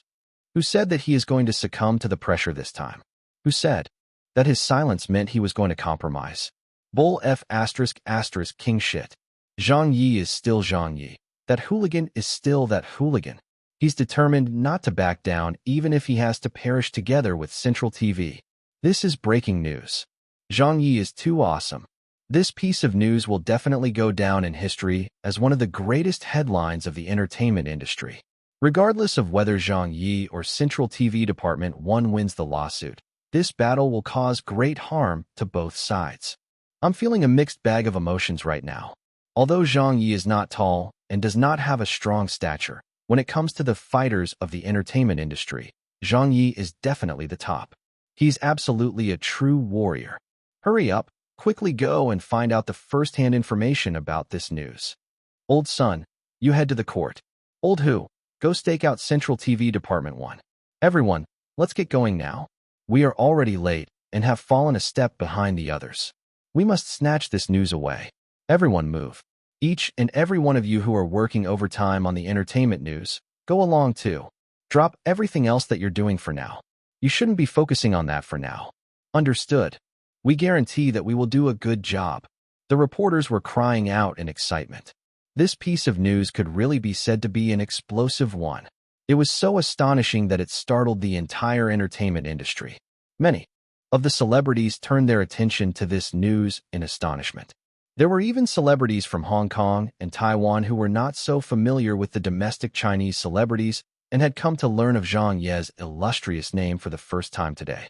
In a state of shock, they went to check it out with their friends who were familiar with the domestic situation about who this fearsome person was. Compared to the reactions of amazement from the outside world, there was only one place which was completely different from theirs. That place was Central TV Department 1. At the home of Central TV Department 1's deputy director Zhang Yuan. Zhang Yuan was eating dinner just a moment ago, but had just knocked over the bowl of rice in front of him and dropped one of his chopsticks to the floor. On the screen of his cell phone he had thrown onto the table was showing exactly that piece of news. His wife cautiously said, "Old Zhang." Zhang Yuan angrily muttered to himself, "Madman. He's insane. Calm down, please," his wife urged. Zhang Yuan slammed his hand on the table. "How am I supposed to calm down? He even demanded a compensation of 100 million yuan? What the heck is he trying to do? How does he have the guts to something like that?" The other leaders of Central TV Department 1 also had similar reactions to him. Zhang Naixiong flew into a rage. The other leaders and heads of Central TV Department 1 were also so angry they nearly exploded. That damned hooligan. Old Zhang recruiting him to join us was the worst mistake. This is a rebellion. They never really expected that there would be a day or year that a host from their own TV station would actually sue them in court. They were not mentally prepared in this aspect at all. But it turned out that such a person had appeared today. For a matter involving just a several thousand yuan salary, he had chosen to go up against them and battle it out in court, choosing to fight to the death and perish together with them. What madness was this? The leaders of Central TV Department 1 were all very angered by this. This was the first time they felt somewhat regretful to have used such tactics to force Zhang Ye to sign over the show's copyright. Their original intent was to solve the matter internally. They definitely did not wish to make it known to the media or even let the leaders of Central TV find out about it. Zhang Ye's contract was decided by the Central TV Department 1, and withdrawing his ownership to the copyright was also their decision as well. The leaders of Central TV simply did not know about this, so it wouldn't do any good for any of them if it was made known to the higher-ups. But right now, they knew that this matter had already blown out of proportion and there was no way to keep it under wraps anymore. From tonight on, the matter of Central TV Department 1 withholding the salary of a host would definitely be on the headlines of all media outlets. This was obviously not the outcome they wanted to see. Regardless of how Zhang Ye's job or future would turn out, or whether Central TV Department 1 would settle scores with him at a later date, Zhang Ye's actions at this moment had left the leaders of Central TV Department 1 scrambling to take drastic measures. Zhang Ye had declared a war on Central TV Department 1. This petition in itself was already a face-smacking. It was as good as smacking Central TV Department 1 in the face. Their faces were terribly swollen, and it was very painful. Chapter 745, The First Person in This World. At the same moment, Zhang Ye left the court and went straight back to his parents' home. After opening the door with his keys, He went into the house and saw Chunchun, who was rummaging through the refrigerator to grab some soda to drink. Chunchun glanced at him and said, "Zhang Ye, you're going to be lectured." Zhang Ye rolled his eyes. "What lecturing am I going to get?" His parents then walked out from their bedroom. His mother was very mad. "Why did you go and stir up trouble again? Why are you two so up to date with the news? You two know about it already." Zhang Ye returned. "It was everywhere in the news. So how can we not know about it?" His mother replied angrily. "Mom, I did not cause any trouble." Zhang Ye smiled and stated, "I was just protecting my legal rights and interests." His mother said frustrated, "But this is Central TV we're talking about." "Here." Zhang Ye shrugged. "So what if it's Central TV? Even a laborer knows how to use legal procedures to protect their own rights and interests if their salary is withheld, so why can't I do the same? It's just Central TV that I'll be suing." His mother said angrily, "I nearly died of anger because of you. Why do you always make people worry over you? Isn't it just 8,000 renminbi? You can earn that easily with just a fart. Why you must go and challenge Central TV Department 1? How long have you been working for Central TV? Yet you've fallen out with them again. Now that this incident has happened, regardless of how the matter is resolved later or whatever the verdict of the court case is, it will not be a good ending. At that time, how are you going to stay on at Central TV Department 1? When the entire TV station system blacklists you, what will you do?" His father added, "You are too impulsive. You should have at least consulted us first, even if you met with some injustice." Zhang Ye explained, "But the problem now is not only about the 8,000 yuan salary. That's not the main reason." His mother was infuriated. "No matter what reason you have, you should not have sued Central TV." Zhang Ye replied, "Central TV Department 1 wants to steal my overseas copyright of The Voice, but I refused. It was because of that they resorted to withholding my salary to give me a warning. If I did not make a firm stand against that, wouldn't they truly think that I'm easy to scare?" His mother said furiously, "How much can that crappy copyright possibly fetch? How can it be more important than your job?" Zhang Yi glanced at her and responded, "It would fetch at least 10 million renminbi, and this amount is just a lowball." When she heard that, his mother was immediately stunned. She exclaimed, "What? More than 10 million renminbi? It can be sold for over 10 million renminbi? K Central TV to their second grandma. Sue those bastards. Sue them." His mother slammed her hand on the table and stood up. Zhang Ye, his father, Chunchun, "Hey, isn't your change in attitude way too fast?" After that, his mother only cared about scolding Central TV Department 1, and she did it for a full 5 minutes. Finally, she said as she panted, "Son, do whatever you need to do regarding this matter. Just sue them. Ignore what the others will say. Mom will fully support you." Even a laborer knows how to use legal procedures to protect their own rights and interests if their salary is withheld, so why can't my son do the same? Central TV? So what if it's Central TV? Does Central TV have the right to steal our money? Zhang Yi was dumbfounded by this reaction. "Mom, that sounds just like what I just said to you. Is that so? All right. Son, are you hungry yet? Have you eaten?" his mother asked. "No, I haven't eaten yet. I was in court the entire afternoon," Zhang Yi answered. His mother headed straight to the kitchen. "Wait a while. I will cook something for you immediately. Eat and drink to your heart's content, then fight it out with them tomorrow." "Thank you, Mom. I will go back to my room first and lie down for a bit. I'm feeling very tired right now." Zhang Yi drank some water and then went back into his bedroom. He took off his clothes and laid down comfortably onto the soft bed. Only at this moment did he take out his cell phone to have a look. Good God! There were more than a dozen missed calls from his relatives and friends. Zhang Yi returned their calls one by one. "Hello. Old Yao, you were looking for me?" Yao Jiankai said. "I called you twice, but you did not answer." Zhang Yi said, I was in court just now, so I couldn't answer it." Yao Jiankai said, "I'm telling you, old bro, you're pushing it way overboard this time. You really scared the shit out of me. Previously when I called you, I reminded you, but you said that you would have a sense of propriety. I thought you had taken my advice to heart, but you basically ended up not listening to my words at all. With your suing of Central TV, how do you think this matter will end?" Zhang Yi laughed and said, "But I wasn't intending on ending the matter." Yao Jiankai pleaded, "Listen to this old bro for once. Withdraw the lawsuit immediately. It's still not too late to do that now. This situation is very different from what you've encountered in the past. Zhang Ye said, Her, I know that this time is different, but it's all water over the dam now. Old Yao, I know that you have good intentions, but I can't back off if something goes against my principles. If I take a step back, it will follow with a second step, then a third step with no end to it. Yao Jiankai sighed. What if you are put into the freezer?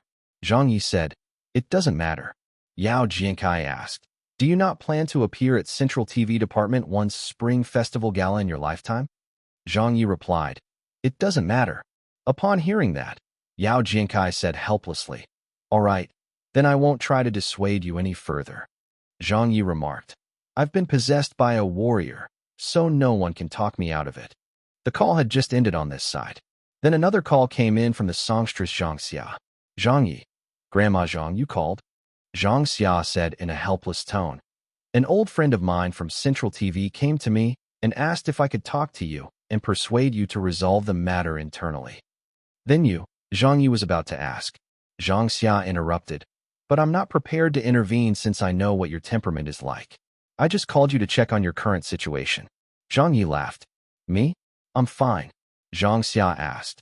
Are you prepared for everything? Zhang Yi replied. Yes. Zhang Xia said. All right, then I don't need to go any further. If my old friend asks me, I will just say that I could not contact you. Following that, a number of other friends also called him, like Xiao, Lu, Wang Xiaomei, Tian Bin, Hu Fei. They were all anxiously trying to dissuade Zhang Yi from taking such drastic actions. Hu Fei, who was from Beijing television station, understood this industry the best and knew how grave this matter was. He even got angry at Zhang Yi, which he seldom did, and wanted him to withdraw the lawsuit. Thinking back, Zhang Yi had Hu Fei to thank for bringing him into the television industry. Hu Fei was Zhang Ye's Bo and also an old friend who genuinely cared about Zhang Yi. But Zhang Yi did not listen to him this time. He had his own reasons for his persistence. For those who knew and understood Zhang Ye's character, they knew that Zhang Yi had truly been angered this time. The compensation of 100 million renminbi was obviously an unreasonable demand. He just stated a random, large amount. Don't mention delaying the salary payment for a day. Even if it was delayed for 50 years, it would still be impossible to get 100 million renminbi. The court definitely would not accept the demand of 100 million as compensation. Yet this amount represented Zhang Ye's anger and attitude on this matter. 100 million? I will King demand this 100 million renminbi in compensation. If you people from Central TV Department 1 are being unreasonable, then I will be more unreasonable than you all. What can you do to me even if I demand 100 million? Bite me? His mother finished preparing dinner right as the calls petered out. While Zhang Yi was dining, he browsed through the news and Weibo on his cell phone. In the end, he discovered that, at this moment, the internet was utterly overtaken by topics and discussions about him and Central TV Department 1. It was on the headlines of the largest discussion forum. The topic on Weibo had garnered more than 200,000 replies. Zhang Yi had not expected this matter to gain such a great deal of attention. It was so huge that it caused server outages on a large number of forums online. It was as though the entire entertainment circle only had this piece of news to report about tonight. Zhang Yi had lost count of the number of times he had been pushed to the forefront of discussions. Countless netizens rushed over in astonishment to admire at Zhang Ye's heroic bearing. Demigod Zhang has shown his might again. I can finally see it. As long as Zhang Yi stays in the entertainment circle, this industry will never have a moment of peace. I hope Teacher Zhang will have good luck this time. This is too exciting. This was what I wanted to see. I'm getting a kick from this drama. I can understand why so many people like Teacher Zhang now. It's because he dares to say things we wouldn't dare to say all our lives. It's because he dares to do the things that we wouldn't dare to do all our lives. I like it when people pick a fight or argument with Zhang Yi, because it's at such times that Teacher Zhang looks like he has a divine glow surrounding him. I have an inkling that Teacher Zhang's favorite pastime definitely is not composing poems, nor writing books, nor creating TV shows. What he likes most must be picking a fight with others. This is a unique ability that Teacher Zhang is best at. The first person to declare war on Central TV. There were two reasons why the affair had turned out this way. First, Even though Zhang Ye had gotten into disagreements with many of his ex-employers, the organizational scales of those employers were not as large as Central TV's. Furthermore, Zhang Ye had also been banned by the SARFT before. In those incidents, he had always lost the initiative by taking a passive stand at first. Zhang Ye had only started resisting after he got listed as a banned artist. But the clash this time with Central TV Department 1 was different. Zhang Ye doubtlessly could have found a better resolution to this situation, yet he chose to take the initiative in declaring war. Moreover, it was a war against Central TV Department 1, a big brother of the industry. As a result, the shock that everyone received was different from the past. Second, and also the main reason why this matter had caused such a sensation throughout the entertainment circle, was that in this world, ever since the entertainment circle had come into existence, ever since there was a television station, there had never been a precedent of an artist suing Central TV. That's right, not even once. In this world, Zhang Ye was the first person. That was why the entire country was shocked. That was why the industry was in an uproar. No matter who won or lost, regardless of the results, history would record this moment today, that there existed a person named Zhang Ye who said no to the face of Central TV Department 1. Chapter 746, A Flame War Begins. The next day, early in the morning, employees started streaming into the entrance of Central TV for work. Did you hear about yesterday? Hey, who wouldn't know about that? Yeah, it was even on news simulcast. I'm sure everyone in the country already knows about it.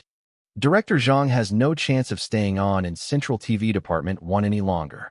But come to think of it, Central TV Department 1 has also gotten themselves into a sticky situation now, so no one is better off than the other. I heard that the leaders were all flipping out. Some of the leaders in Central TV Department 1 seem to have taken the matter into their own hands, so it seems like they will be punished as well.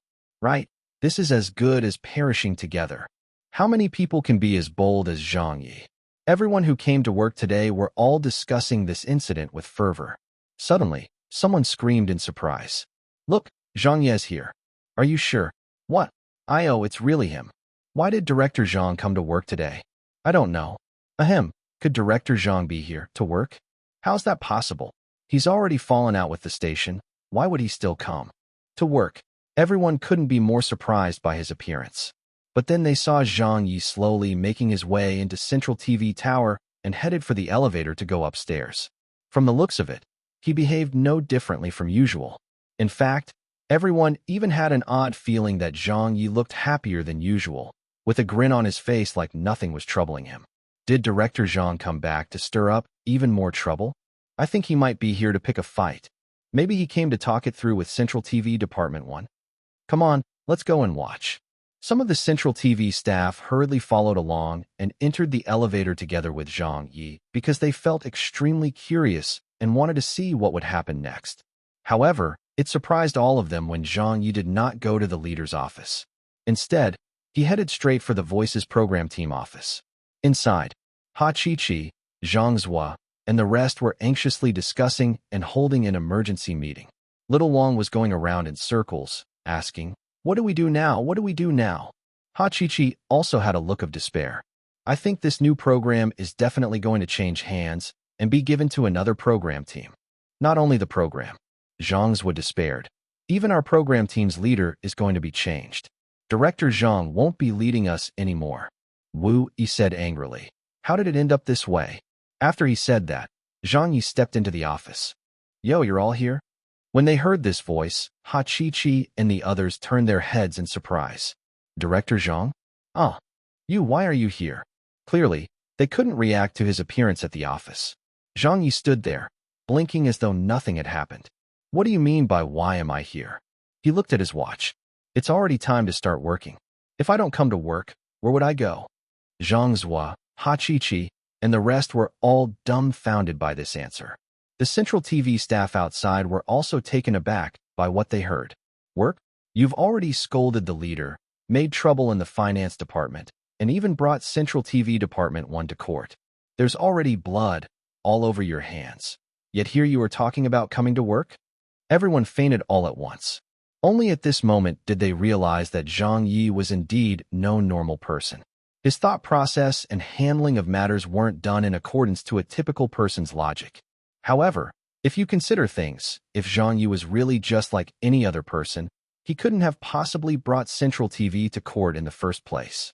To have met such a wondrous person, this was more than Central TV Department 1 had asked for. As the saying goes, the powerful are afraid of the reckless are afraid of those who aren't afraid to die, and those who are not afraid to die are afraid of the shameless. So here we have Zhang Ye, who is reckless, not afraid to die, and totally shameless as well. As a result, he is afraid of no one. In just a short time, the news of Zhang Ye coming to work like usual had spread all over Central TV. Everyone vomited at least 3 liters of blood when they heard that. What the heck? Zhang Ye is really tickling my funny bone. Zhang Ye is indeed Zhang Ye. His shamelessness is what I admire the most about him. How thick can his skin get? You really can't predict how this guy will act using common sense. Actually, for Zhang Ye, he was taking the most logical steps regarding the matter. Although Central TV Department 1 were the ones who came to him to discuss the contract, it was Central TV that he signed the contract with. Zhang Ye did not have much of an opinion about Central TV, and neither did he have any direct conflicts or disagreement with them. It was Central TV Department 1 he had an issue with that made his heart turn cold. In the petition he filed to the courts, he had written in Central TV Department 1 as the defendant. To Zhang Ye, when he filed the lawsuit against Central TV Department 1, it should not have affected him from coming to work at Central TV. Those two were different matters with no conflicts. On Zhang Ye's punctuality and professionalism, Central TV was silent. Meanwhile, Central TV Department 1 also did not seem like they were making any moves, because at this moment, both Zhang Yuan and Zhang Naixiong were called to a meeting by the deputy station head. Upstairs, at a main conference room used by the management, lining the conference table were genuine leather sofas. 7 or 8 people were seated in them. Among this group of people were Department 1's director, Zhang Naixiong, and deputy director Zhang Yuan. The middle-aged man sitting at the end of the table was Central TV's deputy station head. He was the second in command and had an air of authority about him. The deputy station head said, "Old Zhang, why were you so stupid?" Zhang Naixiong explained. "A problem really occurred with the payroll system. Who would have?" The deputy station head interjected, "Don't try to play dumb with me. Was it really only an issue with the salary? How do you explain the copyright to the voice? Do you think that the station does not know about it?" Zhang Yuan quickly tried to take the fall on his leader's behalf. "It was me. I was the one acted without authorization. I did it because the contract with Zhang Ye was way too unreasonable and we had not given it enough thought before that. When I realized that it could cause our station a large financial loss, I wanted to make up for it and get the contract changed.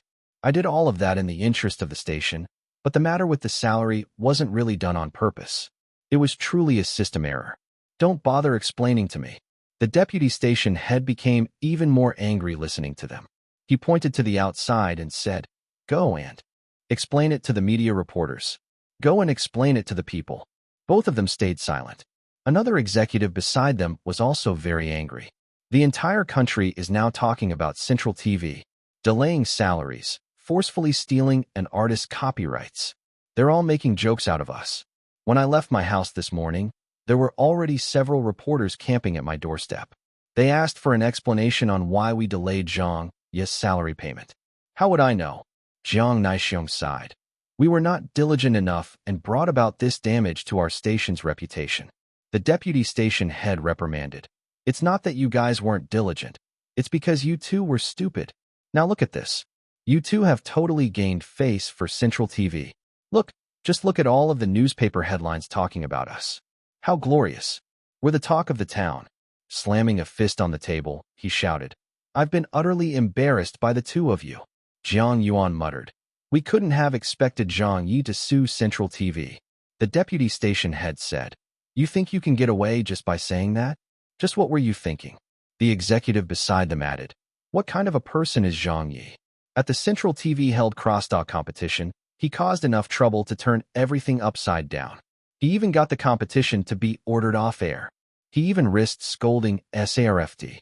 Is this the first time you learned about this person? The deputy station head said. You two have put the station in a very disadvantaged position now. They called for a meeting, but it was in fact just a grilling session to criticize and admonish them. Central TV Department 1's director and deputy director were given a severe dressing down by the two station executives. Online, the effects of the incident were still spreading. Central TV Department 1's famous Spring Festival Gala host, Zhang Ye, publicly issued a statement. The salary was only issued a day late. Was there a need to bring it up and make it a legal issue? Isn't this making a mountain out of a molehill? There are many departments within Central TV, so it's surely understandable if one person's salary is disbursed a few days late due to some miscommunication or problem. It's happened to me before, but if everyone went to court over such a small thing, then we should all just stop doing everything. Everyone can find something to complain about and file a petition in the courts. He was purely playing dumb and feigning ignorance. When Zhang Ye's fans saw this, they surrounded his Weibo immediately. Idiot. Bootlicker. Was it simply because of the salary issue? Why did you not bring up the issue of the copyright as well? Teacher Zhang has never offended you before, right? You made rude remarks the previous time when Teacher Zhang squeezed you out of the B-list rankings. Now you're at it again? Are you getting addicted to this? You're getting all excited now, aren't you? So what if you have hosted the Spring Festival Gala before? What are you boasting for? On fame, talent, and knowledge, which one of those traits are you better than Teacher Zhang at? Idiot Zhang Ye. Next poster, please maintain this formation. Idiot Zhang Ye. Next poster, please maintain this formation. Unconditionally supporting Teacher Zhang.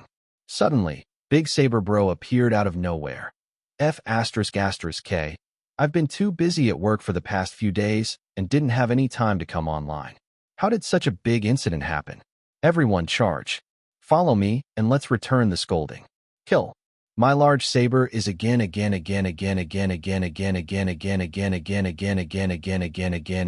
unable to endure the thirst. Immediately, Big Saber Bro popped up all over the place. On Central TV Department 1's official Weibo, Big Saber Bro flamed. You dare to fire Teacher Zhang? You king idiots. The netizens. A Zhang Ye fan hurriedly reminded. Big Saber Bro, they didn't fire Teacher Zhang. They only stopped paying his salary. Big Saber Bro, he didn't get fired this time? What salary are you talking about? Another Zhang Ye fan said with some embarrassment. There's also the copyright. Big Saber Bro asked, what copyright? It's difficult to explain with just a few words here and there. Just go and read the news, a fan said. As Big Saber Bro talked to them, she did not idle about it. Continued with her scolding of Central TV Department 1. Why should I read the news?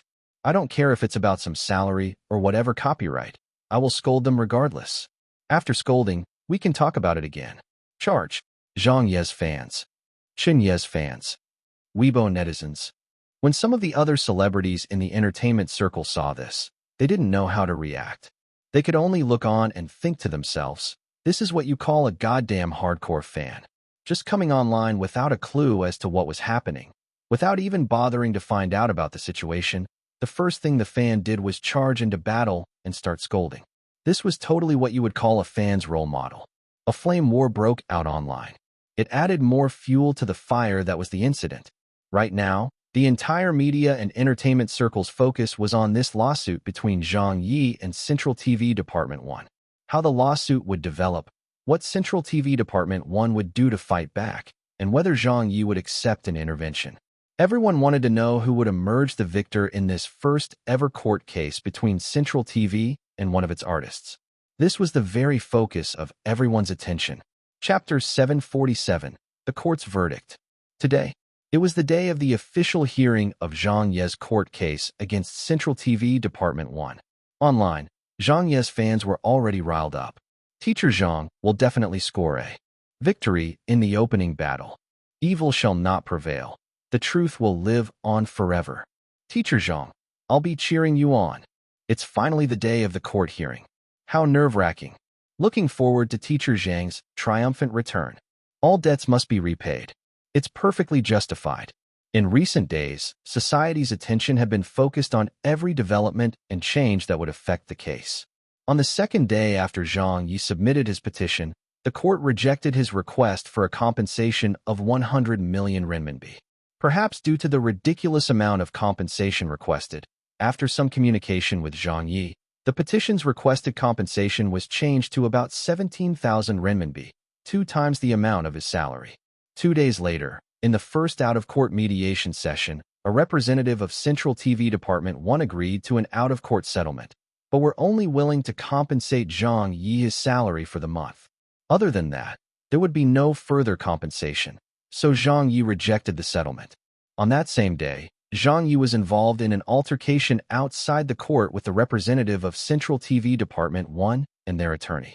This was photographed by the media, and the incident escalated even further. The torches of dispute were being lit one by one. Today, there should finally be an end to it. Early in the morning, Haitian People's Court was already overcrowded with people. The parking lot was filled with vehicles, half of which were press vehicles.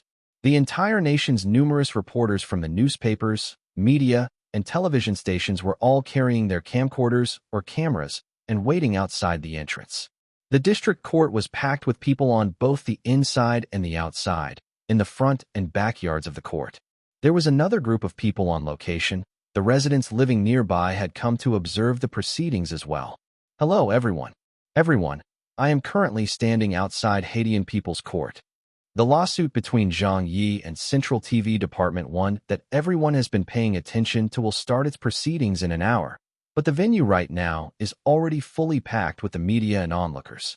Zhang Ye is nowhere to be seen yet, same as the representatives of Central TV Department 1, but we will be reporting to everyone firsthand on the latest updates. Quite a number of cameras had been set up on location to provide real-time situation reports to the viewing audience. There were also some reporters who attempted to sneak into court but were stopped by the court officers and staff. The whole of Haitian People's Court was closely guarded, with 3 times more court officers deployed to guard the place, as if readying for battle. Suddenly, a BMW X5 arrived at the court grounds. Look, that's Zhang Ye's car. Zhang Ye has arrived. All it took was a few shouts for all the reporters to swarm over. Coincidentally, the Central TV Department 1 representative and attorney also arrived in a car behind him. When the reporters saw this, a large group of them split off towards the other car before it could even come to a stop.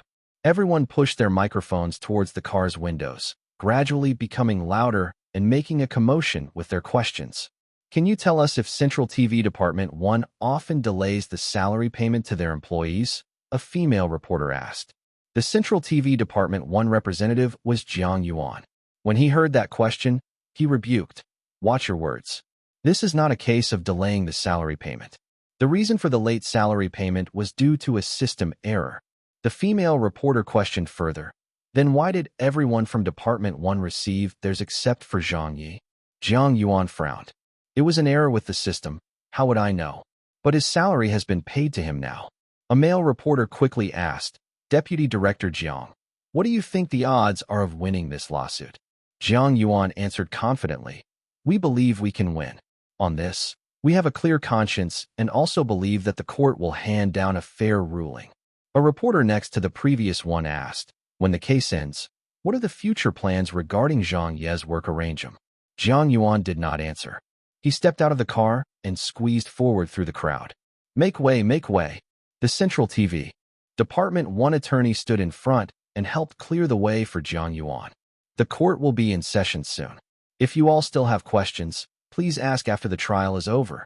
They just wanted to quickly get into the court and skip answering the questions from the reporters. However, when they curiously glanced in Zhang Ye's direction, they nearly fainted from what they saw. Zhang Ye did not look like he had any intention to get into the court quickly at all. Instead, he stood outside with the reporters and began bullshitting. He trumpeted with a strong sense of righteousness. The labor workforce should not have their salaries held back, as it is a form of respect for their contributions, and it is also the foundation to keep this society running. There was a Spring Festival Gala host who mentioned online that the salary payment was only late by a day and feels that I am making a big fuss over a small issue. That is what Central TV Department 1 seems to think as well. So let me ask this. If Central TV Department 1 wanted me to complete a program recording by today, would it be fine if I finish it a day late? If Central TV Department 1 calls me to attend a meeting to discuss something urgent, would it be fine if I went a day late? If Central TV Department 1 wants the endorsement fees for the voice, which goes through our program team's account to be transferred to Central TV because they urgently need the funds, can I do it a day late? Those who have experience in a workplace would know that this is not okay. That is why I wonder, why is it that whatever we do at work, we cannot be late by a day? That is definitely not allowed. But what about you all? If it is a day late, then it is forgivable? Yet now you're saying that I'm making a big fuss over a small issue? Based on what? Isn't that a double standard? A number of the surrounding onlookers all cheered at this. That's right. Well said. You're absolutely right. Zhang Ye, I'm supporting you. Fight it out with them. I'm sick of these idiots who delay our salaries and act as if there's nothing wrong with it. Zhang Ye proclaimed righteously. To us common folk, the court is not a good place. I am not someone who likes to be in the spotlight, but I am willing to stand up today. Not for anything else, but my vindication. I want to fight it out with this unhealthy corporate culture and mindset. I also hope that I can lead by example for all the other artists by being the first to do something like this. Whoever stated that if the television stations infringe on our interests, we would have to stay silent in fear of offending them. Artists are also people. They also have the freedom to protect their legal rights and interests. What is white can never be black, and what is black will never ever be white. Jiang Yuan nearly blew up. You are not someone who likes to be in the spotlight? Bull F*** king shit. But when the people heard this, they all broke out into rapturous applause. Everyone who had ever been in a disadvantageous position when they worked for their companies all sided with Zhang Ye at this moment. That was very well said. It isn't easy for the artists either. Teacher Zhang, all the best. We will be behind you all the way. All that could be heard at the entrance of the court was Zhang Ye's righteous blabbering. Even the usually glib reporters could only watch with eagerness, unable to say a word to interrupt him. This fellow was far too good at oration. Zhang Ye continued again all by himself, talking for a long time. Finally, when a female reporter from Beijing Evening News could no longer listen on, she reminded him, about that, Teacher Zhang, I think your court will be in session very soon. Zhang Ye took a look at his watch and exclaimed, "I-oh," before hurriedly rushing in. The reporters didn't know whether to laugh or cry. They wanted to follow in after him, but were stopped by the court officers. The court session today was not open to public. Inside the court, the judge and several court personnel were looking out from the windows in a very speechless manner. One of them said, "Just how many reporters are there outside? This just a dispute over a salary of just over 8,000 renminbi? But look at the commotion it is causing at our courthouse. It started 2 days ago. There are even reporters who have been calling my landline for the past few days. I wonder how they found my number. They must really have a good network of contacts." A woman said, "The dispute amount might not be high, but this case is different in nature. A celebrity's case involves a lot of things, therefore the impact is wider as well. Moreover, this is the first case in the entertainment circle that an artist is suing a television station. So how can it not have a large effect?" They were actually feeling rather nervous as well. Now that Haitian People's Court was in the sights of the national media, they would be scrutinized under a microscope. That put a lot of pressure on them. At this moment, the chief judge spoke with a serious tone. "Pack it in. The court will be in session soon." Tieba. There was constant buzz among the netizens. The court is already in session, right? Yeah, it's time. I wonder how it's going. Why didn't they do a live broadcast of it? Just wait for the court's decision. Hopefully, it will be a fair one. That might not happen as this lawsuit is mainly about Zhang Ye's salary. The Voice's overseas copyright has not yet been sold by Central TV Department 1 without Zhang Ye's knowledge, so that wouldn't affect the judgment here. Didn't the court already reject Zhang Ye's request for 100 million in compensation? It's precisely because the copyright and salary issues are two different things. If we talk about how Zhang Ye's salary was paid late to him by only a couple days, then the court might not support Zhang Ye's petition. Right? Central TV still has a lot of influence and standing, so it won't be easy to say who will win this lawsuit. F***K. If Teacher Zhang does not win this lawsuit, I will go and scold Central TV Department 1 every day. On Weibo. Just what's the situation like? Is there anyone here who is attending the trial? Do a live stream, please. I heard that Zhang Ye did not appoint a lawyer this time. He filed the petition on his own and will be his own prosecutor. For real. It's true. The newspapers have already reported about it. Damn, then won't he lose for sure? The opponent is a professional lawyer. How could teacher Zhang possibly outtalk him? That I'm not too worried about. It's not like we don't know what Zhang Ye's speaking ability is like, so even if it's a lawyer he's up against, he might not necessarily lose to him. But I do worry that teacher Zhang's legal expertise is not good enough. When they bring up certain laws and regulations, he might not be able to answer them. Yeah, this is really going to be quite open. Let's just wait for the decision. Anxiously waiting. Suddenly, the Weibo account of a host who had disappeared from the entertainment circle for many years suddenly turned active and was updated with a new post. It simply said, "Zhang Ye, fight on." The netizens cried out in alarm. Wow, it's old Luo, an ex-host of Central TV Department 1. After having been banned and suppressed for so many years, old Luo has finally made an appearance again. Back then, Central TV Department 1 really did bring old Luo crashing down and even got him banned. Teacher Luo has come forward to show his support for teacher Zhang. Numb.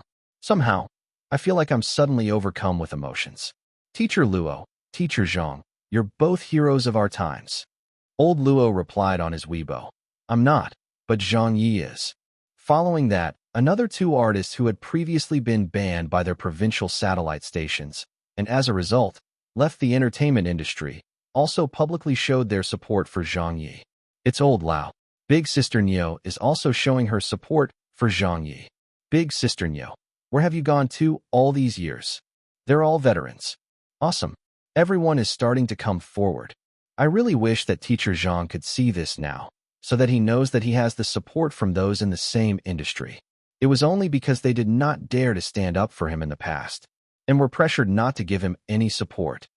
Outside the court, the reporters and onlookers were anxiously waiting. Some cameramen who were afraid to miss a shot did not even stop their camcorders from rolling. They were constantly kept in recording mode as they focused on the main entrance of the court. 1 hour, 2 hours, 3 hours. After a long wait, the media's personnel felt it was a little too much and were surprised at how long the hearing was taking. Why is it taking so long? It's really slow. What's happening inside?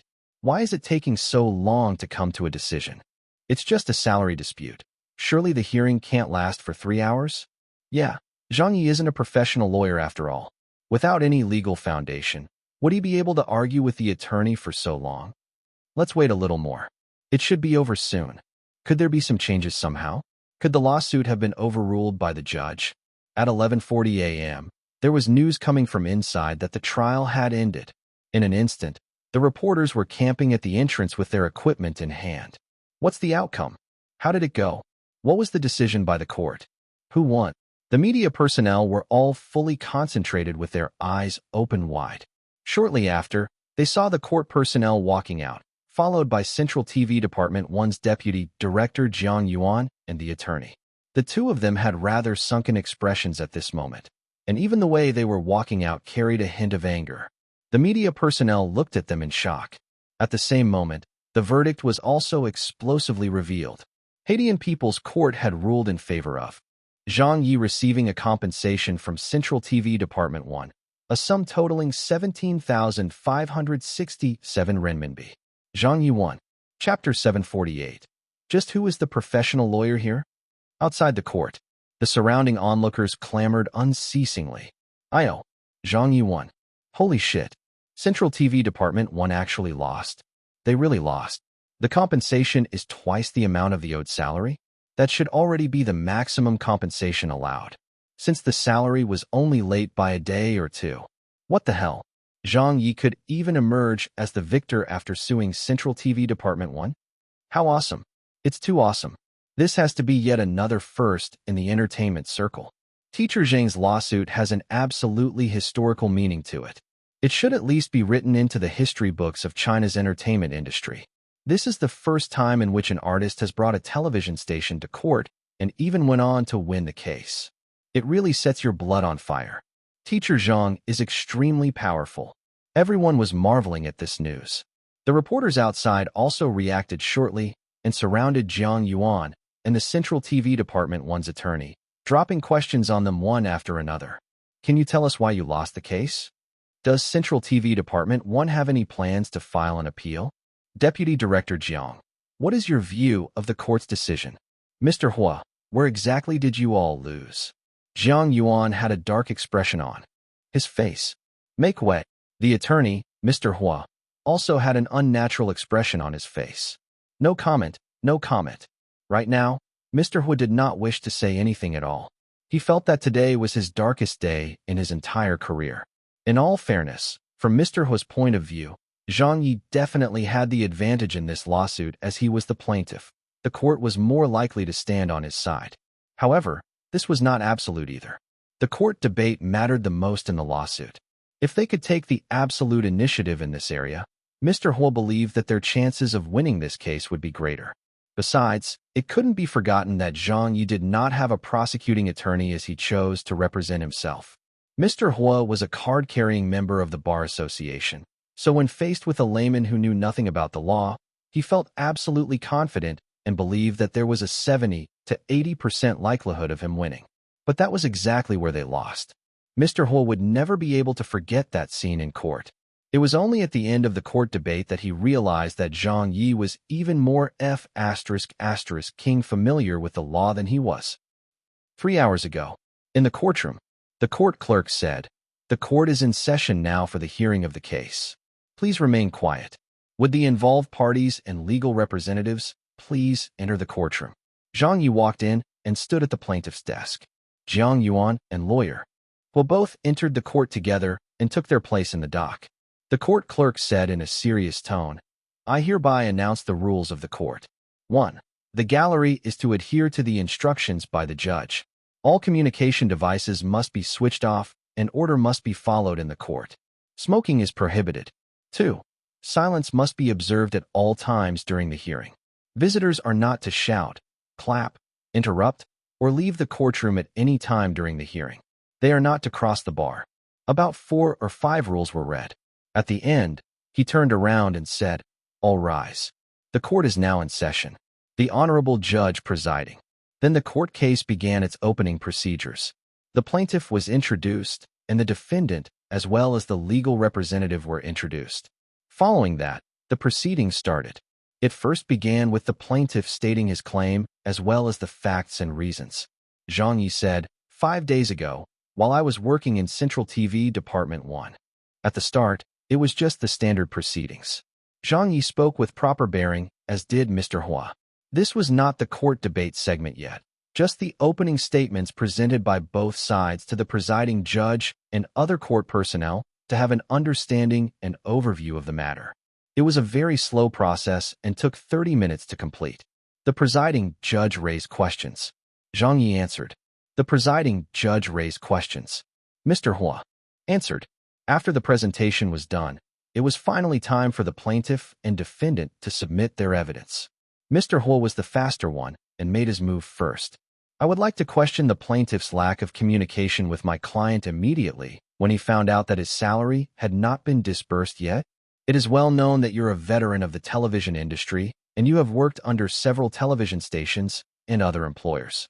According to common sense, you should know how these processes work, so if the finance department has a problem, it would be very difficult for them to check the problem immediately. If it was because of a system error that caused the delay in your salary payment by 1 day, leading you to seek a compensation of 2 months' worth of salary, then my client finds it absolutely unacceptable.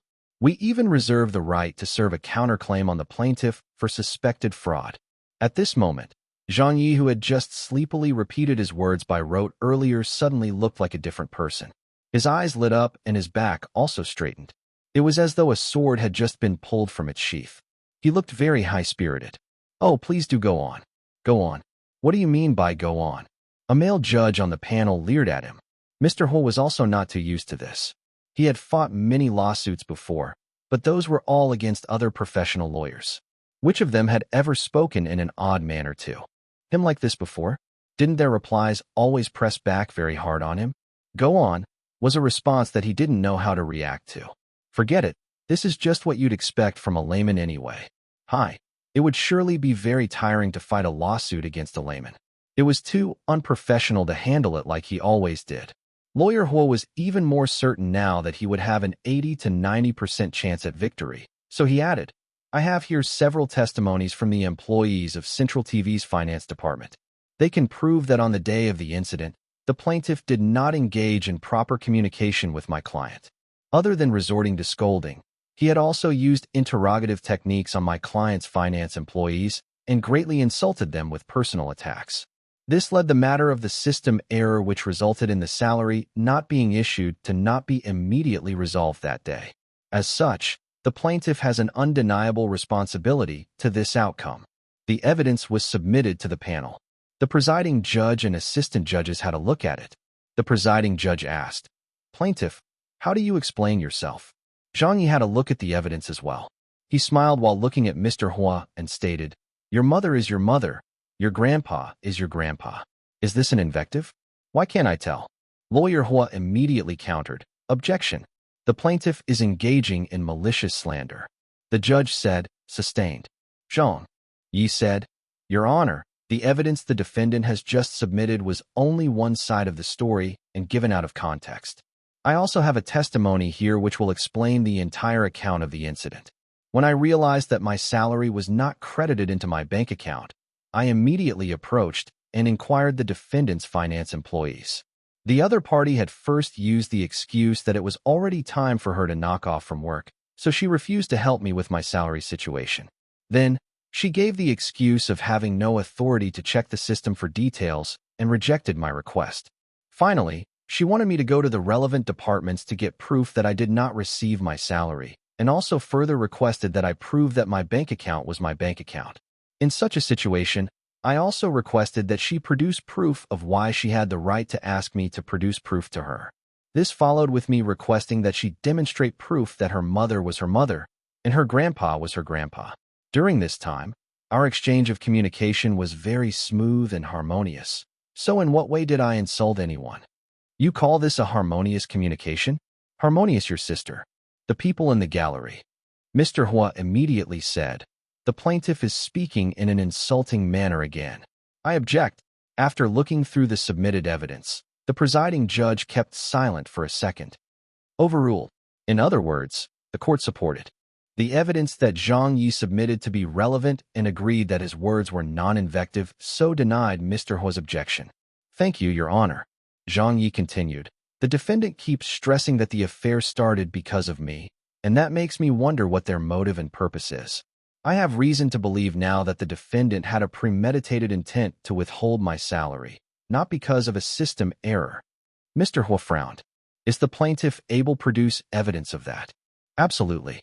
I request to submit the supporting evidence." Zhang Ye took a copy of document out. This is the payroll system data of Central TV Department 1 and the disbursement data. I won't mention the origin of this evidence for now, but I guarantee the authenticity of it.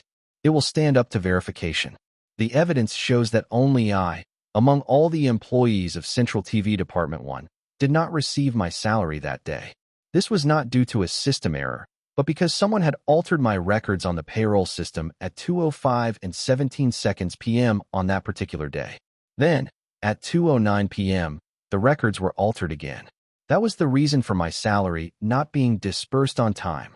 Central TV Department 1 had been busy shaping public opinion and carrying out their crisis management in the past few days, but Zhang Ye had not idled about either. Zhang Yuan's expression changed. When he heard that, he knew for sure that the evidence was genuine. Mr. Hua did not expect this either.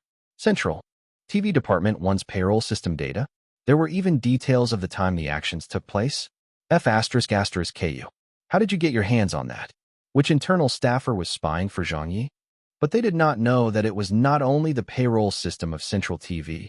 Even the Korean government's official website could be freely accessed by Zhang Ye. So just with such a simple network security system, how could it stop the world's third-ranked and most wanted hacker with the highest bounty in the world? The presiding judge and his panel looked through the evidence and started exchanging some words in low whispers. Mr. Hua retorted, "Firstly, I seriously doubt the authenticity of this piece of evidence. Secondly, there are many reasons for system modification by human factors. It could even be an error caused by a system administrator, so there is no evidence that this was premeditated. Thus, it cannot be a reason for making a subjective judgment for the plaintiff. This piece of evidence was very disadvantageous to them. Even if the authenticity of the evidence had not been verified by the presiding judge yet, it was enough of an ominous signal to the judges. Besides, from Zhang Yuan's expression, Mr. Hua could also see that this piece of evidence needed no further verification. It was definitely real. As such, Mr. Hua tried to reverse this situation. He said, "I would like to submit additional evidence. This is the labor contract the plaintiff signed with Central TV." The evidence was submitted. The presiding judge and his panel started looking through it. Mr. Hua then stated, "The fifth subclause of the second clause in the contract, as well as the ninth subclause of the fifth clause, clearly state that the relationship between the plaintiff and Central TV Department 1 is not as simple as just employer and employee. It is more of a cooperative relationship as stated by the contract. As you can see, the plaintiff has proposed that he retain a majority of the copyright to the programs that he created. It was only under this premise that he would work together with Central TV alone, while not asking for any bonuses either. Therefore, in such an agreement, excluding the ownership of the copyrights created in the course of professional work, from the fundamental point of view of the contract, Central TV had no obligation to pay a salary to Zhang Ye. This is because the plaintiff contributed the idea to produce a program, while Central TV provided the platform and staff, and helped with the publicity. It was stated clearly in the contract that whatever returns that are generated from the copyright in the course of the program's broadcast would be the actual source of Zhang Ye's salary. Meanwhile, my client has been paying the plaintiff's salary for his work as a host of the station out of goodwill only. Since there is no obligation to do so, we should not be required to pay the plaintiff the amount of compensation that he is demanding. It wasn't until this critical juncture that the real battle of legal knowledge started. The real battle had finally begun. Mr. Hua was greatly looking forward to this segment, as the difference between a professional and an amateur would be reflected in this exchange. Zhang Ye did not get worked up and calmly rebutted. The Ministry of Human Resources and Social Security's labor contract law states that dispatched workers shall enjoy the right of equal pay for equal work as the workers of the receiving unit do. During my time at Central TV Department 1, not only did I take on the role of a host, I also held the concurrent post of the program's executive director, overall planner, and other related duties. I ought to be receiving a corresponding salary for those roles, and not be exempted from it just because I am receiving an equivalent salary from the copyrights that I already hold in the first place. If that is the case, does that mean I should be paying my own salary? This guy really knows how to bullshit. Zhang Yuan was a little surprised as he did not expect Zhang Ye to be able to answer that. Mr. Hua was also a little taken aback, but quickly turned around to retrieve a big stack of documents. He lowered his head and read. Article 16 states that special works made for hire like drawings of engineering designs and product designs, maps, computer software, and other service works which are created mainly with the materials and technical resources of the legal entity or organization and under its responsibility, or service works of which the copyright is, in accordance with the laws or administrative regulations or as agreed upon in the contract, enjoyed by the legal entity or organization.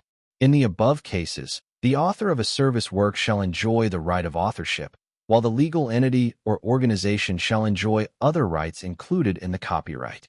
Zhang Ye looked at him and responded, I would like to remind the defendant and the defendant's lawyer that it has been stated and agreed in the contract that this was not deemed as a special work made for hire, but a work made for hire with attached conditions.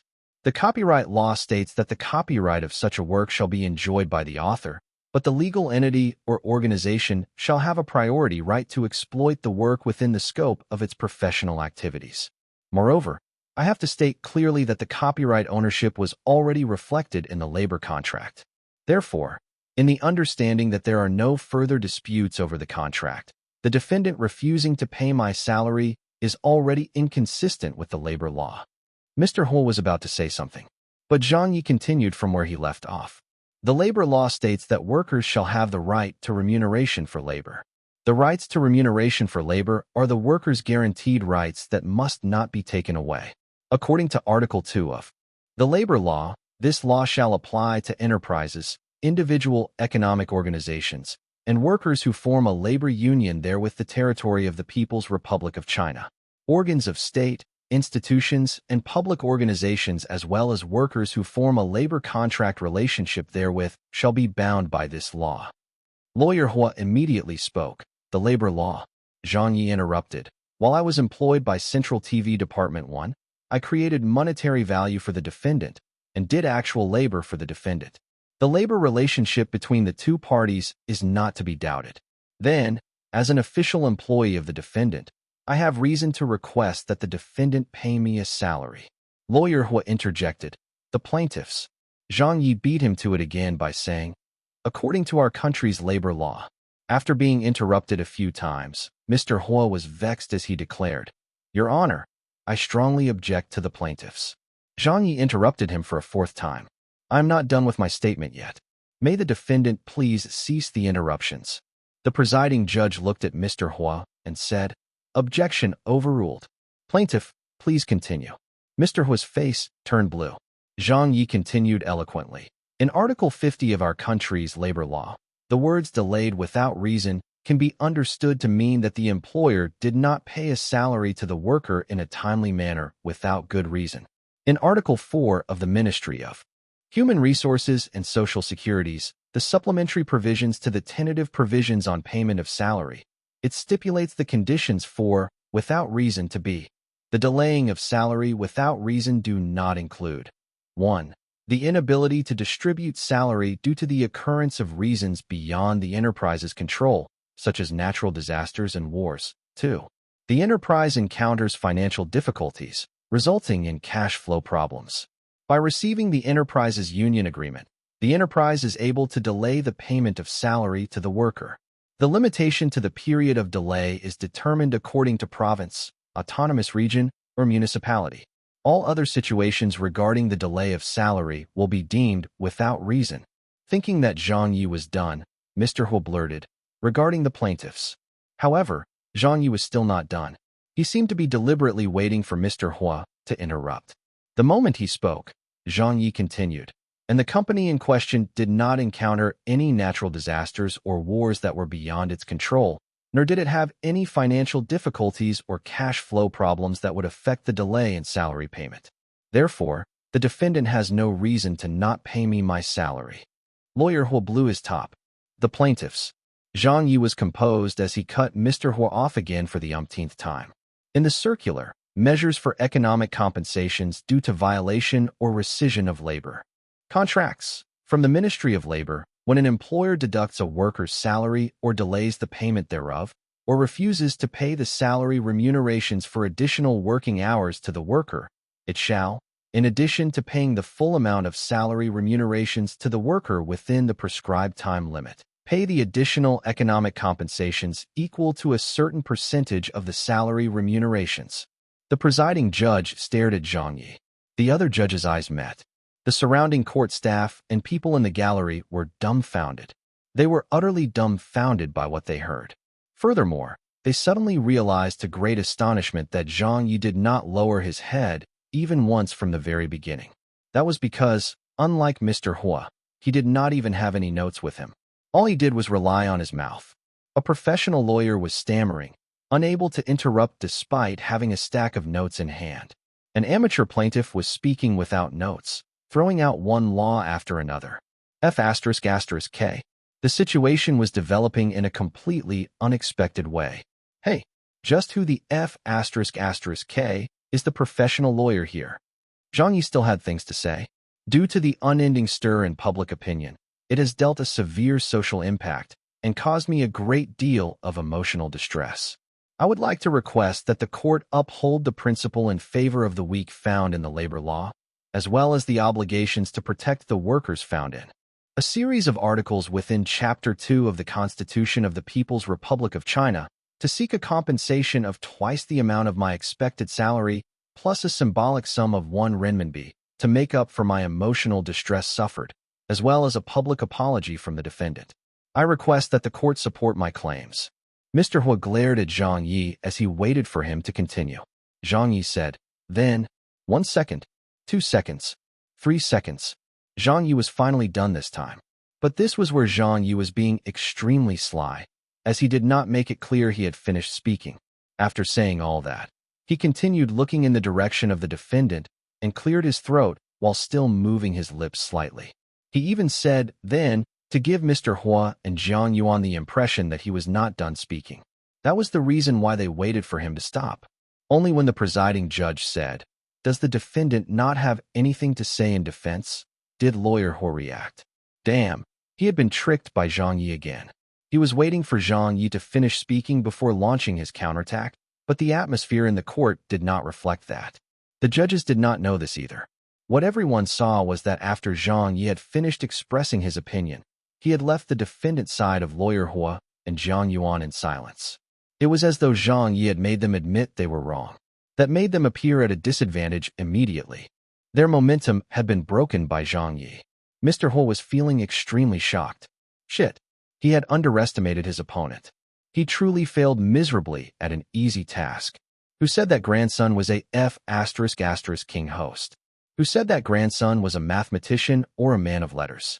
His language logic, language artistry, psychological strategy, and even his knowledge of the law and relevant legal matters made lawyer Hua suddenly realize with shock that this guy was even more professional than he was.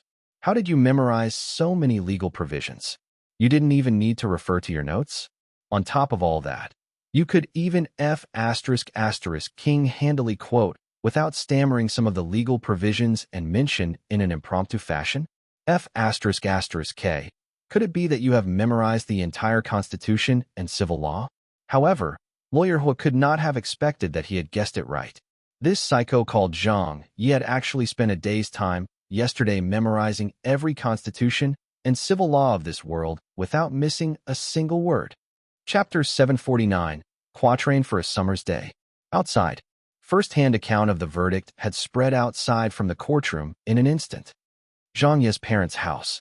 His parents were anxiously awaiting the results with many of his relatives gathered at his house. His first uncle, third aunt, the eldest and third young sisters had all come. How long has it been since the hearing started? It's been almost 3 hours. Why isn't there a verdict yet? Aya, why is it so slow? My brother will definitely win. Suddenly, the house phone rang. After putting down the phone, his mother couldn't help but cry out loudly, "He won. Little Yi won." His third sister immediately jumped up and shouted, "I knew my brother would win. I knew it." At Yao Jinsai's house, old Yao and his wife were both eating dinner. His daughter, Yaomi, suddenly pushed open the door from outside and rushed in. She excitedly waved the cell phone in her hand, which still displayed the latest news update. "Dad, teacher Zhang won the lawsuit." "He won." "What?" Yao Jinkai immediately said. "Let me have a look." "This is the latest news." Yaomi passed her cell phone to old Yao. "Teacher Zhang is too awesome. He is definitely my idol for life." "No, make that 2 lifetimes." At Beijing television station, in the program team office of Do You Remember? Hu Fei brought back the news with him. The verdict is out. Immediately, everyone, including Dong Shanshan, Ho Gu, and Ho Di, on the program team looked over together. Hu Fei paused for a moment, then said, "Central TV Department 1. Lost in the lawsuit." Everyone roared. Xiao Lu said in a stunned manner, "Teacher Little Zhang did not hire a lawyer. So how did he win?" Hu Fei gave a wry smile. He acted as his own prosecutor. Central TV Department 1. Many of the executives were waiting for news of the verdict from the court. At this moment, Director Jiang Naixiong received a call from Jiang Yuan. "Director," Jiang Naixiong asked anxiously, "how is it?" Jiang Yuan stayed silent for a moment before saying, "We lost." Jiang Naixiong gasped and angrily replied, "How can that be? Didn't you say that we had an above 80% chance of winning? And why did the court hand down the verdict immediately? They came to a decision that quickly? Did Old Hun not speak in defense of us?" Jiang Yuan was present at the court all the while, and he understood very well the proceedings and the overall situation. He said glumly, "Mr. Hua has already done his best." Then, Mr. Hua took the phone and apologized. "I must take the primary responsibility for this case. My team and I underestimated Zhang Ye's legal expertise."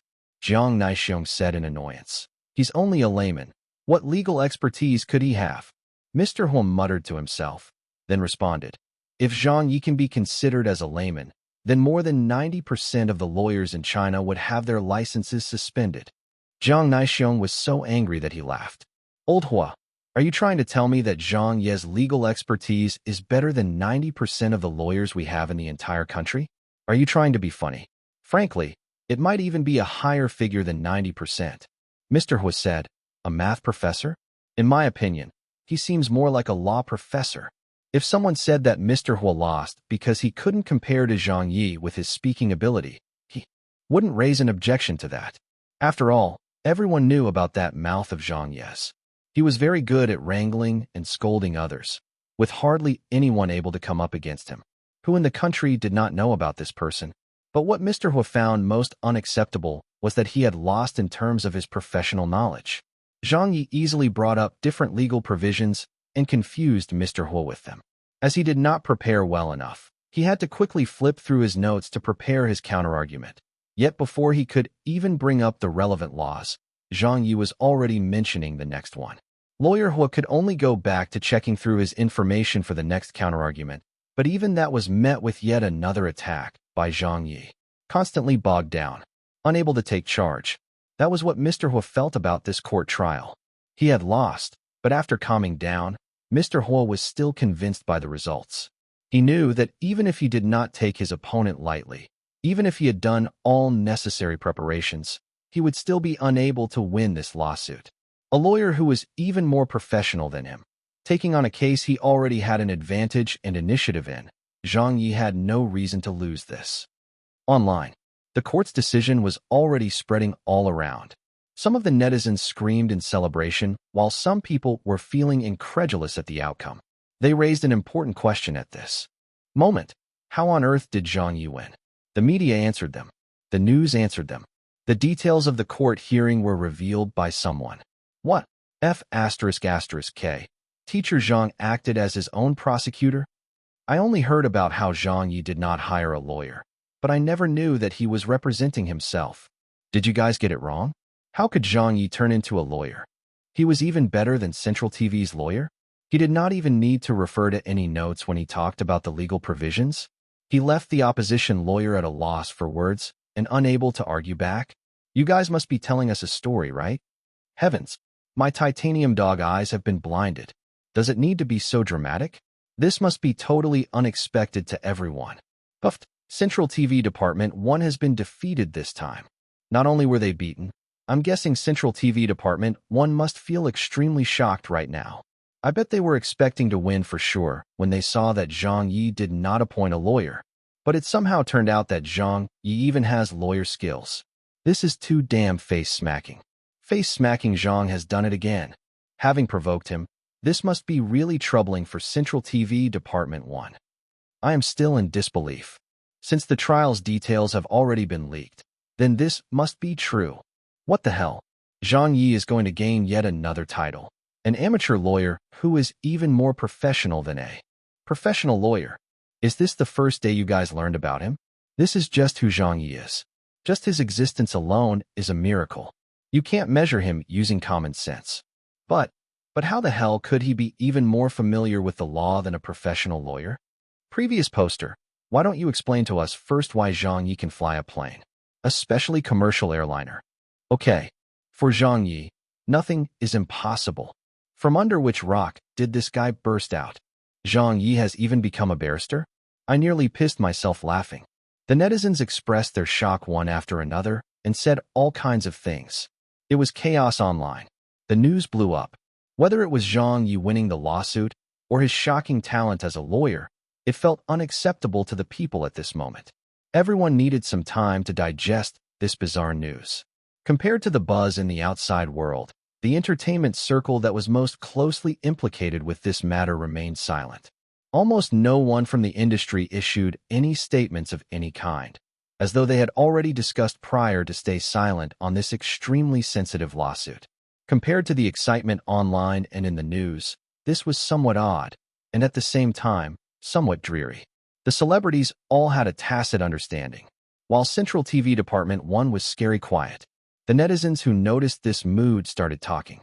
Hi, even though Zhang Ye won the lawsuit, this is the beginning of the end. Teacher Zhang will definitely not be appearing on screen at Central TV Department 1 for close to a year. He is absolutely going to get put into the freezer. There is no doubt of that. Zhang Ye can still write novels or teach. Yeah, he also knows how to compose songs. But what's the use of that? His main job is still hosting. Zhang Ye shines the most when he hosts or makes TV shows. If he can no longer appear in or make any TV shows, then even if he continues in the industry by writing novels or other works, he couldn't really make a mark. There would be no way for him to get into the mainstream consciousness of the audience. Everyone knows if that happens, Zhang Ye's popularity will drop drastically by the day. That is the doomed outcome. We'll see in a year's time. I'm sure Zhang Ye can still make a comeback. The celebrities of the entertainment industry are always being replaced, so who knows what next year might bring. Hi, Zhang Ye is done for. Yeah, with the end of this lawsuit, it's also drawing the curtains on Zhang Ye's era. That won't happen. Zhang Ye will definitely be able to make a comeback. I wonder if Teacher Zhang regrets his actions. So what if he won the lawsuit? This move by Teacher Zhang had been, from the start, a move to perish together with Central TV Department 1. He did not plan to win from the very beginning. Because if he loses, then he loses. But even if he wins, he still ends up losing. Many of the people were grieving for Zhang Ye. Many of the entertainment circle celebrities also felt sorry for Zhang Ye's impulsiveness. Originally, with the abilities Zhang Ye possessed, he could have safely ascended towards the top. Yet he had chosen the path that led to a dead end, a path no other artist in the entertainment industry would have chosen. Outside the court, a long time after Central TV Department 1's people had left, there was some movement again. Zhang Ye is coming out. Hurry, hurry, hurry, make way. Zhang Ye walked with the stride of a victor, coming out of the courthouse with an impressive demeanor. There were no signs of him being affected by the inevitable freezing of his job by Central TV Department 1 as he walked with confidence. In an instant, the media all rushed up to him and pushed their cameras and camcorders at him. A female reporter shouted as she got pushed around within the crowd, "Teacher Zhang, congratulations on winning the lawsuit." Zhang Ye smiled and said, "Thank you."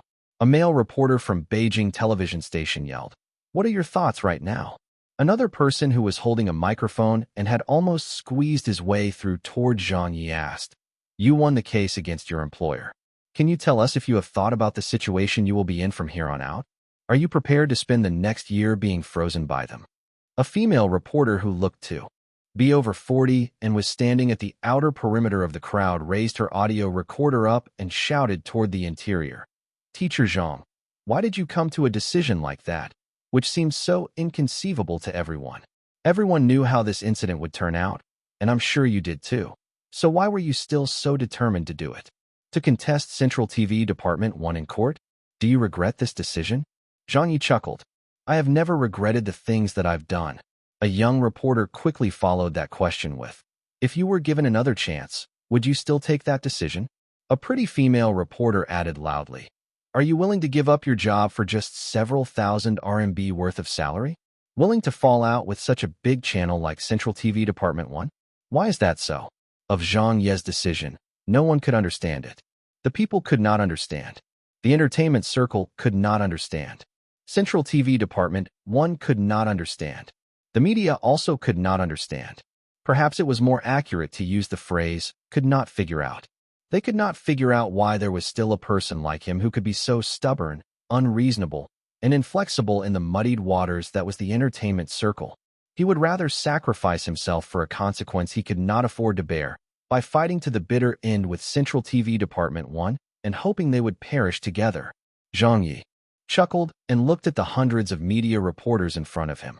He calmly opened his mouth and recited a poem. The poem was very short, yet it felt grand. Lived a hero, died, still the heroic spirit. Even today Xiang Yu is remembered. He who refused to return to Jiangdong. When he finished reciting, Zhang Ye took a few vigorous strides and pushed past the surrounding crowd. He entered his car and drove straight out of the main entrance of the court grounds. The media were left silent. The surrounding onlookers also hushed up suddenly. Even today Xiang Yu is remembered. He who refused to return to Jiangdong. There was also a Xiang Yu in this world. This world also shared some of the history with Zhang Ye's previous world. Therefore, After they heard Zhang Ye reciting the poem, many of them fell silent. What a good hero. What a good heroic spirit. Perhaps only a hero like Zhang Ye could follow in Xiang Yu's footsteps. Even in death, he refused to return to Jiangdong. They suddenly understood something. They finally figured out why Zhang Ye had made such a decision. There was no why. It was simply because that was who he was, even in death. Chapter 750. Central TV Department 1 gets sued again. On the same afternoon of the court's verdict, 2 p.m., Kaishiku, at his parents' house, Zhang Ye came home. When he entered the house, he saw that it was full of his relatives. "Io, little Yi is back," his first uncle said. Zhang Ye smiled and greeted, "Hello, first uncle. What are all of you doing here?" His third aunt said, "With all that is happening, how can we possibly stay home?" His third sister also rushed forward. "Brother, did you really win?" "Of course," Zhang Ye said happily. "I really did." His mother was pretty happy as well. "Good job, son. You've done well this time. You've done really well." His father also nodded slightly in approval. His first uncle sighed. "Hi, but your job at Central TV Department 1 is definitely gone for good now." Zhang Ye casually brushed it off. "Let nature take its course. We'll talk about it when the time comes. Mom, hurry up and make me something to eat. The hearing ended at noon, and I have not had anything to eat yet. You should have said so earlier. Wait a bit." His mother went to cook some food. His third and also quickly went over to help. The rest of his relatives were busy talking to Zhang Ye, asking all sorts of questions. Everyone was obviously holding back from asking too much and still had many questions. "Little Yi, when did you pick up law? What went on in the courtroom? Are the things they say on the internet true?" Zhang Ye explained to them one by one, bullshitting his way through. Finally, after he was done explaining, Zhang Ye noticed Chunshun playing with a cell phone on the sofa by herself. He could not help but go up to her and say, "Heh, I was so busy fighting a lawsuit and only made it back with great difficulty. Yet you, little imp, don't even bother to say something to me and only know how to play games." Chunshun grunted without looking up, her hands swiftly tapping around on the cell phone screen. Zhang Ye rolled his eyes at this. "Whose cell phone did you take this time?" His third sister smiled gleefully and said, "It's mine." Zhang Ye said to Chunshun, "Have you thanked your big sis yet?" His third sister said in a speechless manner, "If Chunshun addresses you as uncle, why would she call me big sis? Aren't you lowering my seniority this way?" Saying that, she looked at Chunshun and cooed, "Come, call me auntie instead." Chunshun glanced at her and tersely came up with 2 words. Her. His third sister did not get angry, but beamed with joy instead.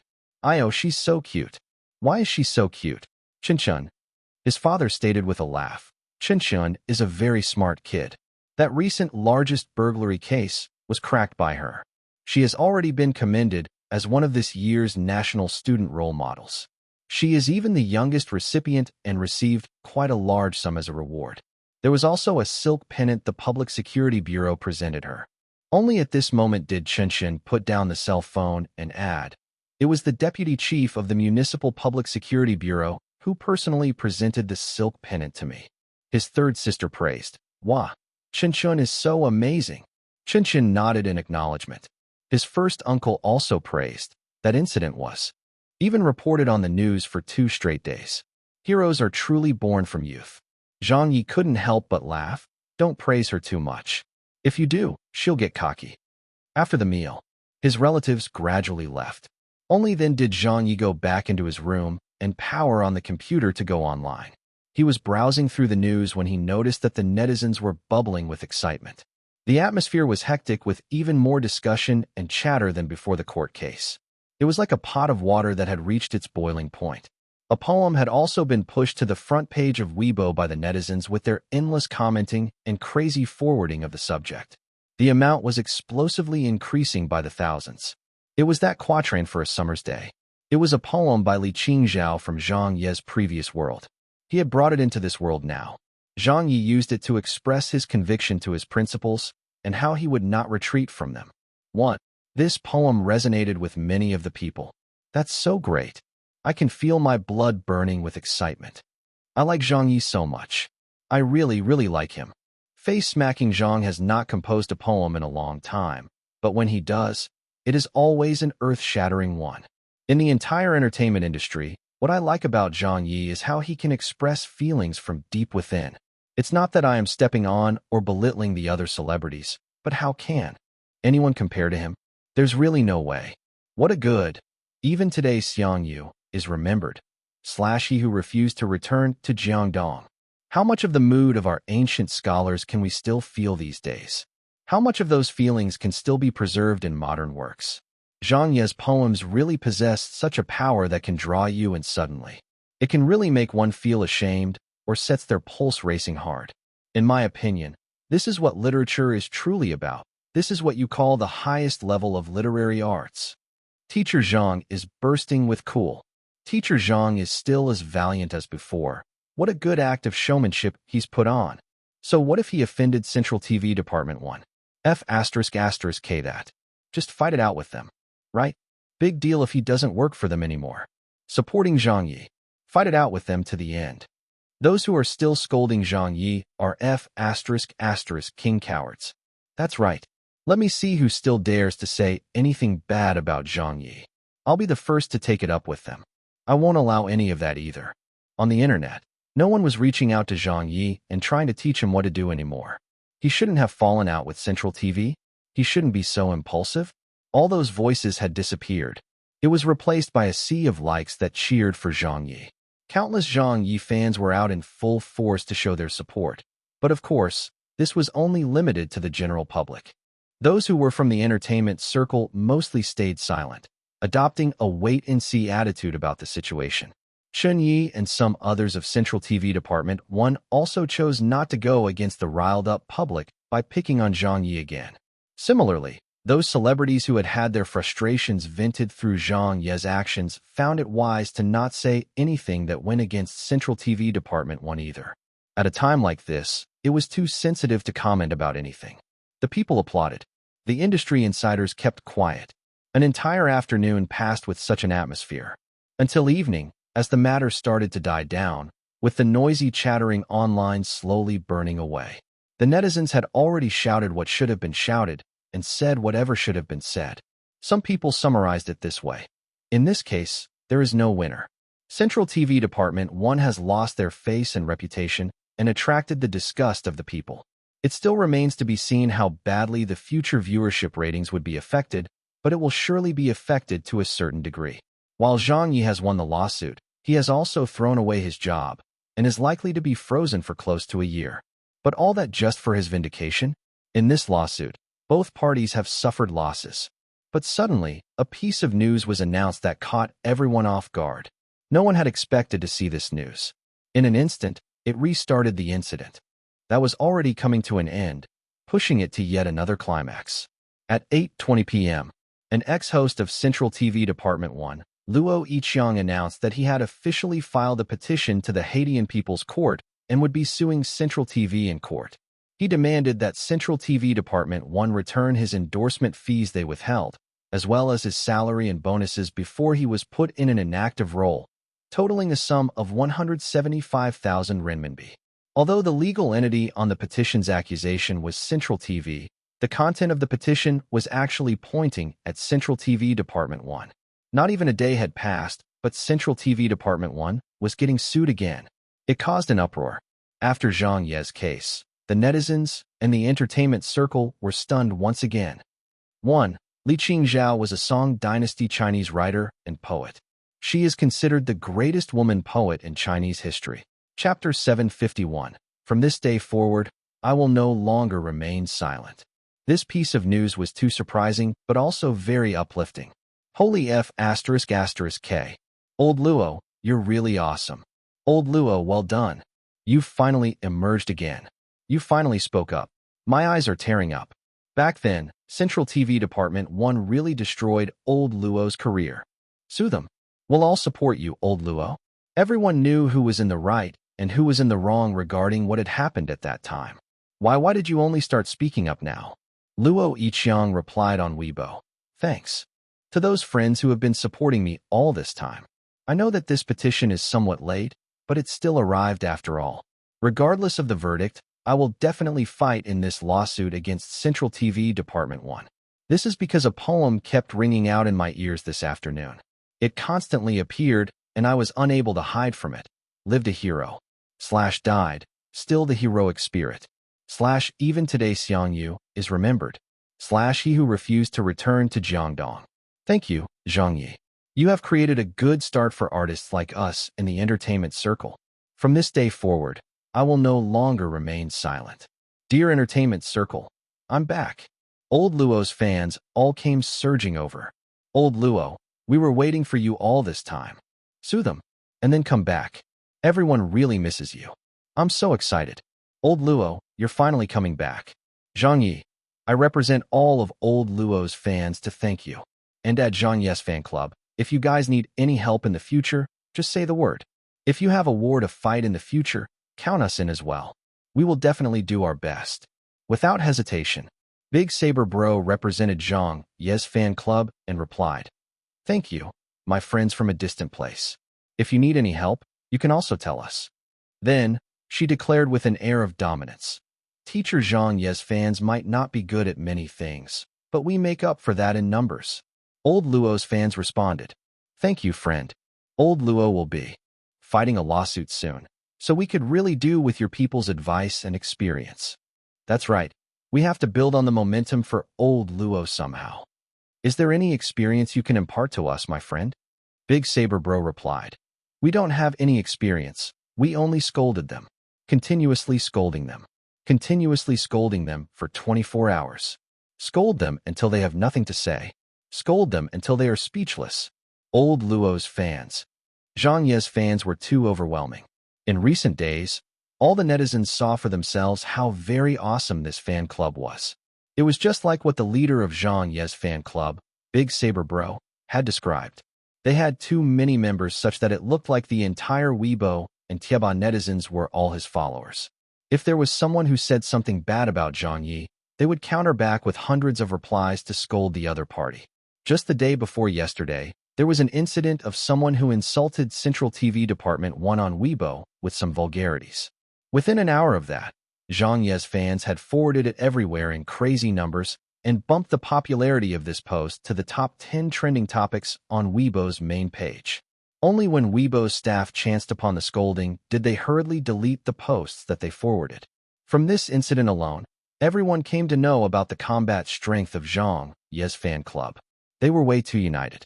In peacetime, you might not see them around, but when something happened, they would all rush forward together.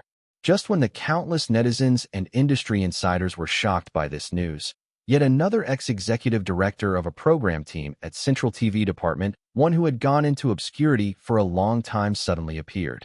Bai Fei announced on Weibo, I have started to officially collect evidence and entrusted my lawyer to file a petition against Central TV Department 1 in the near future. Regarding the plagiarism case back then, I think it's time they gave me an explanation. From this day forward, I will no longer remain silent. Following that, another ex-staff member of Central TV Department 1 who was also Bai Fei's colleague posted, I will be suing Central TV Department 1 together alongside Bai Fei. From this day forward, we will no longer remain silent. There came one. Then came another two. Director Bai? Director Bai has come forward too. My God, everyone is starting to come out now. How exciting. What a spectacular sight. Central TV Department 1 has more than enough on their plates already. No one will remain silent anymore. Who says that there isn't a winner in this lawsuit started by Zhang Ye? The winner was clearly Zhang Ye. He only paid the price of being unable to produce or host a program within the next year, but in exchange, he awakened the spiritless soul of the entertainment circle. He awakened everyone's minds and passions. This is a war that started with Zhang Ye. This is a war that's destined to enter into the annals of the entertainment circle. This is too cool. There are actually this many people responding to Zhang Ye. What I want to see now are the expressions on the faces of the Central TV Department 1's leaders. No need to ask. Their faces must have the most interesting expressions on them. Yes, it was indeed most interesting. At Central TV, Jiang Naixiong, Jiang Yuan, and 7 or 8 other leaders of Central TV Department 1 were in a meeting that lasted from the afternoon until evening. They were discussing how to handle the court's decision for them to pay the compensation and whether they should continue on to the appeal process. Then, just before the end of the meeting, The secretary rushed into the meeting room from outside without knocking, looking flustered. "Boss," the secretary huffed anxiously. Zhang Yuan said with a straight face, "Don't you know how to knock?" The secretary said loudly, "Something big has happened." Zhang Naixiong immediately asked, "What's the matter? Say it." The secretary said, "Luo Yiqiang has sued Central TV to court. Then there's also Bai Fei and his program planner. They have announced on the internet that they plan to file a petition against us in the near future. They have even hired a lawyer." Zhang Yuan was deeply shocked. "What did you just say?" The secretary said, exasperated, "It's already making a splash in the news." Zhang Yuan's cell phone had been turned off during the meeting. He immediately turned it on to make a call and find out more about the situation. Zhang Naixiong's face turned blue. Several of the other leaders of Central TV department, one couldn't help but curse and swear as well. That bunch of lunatics. They've all gone mad. They have all gone ***king mad. Zhang Ye, you bastard. He was the one who started it. All of this. Look at this now. Everyone has come to sue us. We shouldn't have recruited Zhang Ye back then. I mentioned before that the guy was just like a ticking time bomb. Now look at it. Look, this is such a heavy price to pay for that. That damned hooligan. He's really too much. Some of the executives of Central TV department, one really hated Zhang Ye to the bone. But it was already useless to be saying or scolding him now. Zhang Yuan did not say another word. He knew that at this moment the station heads must have already received the news as well, but he was still unsure how furious they would be. They had truly screwed up this time. It was initially just a small case regarding the late payment of salary, but who could have expected it to become such an earth-shattering mess? They had even drawn the fire to themselves now. They had to face another 2 lawsuits? On the same night, the news headlines were published one after another. The people felt heartened. Other than Central TV Department 1, the media employees were enjoying this explosive feast of news. They were the busiest people tonight, as almost all of the societal and entertainment news reporters seemed to be working overtime. Central TV Department 1 plunges into a crisis of confidence. The most recent trending activity, suing Central TV. A flame has been ignited by Zhang Ye within the entertainment circle. The artists will to safeguard their own rights has begun spreading rapidly. Central TV Department 1 should do some self-reflection. Central TV Department 1 has lost, but they did not lose because of their lawyer's quality, nor did they lose because of public opinion. The reason that they lost was because of their arrogance. Chapter 752. Zhang Ye takes the bar exam. The next day, Zhang Ye received a phone call in the morning. It was from his program team's assistant director Ha Qiqi. "Hello, Director Zhang. Did I disturb your sleep?" "No. I'm up," Zhang Ye said, as he sat up in his bed and patted the still asleep beside him Chunshin several times to wake her up. "What's the matter?" Ha Qiqi said, "It's like this. I just got notified by the station while I was still at home. Everyone from our program team was given the week off. Zhang Zhua and the others received the news as well, but I was afraid that you might not know about it as I guessed the station probably did not inform you, so I called to tell you about it." Zhang Yi said indifferently. "All right, so be it." Ha Qiqi then asked, "Is everything all right on your end?" "What could possibly happen to me?" Zhang Yi laughed and stated, "I can still eat, drink, and sleep as usual." Ha Qiqi was surprised by this response. But thinking about it, if there really was any trouble, it should be Central TV Department 1 worrying instead. They had just lost a court case and needed to deal with another 2 lawsuits soon. All of this had left the executives of Central TV Department 1 with a huge mess that was more than they could handle. The call ended. His mother opened the door and came into the room. "You're up already?" "Yeah," Zhang Yi yawned. But Qinshan did not budge an inch and was still fast asleep. His father asked from the hallway, "Are you going to work today?" "A colleague just called me to inform that we have been given the week off, so I don't need to go." His mother snorted, "They don't want to see the sight of you for even a minute longer. That must be the reason why they gave all of you such a long break." Regarding the incident of the artists banding together to get back at Central TV Department 1, his parents knew about it from yesterday's news. At the time, his mother had even applauded joyously and stayed in high spirits for the rest of the evening. Zhang Yi understood very well that he had smacked the face of Central TV Department 1 extremely hard this time. Otherwise, they would not have given them such a break like they did. "Go wash up, then come out for breakfast." His mother went back into the kitchen and continued cooking. Zhang Ye hauled Chunshin up with him. He got out of bed to brush his teeth and helped Chunshin wash up as well. During breakfast, his father asked while eating an egg, "What are your plans for the coming days?" Zhang Ye shrugged. He said while chewing on a fried mantou, "I don't know yet. I don't have anything to do for now, so I might as well take this opportunity to rest for some time." His mother inquired, "Are you just going to stay at home? Where would I go?" Zhang Ye returned. Suddenly, a voice sounded from the TV. "Today is the deadline for the registration of this year's National Judicial Exam. According to reports, the number of applicants this year has surpassed the previous year. According to an anonymous source, it is estimated that the number has increased by around 7%. Zhang Ye remarked with interest, "The bar exam is starting soon?" His mother said, "It has been some time since the registration started, isn't that so?" Almost without thinking, Zhang Ye seemingly declared as if he were joking, "All right, since I'm just going to be staying at home and doing nothing, why don't I take the exam and earn myself a law license?" His mother was surprised by this. "Can you even pass? I've fought a court case before, what can I do?" Zhang Ye boasted. His father looked at him. "The people taking the exam are all law students and staff. There aren't many non-law professionals who would attempt it." Zhang Ye said, "This exam is not limited to legal professionals only. Why can't I just register for it?" His mother said in a speechless manner, "You can register for it, but can you pass the exam? It was just a coincidence that you won the lawsuit. It's not like lawyers only debate cases involving salary disputes. There are also divorce cases and property lawsuits. You're just a broadcaster. What do you know about law? You're still far from it." The judicial exam is mainly designed to test the legal knowledge of a candidate in a wide range of subjects. It is not something you can just pass by frantically making some last-minute effort to look at the labor laws or some other laws. This is on a completely different level. Zhang Ye chuckled and said with an unyielding tone, "Then what if I manage to pass?" His mother was amused. She replied, "If you really think so, go ahead and attempt it. You child, I don't believe that I can't do it." Zhang Ye smiled and said, "All right, I will attempt it then. I will go and register after breakfast. There isn't any license in this world that I, Zhang Ye, can't obtain." Chunshin sleepily let out a terse her. His mother also curled her lips. "Keep bragging. Just keep bragging." Zhang Ye rolled his eyes. "All right, you just wait and see. I'll show you."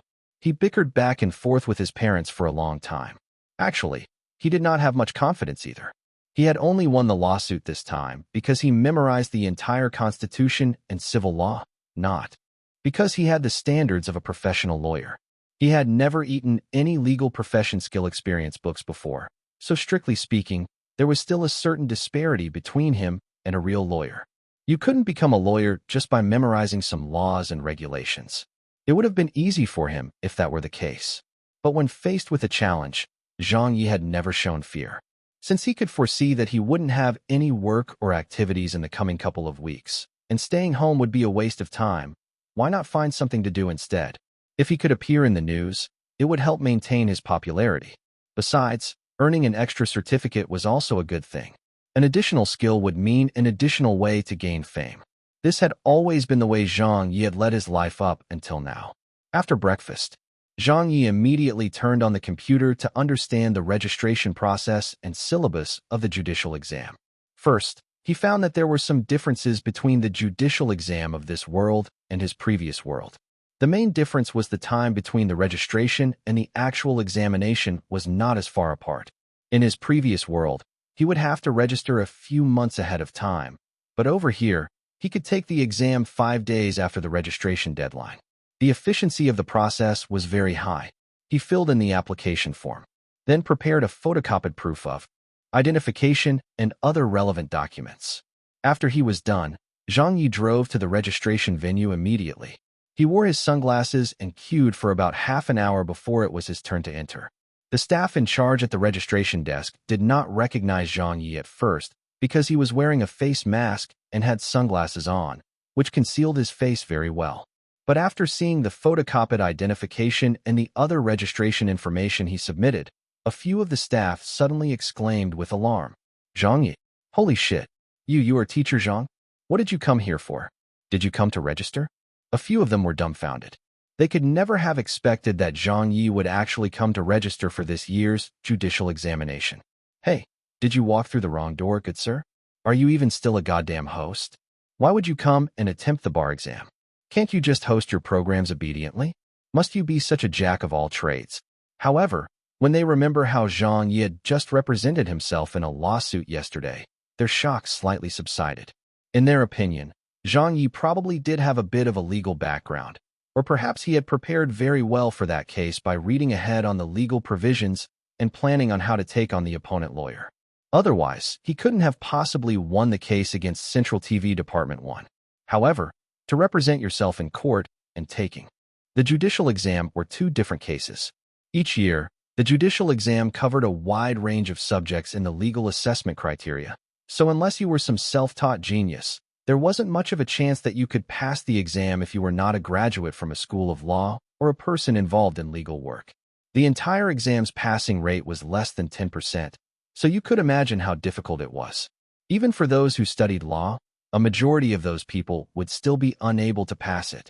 That female staff member exclaimed, "Are you really here to register?" "Of course," Zhang Ye said, feeling a little lost for words. "If not, what am I here for?" All right." The female staff member had no choice but to go through the formalities for him.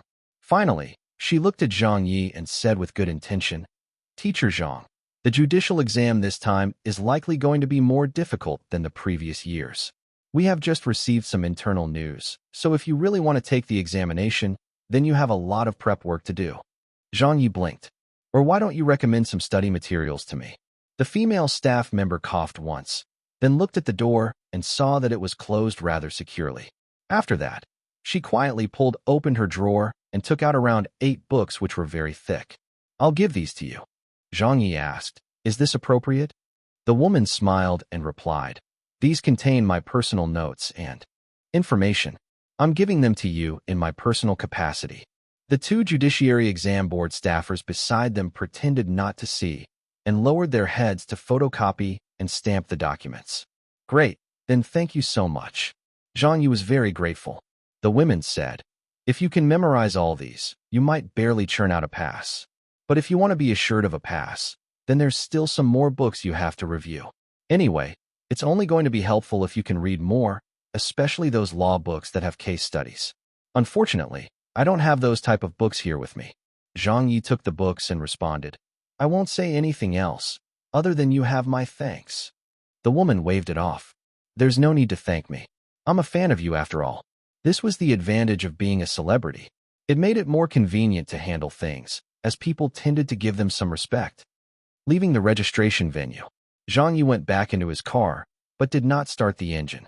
Instead, he took a book the staff member gave him and flipped through it speedily. Then the second book and the third book.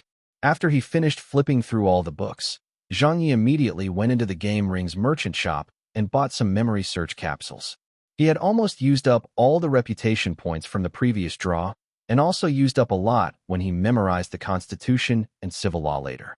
Thankfully, he received a lot of news coverage recently and had accumulated some reputation points again, which was enough for him to use. Zhang Ye started using the capsules to memorize all the books one by one without missing a word. He memorized everything in a little less than an hour.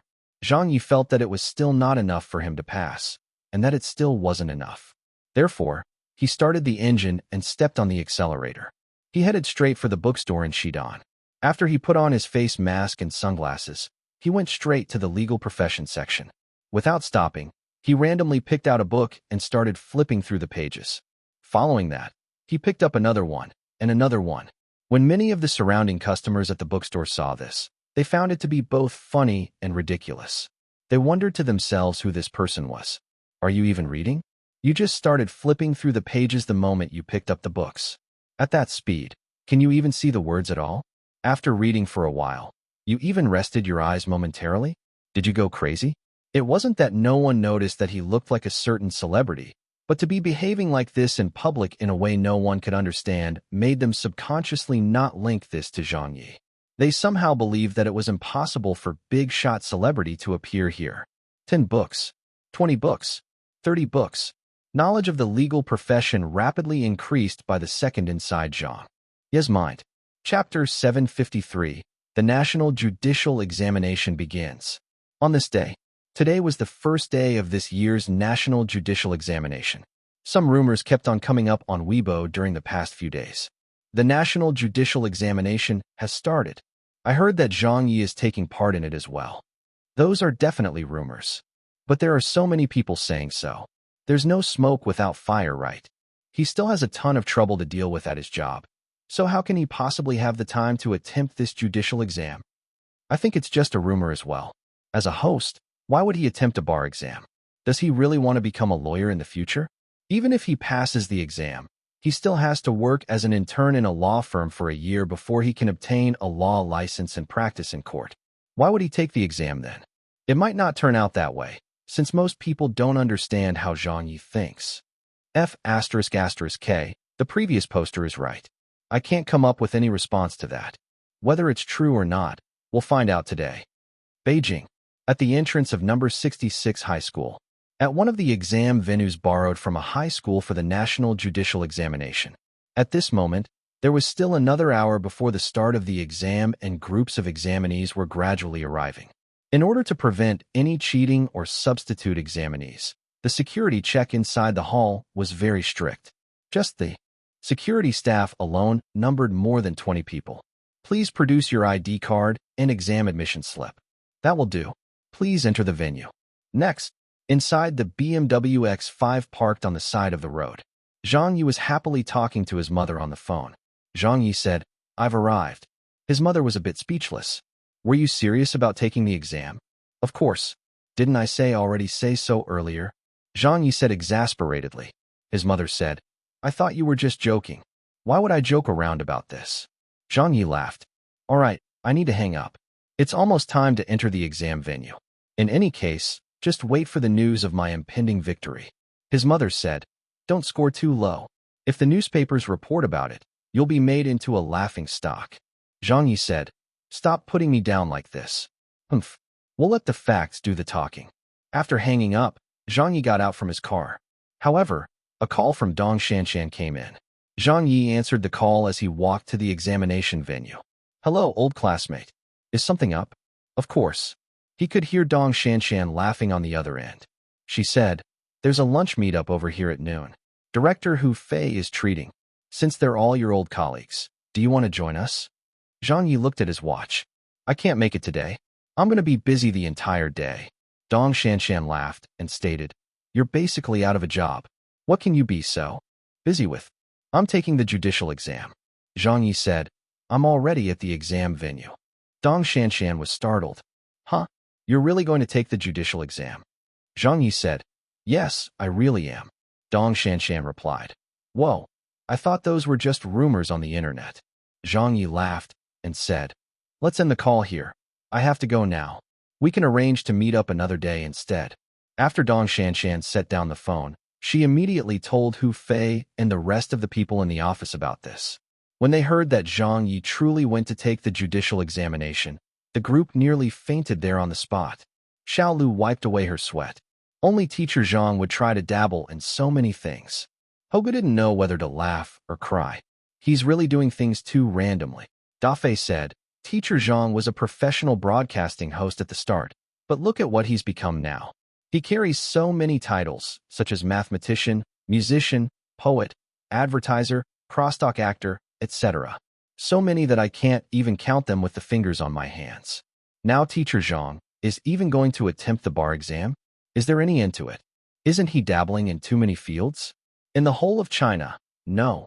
In the entire world, there isn't likely to be another person who has more occupations than teacher Zhang." Hodi laughed and said, "Teacher Zhang must have really become addicted to fighting court cases." Hu Fei opined, "Little Zhang is someone who does things whenever he feels like it, but whether he can pass or not is a different story. The pass rate for the judicial exam is only at a few percentage points." Xiao Lu agreed. Teacher Zhang is probably just doing this for the fun of it. His old colleagues were totally lost for words. At the same time, the examinees of the judicial examination were also equally at a loss for words. At number 66 High School's examination security checkpoint, many of the staff and examinees were stunned. "It's Zhang Ye. F***K, he really came. The rumors online were true. What the hell is happening? Io, quickly take a picture and post it onto Weibo. Zhang Ye's appearance at the number 66 high school exam venue stirred up quite a big commotion. But Zhang Ye just went into the examination hall like nothing was happening and found his seat. On Weibo, it was becoming very lively at this moment. There was a constant stream of news regarding Zhang Ye being released. Is that for real? He really did go and take the exam then? I don't know what to say anymore. Oh God, why are there always F***king traces of Zhang Ye in every industry? Previous poster, you're getting too ahead of yourself. Teacher Zhang isn't likely to pass at all. I gave it a try once before and went to take the judicial exam. However, the questions were way too difficult. It's impossible to beat it unless you are in the legal profession. That's right, the judicial exam is too difficult. Teacher Zhang is simply omnipresent. I'm really curious about what score he can achieve. If he really manages to pass this year's judicial exam, then oh, the fun we'll be seeing. That's right, it will definitely be super interesting. Awaiting Zhang Ye's advancement into the legal world, haha. Previous poster, you're thinking too much. Don't make your expectations too high. Teacher Zhang's final score might turn out to be very low. But of course, I'm just speculating, because this is Zhang Ye we're talking about after all, and he cannot reasonably be measured using common sense. The discussions online were so intense that they could overturn the heavens. Many of Zhang Ye's friends also popped up. Yao Jinkai posted on Weibo. This must be fake news, right? Has it already been verified to be true? Someone replied with a picture taken at the examination venue. Yao Jinkai. So it's actually true? Someone asked. Teacher Yao, you're very close with Zhang Ye, but you didn't even know about it? Yao Jinkai replied. What do I know? Who knows what triggered him again? Huh? A layman attempting the judicial exam? Could you please leave the legal world alone and in peace? I'll be waiting for him to score a 0 and watch him make a fool of himself to everyone. I really don't believe that he will pass. Old Yao indulged in the mockery of Zhang Ye on Weibo and even created a poll to guess how Zhang Ye would score. Everyone else could see from this just how good their friendship was. There were only two options in the poll. 1. Zhang Ye will score 0 points. 2. Zhang Ye will score below 100 points. Note, the National Judicial Examination's cumulative score is 600 points and the passing score is 360 points. Dong Shanshan voted for option 1 and even posted a smiley face. Skit actress Ci Xiufeng voted for option 1 as well. Chen Guang voted for option 1. I don't believe he can pass either. Following him, Fan Wenli also voted and chose option 2. Then she commented, Director Zhang still possesses some legal knowledge, so he can probably score at least 100 points. However, it's likely to be just around the region of 100 points. Several celebrity friends who were on good terms with Zhang Ye treaded on him, teasing in all sort of ways, and waited to see Zhang Ye make a fool of himself. Everyone was extremely amused. The people were also amused. These two words of Zhang and Ye had become a synonym for funny. Every time there was an incident or news related to him, the netizens would be entertained for a long time. This guy always managed to do something that the people loved to see and hear. However, there were also those who were not amused by this. Like in the legal world. After seeing this news, the members of the Bar Association did not know whether to cry or laugh. Zhang Ye was taking the judicial exam? Actually, such a famous person attempting the judicial exam was an affirmation to their legal world. Yet they could not smile. Although they had not personally met Zhang Ye before, they were already tired of hearing about him. This person was someone who constantly fought with his peers every day. He was someone who would offend everyone in any industry he went into. From the hosting world to the literary world, from the literary world to the calligraphy world, from the calligraphy world to the crosstalk world, from the crosstalk world to the education world, no matter where he went, that profession would end up in a mess. But now he was planning to advance into the legal world? Get lost. Hurry up and get lost. Regarding Zhang Ye's arrival, the lawyer circle was put on high alert.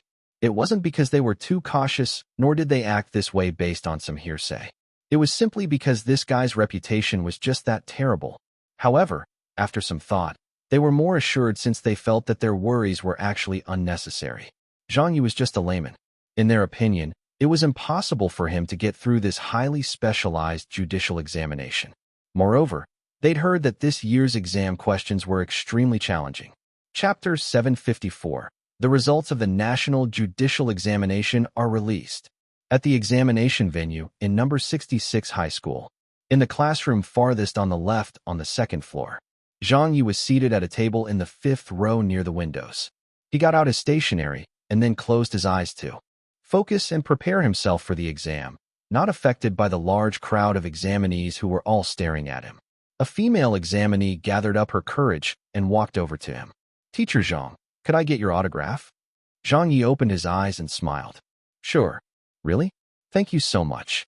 The female examinee was thrilled, then quickly handed him her notebook. Behind her, the other examinees also rushed forward to him when they saw this. I want it too. "Teacher Zhang, can I get your autograph as well? I especially like those poems of yours." Zhang Ye did not refuse anyone who asked and signed for them one by one, thanking them at the same time. "Thank you for your love for me." At this moment, 2 exam proctors walked in and nearly fainted when they saw what was happening. They said, "Everyone, quiet down. What do you think you're doing? Return to your seats. We'll be starting the exam soon." Only then did the examinees settle down and return to their seats. The first paper in the morning tested the comprehensive knowledge topics, including but not limited to jurisprudence, constitution, economic law, international private law, international economic law, legal ethics, and professional responsibility. All of them were multiple-choice questions. Very quickly, the exams were handed out. Zhang Ye immediately started answering the questions. He scanned through the first question, A. Then, the second question, D. Then, the third question, D. His speed of answering was extremely fast, as if he did not even need to think. Looking at the questions, the answers appeared in his mind almost immediately, which he marked on the answer sheet. Before noon, the first test ended. When the exams had been submitted, the examinees began chattering. "It's too difficult. What's the matter with the questions this year? They made it so difficult. It's like they're purposely trying to rip us off." An examinee seated beside Zhang Ye asked him, "Teacher Zhang, how did you do?" Zhang Ye replied, "It went fine." That examinee did not believe him. This test was really difficult, so even if you can't pass the exam, it's not a big deal. Even those of us who are in the legal profession and studies are not likely to do well on this test. I think the first test has already eliminated many of our chances of qualifying for the law license. Later that afternoon, the second test began. The second paper tested the criminal and administrative justice system. It included topics such as criminal law, criminal procedural law, administrative law, and administrative procedural law. It too was multiple choice. Zhang Ye answered the questions rapidly like it was routine for him, and except for a few questions that made him think a bit, the other questions were all answered without any hesitation. He could basically find a template of all the questions in his memory, whether it was just a simple legal provision or a case study that had appeared in the books he had flipped through. A few hours later, the second test was handed in. The second test was okay. Yeah, the difficulty was average. Is that so? Why did I feel that it was very difficult? I feel the same, but it was still much easier than the first test. Hi, this time, the odds are totally against us. Tomorrow's still an exam day, so let's work hard and do well, everyone. After leaving the examination venue, Zhang Ye did not go home. Instead, he checked into a hotel in the vicinity of Capital Library and went to the library to charge up on even more knowledge. The next day, the third test started. It was still a multiple-choice format test, this one on the civil and commercial legal systems. It included topics like civil law, commercial law, and civil procedural law, arbitration system. In the afternoon, it was time for the fourth test, but this time the format was no longer multiple choice, but example case study questions. It included a mix of the topics tested previously: criminal law, criminal procedural law, civil procedural law, administrative law, and administrative procedural law. This was also the most difficult test in the judicial exam, and whether one could pass or pull ahead from the others would all depend on how well they did on this test. But what gave the examinees a great headache was that this year's fourth test was of an extremely difficult level. There were many case studies listed in it that were not common and were greatly disputed. This raised the difficulty level several-fold. When the last test finished, complaints by the examinees were heard everywhere. What the heck was that? They're purposely trying to fail us. That was way too difficult. I was getting dizzy going through that test. The pass rate was 9% last year. I think it will be good if we hit 5% this year. I think that might not even happen. Perhaps 4%? 3%? I'm numb. Looks like I have to come back next year.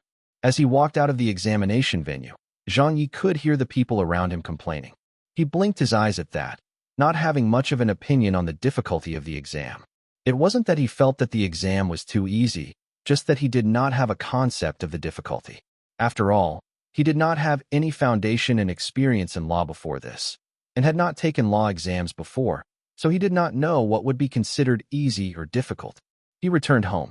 His parents had already prepared dinner and were waiting for him. His mother asked unconcerned, "You're back? How was the exam?" Zhang Ye chuckled. "It was fine." His mother pursed her lips and said, "Oh, come on. Quit your bragging. If you screwed it up, so be it. What's the big deal about that? Your dad and I already heard about it, that this year's judicial exam was especially difficult." Zhang Ye rolled his eyes at her. "What do you mean I'm bragging? I really think I did all right." His father waved him off. "Just come and eat dinner. Take Chen to wash her hands first." Then his mother mentioned, "There are a lot of people making predictions about what your score for the exam will be." "Really? I'll take a look afterward." Zhang Ye took Chen to wash her hands and then ate dinner. After dinner, he went back to his room and turned on his computer to browse the internet. If he didn't check, it would have been fine, but when he saw it, he nearly vomited blood. That old Yao. He even created a poll for the prediction of my scores. Old Chen and Old Fan also joined in on the fun. "I'll score 0 points. Damn you all. Why don't you all just go to hell?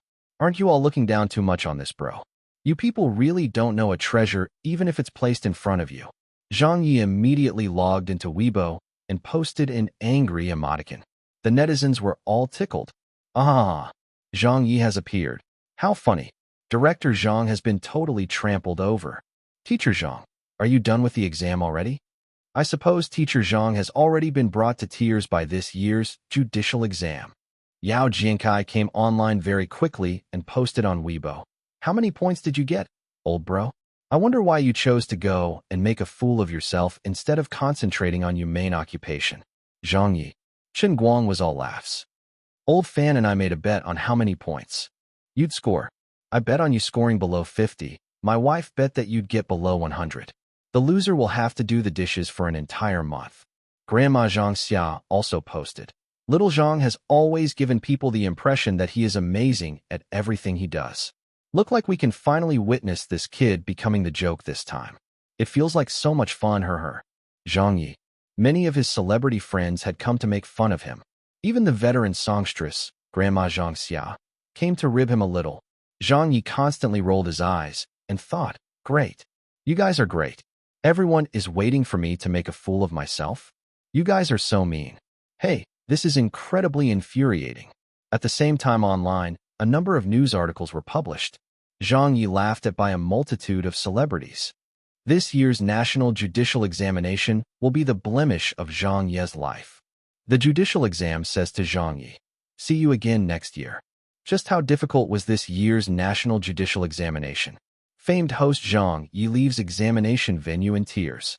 When Zhang Ye read that, he nearly fainted from anger.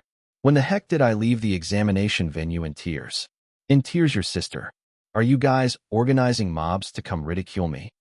"Humph, just you wait. We'll see who gets the last laugh when the results are released." There was another point about this world's national judicial examination that was different from his previous world. This world had a greater focus on the judicial examination. They dedicated large amounts of human resources into organizing it, allowing there to be almost no waiting period between registration and the sitting of the examination. This turnaround time was only 5 days. Then there was the assessment of the exams. Since the first 3 tests were multiple choice, they could be automatically marked by machine. It wouldn't take long at all. As for the 4th test, they employed a large number of judiciary professors and assistants to handle the grading. It was similar to the college entrance exam in which the wait for the outcome and results did not take a long time. A few days later, the ridiculing online still continued. Why isn't Teacher Zhang coming online anymore? Do you need to ask? Hee hee, it must be because he's too embarrassed by the fact that he didn't do well on the judicial exam. Teacher Zhang, it's not a big deal. You have to hang on. Yeah, Teacher Zhang, don't be beaten down by these difficulties. You can do it. You can do it for sure next year. Come out, Teacher Zhang. We won't laugh at you, I promise. Ha ha ha ha. Previous poster, your laughter has betrayed you. Hey, you guys are being too inhumane here. Teacher Zhang has failed at the judicial exam and is already feeling very down. Why are you all still gloating over it? We hardly get to see Zhang Ye mess up. This opportunity doesn't come by easily.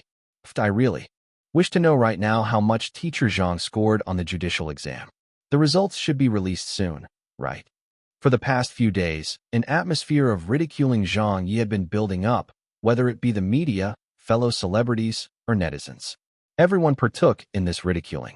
Zhang Ye was the butt of everyone's jokes.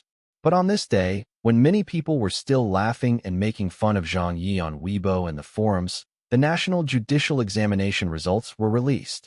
Wow, it's released. They've published the list of examinees who passed. Quickly go and take a look. I've waited so long for this. In an instant, countless people flocked to check the results. What?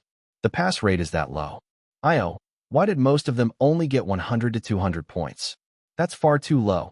The judicial exam this year was really difficult. They couldn't do anything about that. I think this pass rate is not even 4%, right? Where's Zhang Ye? What's Zhang Ye's score? I don't know. I can't find it. There were 3 people who scored 0 in the entire country. I presume that they did not even attempt the exam. But why isn't Zhang Ye one of them? This doesn't make sense. It completely and utterly doesn't make sense. Zhang Ye's name is not among those who scored below 100 points either. It's not there either. Whoa, Teacher Zhang's not bad. This means that he scored over 100, right? In the case of Teacher Zhang, scoring above 100 is already considered quite good. Suddenly, someone exclaimed, OF ********, you guys. Come and look at this quickly. Someone asked, look at what? That person said, look at Zhang Ye's score, what else? A netizen said, but we haven't found his name yet. Where is it? The person said, why are you looking from the bottom? Start from the top of the list. Hurry, the top. Why would we be looking at the top? Yeah, it's not like he can score that high, right? But as it turned out, when the countless netizens and Zhang Ye's celebrity fans rushed over to check, when they had a look, everyone was so shocked by what they saw their jaws dropped. The National Judicial Examination Results List. First place, Zhang Ye. Cumulative score, 600 points. Chapter 755. Going down into the annals of the judiciary. Holy mother of ****, king shit. Happy face, carrot. What kind of a score is that? Zhang Ye scored 600 points? He got a perfect score in all 4 tests. How could that be? Oh my god, damn, just what the hell is happening? This guy must be shooting up or something. F******K. This isn't how the story was supposed to have developed. The netizens were dumbfounded. The media were dumbfounded. The entire country was dumbfounded. Those who were just laughing and making fun of Zhang Ye a while ago, waiting to see him become a joke, now felt as though they were going to vomit a great deal of blood. No one could have expected such an outcome. They were all utterly confused. Yao Jinsai's Weibo immediately got updated with a post of a dumbfounded emoticon, followed by, damn, is this for real? Chen Guang was also stunned. How is this possible? Fan Wenli followed close behind with a post of her own, oh god, with a long string of exclamations. Grandma Zhang Xia. Dong Shanshan also showed herself. A perfect score on the National Judicial Examination. Hu Fei appeared too. How could that be? Ho Gu screamed. Teacher Zhang, you must have been possessed by some spirits. Ho Di was shocked. How can someone get a perfect score on the National Judicial Examination? Da Fei. Yeah. How does anyone get a perfect score on the National Judicial Examination? Xiao Lu. What the F*****K? Tian Bin. What the F*****K? Ha Chi Chi. What the F*****K? Zhang Zhua. What the F*****K? Luo Yiqiang. What the F*****K? Finally, even the elusive Zhang Yuanqi had something to say about this. No one could believe this results list they were looking at. Why? What do you mean why? In the history of China, ever since the national judicial examination officially began, there had never been anyone who had gotten a perfect score on it. Yes, not once, ever. Rather than talking about 600 points, there had hardly even been a case of someone getting 500 points. Disregarding the first 3 tests, since those were multiple-choice tests that had given answers, the 4th test had case study analysis. Questions that did not have perfect answers. It was just like a composition topic in the language tests, no standard answers. Together with the fact that the law itself could never cover all areas, the deviation in possible answers was even greater, so the exam graders did not have any predetermined answers in mind. As a result, the grading was all based on the judgment of those graders and the boundaries of the law. Even if you could score perfectly on the first 3 tests, as long as you were deducted for 10 points on the 4th test, you still would not achieve a perfect score. This could be because some of your viewpoints might not match with the grader, so even a deduction of 100 points was the norm. But for Zhang Ye, he did not get penalized whatsoever. Perfect score? This was truly impossible. It didn't make any sense at all. There had never been anyone who thought about a perfect score situation for the national judicial examination. Not even the question setters had given this any thought. Further, wasn't this year's judicial exam known as one of the most difficult in recent years? That was the reason a lot of people could not accept this outcome. This result had blinded an untold number of eyes.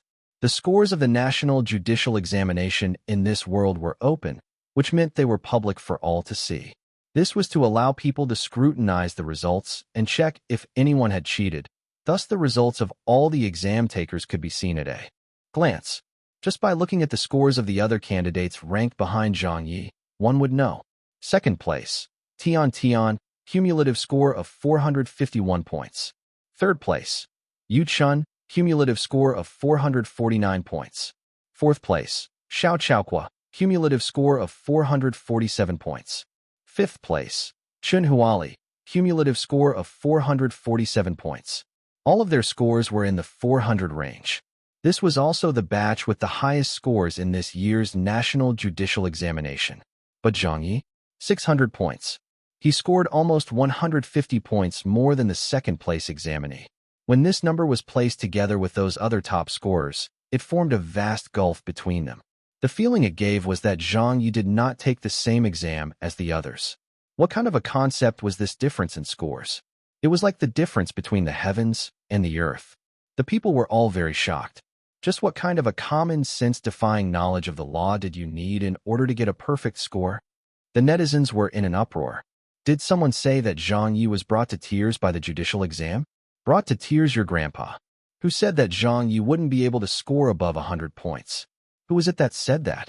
This is too scary. My face is swelling. Mine is swelling too. Your sister, mine is swelling up as well. Everyone was saying that Zhang Ye would score 0 points. But in the end, he King got a perfect score instead.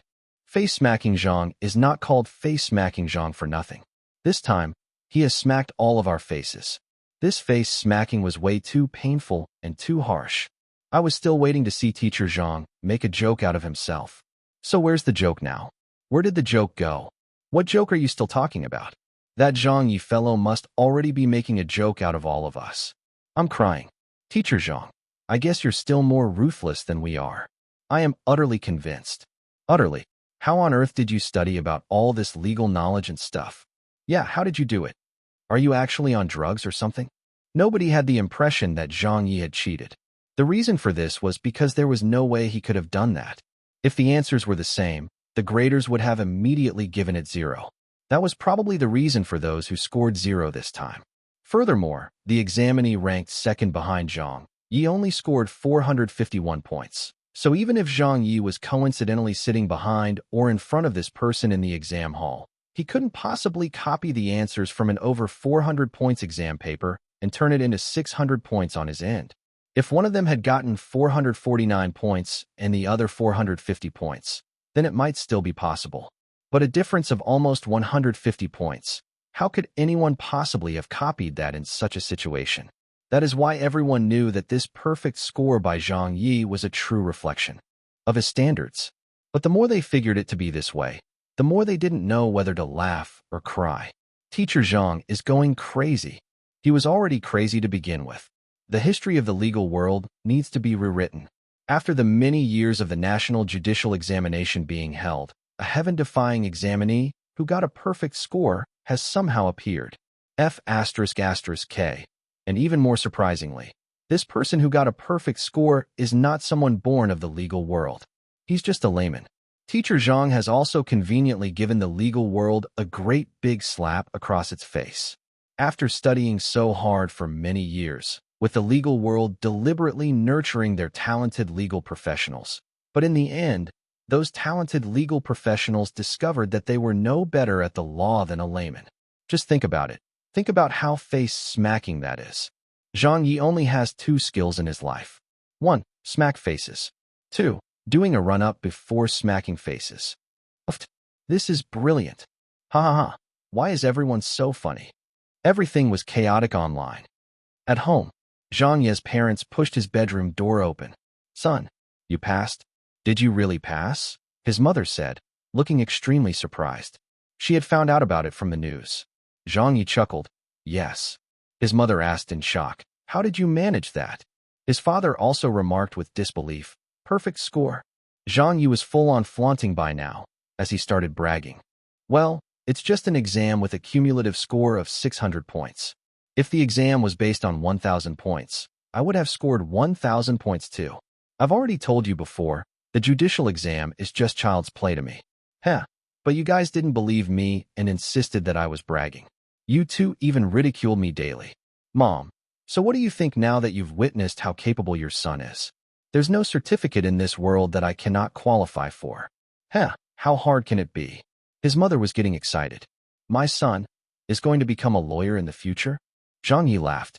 I still won't be considered a lawyer yet, unless I go and earn a law license. But I guess I can be considered a legal professional now. Anyways, I have no intentions on becoming a lawyer. Taking this exam was just a way for me to jump into more professions and get on the news to maintain the public's awareness of me. At this moment, his cell phone rang. It was Yao Jiankai who was calling. The first thing he said was, "What has gotten into you? How did you manage to achieve something like that? Are you really intending to at least dabble once in every field there is?" Zhang Ye laughed heartily. That will depend on the situation. Yao Jiankai said, "You're really great." Zhang Ye stated, "Old Yao, I remember that you were posting a lot on Weibo to ridicule me in recent days. What were you saying?" "Oh, right. You said that I wouldn't score more than 100 points on the judicial exam, didn't you?" Yao Jiankai, my food is still cooking. I better go and watch the heat. Do. The call disconnected. Zhang Ye was amused. Following that, he received many calls from his other friends. There were some who were shocked. There were some who could only force a smile and accept it. There were also some congratulatory calls. Meanwhile, at the work group in charge of this year's National Judicial Examination, more than 20 people had gathered in a large conference room for a meeting. The leader of the group said, "I've just received notification from the superiors. They want us to review Zhang Ye's exam again to see that there really aren't any problems with it." A female legal professional gave a wry smile and said, "There really aren't any problems with it." The group leader said, "Check it again anyway." This incident has caused quite a commotion, and many of the other examinees and insiders of the legal field are in doubt. We have to give them a proper explanation no matter what. A man seated further down the table said helplessly, "I was the one who graded a part of Zhang Ye's 4th test. On more than one occasion, I tried to look for reasons to deduct points, but I truly couldn't find a reason to. Even for some case studies that fell outside of legal boundaries, even for some inconclusive case studies, he could answer them very skillfully and manage to steer clear of the more controversial points. So then, how can I find any reason to deduct points?" A middle-aged woman beside him added. On top of all that, there was not even a single spelling mistake. The answers in his 4th test were truly perfect, and there's nothing to be picked on at all. From just a few sentences, you can see that his legal knowledge has already accumulated to a certain level. It feels like he has all the legal provisions and case studies of the past 50 years all fully memorized. Of course, I understand that that's impossible. That is an unrealistic conclusion, yet it's what I feel. A middle-aged man sighed. Where did this man learn all the laws from? Someone else said, I don't blame the people in the field for having their doubts. When I first saw Zhang Ye's exam, I was in disbelief too. Even if I were the one taking the exam, I would definitely be unable to answer as well as him. Hi. If we let Zhang Ye into the judiciary, I wonder if that will be a blessing or a curse. He got a perfect score on the judicial exam. Can you deny him from joining this circle? What I am worried about now is precisely the future stability of the legal field. Right? Before Zhang Ye took the bar exam, he won a lawsuit against Central TV Department 1. Now that he has a lawyer qualification certificate, couldn't he poke a hole in the sky? At that time, we'd have to inform the Supervisory Association for them to monitor the situation closely. Do we still need to inform them? I received a call from them earlier. The moment they knew that Zhang Ye passed the National Judicial Examination, the people from the Supervisory Association listed him as a key personnel on the watch list of legal practitioners. They're that quick to act. It's because his reputation precedes him. Getting onto the watch list on the same day as passing the judicial exam? F***K, this is totally unprecedented. But then, when it comes to Zhang Ye, I think there's no harm in being warier. Everyone was full of worry and felt extremely helpless about the situation. No matter what they said, no matter what they did, no matter how careful they were, they could not deny the fact. As of this moment, Zhang Ye was their peer. Elsewhere, the media had been ignited. Report after report was bombarding the public. The first ever perfect score in the National Judicial Examination. Today, Zhang Ye has once again demonstrated his heaven-defying talent. Perhaps there really is such a person in this world who even the heavens have to look up to. Zhang Ye passes the National Judicial Examination as the top candidate with a perfect score. The unprecedented. Zhang Ye will go down into the annals of the judiciary. Chapter 756. Back to the office for work. The next day, at Bai Lake, Central TV Tower. The moment Zhang Ye stepped into the entrance of the TV station, it became lively. Hey, Zhang Ye is here. It's really him. Director Zhang finally came back to work. Did you guys see the news? Yesterday, I saw it. A perfect score on the judicial exam. What an unprecedented achievement. That was way too King cool. My son also took the judicial exam last year, so he has some understanding of things in this aspect. Yesterday, he told me with great shock that 502 points was the highest score ever in the history of the judicial exam, and that was also the only time someone scored above 500 points. No one else other than that person had ever scored above 500 points, but Zhang Ye went ahead and easily broke this record by almost 100 points. He also said that the whole legal field is in shock. It was indeed amazing. How did he achieve that kind of score? That's who Zhang Ye is, a godly person. Zhang Ye has been all over the news for the past few days, almost always ending up as the headline of every newspaper. After The Voice ended, Zhang Ye did not release any new works either. If it were any other celebrity, their popularity would definitely gradually decline or at best maintain at the same level. But Zhang Ye? Not only did his popularity not drop, it probably increased by a lot too. Based on the latest celebrity ranking index that was updated yesterday, Zhang Ye has again moved up another spot in the B-list rankings. His human rights activism was relieving him of everyone's hatred for him. He was totally stealing the limelight, and his popularity had risen again. In recent days, Zhang Ye had been in a rather good mood. Ever since he showed up to work today, he had a relaxed expression and was even humming a melody while taking the elevator up to the office. Upstairs, at the program team office that was originally The Voices. When Zhang Ye came in, everyone in the office stood up. Ah, Director Zhang, Little Wang said with some surprise in her voice. Ha Chi-Chi smiled and greeted. Good morning, Director Zhang. Zhang Zhua greeted. Good morning, Director Zhang. Congratulations on successfully passing the judicial exam. Wu Yi gave him a thumbs up. Yeah, you're still the best. Zhang Ye smiled and stated. That's not worthy of any congratulation. I just took the exam for the fun of it. My main profession is still program hosting, so I'm already back here at work. Zhang Ye did not think much about the astonishment from everyone. He could tell from their comments just how difficult the judicial exam was, but Zhang Ye really did not give much thought to it. This guy had just straight up memorized all of the relevant legal books of this world that he could get his hands on, and made a photographic memory of all legal provisions and theoretical knowledge in his mind without missing a single word. During the examination itself, Zhang Ye mostly answered the questions as though it was a reflexive response, so it would be weird if he could understand the difficulty of this judicial examination. However, Zhang Ye was still satisfied with the outcome, and his rising popularity was a nod to that. At least, he did not waste his time for nothing in the past few days, and his reputation points were not wasted either. Now he had moved another step closer to the A-list celebrity rankings. After Zhang Ye bought some dumplings from downstairs, Zhang Ye did not go inside to his office, but looked for an empty seat and sat down with them outside. He chatted with everyone as he ate. Has there been anything going on here for the past few days? Ha Chi-Chi gave a wry smile. In which aspect? All aspects, Zhang Ye replied. Ha Chi-Chi said with an undertone. In all aspects, there's actually nothing going on at all, and I mean, like really nothing. Zhang Ye was tickled. What do you mean by really nothing? Zhang Zhe threw his hands into the air and said, Our team has idled around for many days now.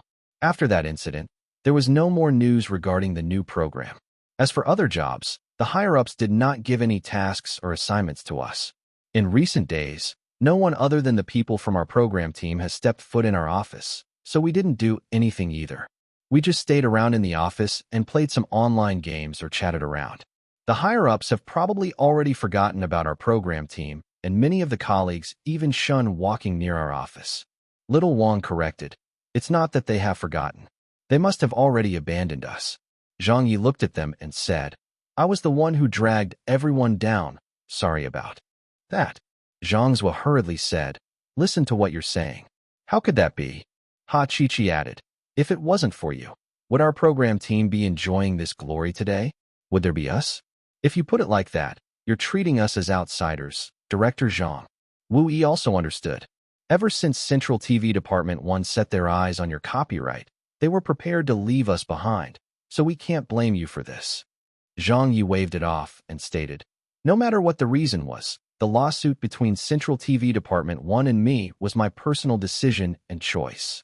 If anyone gets affected in their future work because of this, let me apologize in advance.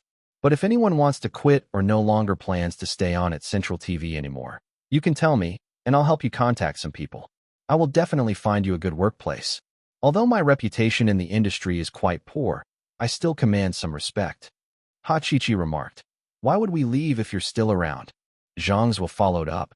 It's still too early to say this, but perhaps there's still a chance of the situation reversing. A female staff member asked.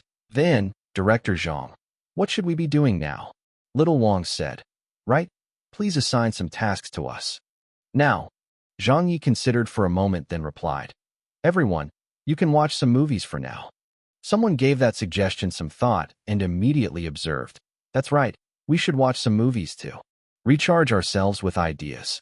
Another person said, there are many things in a movie that are worth learning from, and that will give us plenty of help on the production of our program. Yet another person said in admiration, Director Zhang has really got foresight. He's right. We can't be dispirited and not do anything just because the higher-ups aren't bothering with us. We must continue to constantly improve and enrich ourselves. Everyone cheered up at this and even shouted some encouraging messages one by one. However, when Zhang Ye heard that, he was speechless. Then he coughed and uttered, Aren't we just sitting around with nothing to do? So it doesn't matter if everyone chooses to watch movies or play games. Just be doing something, it's fine. Everyone. F***K? You mean there was no other meaning to that? So they could really do as they liked? Ha Chi-Chi consoled. Listen to Director Zhang and do whatever you all want. The salary is still getting paid to us anyway, so let's just treat this as a break of some sort. Isn't that good? Little Wang exclaimed. Then can I play online games? Zhang Ye laughed and said, Why not?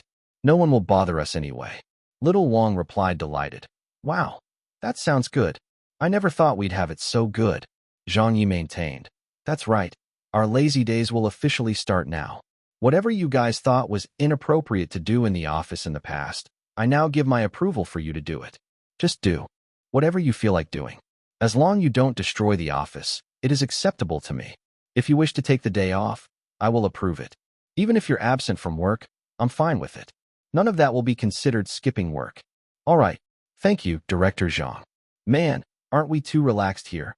Is it appropriate? Zhang Ye smiled and declared, if I say it's appropriate, then it's appropriate. Actually, when Zhang Ye wasn't around in the office for the past few days, they were playing browser games or watching movies and dramas, but back then they were mostly doing it sneakily.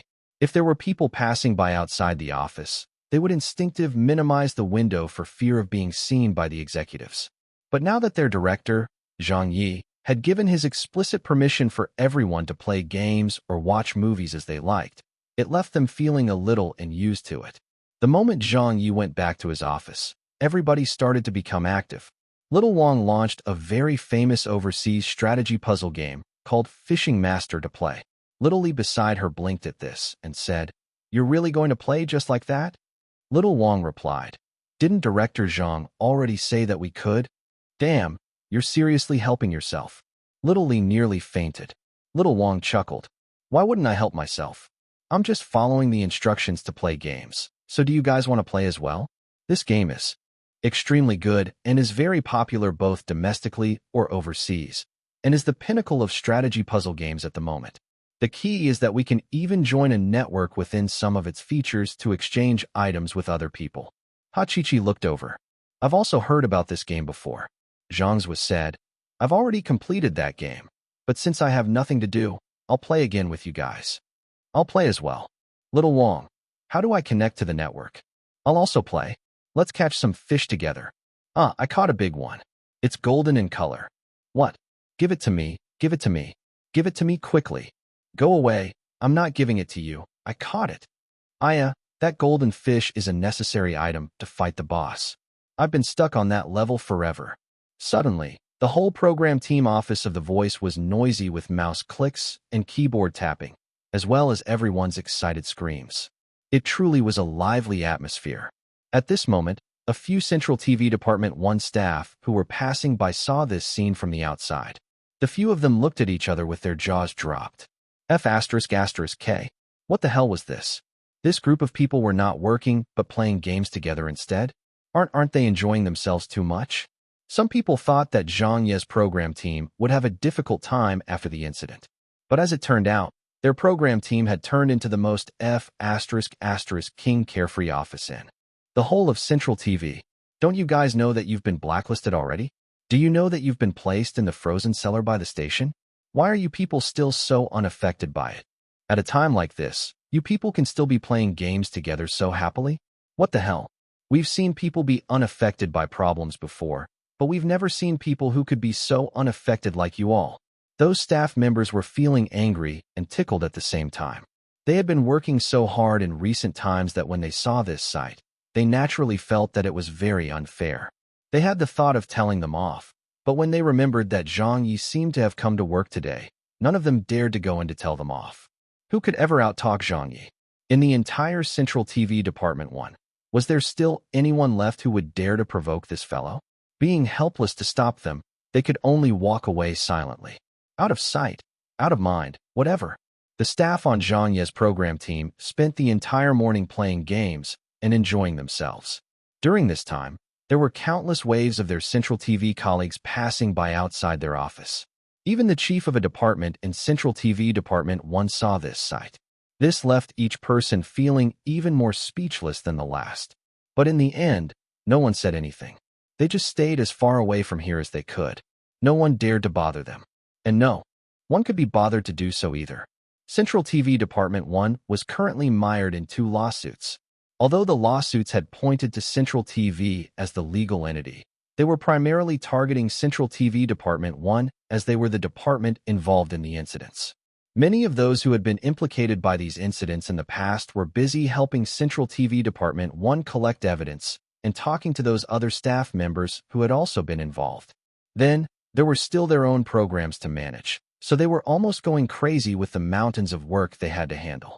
The executives of Central TV Department 1 were also very busy as they not only had to prepare for the hearing in court, they also had to reshape the public's opinion of them and handle public relations as well. There was still large mess to clean up, so who currently had any time to bother with Zhang Ye? Chapter 757, The Impending Reveal of the New Game. In the afternoon, Zhang Ye went to the cafeteria to eat lunch.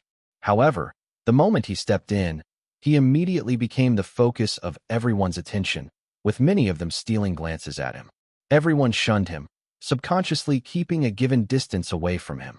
Some of his acquaintances who would usually nod at him had opened their mouths to speak when they saw him, but ended up stopping short of actually speaking. Right now, Zhang Ye was like the god of plague at Central TV Department 1. But Zhang Ye did not mind this. He casually walked up as usual to line up for his food. He could hear the people around gossiping about him in whispers.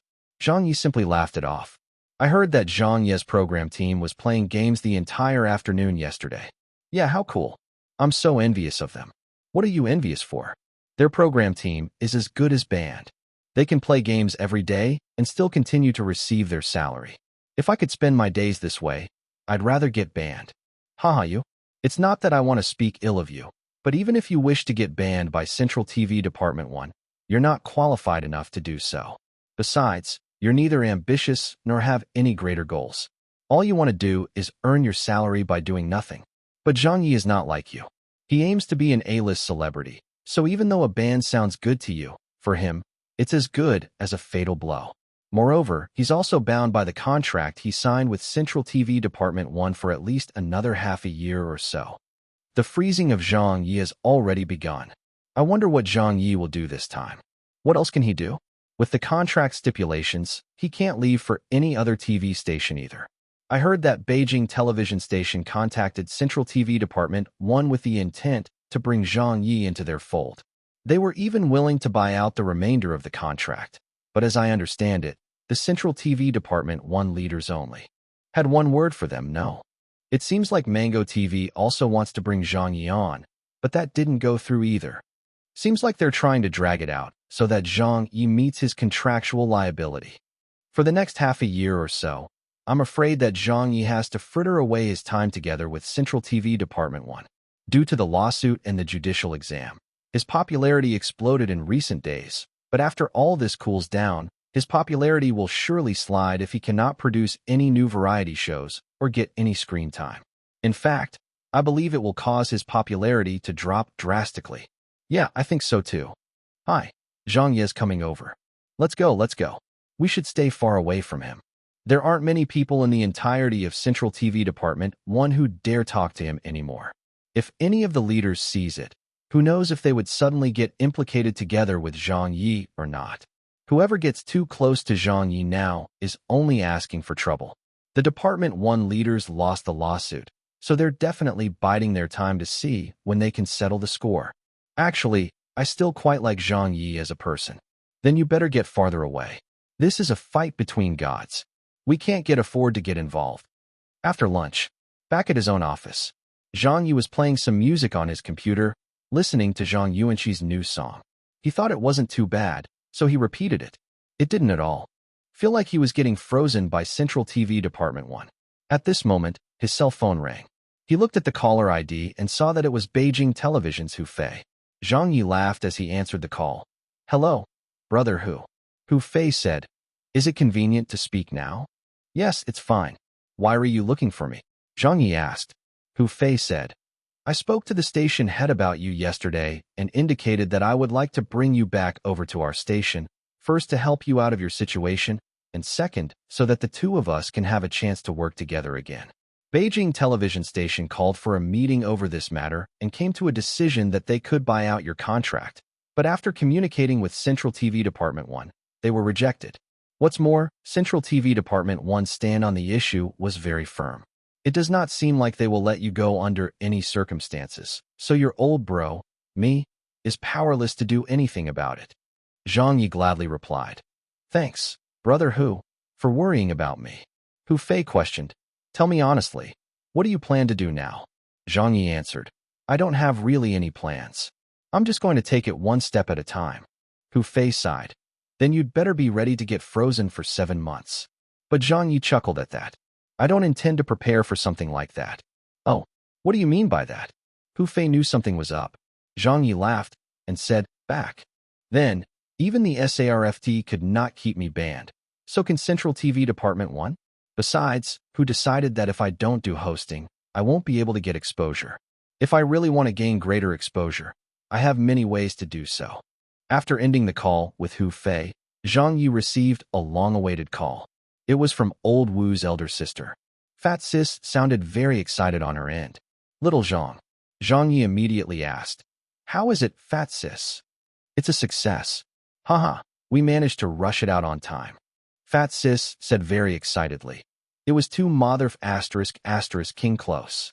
But we finally managed to rush it out on the day of the deadline. Just a moment ago, the Plants vs. Zombies character models, data attributes, as well as the beta test, were all completed. The final version still needs a few days, as we need a QA period to fix any bugs and other issues.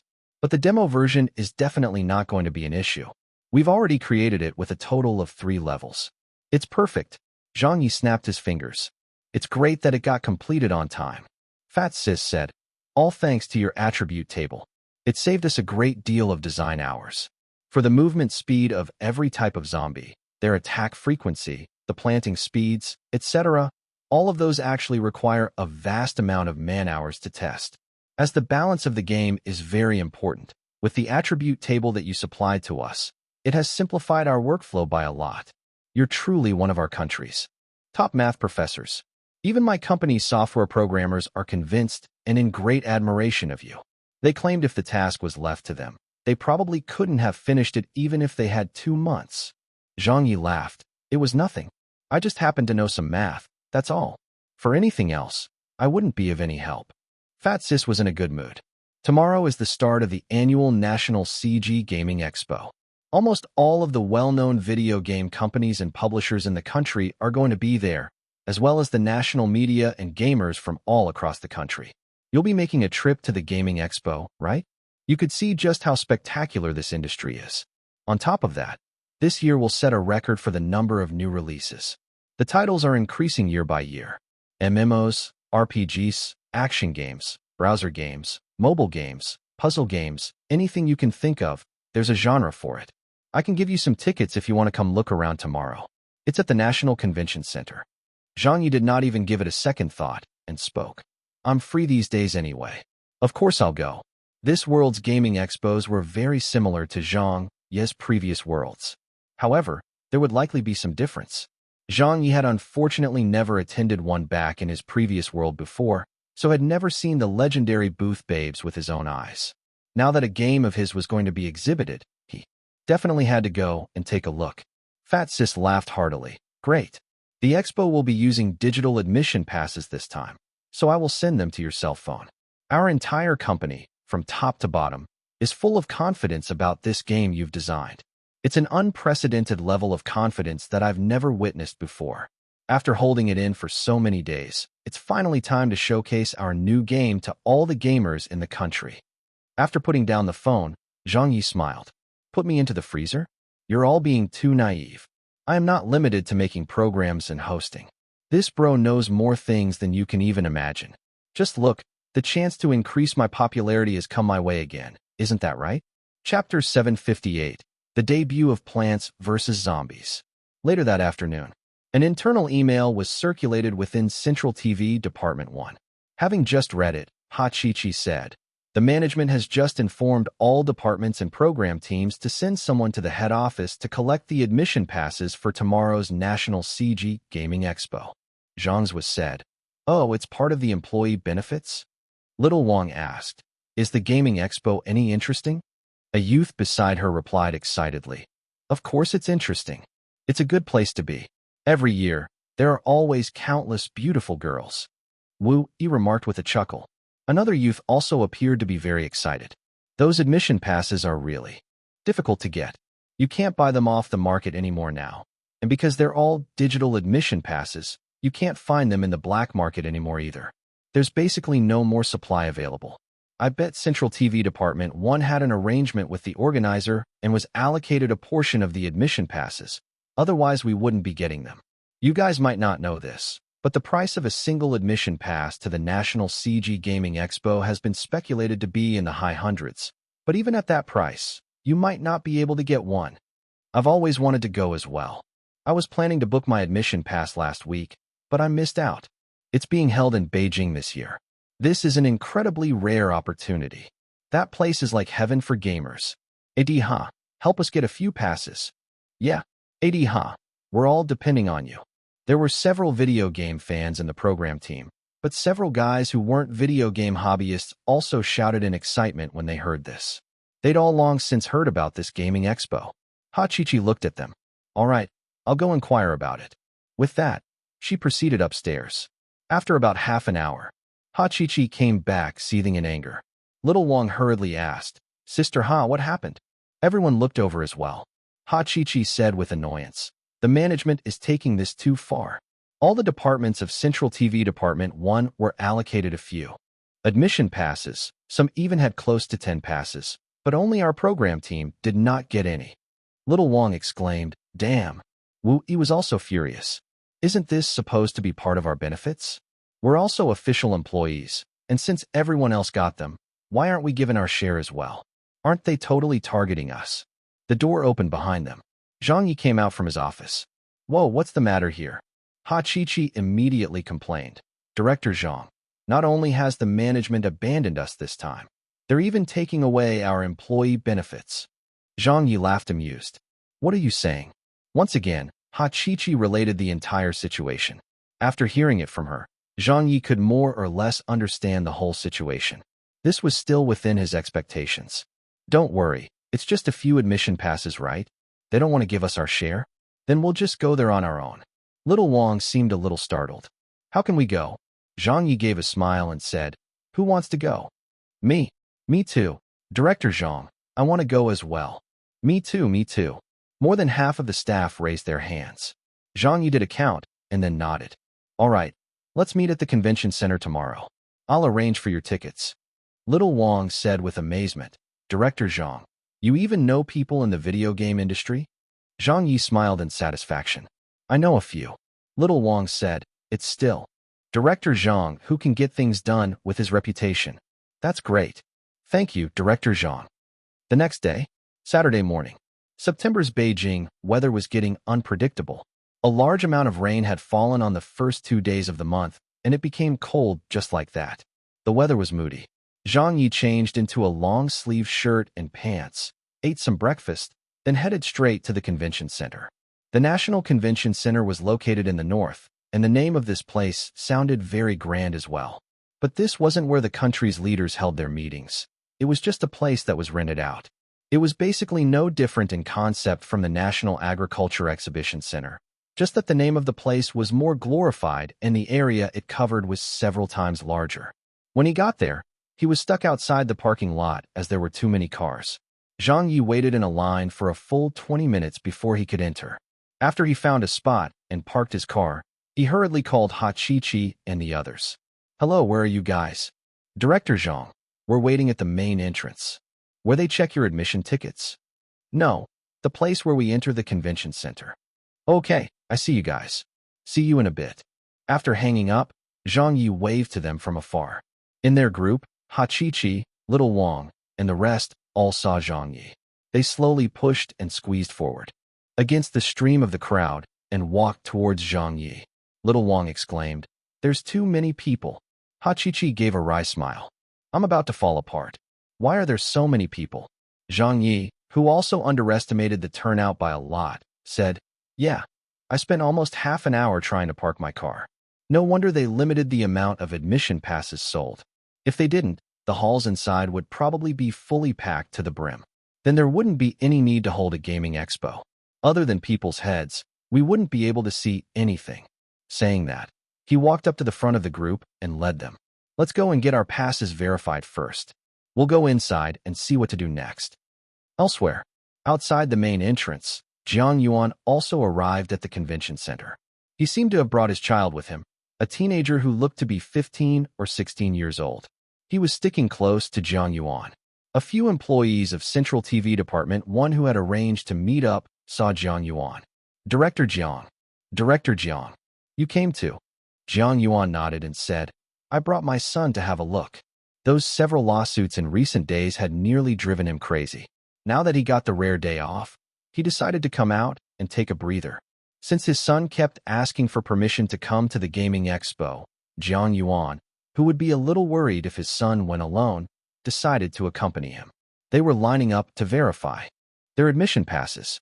At the same time, more and more people from Central TV also gradually started showing up around them. Yo, old Sue. Little Joe, you managed to get an admission pass as well. Yeah, many of my program team colleagues needed to work overtime, so I managed to get one. Director Sunday. Hey, Teacher Zhang Ye. Teacher Chen also came to visit the gaming expo. Zhang Ye had also arrived. He laughed and said, I am here for work. I will be shooting some footage here to prepare for an interview program a few days later. Having said that, he ran over next to Jiang Yuan and greeted him. Director Jiang. Jiang Yuan nodded. You're here. Jiang Yuan's son greeted, Uncle Chen. Zhang Ye smiled and said, Hey, little Chi. School's starting again. Zhang Ye's appearance suddenly brought on a number of bystanders. As a famous host who had hosted the Spring Festival Gala, almost everyone could recognize him easily. Oh, Zhang Ye. Teacher Chen also came to take a look around the gaming expo. I think he came because of his job. Yeah, just look at the staff members and camera equipment behind Zhang Ye. I spotted a celebrity. How exciting. Yeah, I've finally gotten to see him in person. Comparatively, Zhang Ye was keeping a much lower profile. He was wearing a face mask and sunglasses again, so unless it was someone who was familiar with him, it wasn't likely that anyone could recognize him. People were being admitted one by one after having their admission passes verified. But Zhang Ye had still been recognized by people from Central TV Department 1. Ha Chi-Chi, old Wu, isn't that the Voices program team staff? That person wearing sunglasses walking right in front of the group is Zhang Ye? Those people from Central TV Department 1 felt a little shocked. How could it be? I thought they didn't get admission passes. Yeah, I heard about it yesterday too. They weren't issued any admission passes. How did they get in? Did they buy them themselves? The admission passes were no longer for sale. Where would they get them? Jiang Yuan frowned. Zhang Ye also stared at Zhang Ye. When it was time for Zhang Ye's group to enter, he took out his cell phone and scanned it about 10 times. When everything was done, he led the group and walked casually into Hall 1. Once they were inside, Ha Chi-Chi whispered, Director Zhang, behind us are. Zhang Ye chuckled. I know, I saw them too. Ha Chi-Chi made a noise in acknowledgement, but did not say anything else. Little Wang, Wu Yi, and the others saw this and understood as well. They also pretended to not have noticed the Central TV Department 1 executives and colleagues. In any case, they had come here on their own, so it had nothing to do with Central TV Department 1. Right now, Zhang Ye was not interested in that bunch of people. The only thing he cared about was whether the game he suggested to develop could be catapulted to fame in this largest gaming expo in the country. He knew that the Plants vs. Zombies booth was located somewhere in Hall 2. However, Zhang Ye did not plan to head there directly. Instead, he wanted to take a look at how the other video game companies handled this event first, as well as assessing the games they were showcasing. This would help Zhang Ye understand how developed the game market of this world was and its circumstances. This exhibition hall mainly held the video game companies that published online games and Xianxia-type RPGs. When Zhang Ye's group came to the first games booth, they were stunned by the scene over here. Booth babes dressed in ancient costumes. These booth babes were all dressed in similar outfits as they gracefully danced in unison. This was for a game called The Immortals Descend. Other than their group, there was also a group of nerds watching as they surrounded the booth. All of them looked very excited. Ah, this is too exciting. They're really, really beautiful. And those legs are so long. This game is great. This game must be fun to play. F***K. You haven't even tried it out, bro. I don't need to try it out. It'll definitely be fun. Ha Chi-Chi, Wu Yi, and the others were also here for the first time. They were taken aback by what they were seeing. They might not know what the game was like, but the booth babes this exhibit employed were of exceptionally high quality and could make anyone's eyes shine. Their waists rotated sensuously as they danced. Even the female visitors couldn't help but watch them for a bit. Little Wang remarked in a stunned manner, Is this what a gaming expo is like? The youth beside her sniffed and said loudly, We really made the right choice to come here today.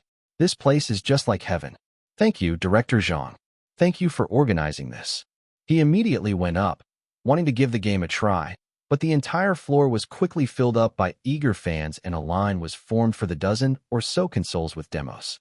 Regretfully, he came back to join the group. After that, they went to the next booth. This was the booth for an MMORPG with 3D graphics called Spiritual Realms, the First War. A group of people were all staring straight into the booth.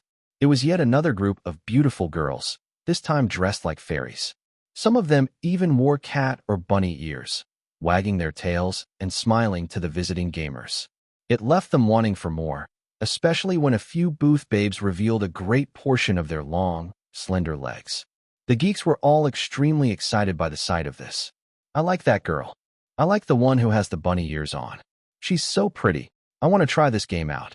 Suddenly, another large group of passers-by were attracted and ran over to take a look.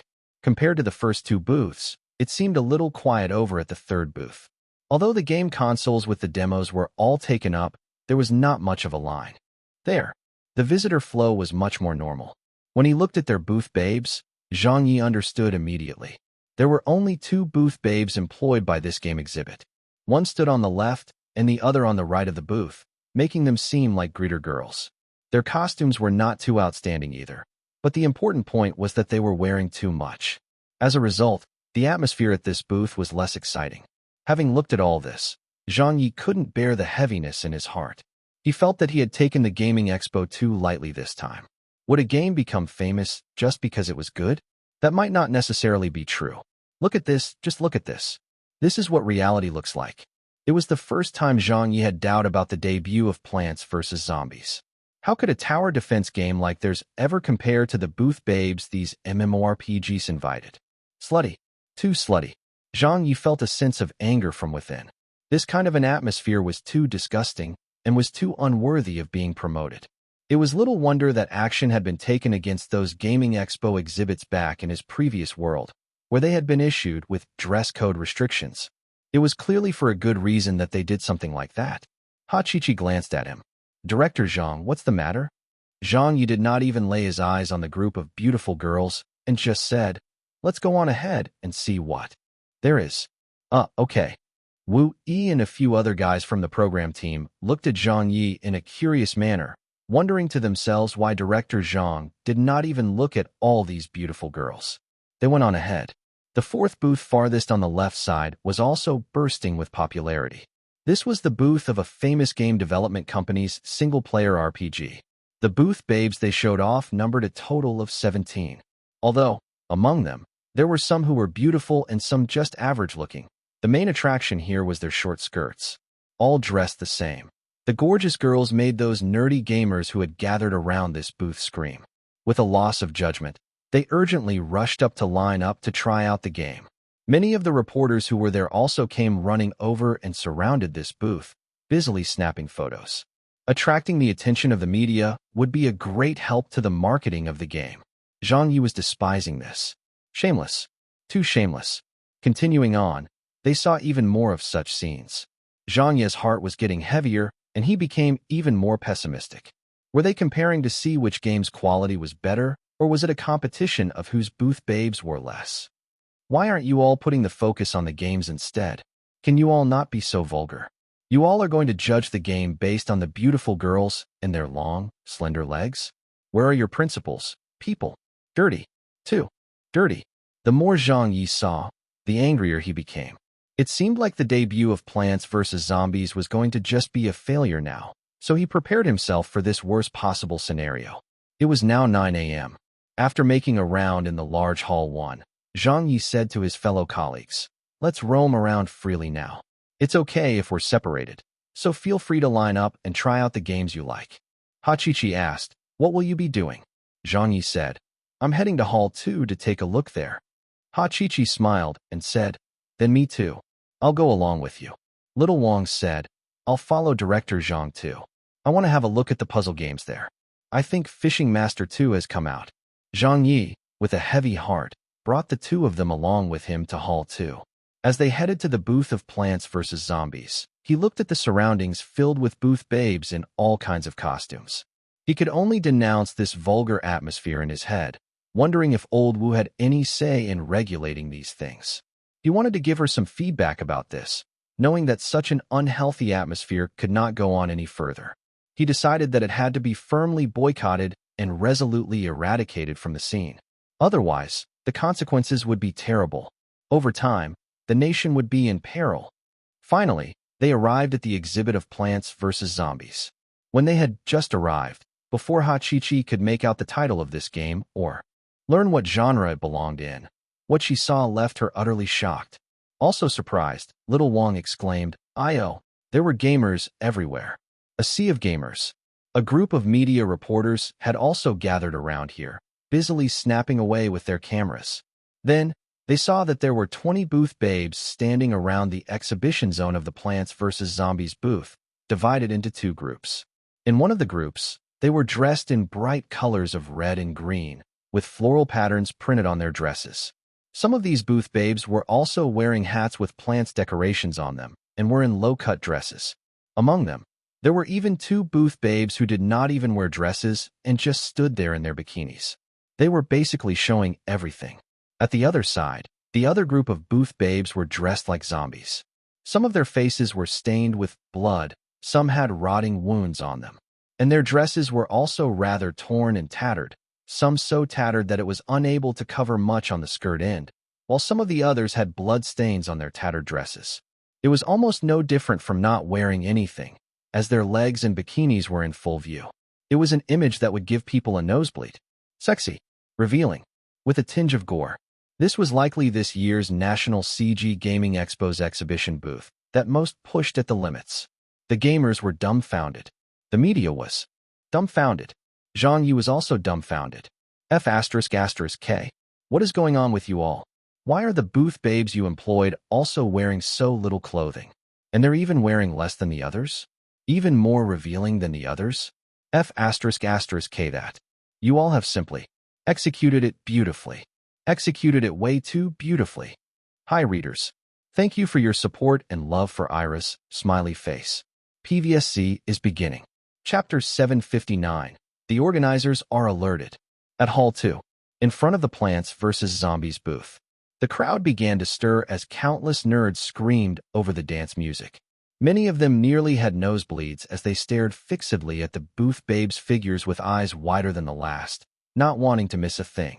Heavens, this is too exciting. I can feel my blood spurting out already. This is too exhilarating. These are what professional booth babes are all about. Hey, don't push. Stop pushing. Can the person in front please duck a little? I can't see a thing. Damn it, this is getting to be too hot. They're wearing bikinis right from the start. This must be a good game. It definitely has to be. I want to try playing the game. Hey, don't cut the line. Damn it. Compared to this game's booth, the other booths hold back way too much with their clothing choices. Everyone was bubbling with excitement as they crazily crowded their way inside. Some of them went to try out the game, while others went straight to the booth babes and had their friends take photos for them as souvenirs. Little Wong stared, her eyes wide. This is too popular. Hachichi looked around and said, "There aren't many people at the booths around here." Heh, those people have all been attracted to this game's booth instead. At the moment, the 4 or 5 game booths next to the Plants vs. Zombies booth were practically deserted and quiet. Only a few booth babes dressed rather plainly stood scattered around the area, while there were hardly any gamers there. The staff of those video game companies looked aghast and were left gnashing their teeth as they stared at the Plants vs. Zombies booth, unable to do anything about it. They could only watch helplessly as the large group of gamers was drawn over to the other side. In contrast, the difference in the popularity between them was poles apart.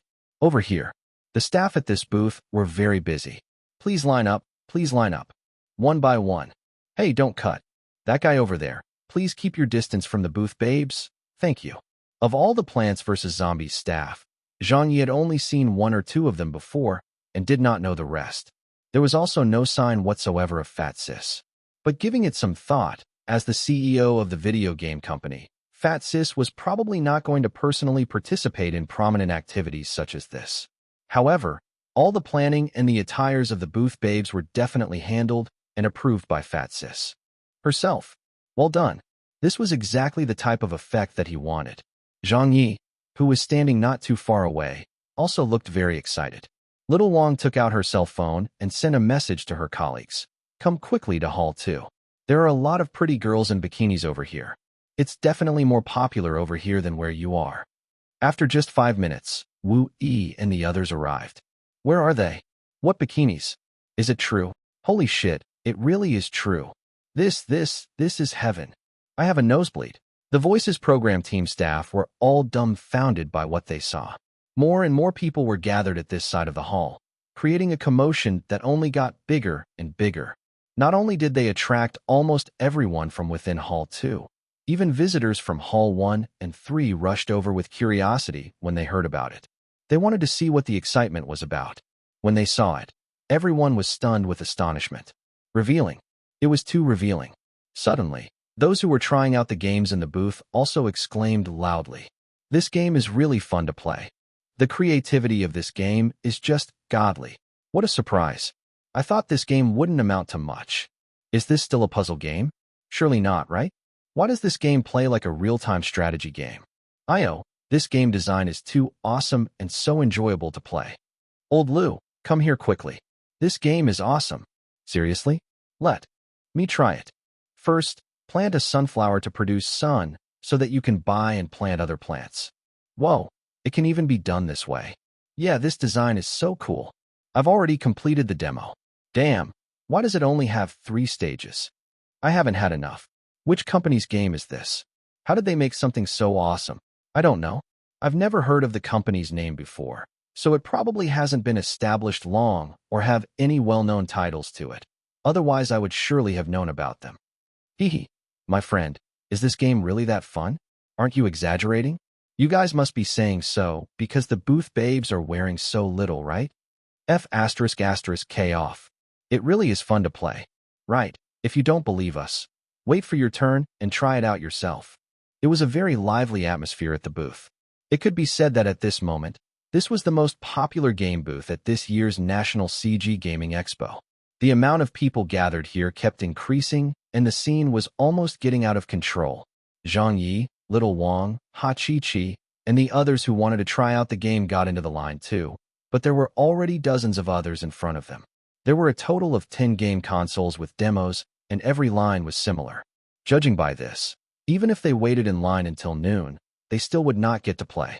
Moreover, at the end of the long lines, there were 2 lines of gamers that stretched all the way to the entrance of the other game booths, occupying their areas. The other video game companies were barking in anger. The staff at the booth to the east said, "This is too much." The staff at the booth to the north said, "It's only a puzzle game. Is there a need for this?"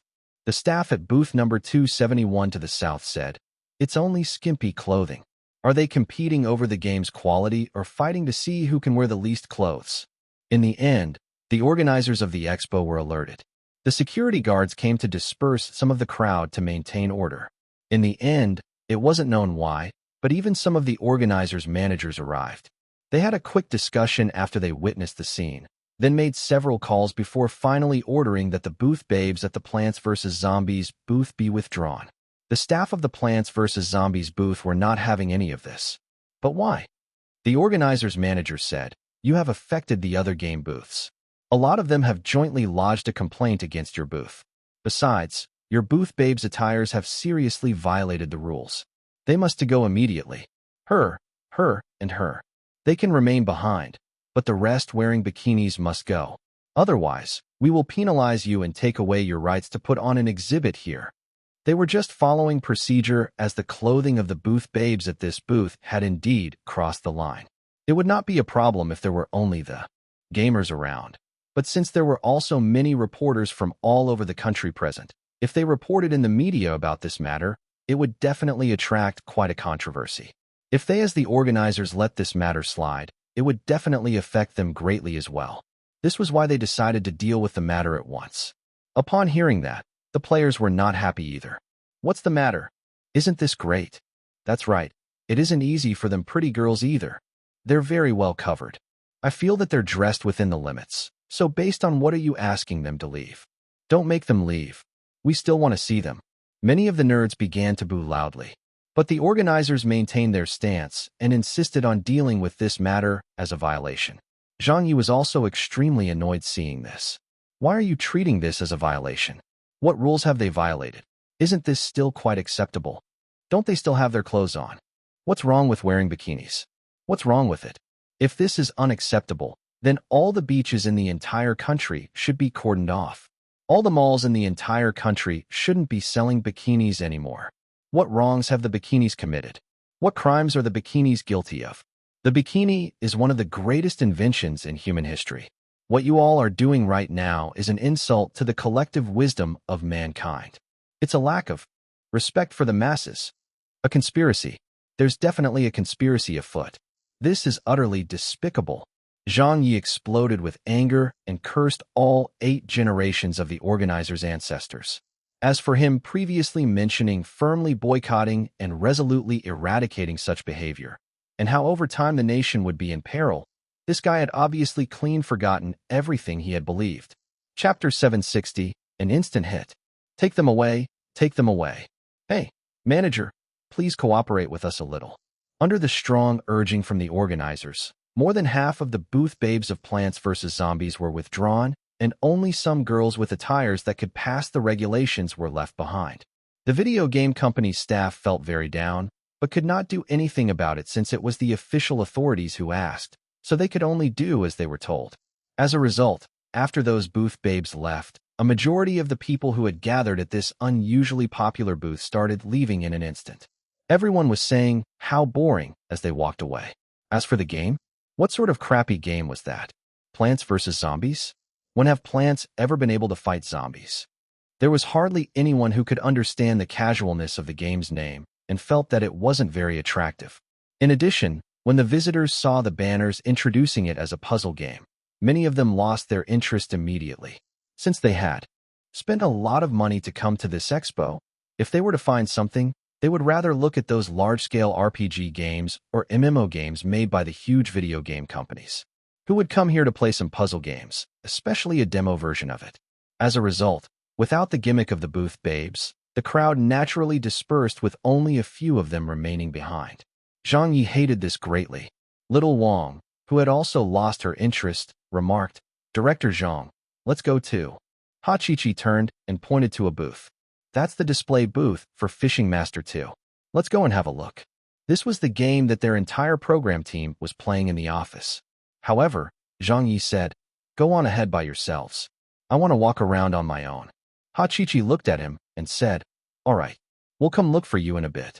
She walked off with Little Wang and the others. Zhang Ye remained standing where he was.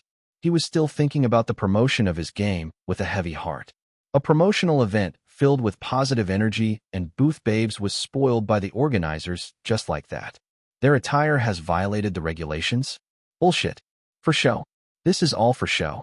If they only did things for show every day, then over time the nation would be in crisis. The crowd dwindled in numbers with many of the gamers going over to the surrounding booths. Gradually, the game booths nearby regained some popularity. Zhang Ye heard some of the staff at the booth behind him saying things. Such dishonest methods. It's a good thing that the organizers cleared up this mess in time. What plants and what zombies? They were just depending on their booth babes showing some skin to attract people. So how can their game be any good? If they have the time to plan that, they should be spending it on making the game instead. That's right. Just look, everyone has left after the booth babes left, right? Those staff were talking loudly without reservation. When he heard that, Zhang Ye got frustrated. He turned around and strolled over to that shooter games booth and glanced at the screen of the demo. He grunted, "What lousy game is this?" When a female staff member heard that, her eyebrows twitched, but she still greeted him with a smile. "Sir, you can try out the game first before giving your evaluation about it." Zhang Ye glanced at the screen again and snorted, "What lousy UI is this?" The female staff member's eyebrows twitched again as she forced a smile and said, "Although the UI is an extension of the design theory in a traditional shooter, our game's graphics are the industry's." Zhang Ye snorted again, "What lousy graphics are these?" The female staff, seeing the booth of his game still lacking visitors, Zhang Ye could not help but feel a sense of anger and injustice. So he decided to stand around longer at this shooter's booth, one moment walking to the #1 demo console to make some insulting remarks, and the next moment strolling to the #3 demo console to say a few words of criticism. The staff were driven mad by this. "Big bro, how did we offend you? What was all that about? Why did you trample on us the moment you got here?" Suddenly, Zhang Ye, having seemingly sensed or heard something, turned to look behind him. He frowned when he realized that his staff members had bumped into the staff of Central TV Department 1 and were in the middle of what looked to be an argument. Isn't that person the secretary of Central TV Department 1's deputy director, Zhang Ye? Not knowing what was happening over there, Zhang Ye headed over immediately. In front of him, dozens of the Central TV Department 1 staff were gathered at the booth. Some of them were playing games inside the booth, while the others stood there looking at the group consisting of Ha Chi-Chi, Wu Yi, and the others. Jiang Yuan's secretary said, "You all had better pay attention to who's around you." Ha Chi-Chi retorted, "Why should we pay attention to that?" Little Wang said angrily, "Today's a day off, and we bought the tickets by ourselves, so why can't we go around as we like? Do we still have to get approval from the station?" The secretary said angrily, "So you guys still remember the station? In the whole of Central TV, who doesn't know that you people have all been playing games during working hours? Those who don't know better might even think you all are working on the development of games." "Hey," veteran Central TV Department 1 staffer said, "Little Ha, your group is indeed in the wrong." Another middle-aged staff member in the Central TV Department 1 group said with a grave tone, "Your program team has caused big trouble this time. Just because of a small issue, it has damaged our Department 1's reputation. Yet you all are still not working diligently to make up for it, but instead playing games or watching movies during office hours every day. And now, you all did not greet us after seeing us here and just pretended not to see us? It's not that I want to tell you people off, but I can't bear to see things go on like this any longer." Another person reprimanded them.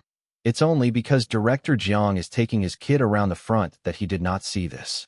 If he was here, he would definitely be angry at you all."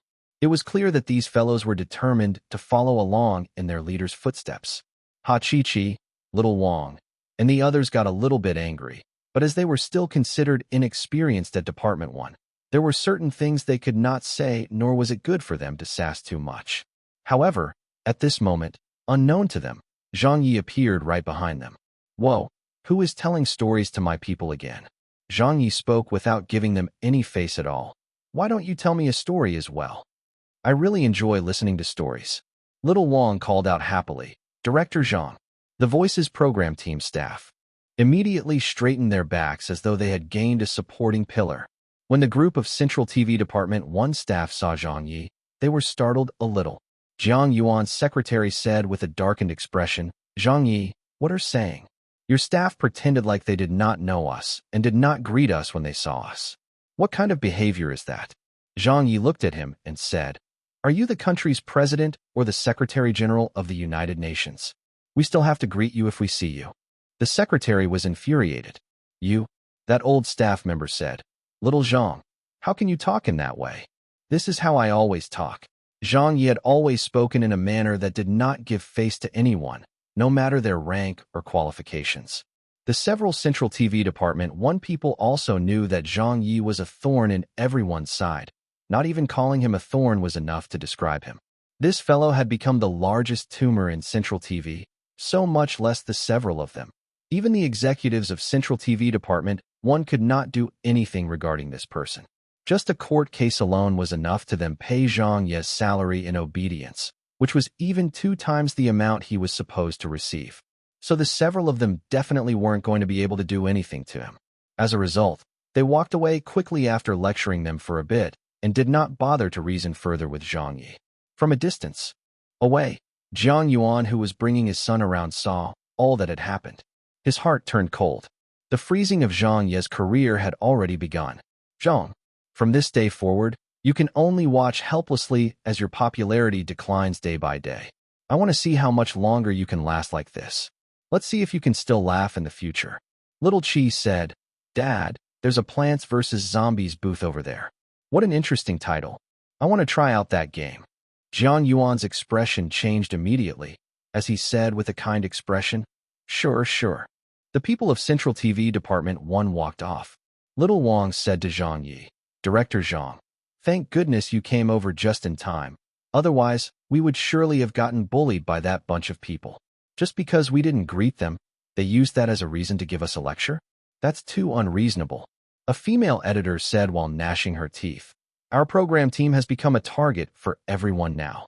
Back then, when The Voice was still being broadcasted, Who wasn't courteous whenever they saw us? Didn't they always give us a thumbs up whenever they saw us? But look at this now. They are slaughtering the donkey the moment it leaves the millstone. Anyone can come and trample all over on us.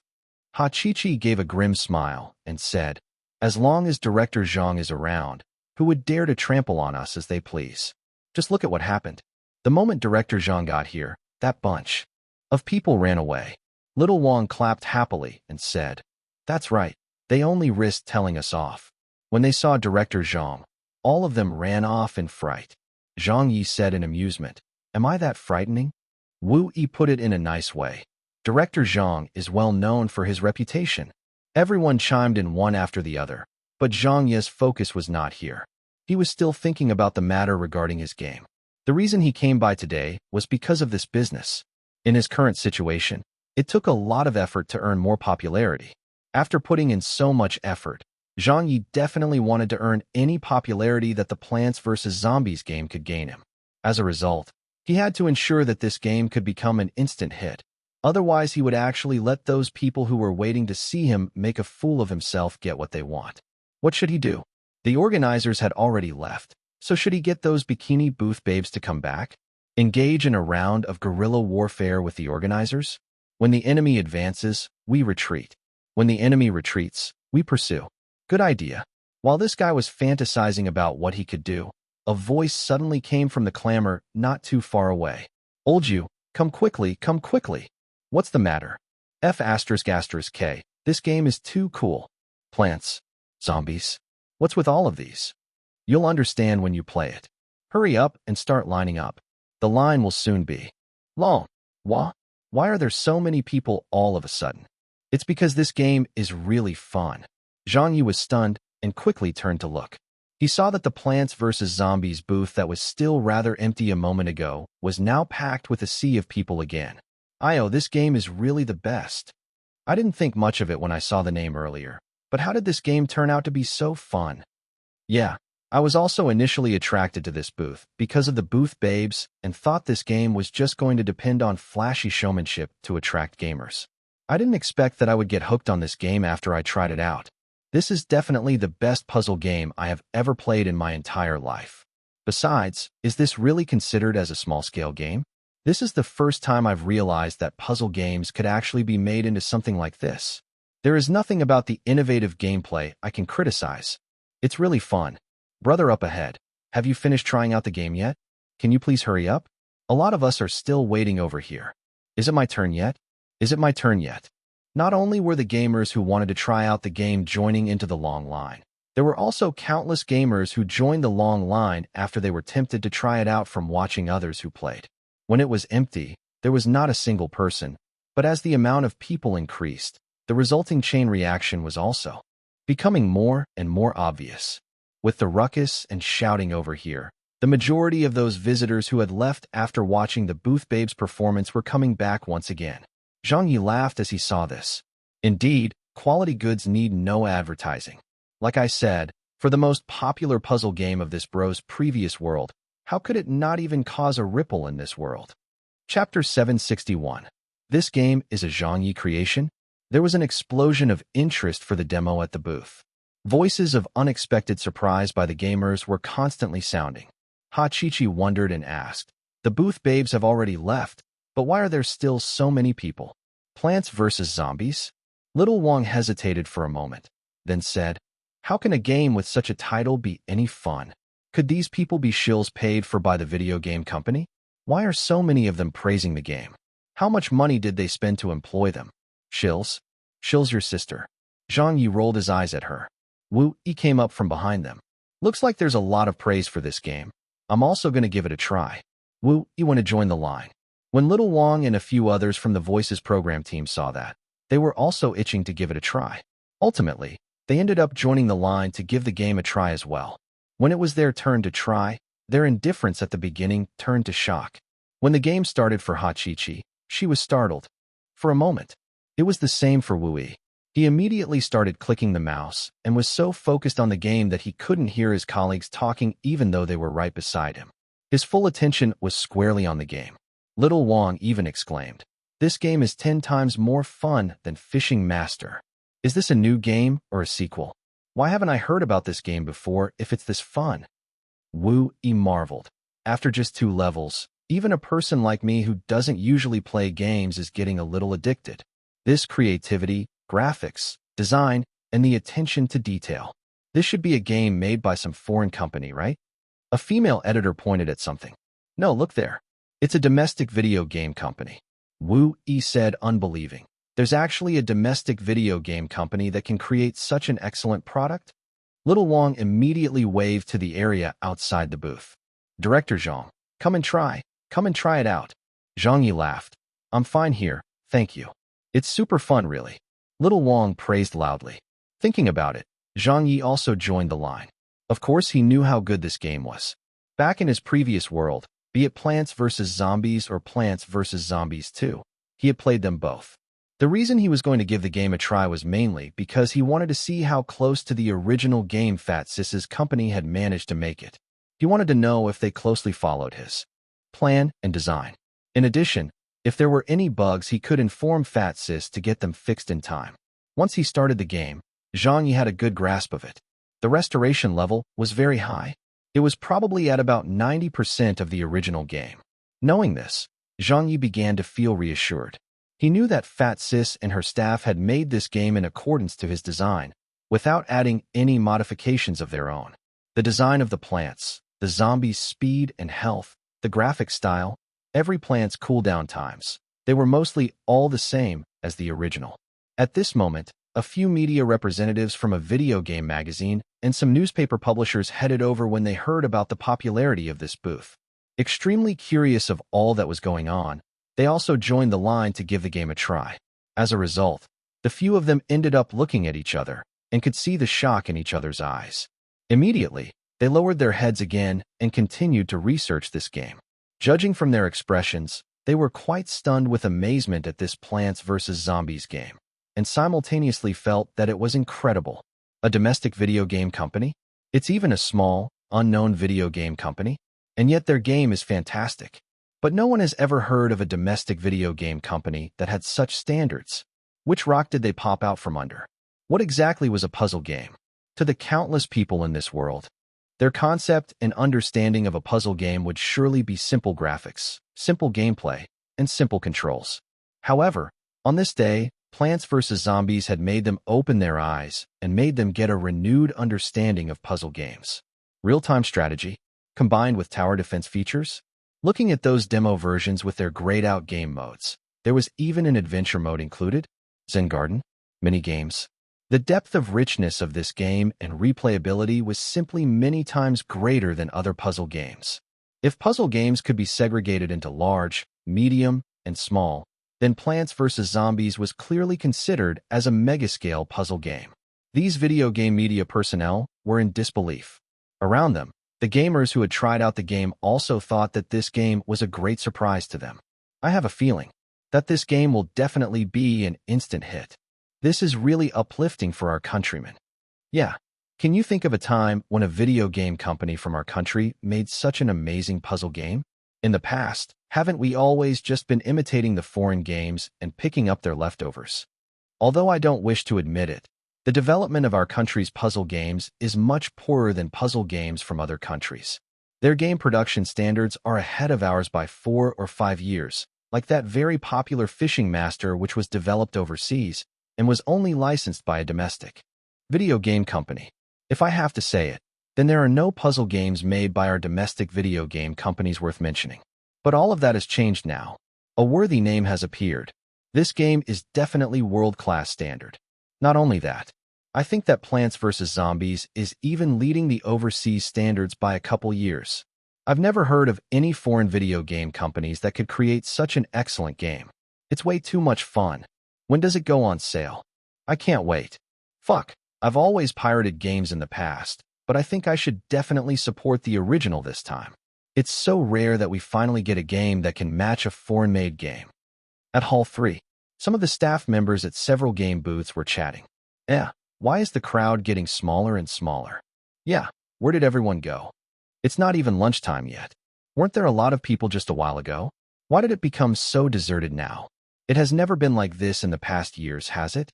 Don't you all know yet? Know about what? A lot of the visitors have gone to Hall 2. I heard that there's a puzzle game being exhibited there, a game called Plants Hitting Zombies or something. It's such a hit that all the gamers have the booth surrounded. More than 20 of those video game magazines and media outlets have also gone over to take a look. It seems to be causing quite a sensation, but I don't know about the details myself. Puzzle. Game. How can a small-scale game like that be any fun? What?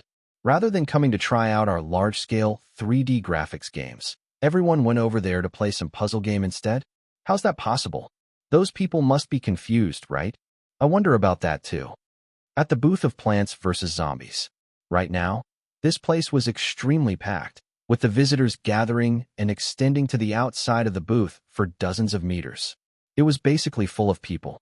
When the organizers received news of this, they flew into a rage, thinking that this exhibit must have gotten the bikini booth babes to come back to their booth.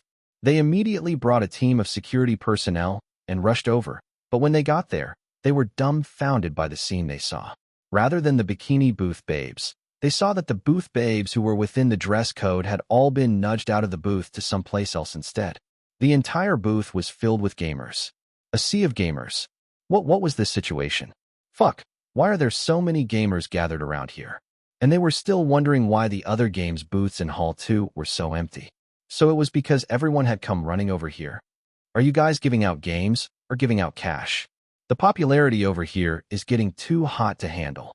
Inside the booth, Zhang Ye and the others made their way out from the booth after they finished playing a demo of the game. Only after they left did they noticed that Zhang Yuan, his kid, and the dozens of Central TV Department 1 staff were all lining up to try out the game. Zhang Yuan also saw them, but did not make any direct eye contact. Central TV Department 1's relationship with Zhang Ye had completely broken down, and since they couldn't get their hands on the Voice's overseas copyright from him, the overseas license deal that they had already completed negotiations on with the foreign party, worth was large sum, couldn't be completed. Not to mention Zhang Ye's court case that everyone knew about and had embarrassed all of them. Whether it was a matter of image or interest, their relationship was ruined beyond all repair.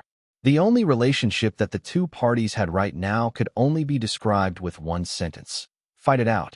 Let's see if our Central TV Department 1's freezing of artists is more powerful or whether you, Zhang Ye, have more endurance. In Zhang Yuan's opinion, this battle was already decided the moment it started. No matter how many lawsuits Zhang Ye could win against them, he could not escape from the freeze they had in place for him. Making a celebrity lose their source of popularity in less than a year would definitely be a fatal blow to them. It was as good as a death sentence. Since it had already come to this, no matter how capable Zhang Ye was, Zhang Yuan could no longer be bothered by the sight of him anymore. He had basically caused so much trouble for them at Central TV Department. One that the executives of Department 1 hated him to the bone. Dad, is it our turn yet? Little Chi asked impatiently. Zhang Yuan replied, it should be our turn soon. There's still 5 more people ahead of us. Little Chi said angrily, why are they so slow? Tell them to hurry up. Beside them, Zhang Yuan's secretary suddenly called out loudly, Director Jiang, let Little Chi come over to this line. It's my turn over here. Okay. Zhang Yuan let Little Chi run along.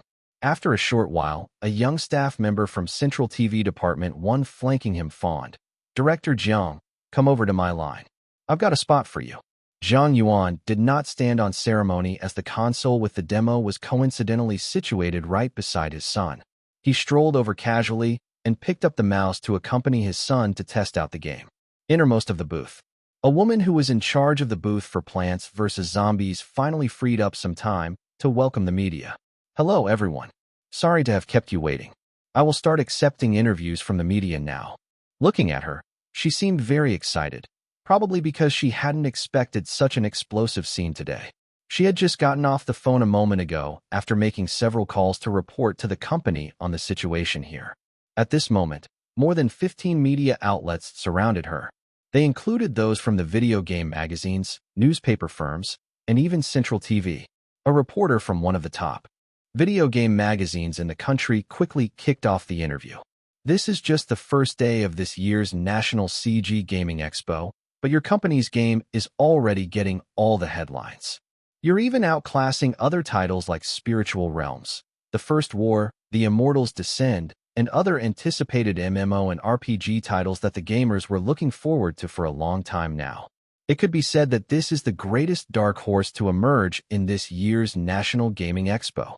Can you let us know if you all had anticipated this? The manager smiled and said, "Our company is extremely confident about our game, but honestly," her eyes swept across the booth. She gave a wry smile and continued, "We really hadn't expected this at all. Thank you, everyone, for your love." A reporter from the newspaper firm hurriedly asked, "How much money did you all invest into the game?" The manager hesitated for a moment. "I can only say it was in the tens of millions." A media reporter from Beijing asked, "I tried out the game just now, and it's absolutely amazing. Our country's puzzle games are still only in the infancy of development, but to suddenly have a product that is so amazing pop up from nowhere. Can you explain to us how you all did it? Isn't this leap too great? What inspired your company to create this Plants vs. Zombies?" Hearing this, the manager could only smile. "Regarding the inspiration, I actually don't know about it either." The media personnel were all taken aback by this reply. The surrounding gamers were also in disbelief when they heard that. "You don't know about it either? The fuck? You're the publisher. If you of all people do not know, then who would?" The manager laughed and said, "This game was actually done with the aid of a patron." "Patron? What patron? Can you clarify what you mean by that?" Nobody could understand this explanation. Not far from them, little Chi was clapping and exclaiming, "This is so fun. Dad, this game is way too much fun." Also surprised, Zhang Yuan played 2 stages and commented, "Yes, this game is indeed different from other puzzle games. Even I, who has almost never played any games before, got the hang of it quite quickly, her. This game is really quite interesting. Quite interesting. Even the director enjoyed playing it." Zhang Yuan's secretary immediately observed, "Director Zhang, your evaluation of the game is spot on. This game truly is very enjoyable to play and easy to get the hang of. It suits people of all ages, whether they're young or old." Another person from Central TV Department 1 remarked, "I didn't know that puzzle games could also be this much fun." The person from Central TV Department 1 who had earlier clashed with Hachichi and the others said, "When it gets released, I'll be buying a copy for my son. He will definitely love this game." Little Chi said, "Dad, I want one too." Zhang Yuan smiled. "Sure, I'll buy it for you. Even I'm getting interested in this game after playing it. A game is just like a TV show. It depends on how innovative it is, which is where this game excels in. I wonder which company created this game that even got me interested even though I don't usually play games." Zhang Ye looked over. When they heard Zhang Yuan, his secretary, and the rest of the group praising the game non-stop, Hachichi, Little Wang, and the others who were standing outside shot them a glance. But suddenly, the next line from the manager who was taking questions from the reporters about Plants vs. Zombies astonished everyone at the scene. In the face of all the media outlets' microphones and cameras, the manager chuckled and said, "The patron. Well, since I was just coming to it, let me make use of this chance to make an announcement here. Plants vs. Zombies will officially be launched next week, and for the endorsement of the game, we have already discussed with a big-shot celebrity. That person is teacher Zhang Ye, who will be acting as our spokesperson." Before the crowd could react, she threw out another bombshell of an announcement. "Teacher Zhang also happens to be the patron I just mentioned. I myself really do not know what inspired this game, because it was all from teacher Zhang Ye.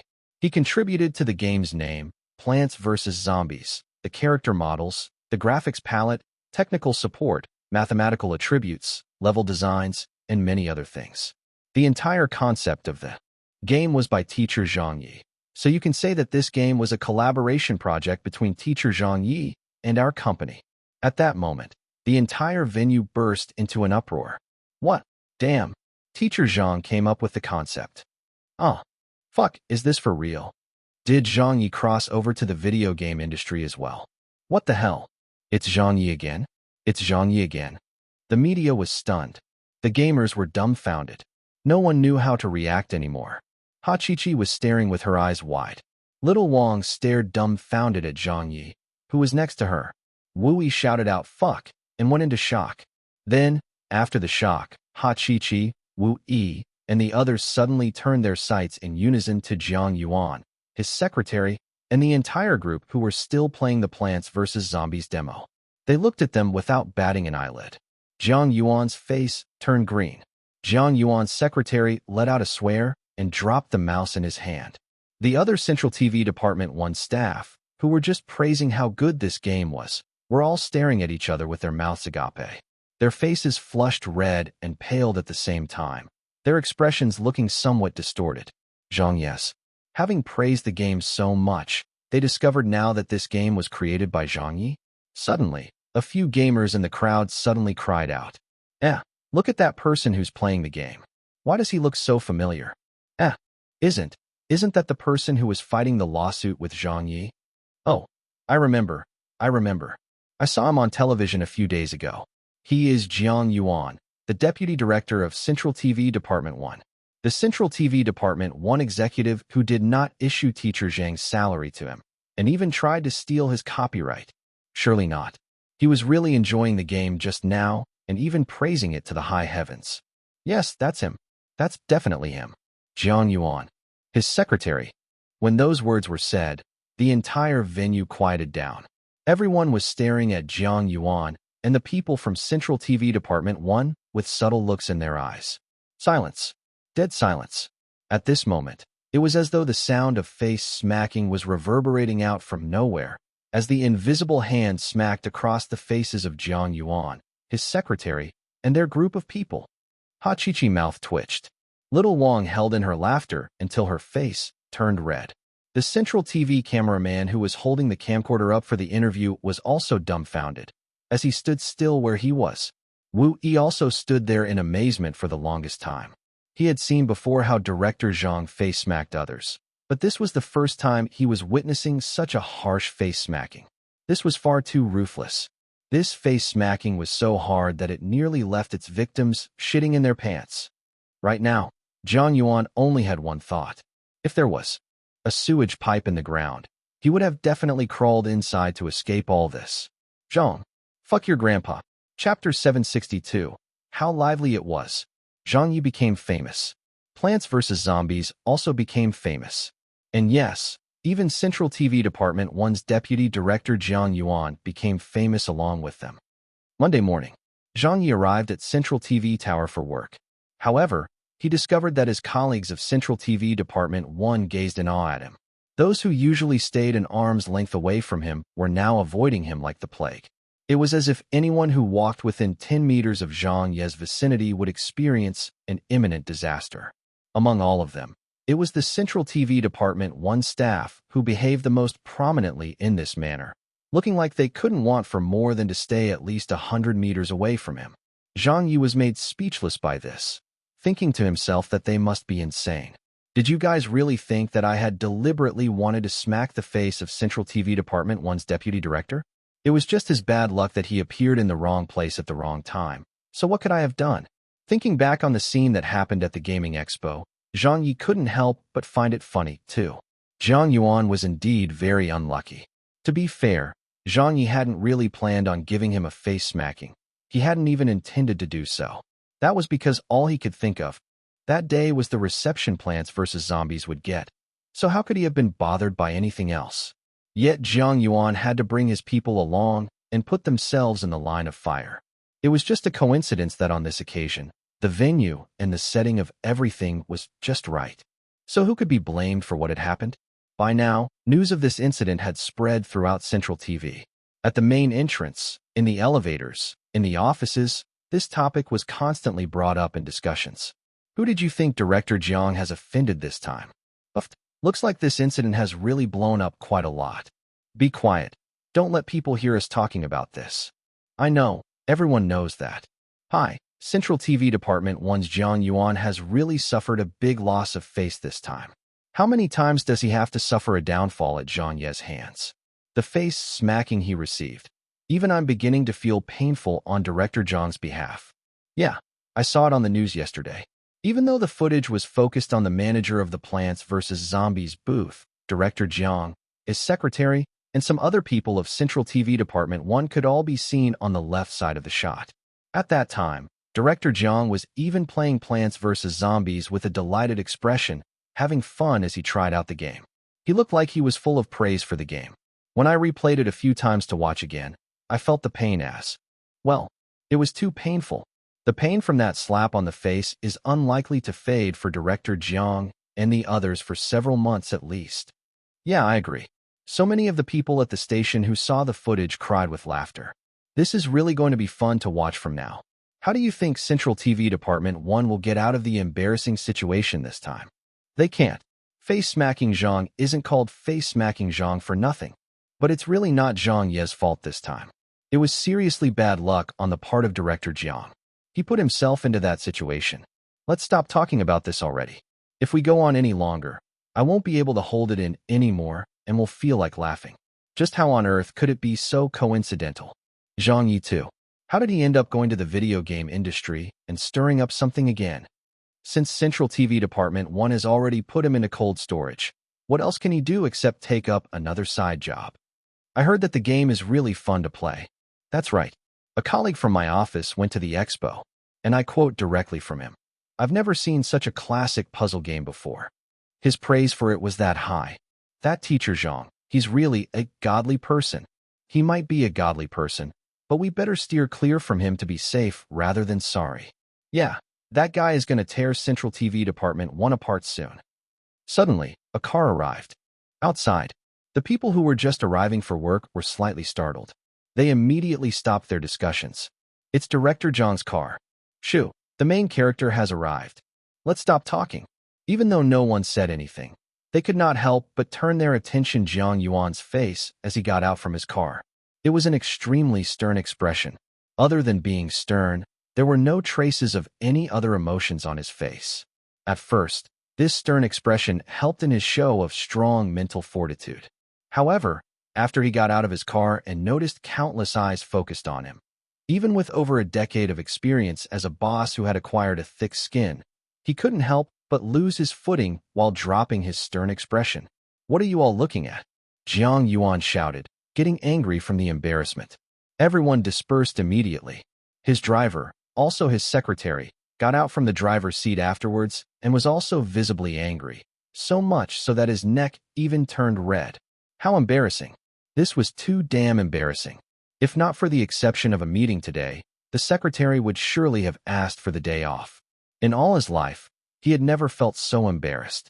He was even shown on television as they got hit with a resounding slap under the watchful eyes of all the citizens in the country. No matter how thick their skins were, they couldn't take such a forceful slap. Upstairs, when Zhang Ye stepped into the office, he heard Ha Chi-Chi, Little Zhang, and the others gossiping. Little Wang laughed loudly.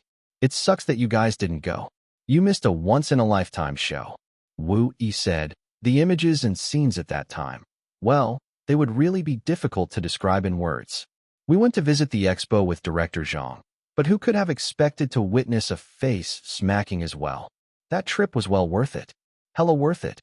Zhang's were regretfully patted his thighs. I didn't go because I'm not interested in games. If I had known, I would have gone even if my whole body were broken.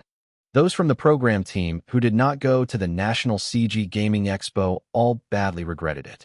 The way they had been treated by Central TV Department 1 in recent days could be seen by everyone. As such, they were so angered that they already had a list of grievances they could not air, and hated Zhang Yuan and the rest of the executives. Now that such an incident had occurred, it brought them great joy. But the only awful thing was that they didn't witness this face smacking with their own eyes. This gave them a great deal of regret. Suddenly, someone interrupted. Whole body broken?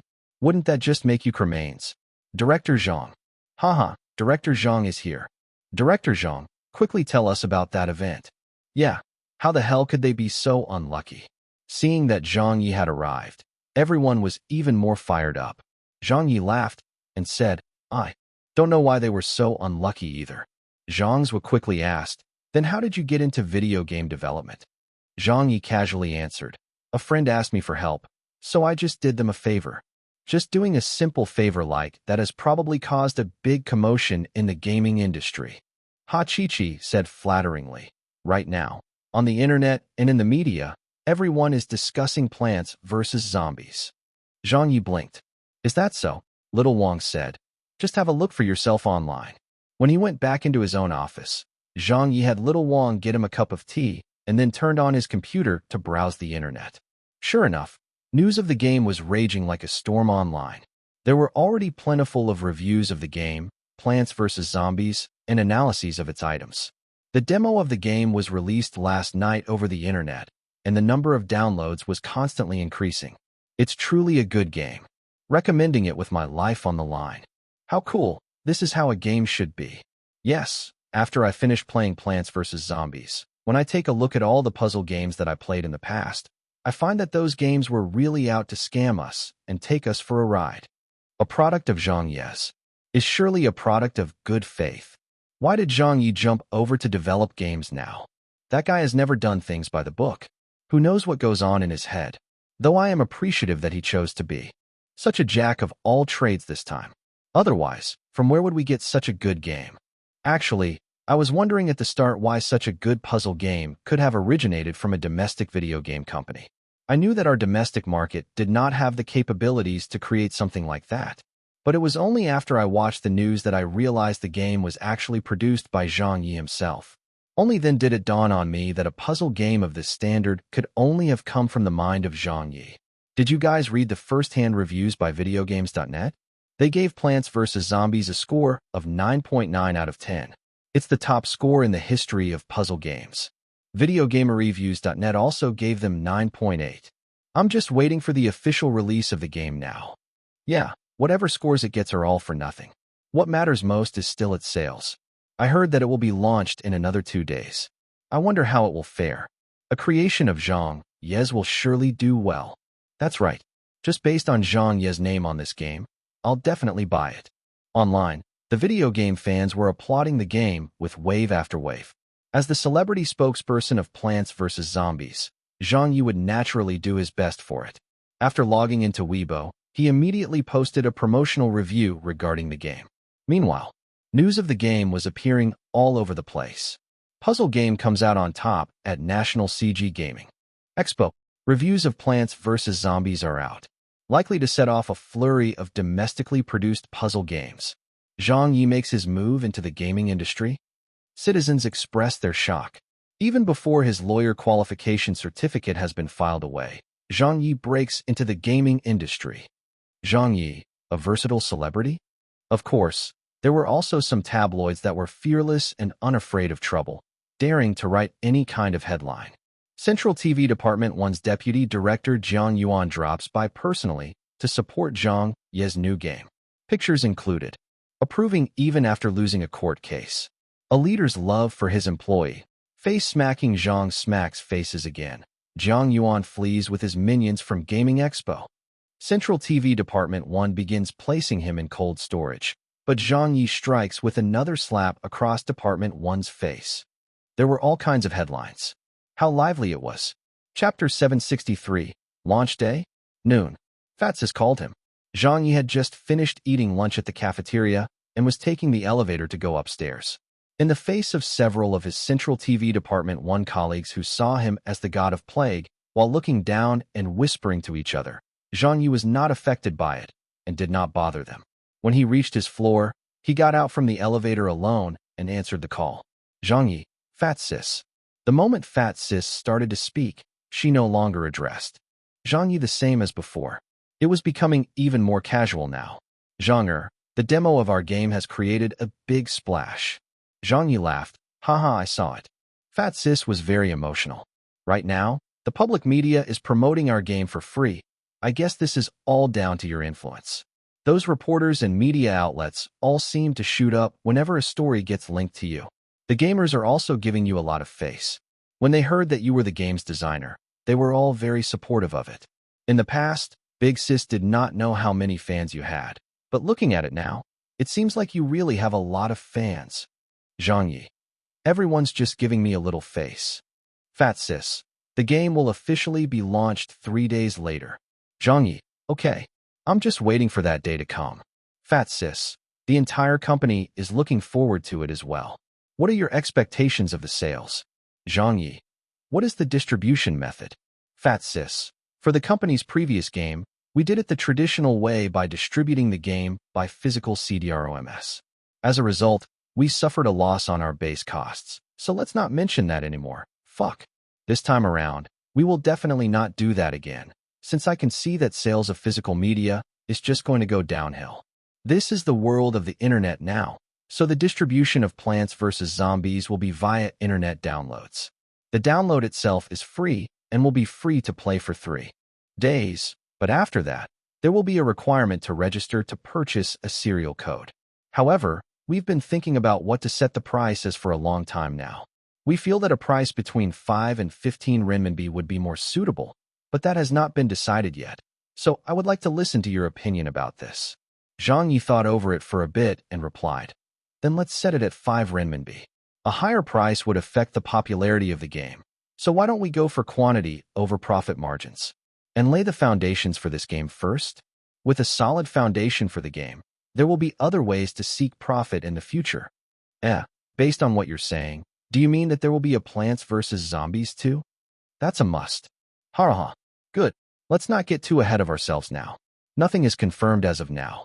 I understand. We've already laid out all the preparations, so now it all depends on this last step. The company has put everything on this. We even took out a loan for it.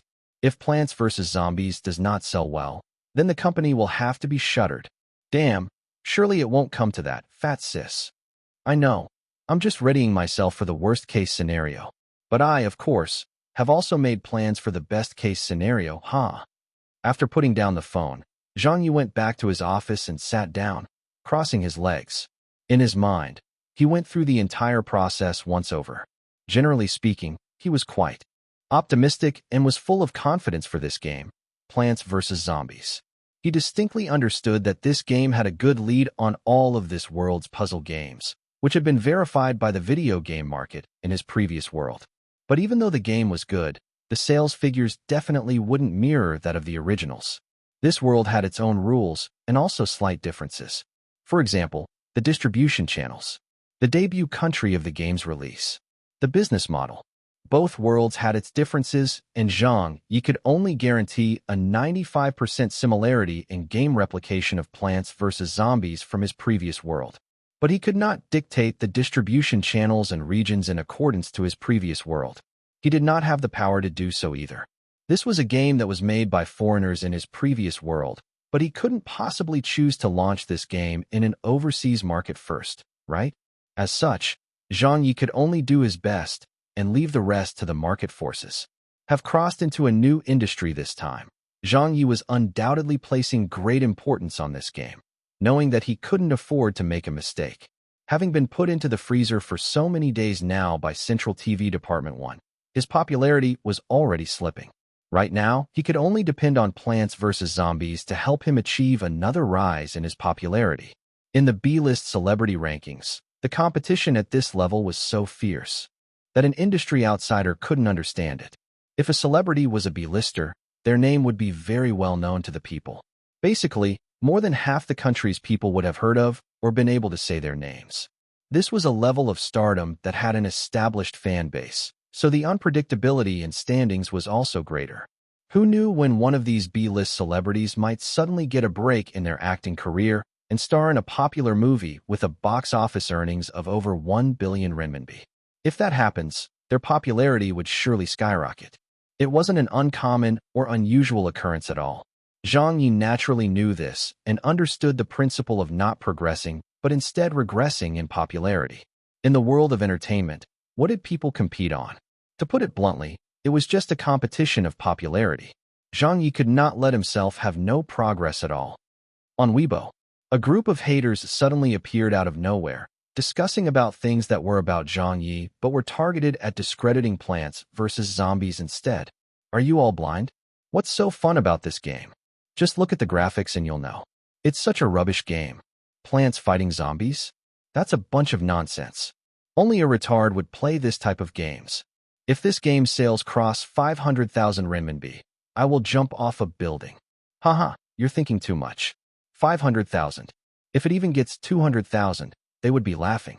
Already, don't be taken in by those video game magazines that praise the game to the high heavens after trying out the demo. When it gets released and sold, not many people will bother to buy it. Even if anyone wants to play, everyone would rather download the game after it has been cracked and pirated. When a person gets popular, gossip will fly. This saying applied to games too.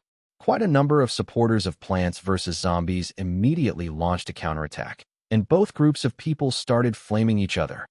It was bustling with activity online, but it was not quiet at other places either. Like in the entertainment circle, many of the industry insiders were following this matter very closely. They talked about all sorts of things in private. I don't even know what to say anymore. Why did this guy go and dabble in games now? I've never come across such a disreputable celebrity before. He's totally unpredictable. I think I already understand what's going on. Zhang Ye's main profession is actually being a jack of all trades. Starting from last year, I couldn't quite figure out what Zhang Ye's main profession is. But then again, this Plants vs. Zombies game is really very fun. Zhang Ye might have offended lots of people before, but he's still a really capable person. I gotta admit that. The gaming industry was also getting noisy. That Zhang Ye is already a big-shot celebrity, so why did he still come over to try and take our jobs? Who knows what that guy is thinking? This game is being praised by everyone right now, but the sales might not necessarily turn out well. The market for our domestically produced games is rather weak right now, especially in the puzzle game genre, which just built itself up not too long ago. Although everyone has said many good things about Plants vs. Zombies and have built up a lot of anticipation, the domestic game market has always been rampant with piracy. It's mainly foreign video game companies and publishers dominating the market, so if we're hoping that a domestically produced puzzle game can stand out in this market, difficult. It is going to be extremely difficult.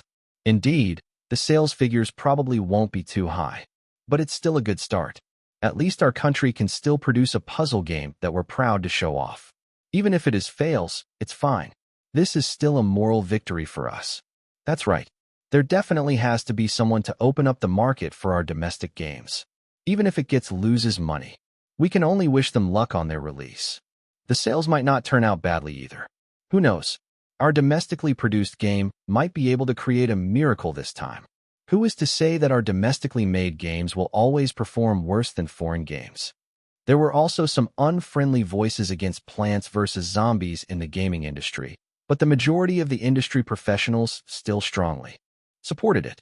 In fact, the CEOs and game designers of several video game companies even publicly showed their support for Plants vs. Zombies on Weibo by giving likes and forwarding it.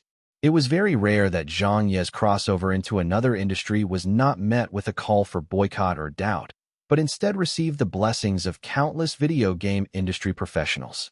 The reason was simple. Due to the current state of the domestic gaming industry, domestic games basically weren't mainstream. They only accounted for about a quarter of the market share. The rest was dominated by foreign video game companies. Those who were selfish might think that Zhang Ye was here to steal their jobs, but anyone with a little bit of common sense would know that it wasn't the time for an internal conflict in the domestic gaming industry. For only a quarter market share, what was there to fight for? Even if someone won the fight, so what? What they needed to do now was get the market share back from the foreign companies, and with Zhang Ye's astounding puzzle game, this was their chance to carve out a bigger market for domestic games, and also an opportunity to increase the size of the pie. This battle was not only for Zhang Ye to fight alone. This battle was between all domestic games fighting against the intrusion of foreign games. The laypersons watched the buzz, while professionals examined the skills. Almost all the industry professionals in the gaming industry had given the demo of Plants vs. Zombies a try, while some of them had played it over and over to research it. Although this was just a demo and the full version of the game had not yet been seen by anyone else, just this tip of the iceberg had already given them a boost.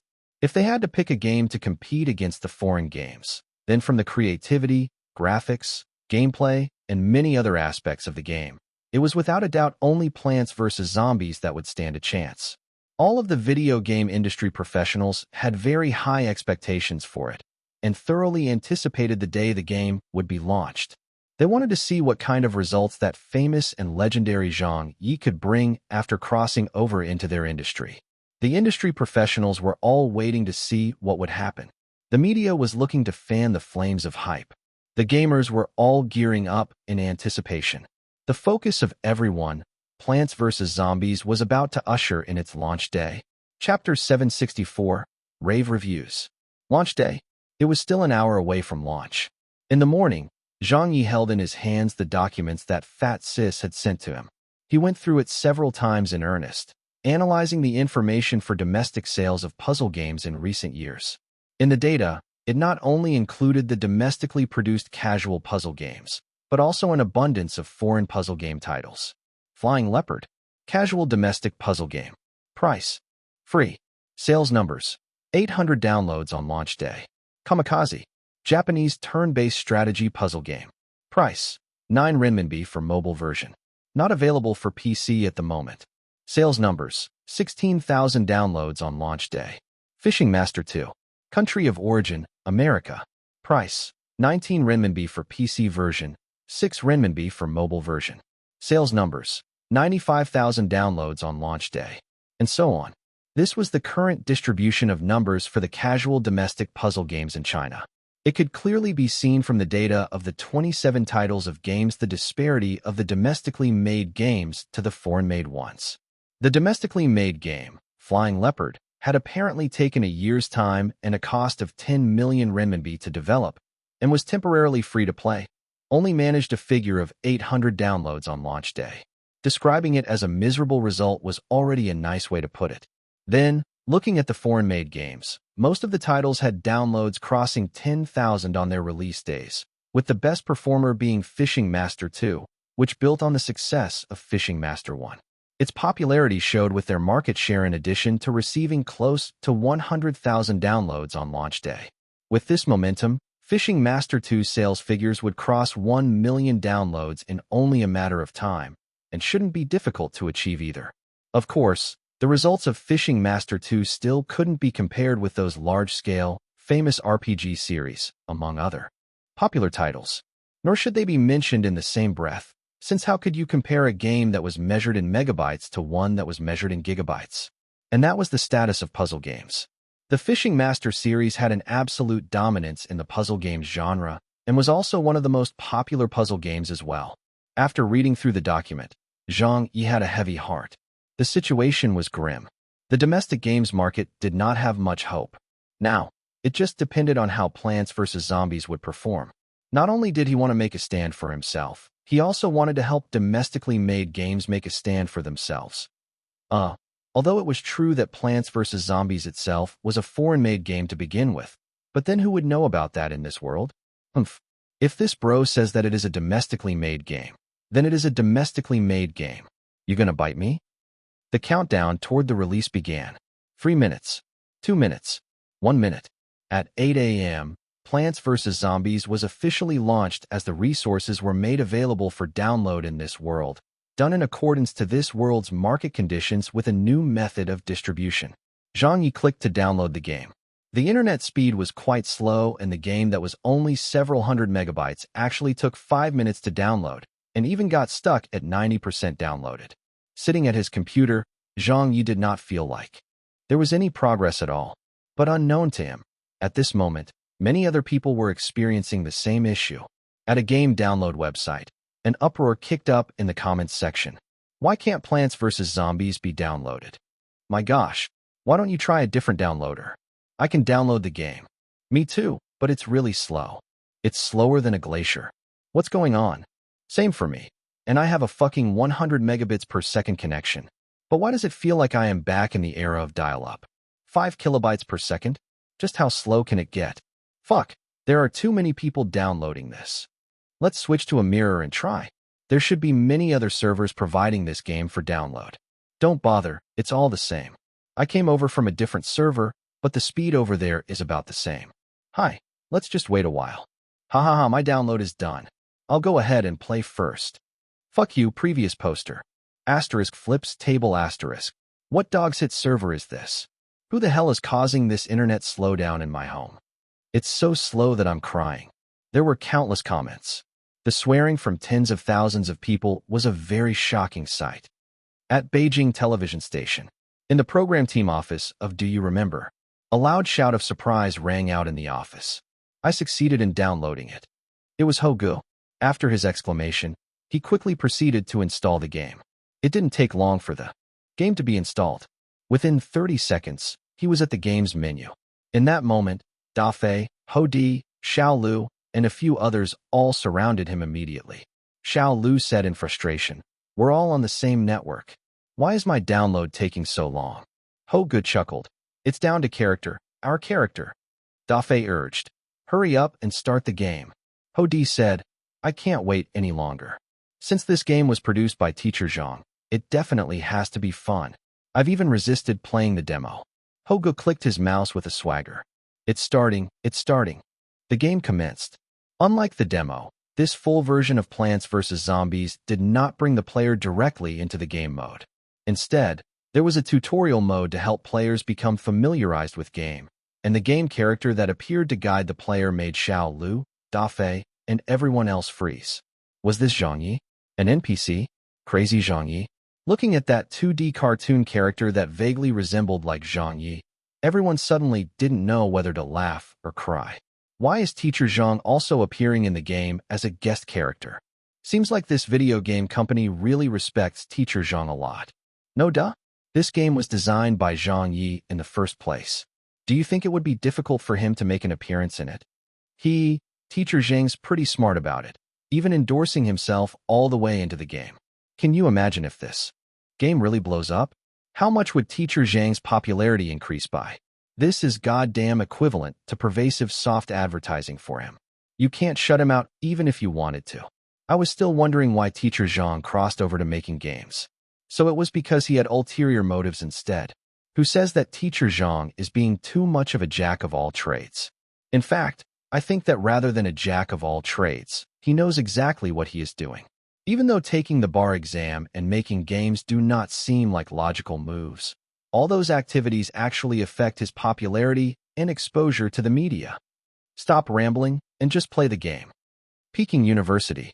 School had reopened, but on this day, the campus was quieter than usual. The people who would usually take a stroll beside the artificial lake were nowhere to be seen. Some students who were passing by the area were surprised at this.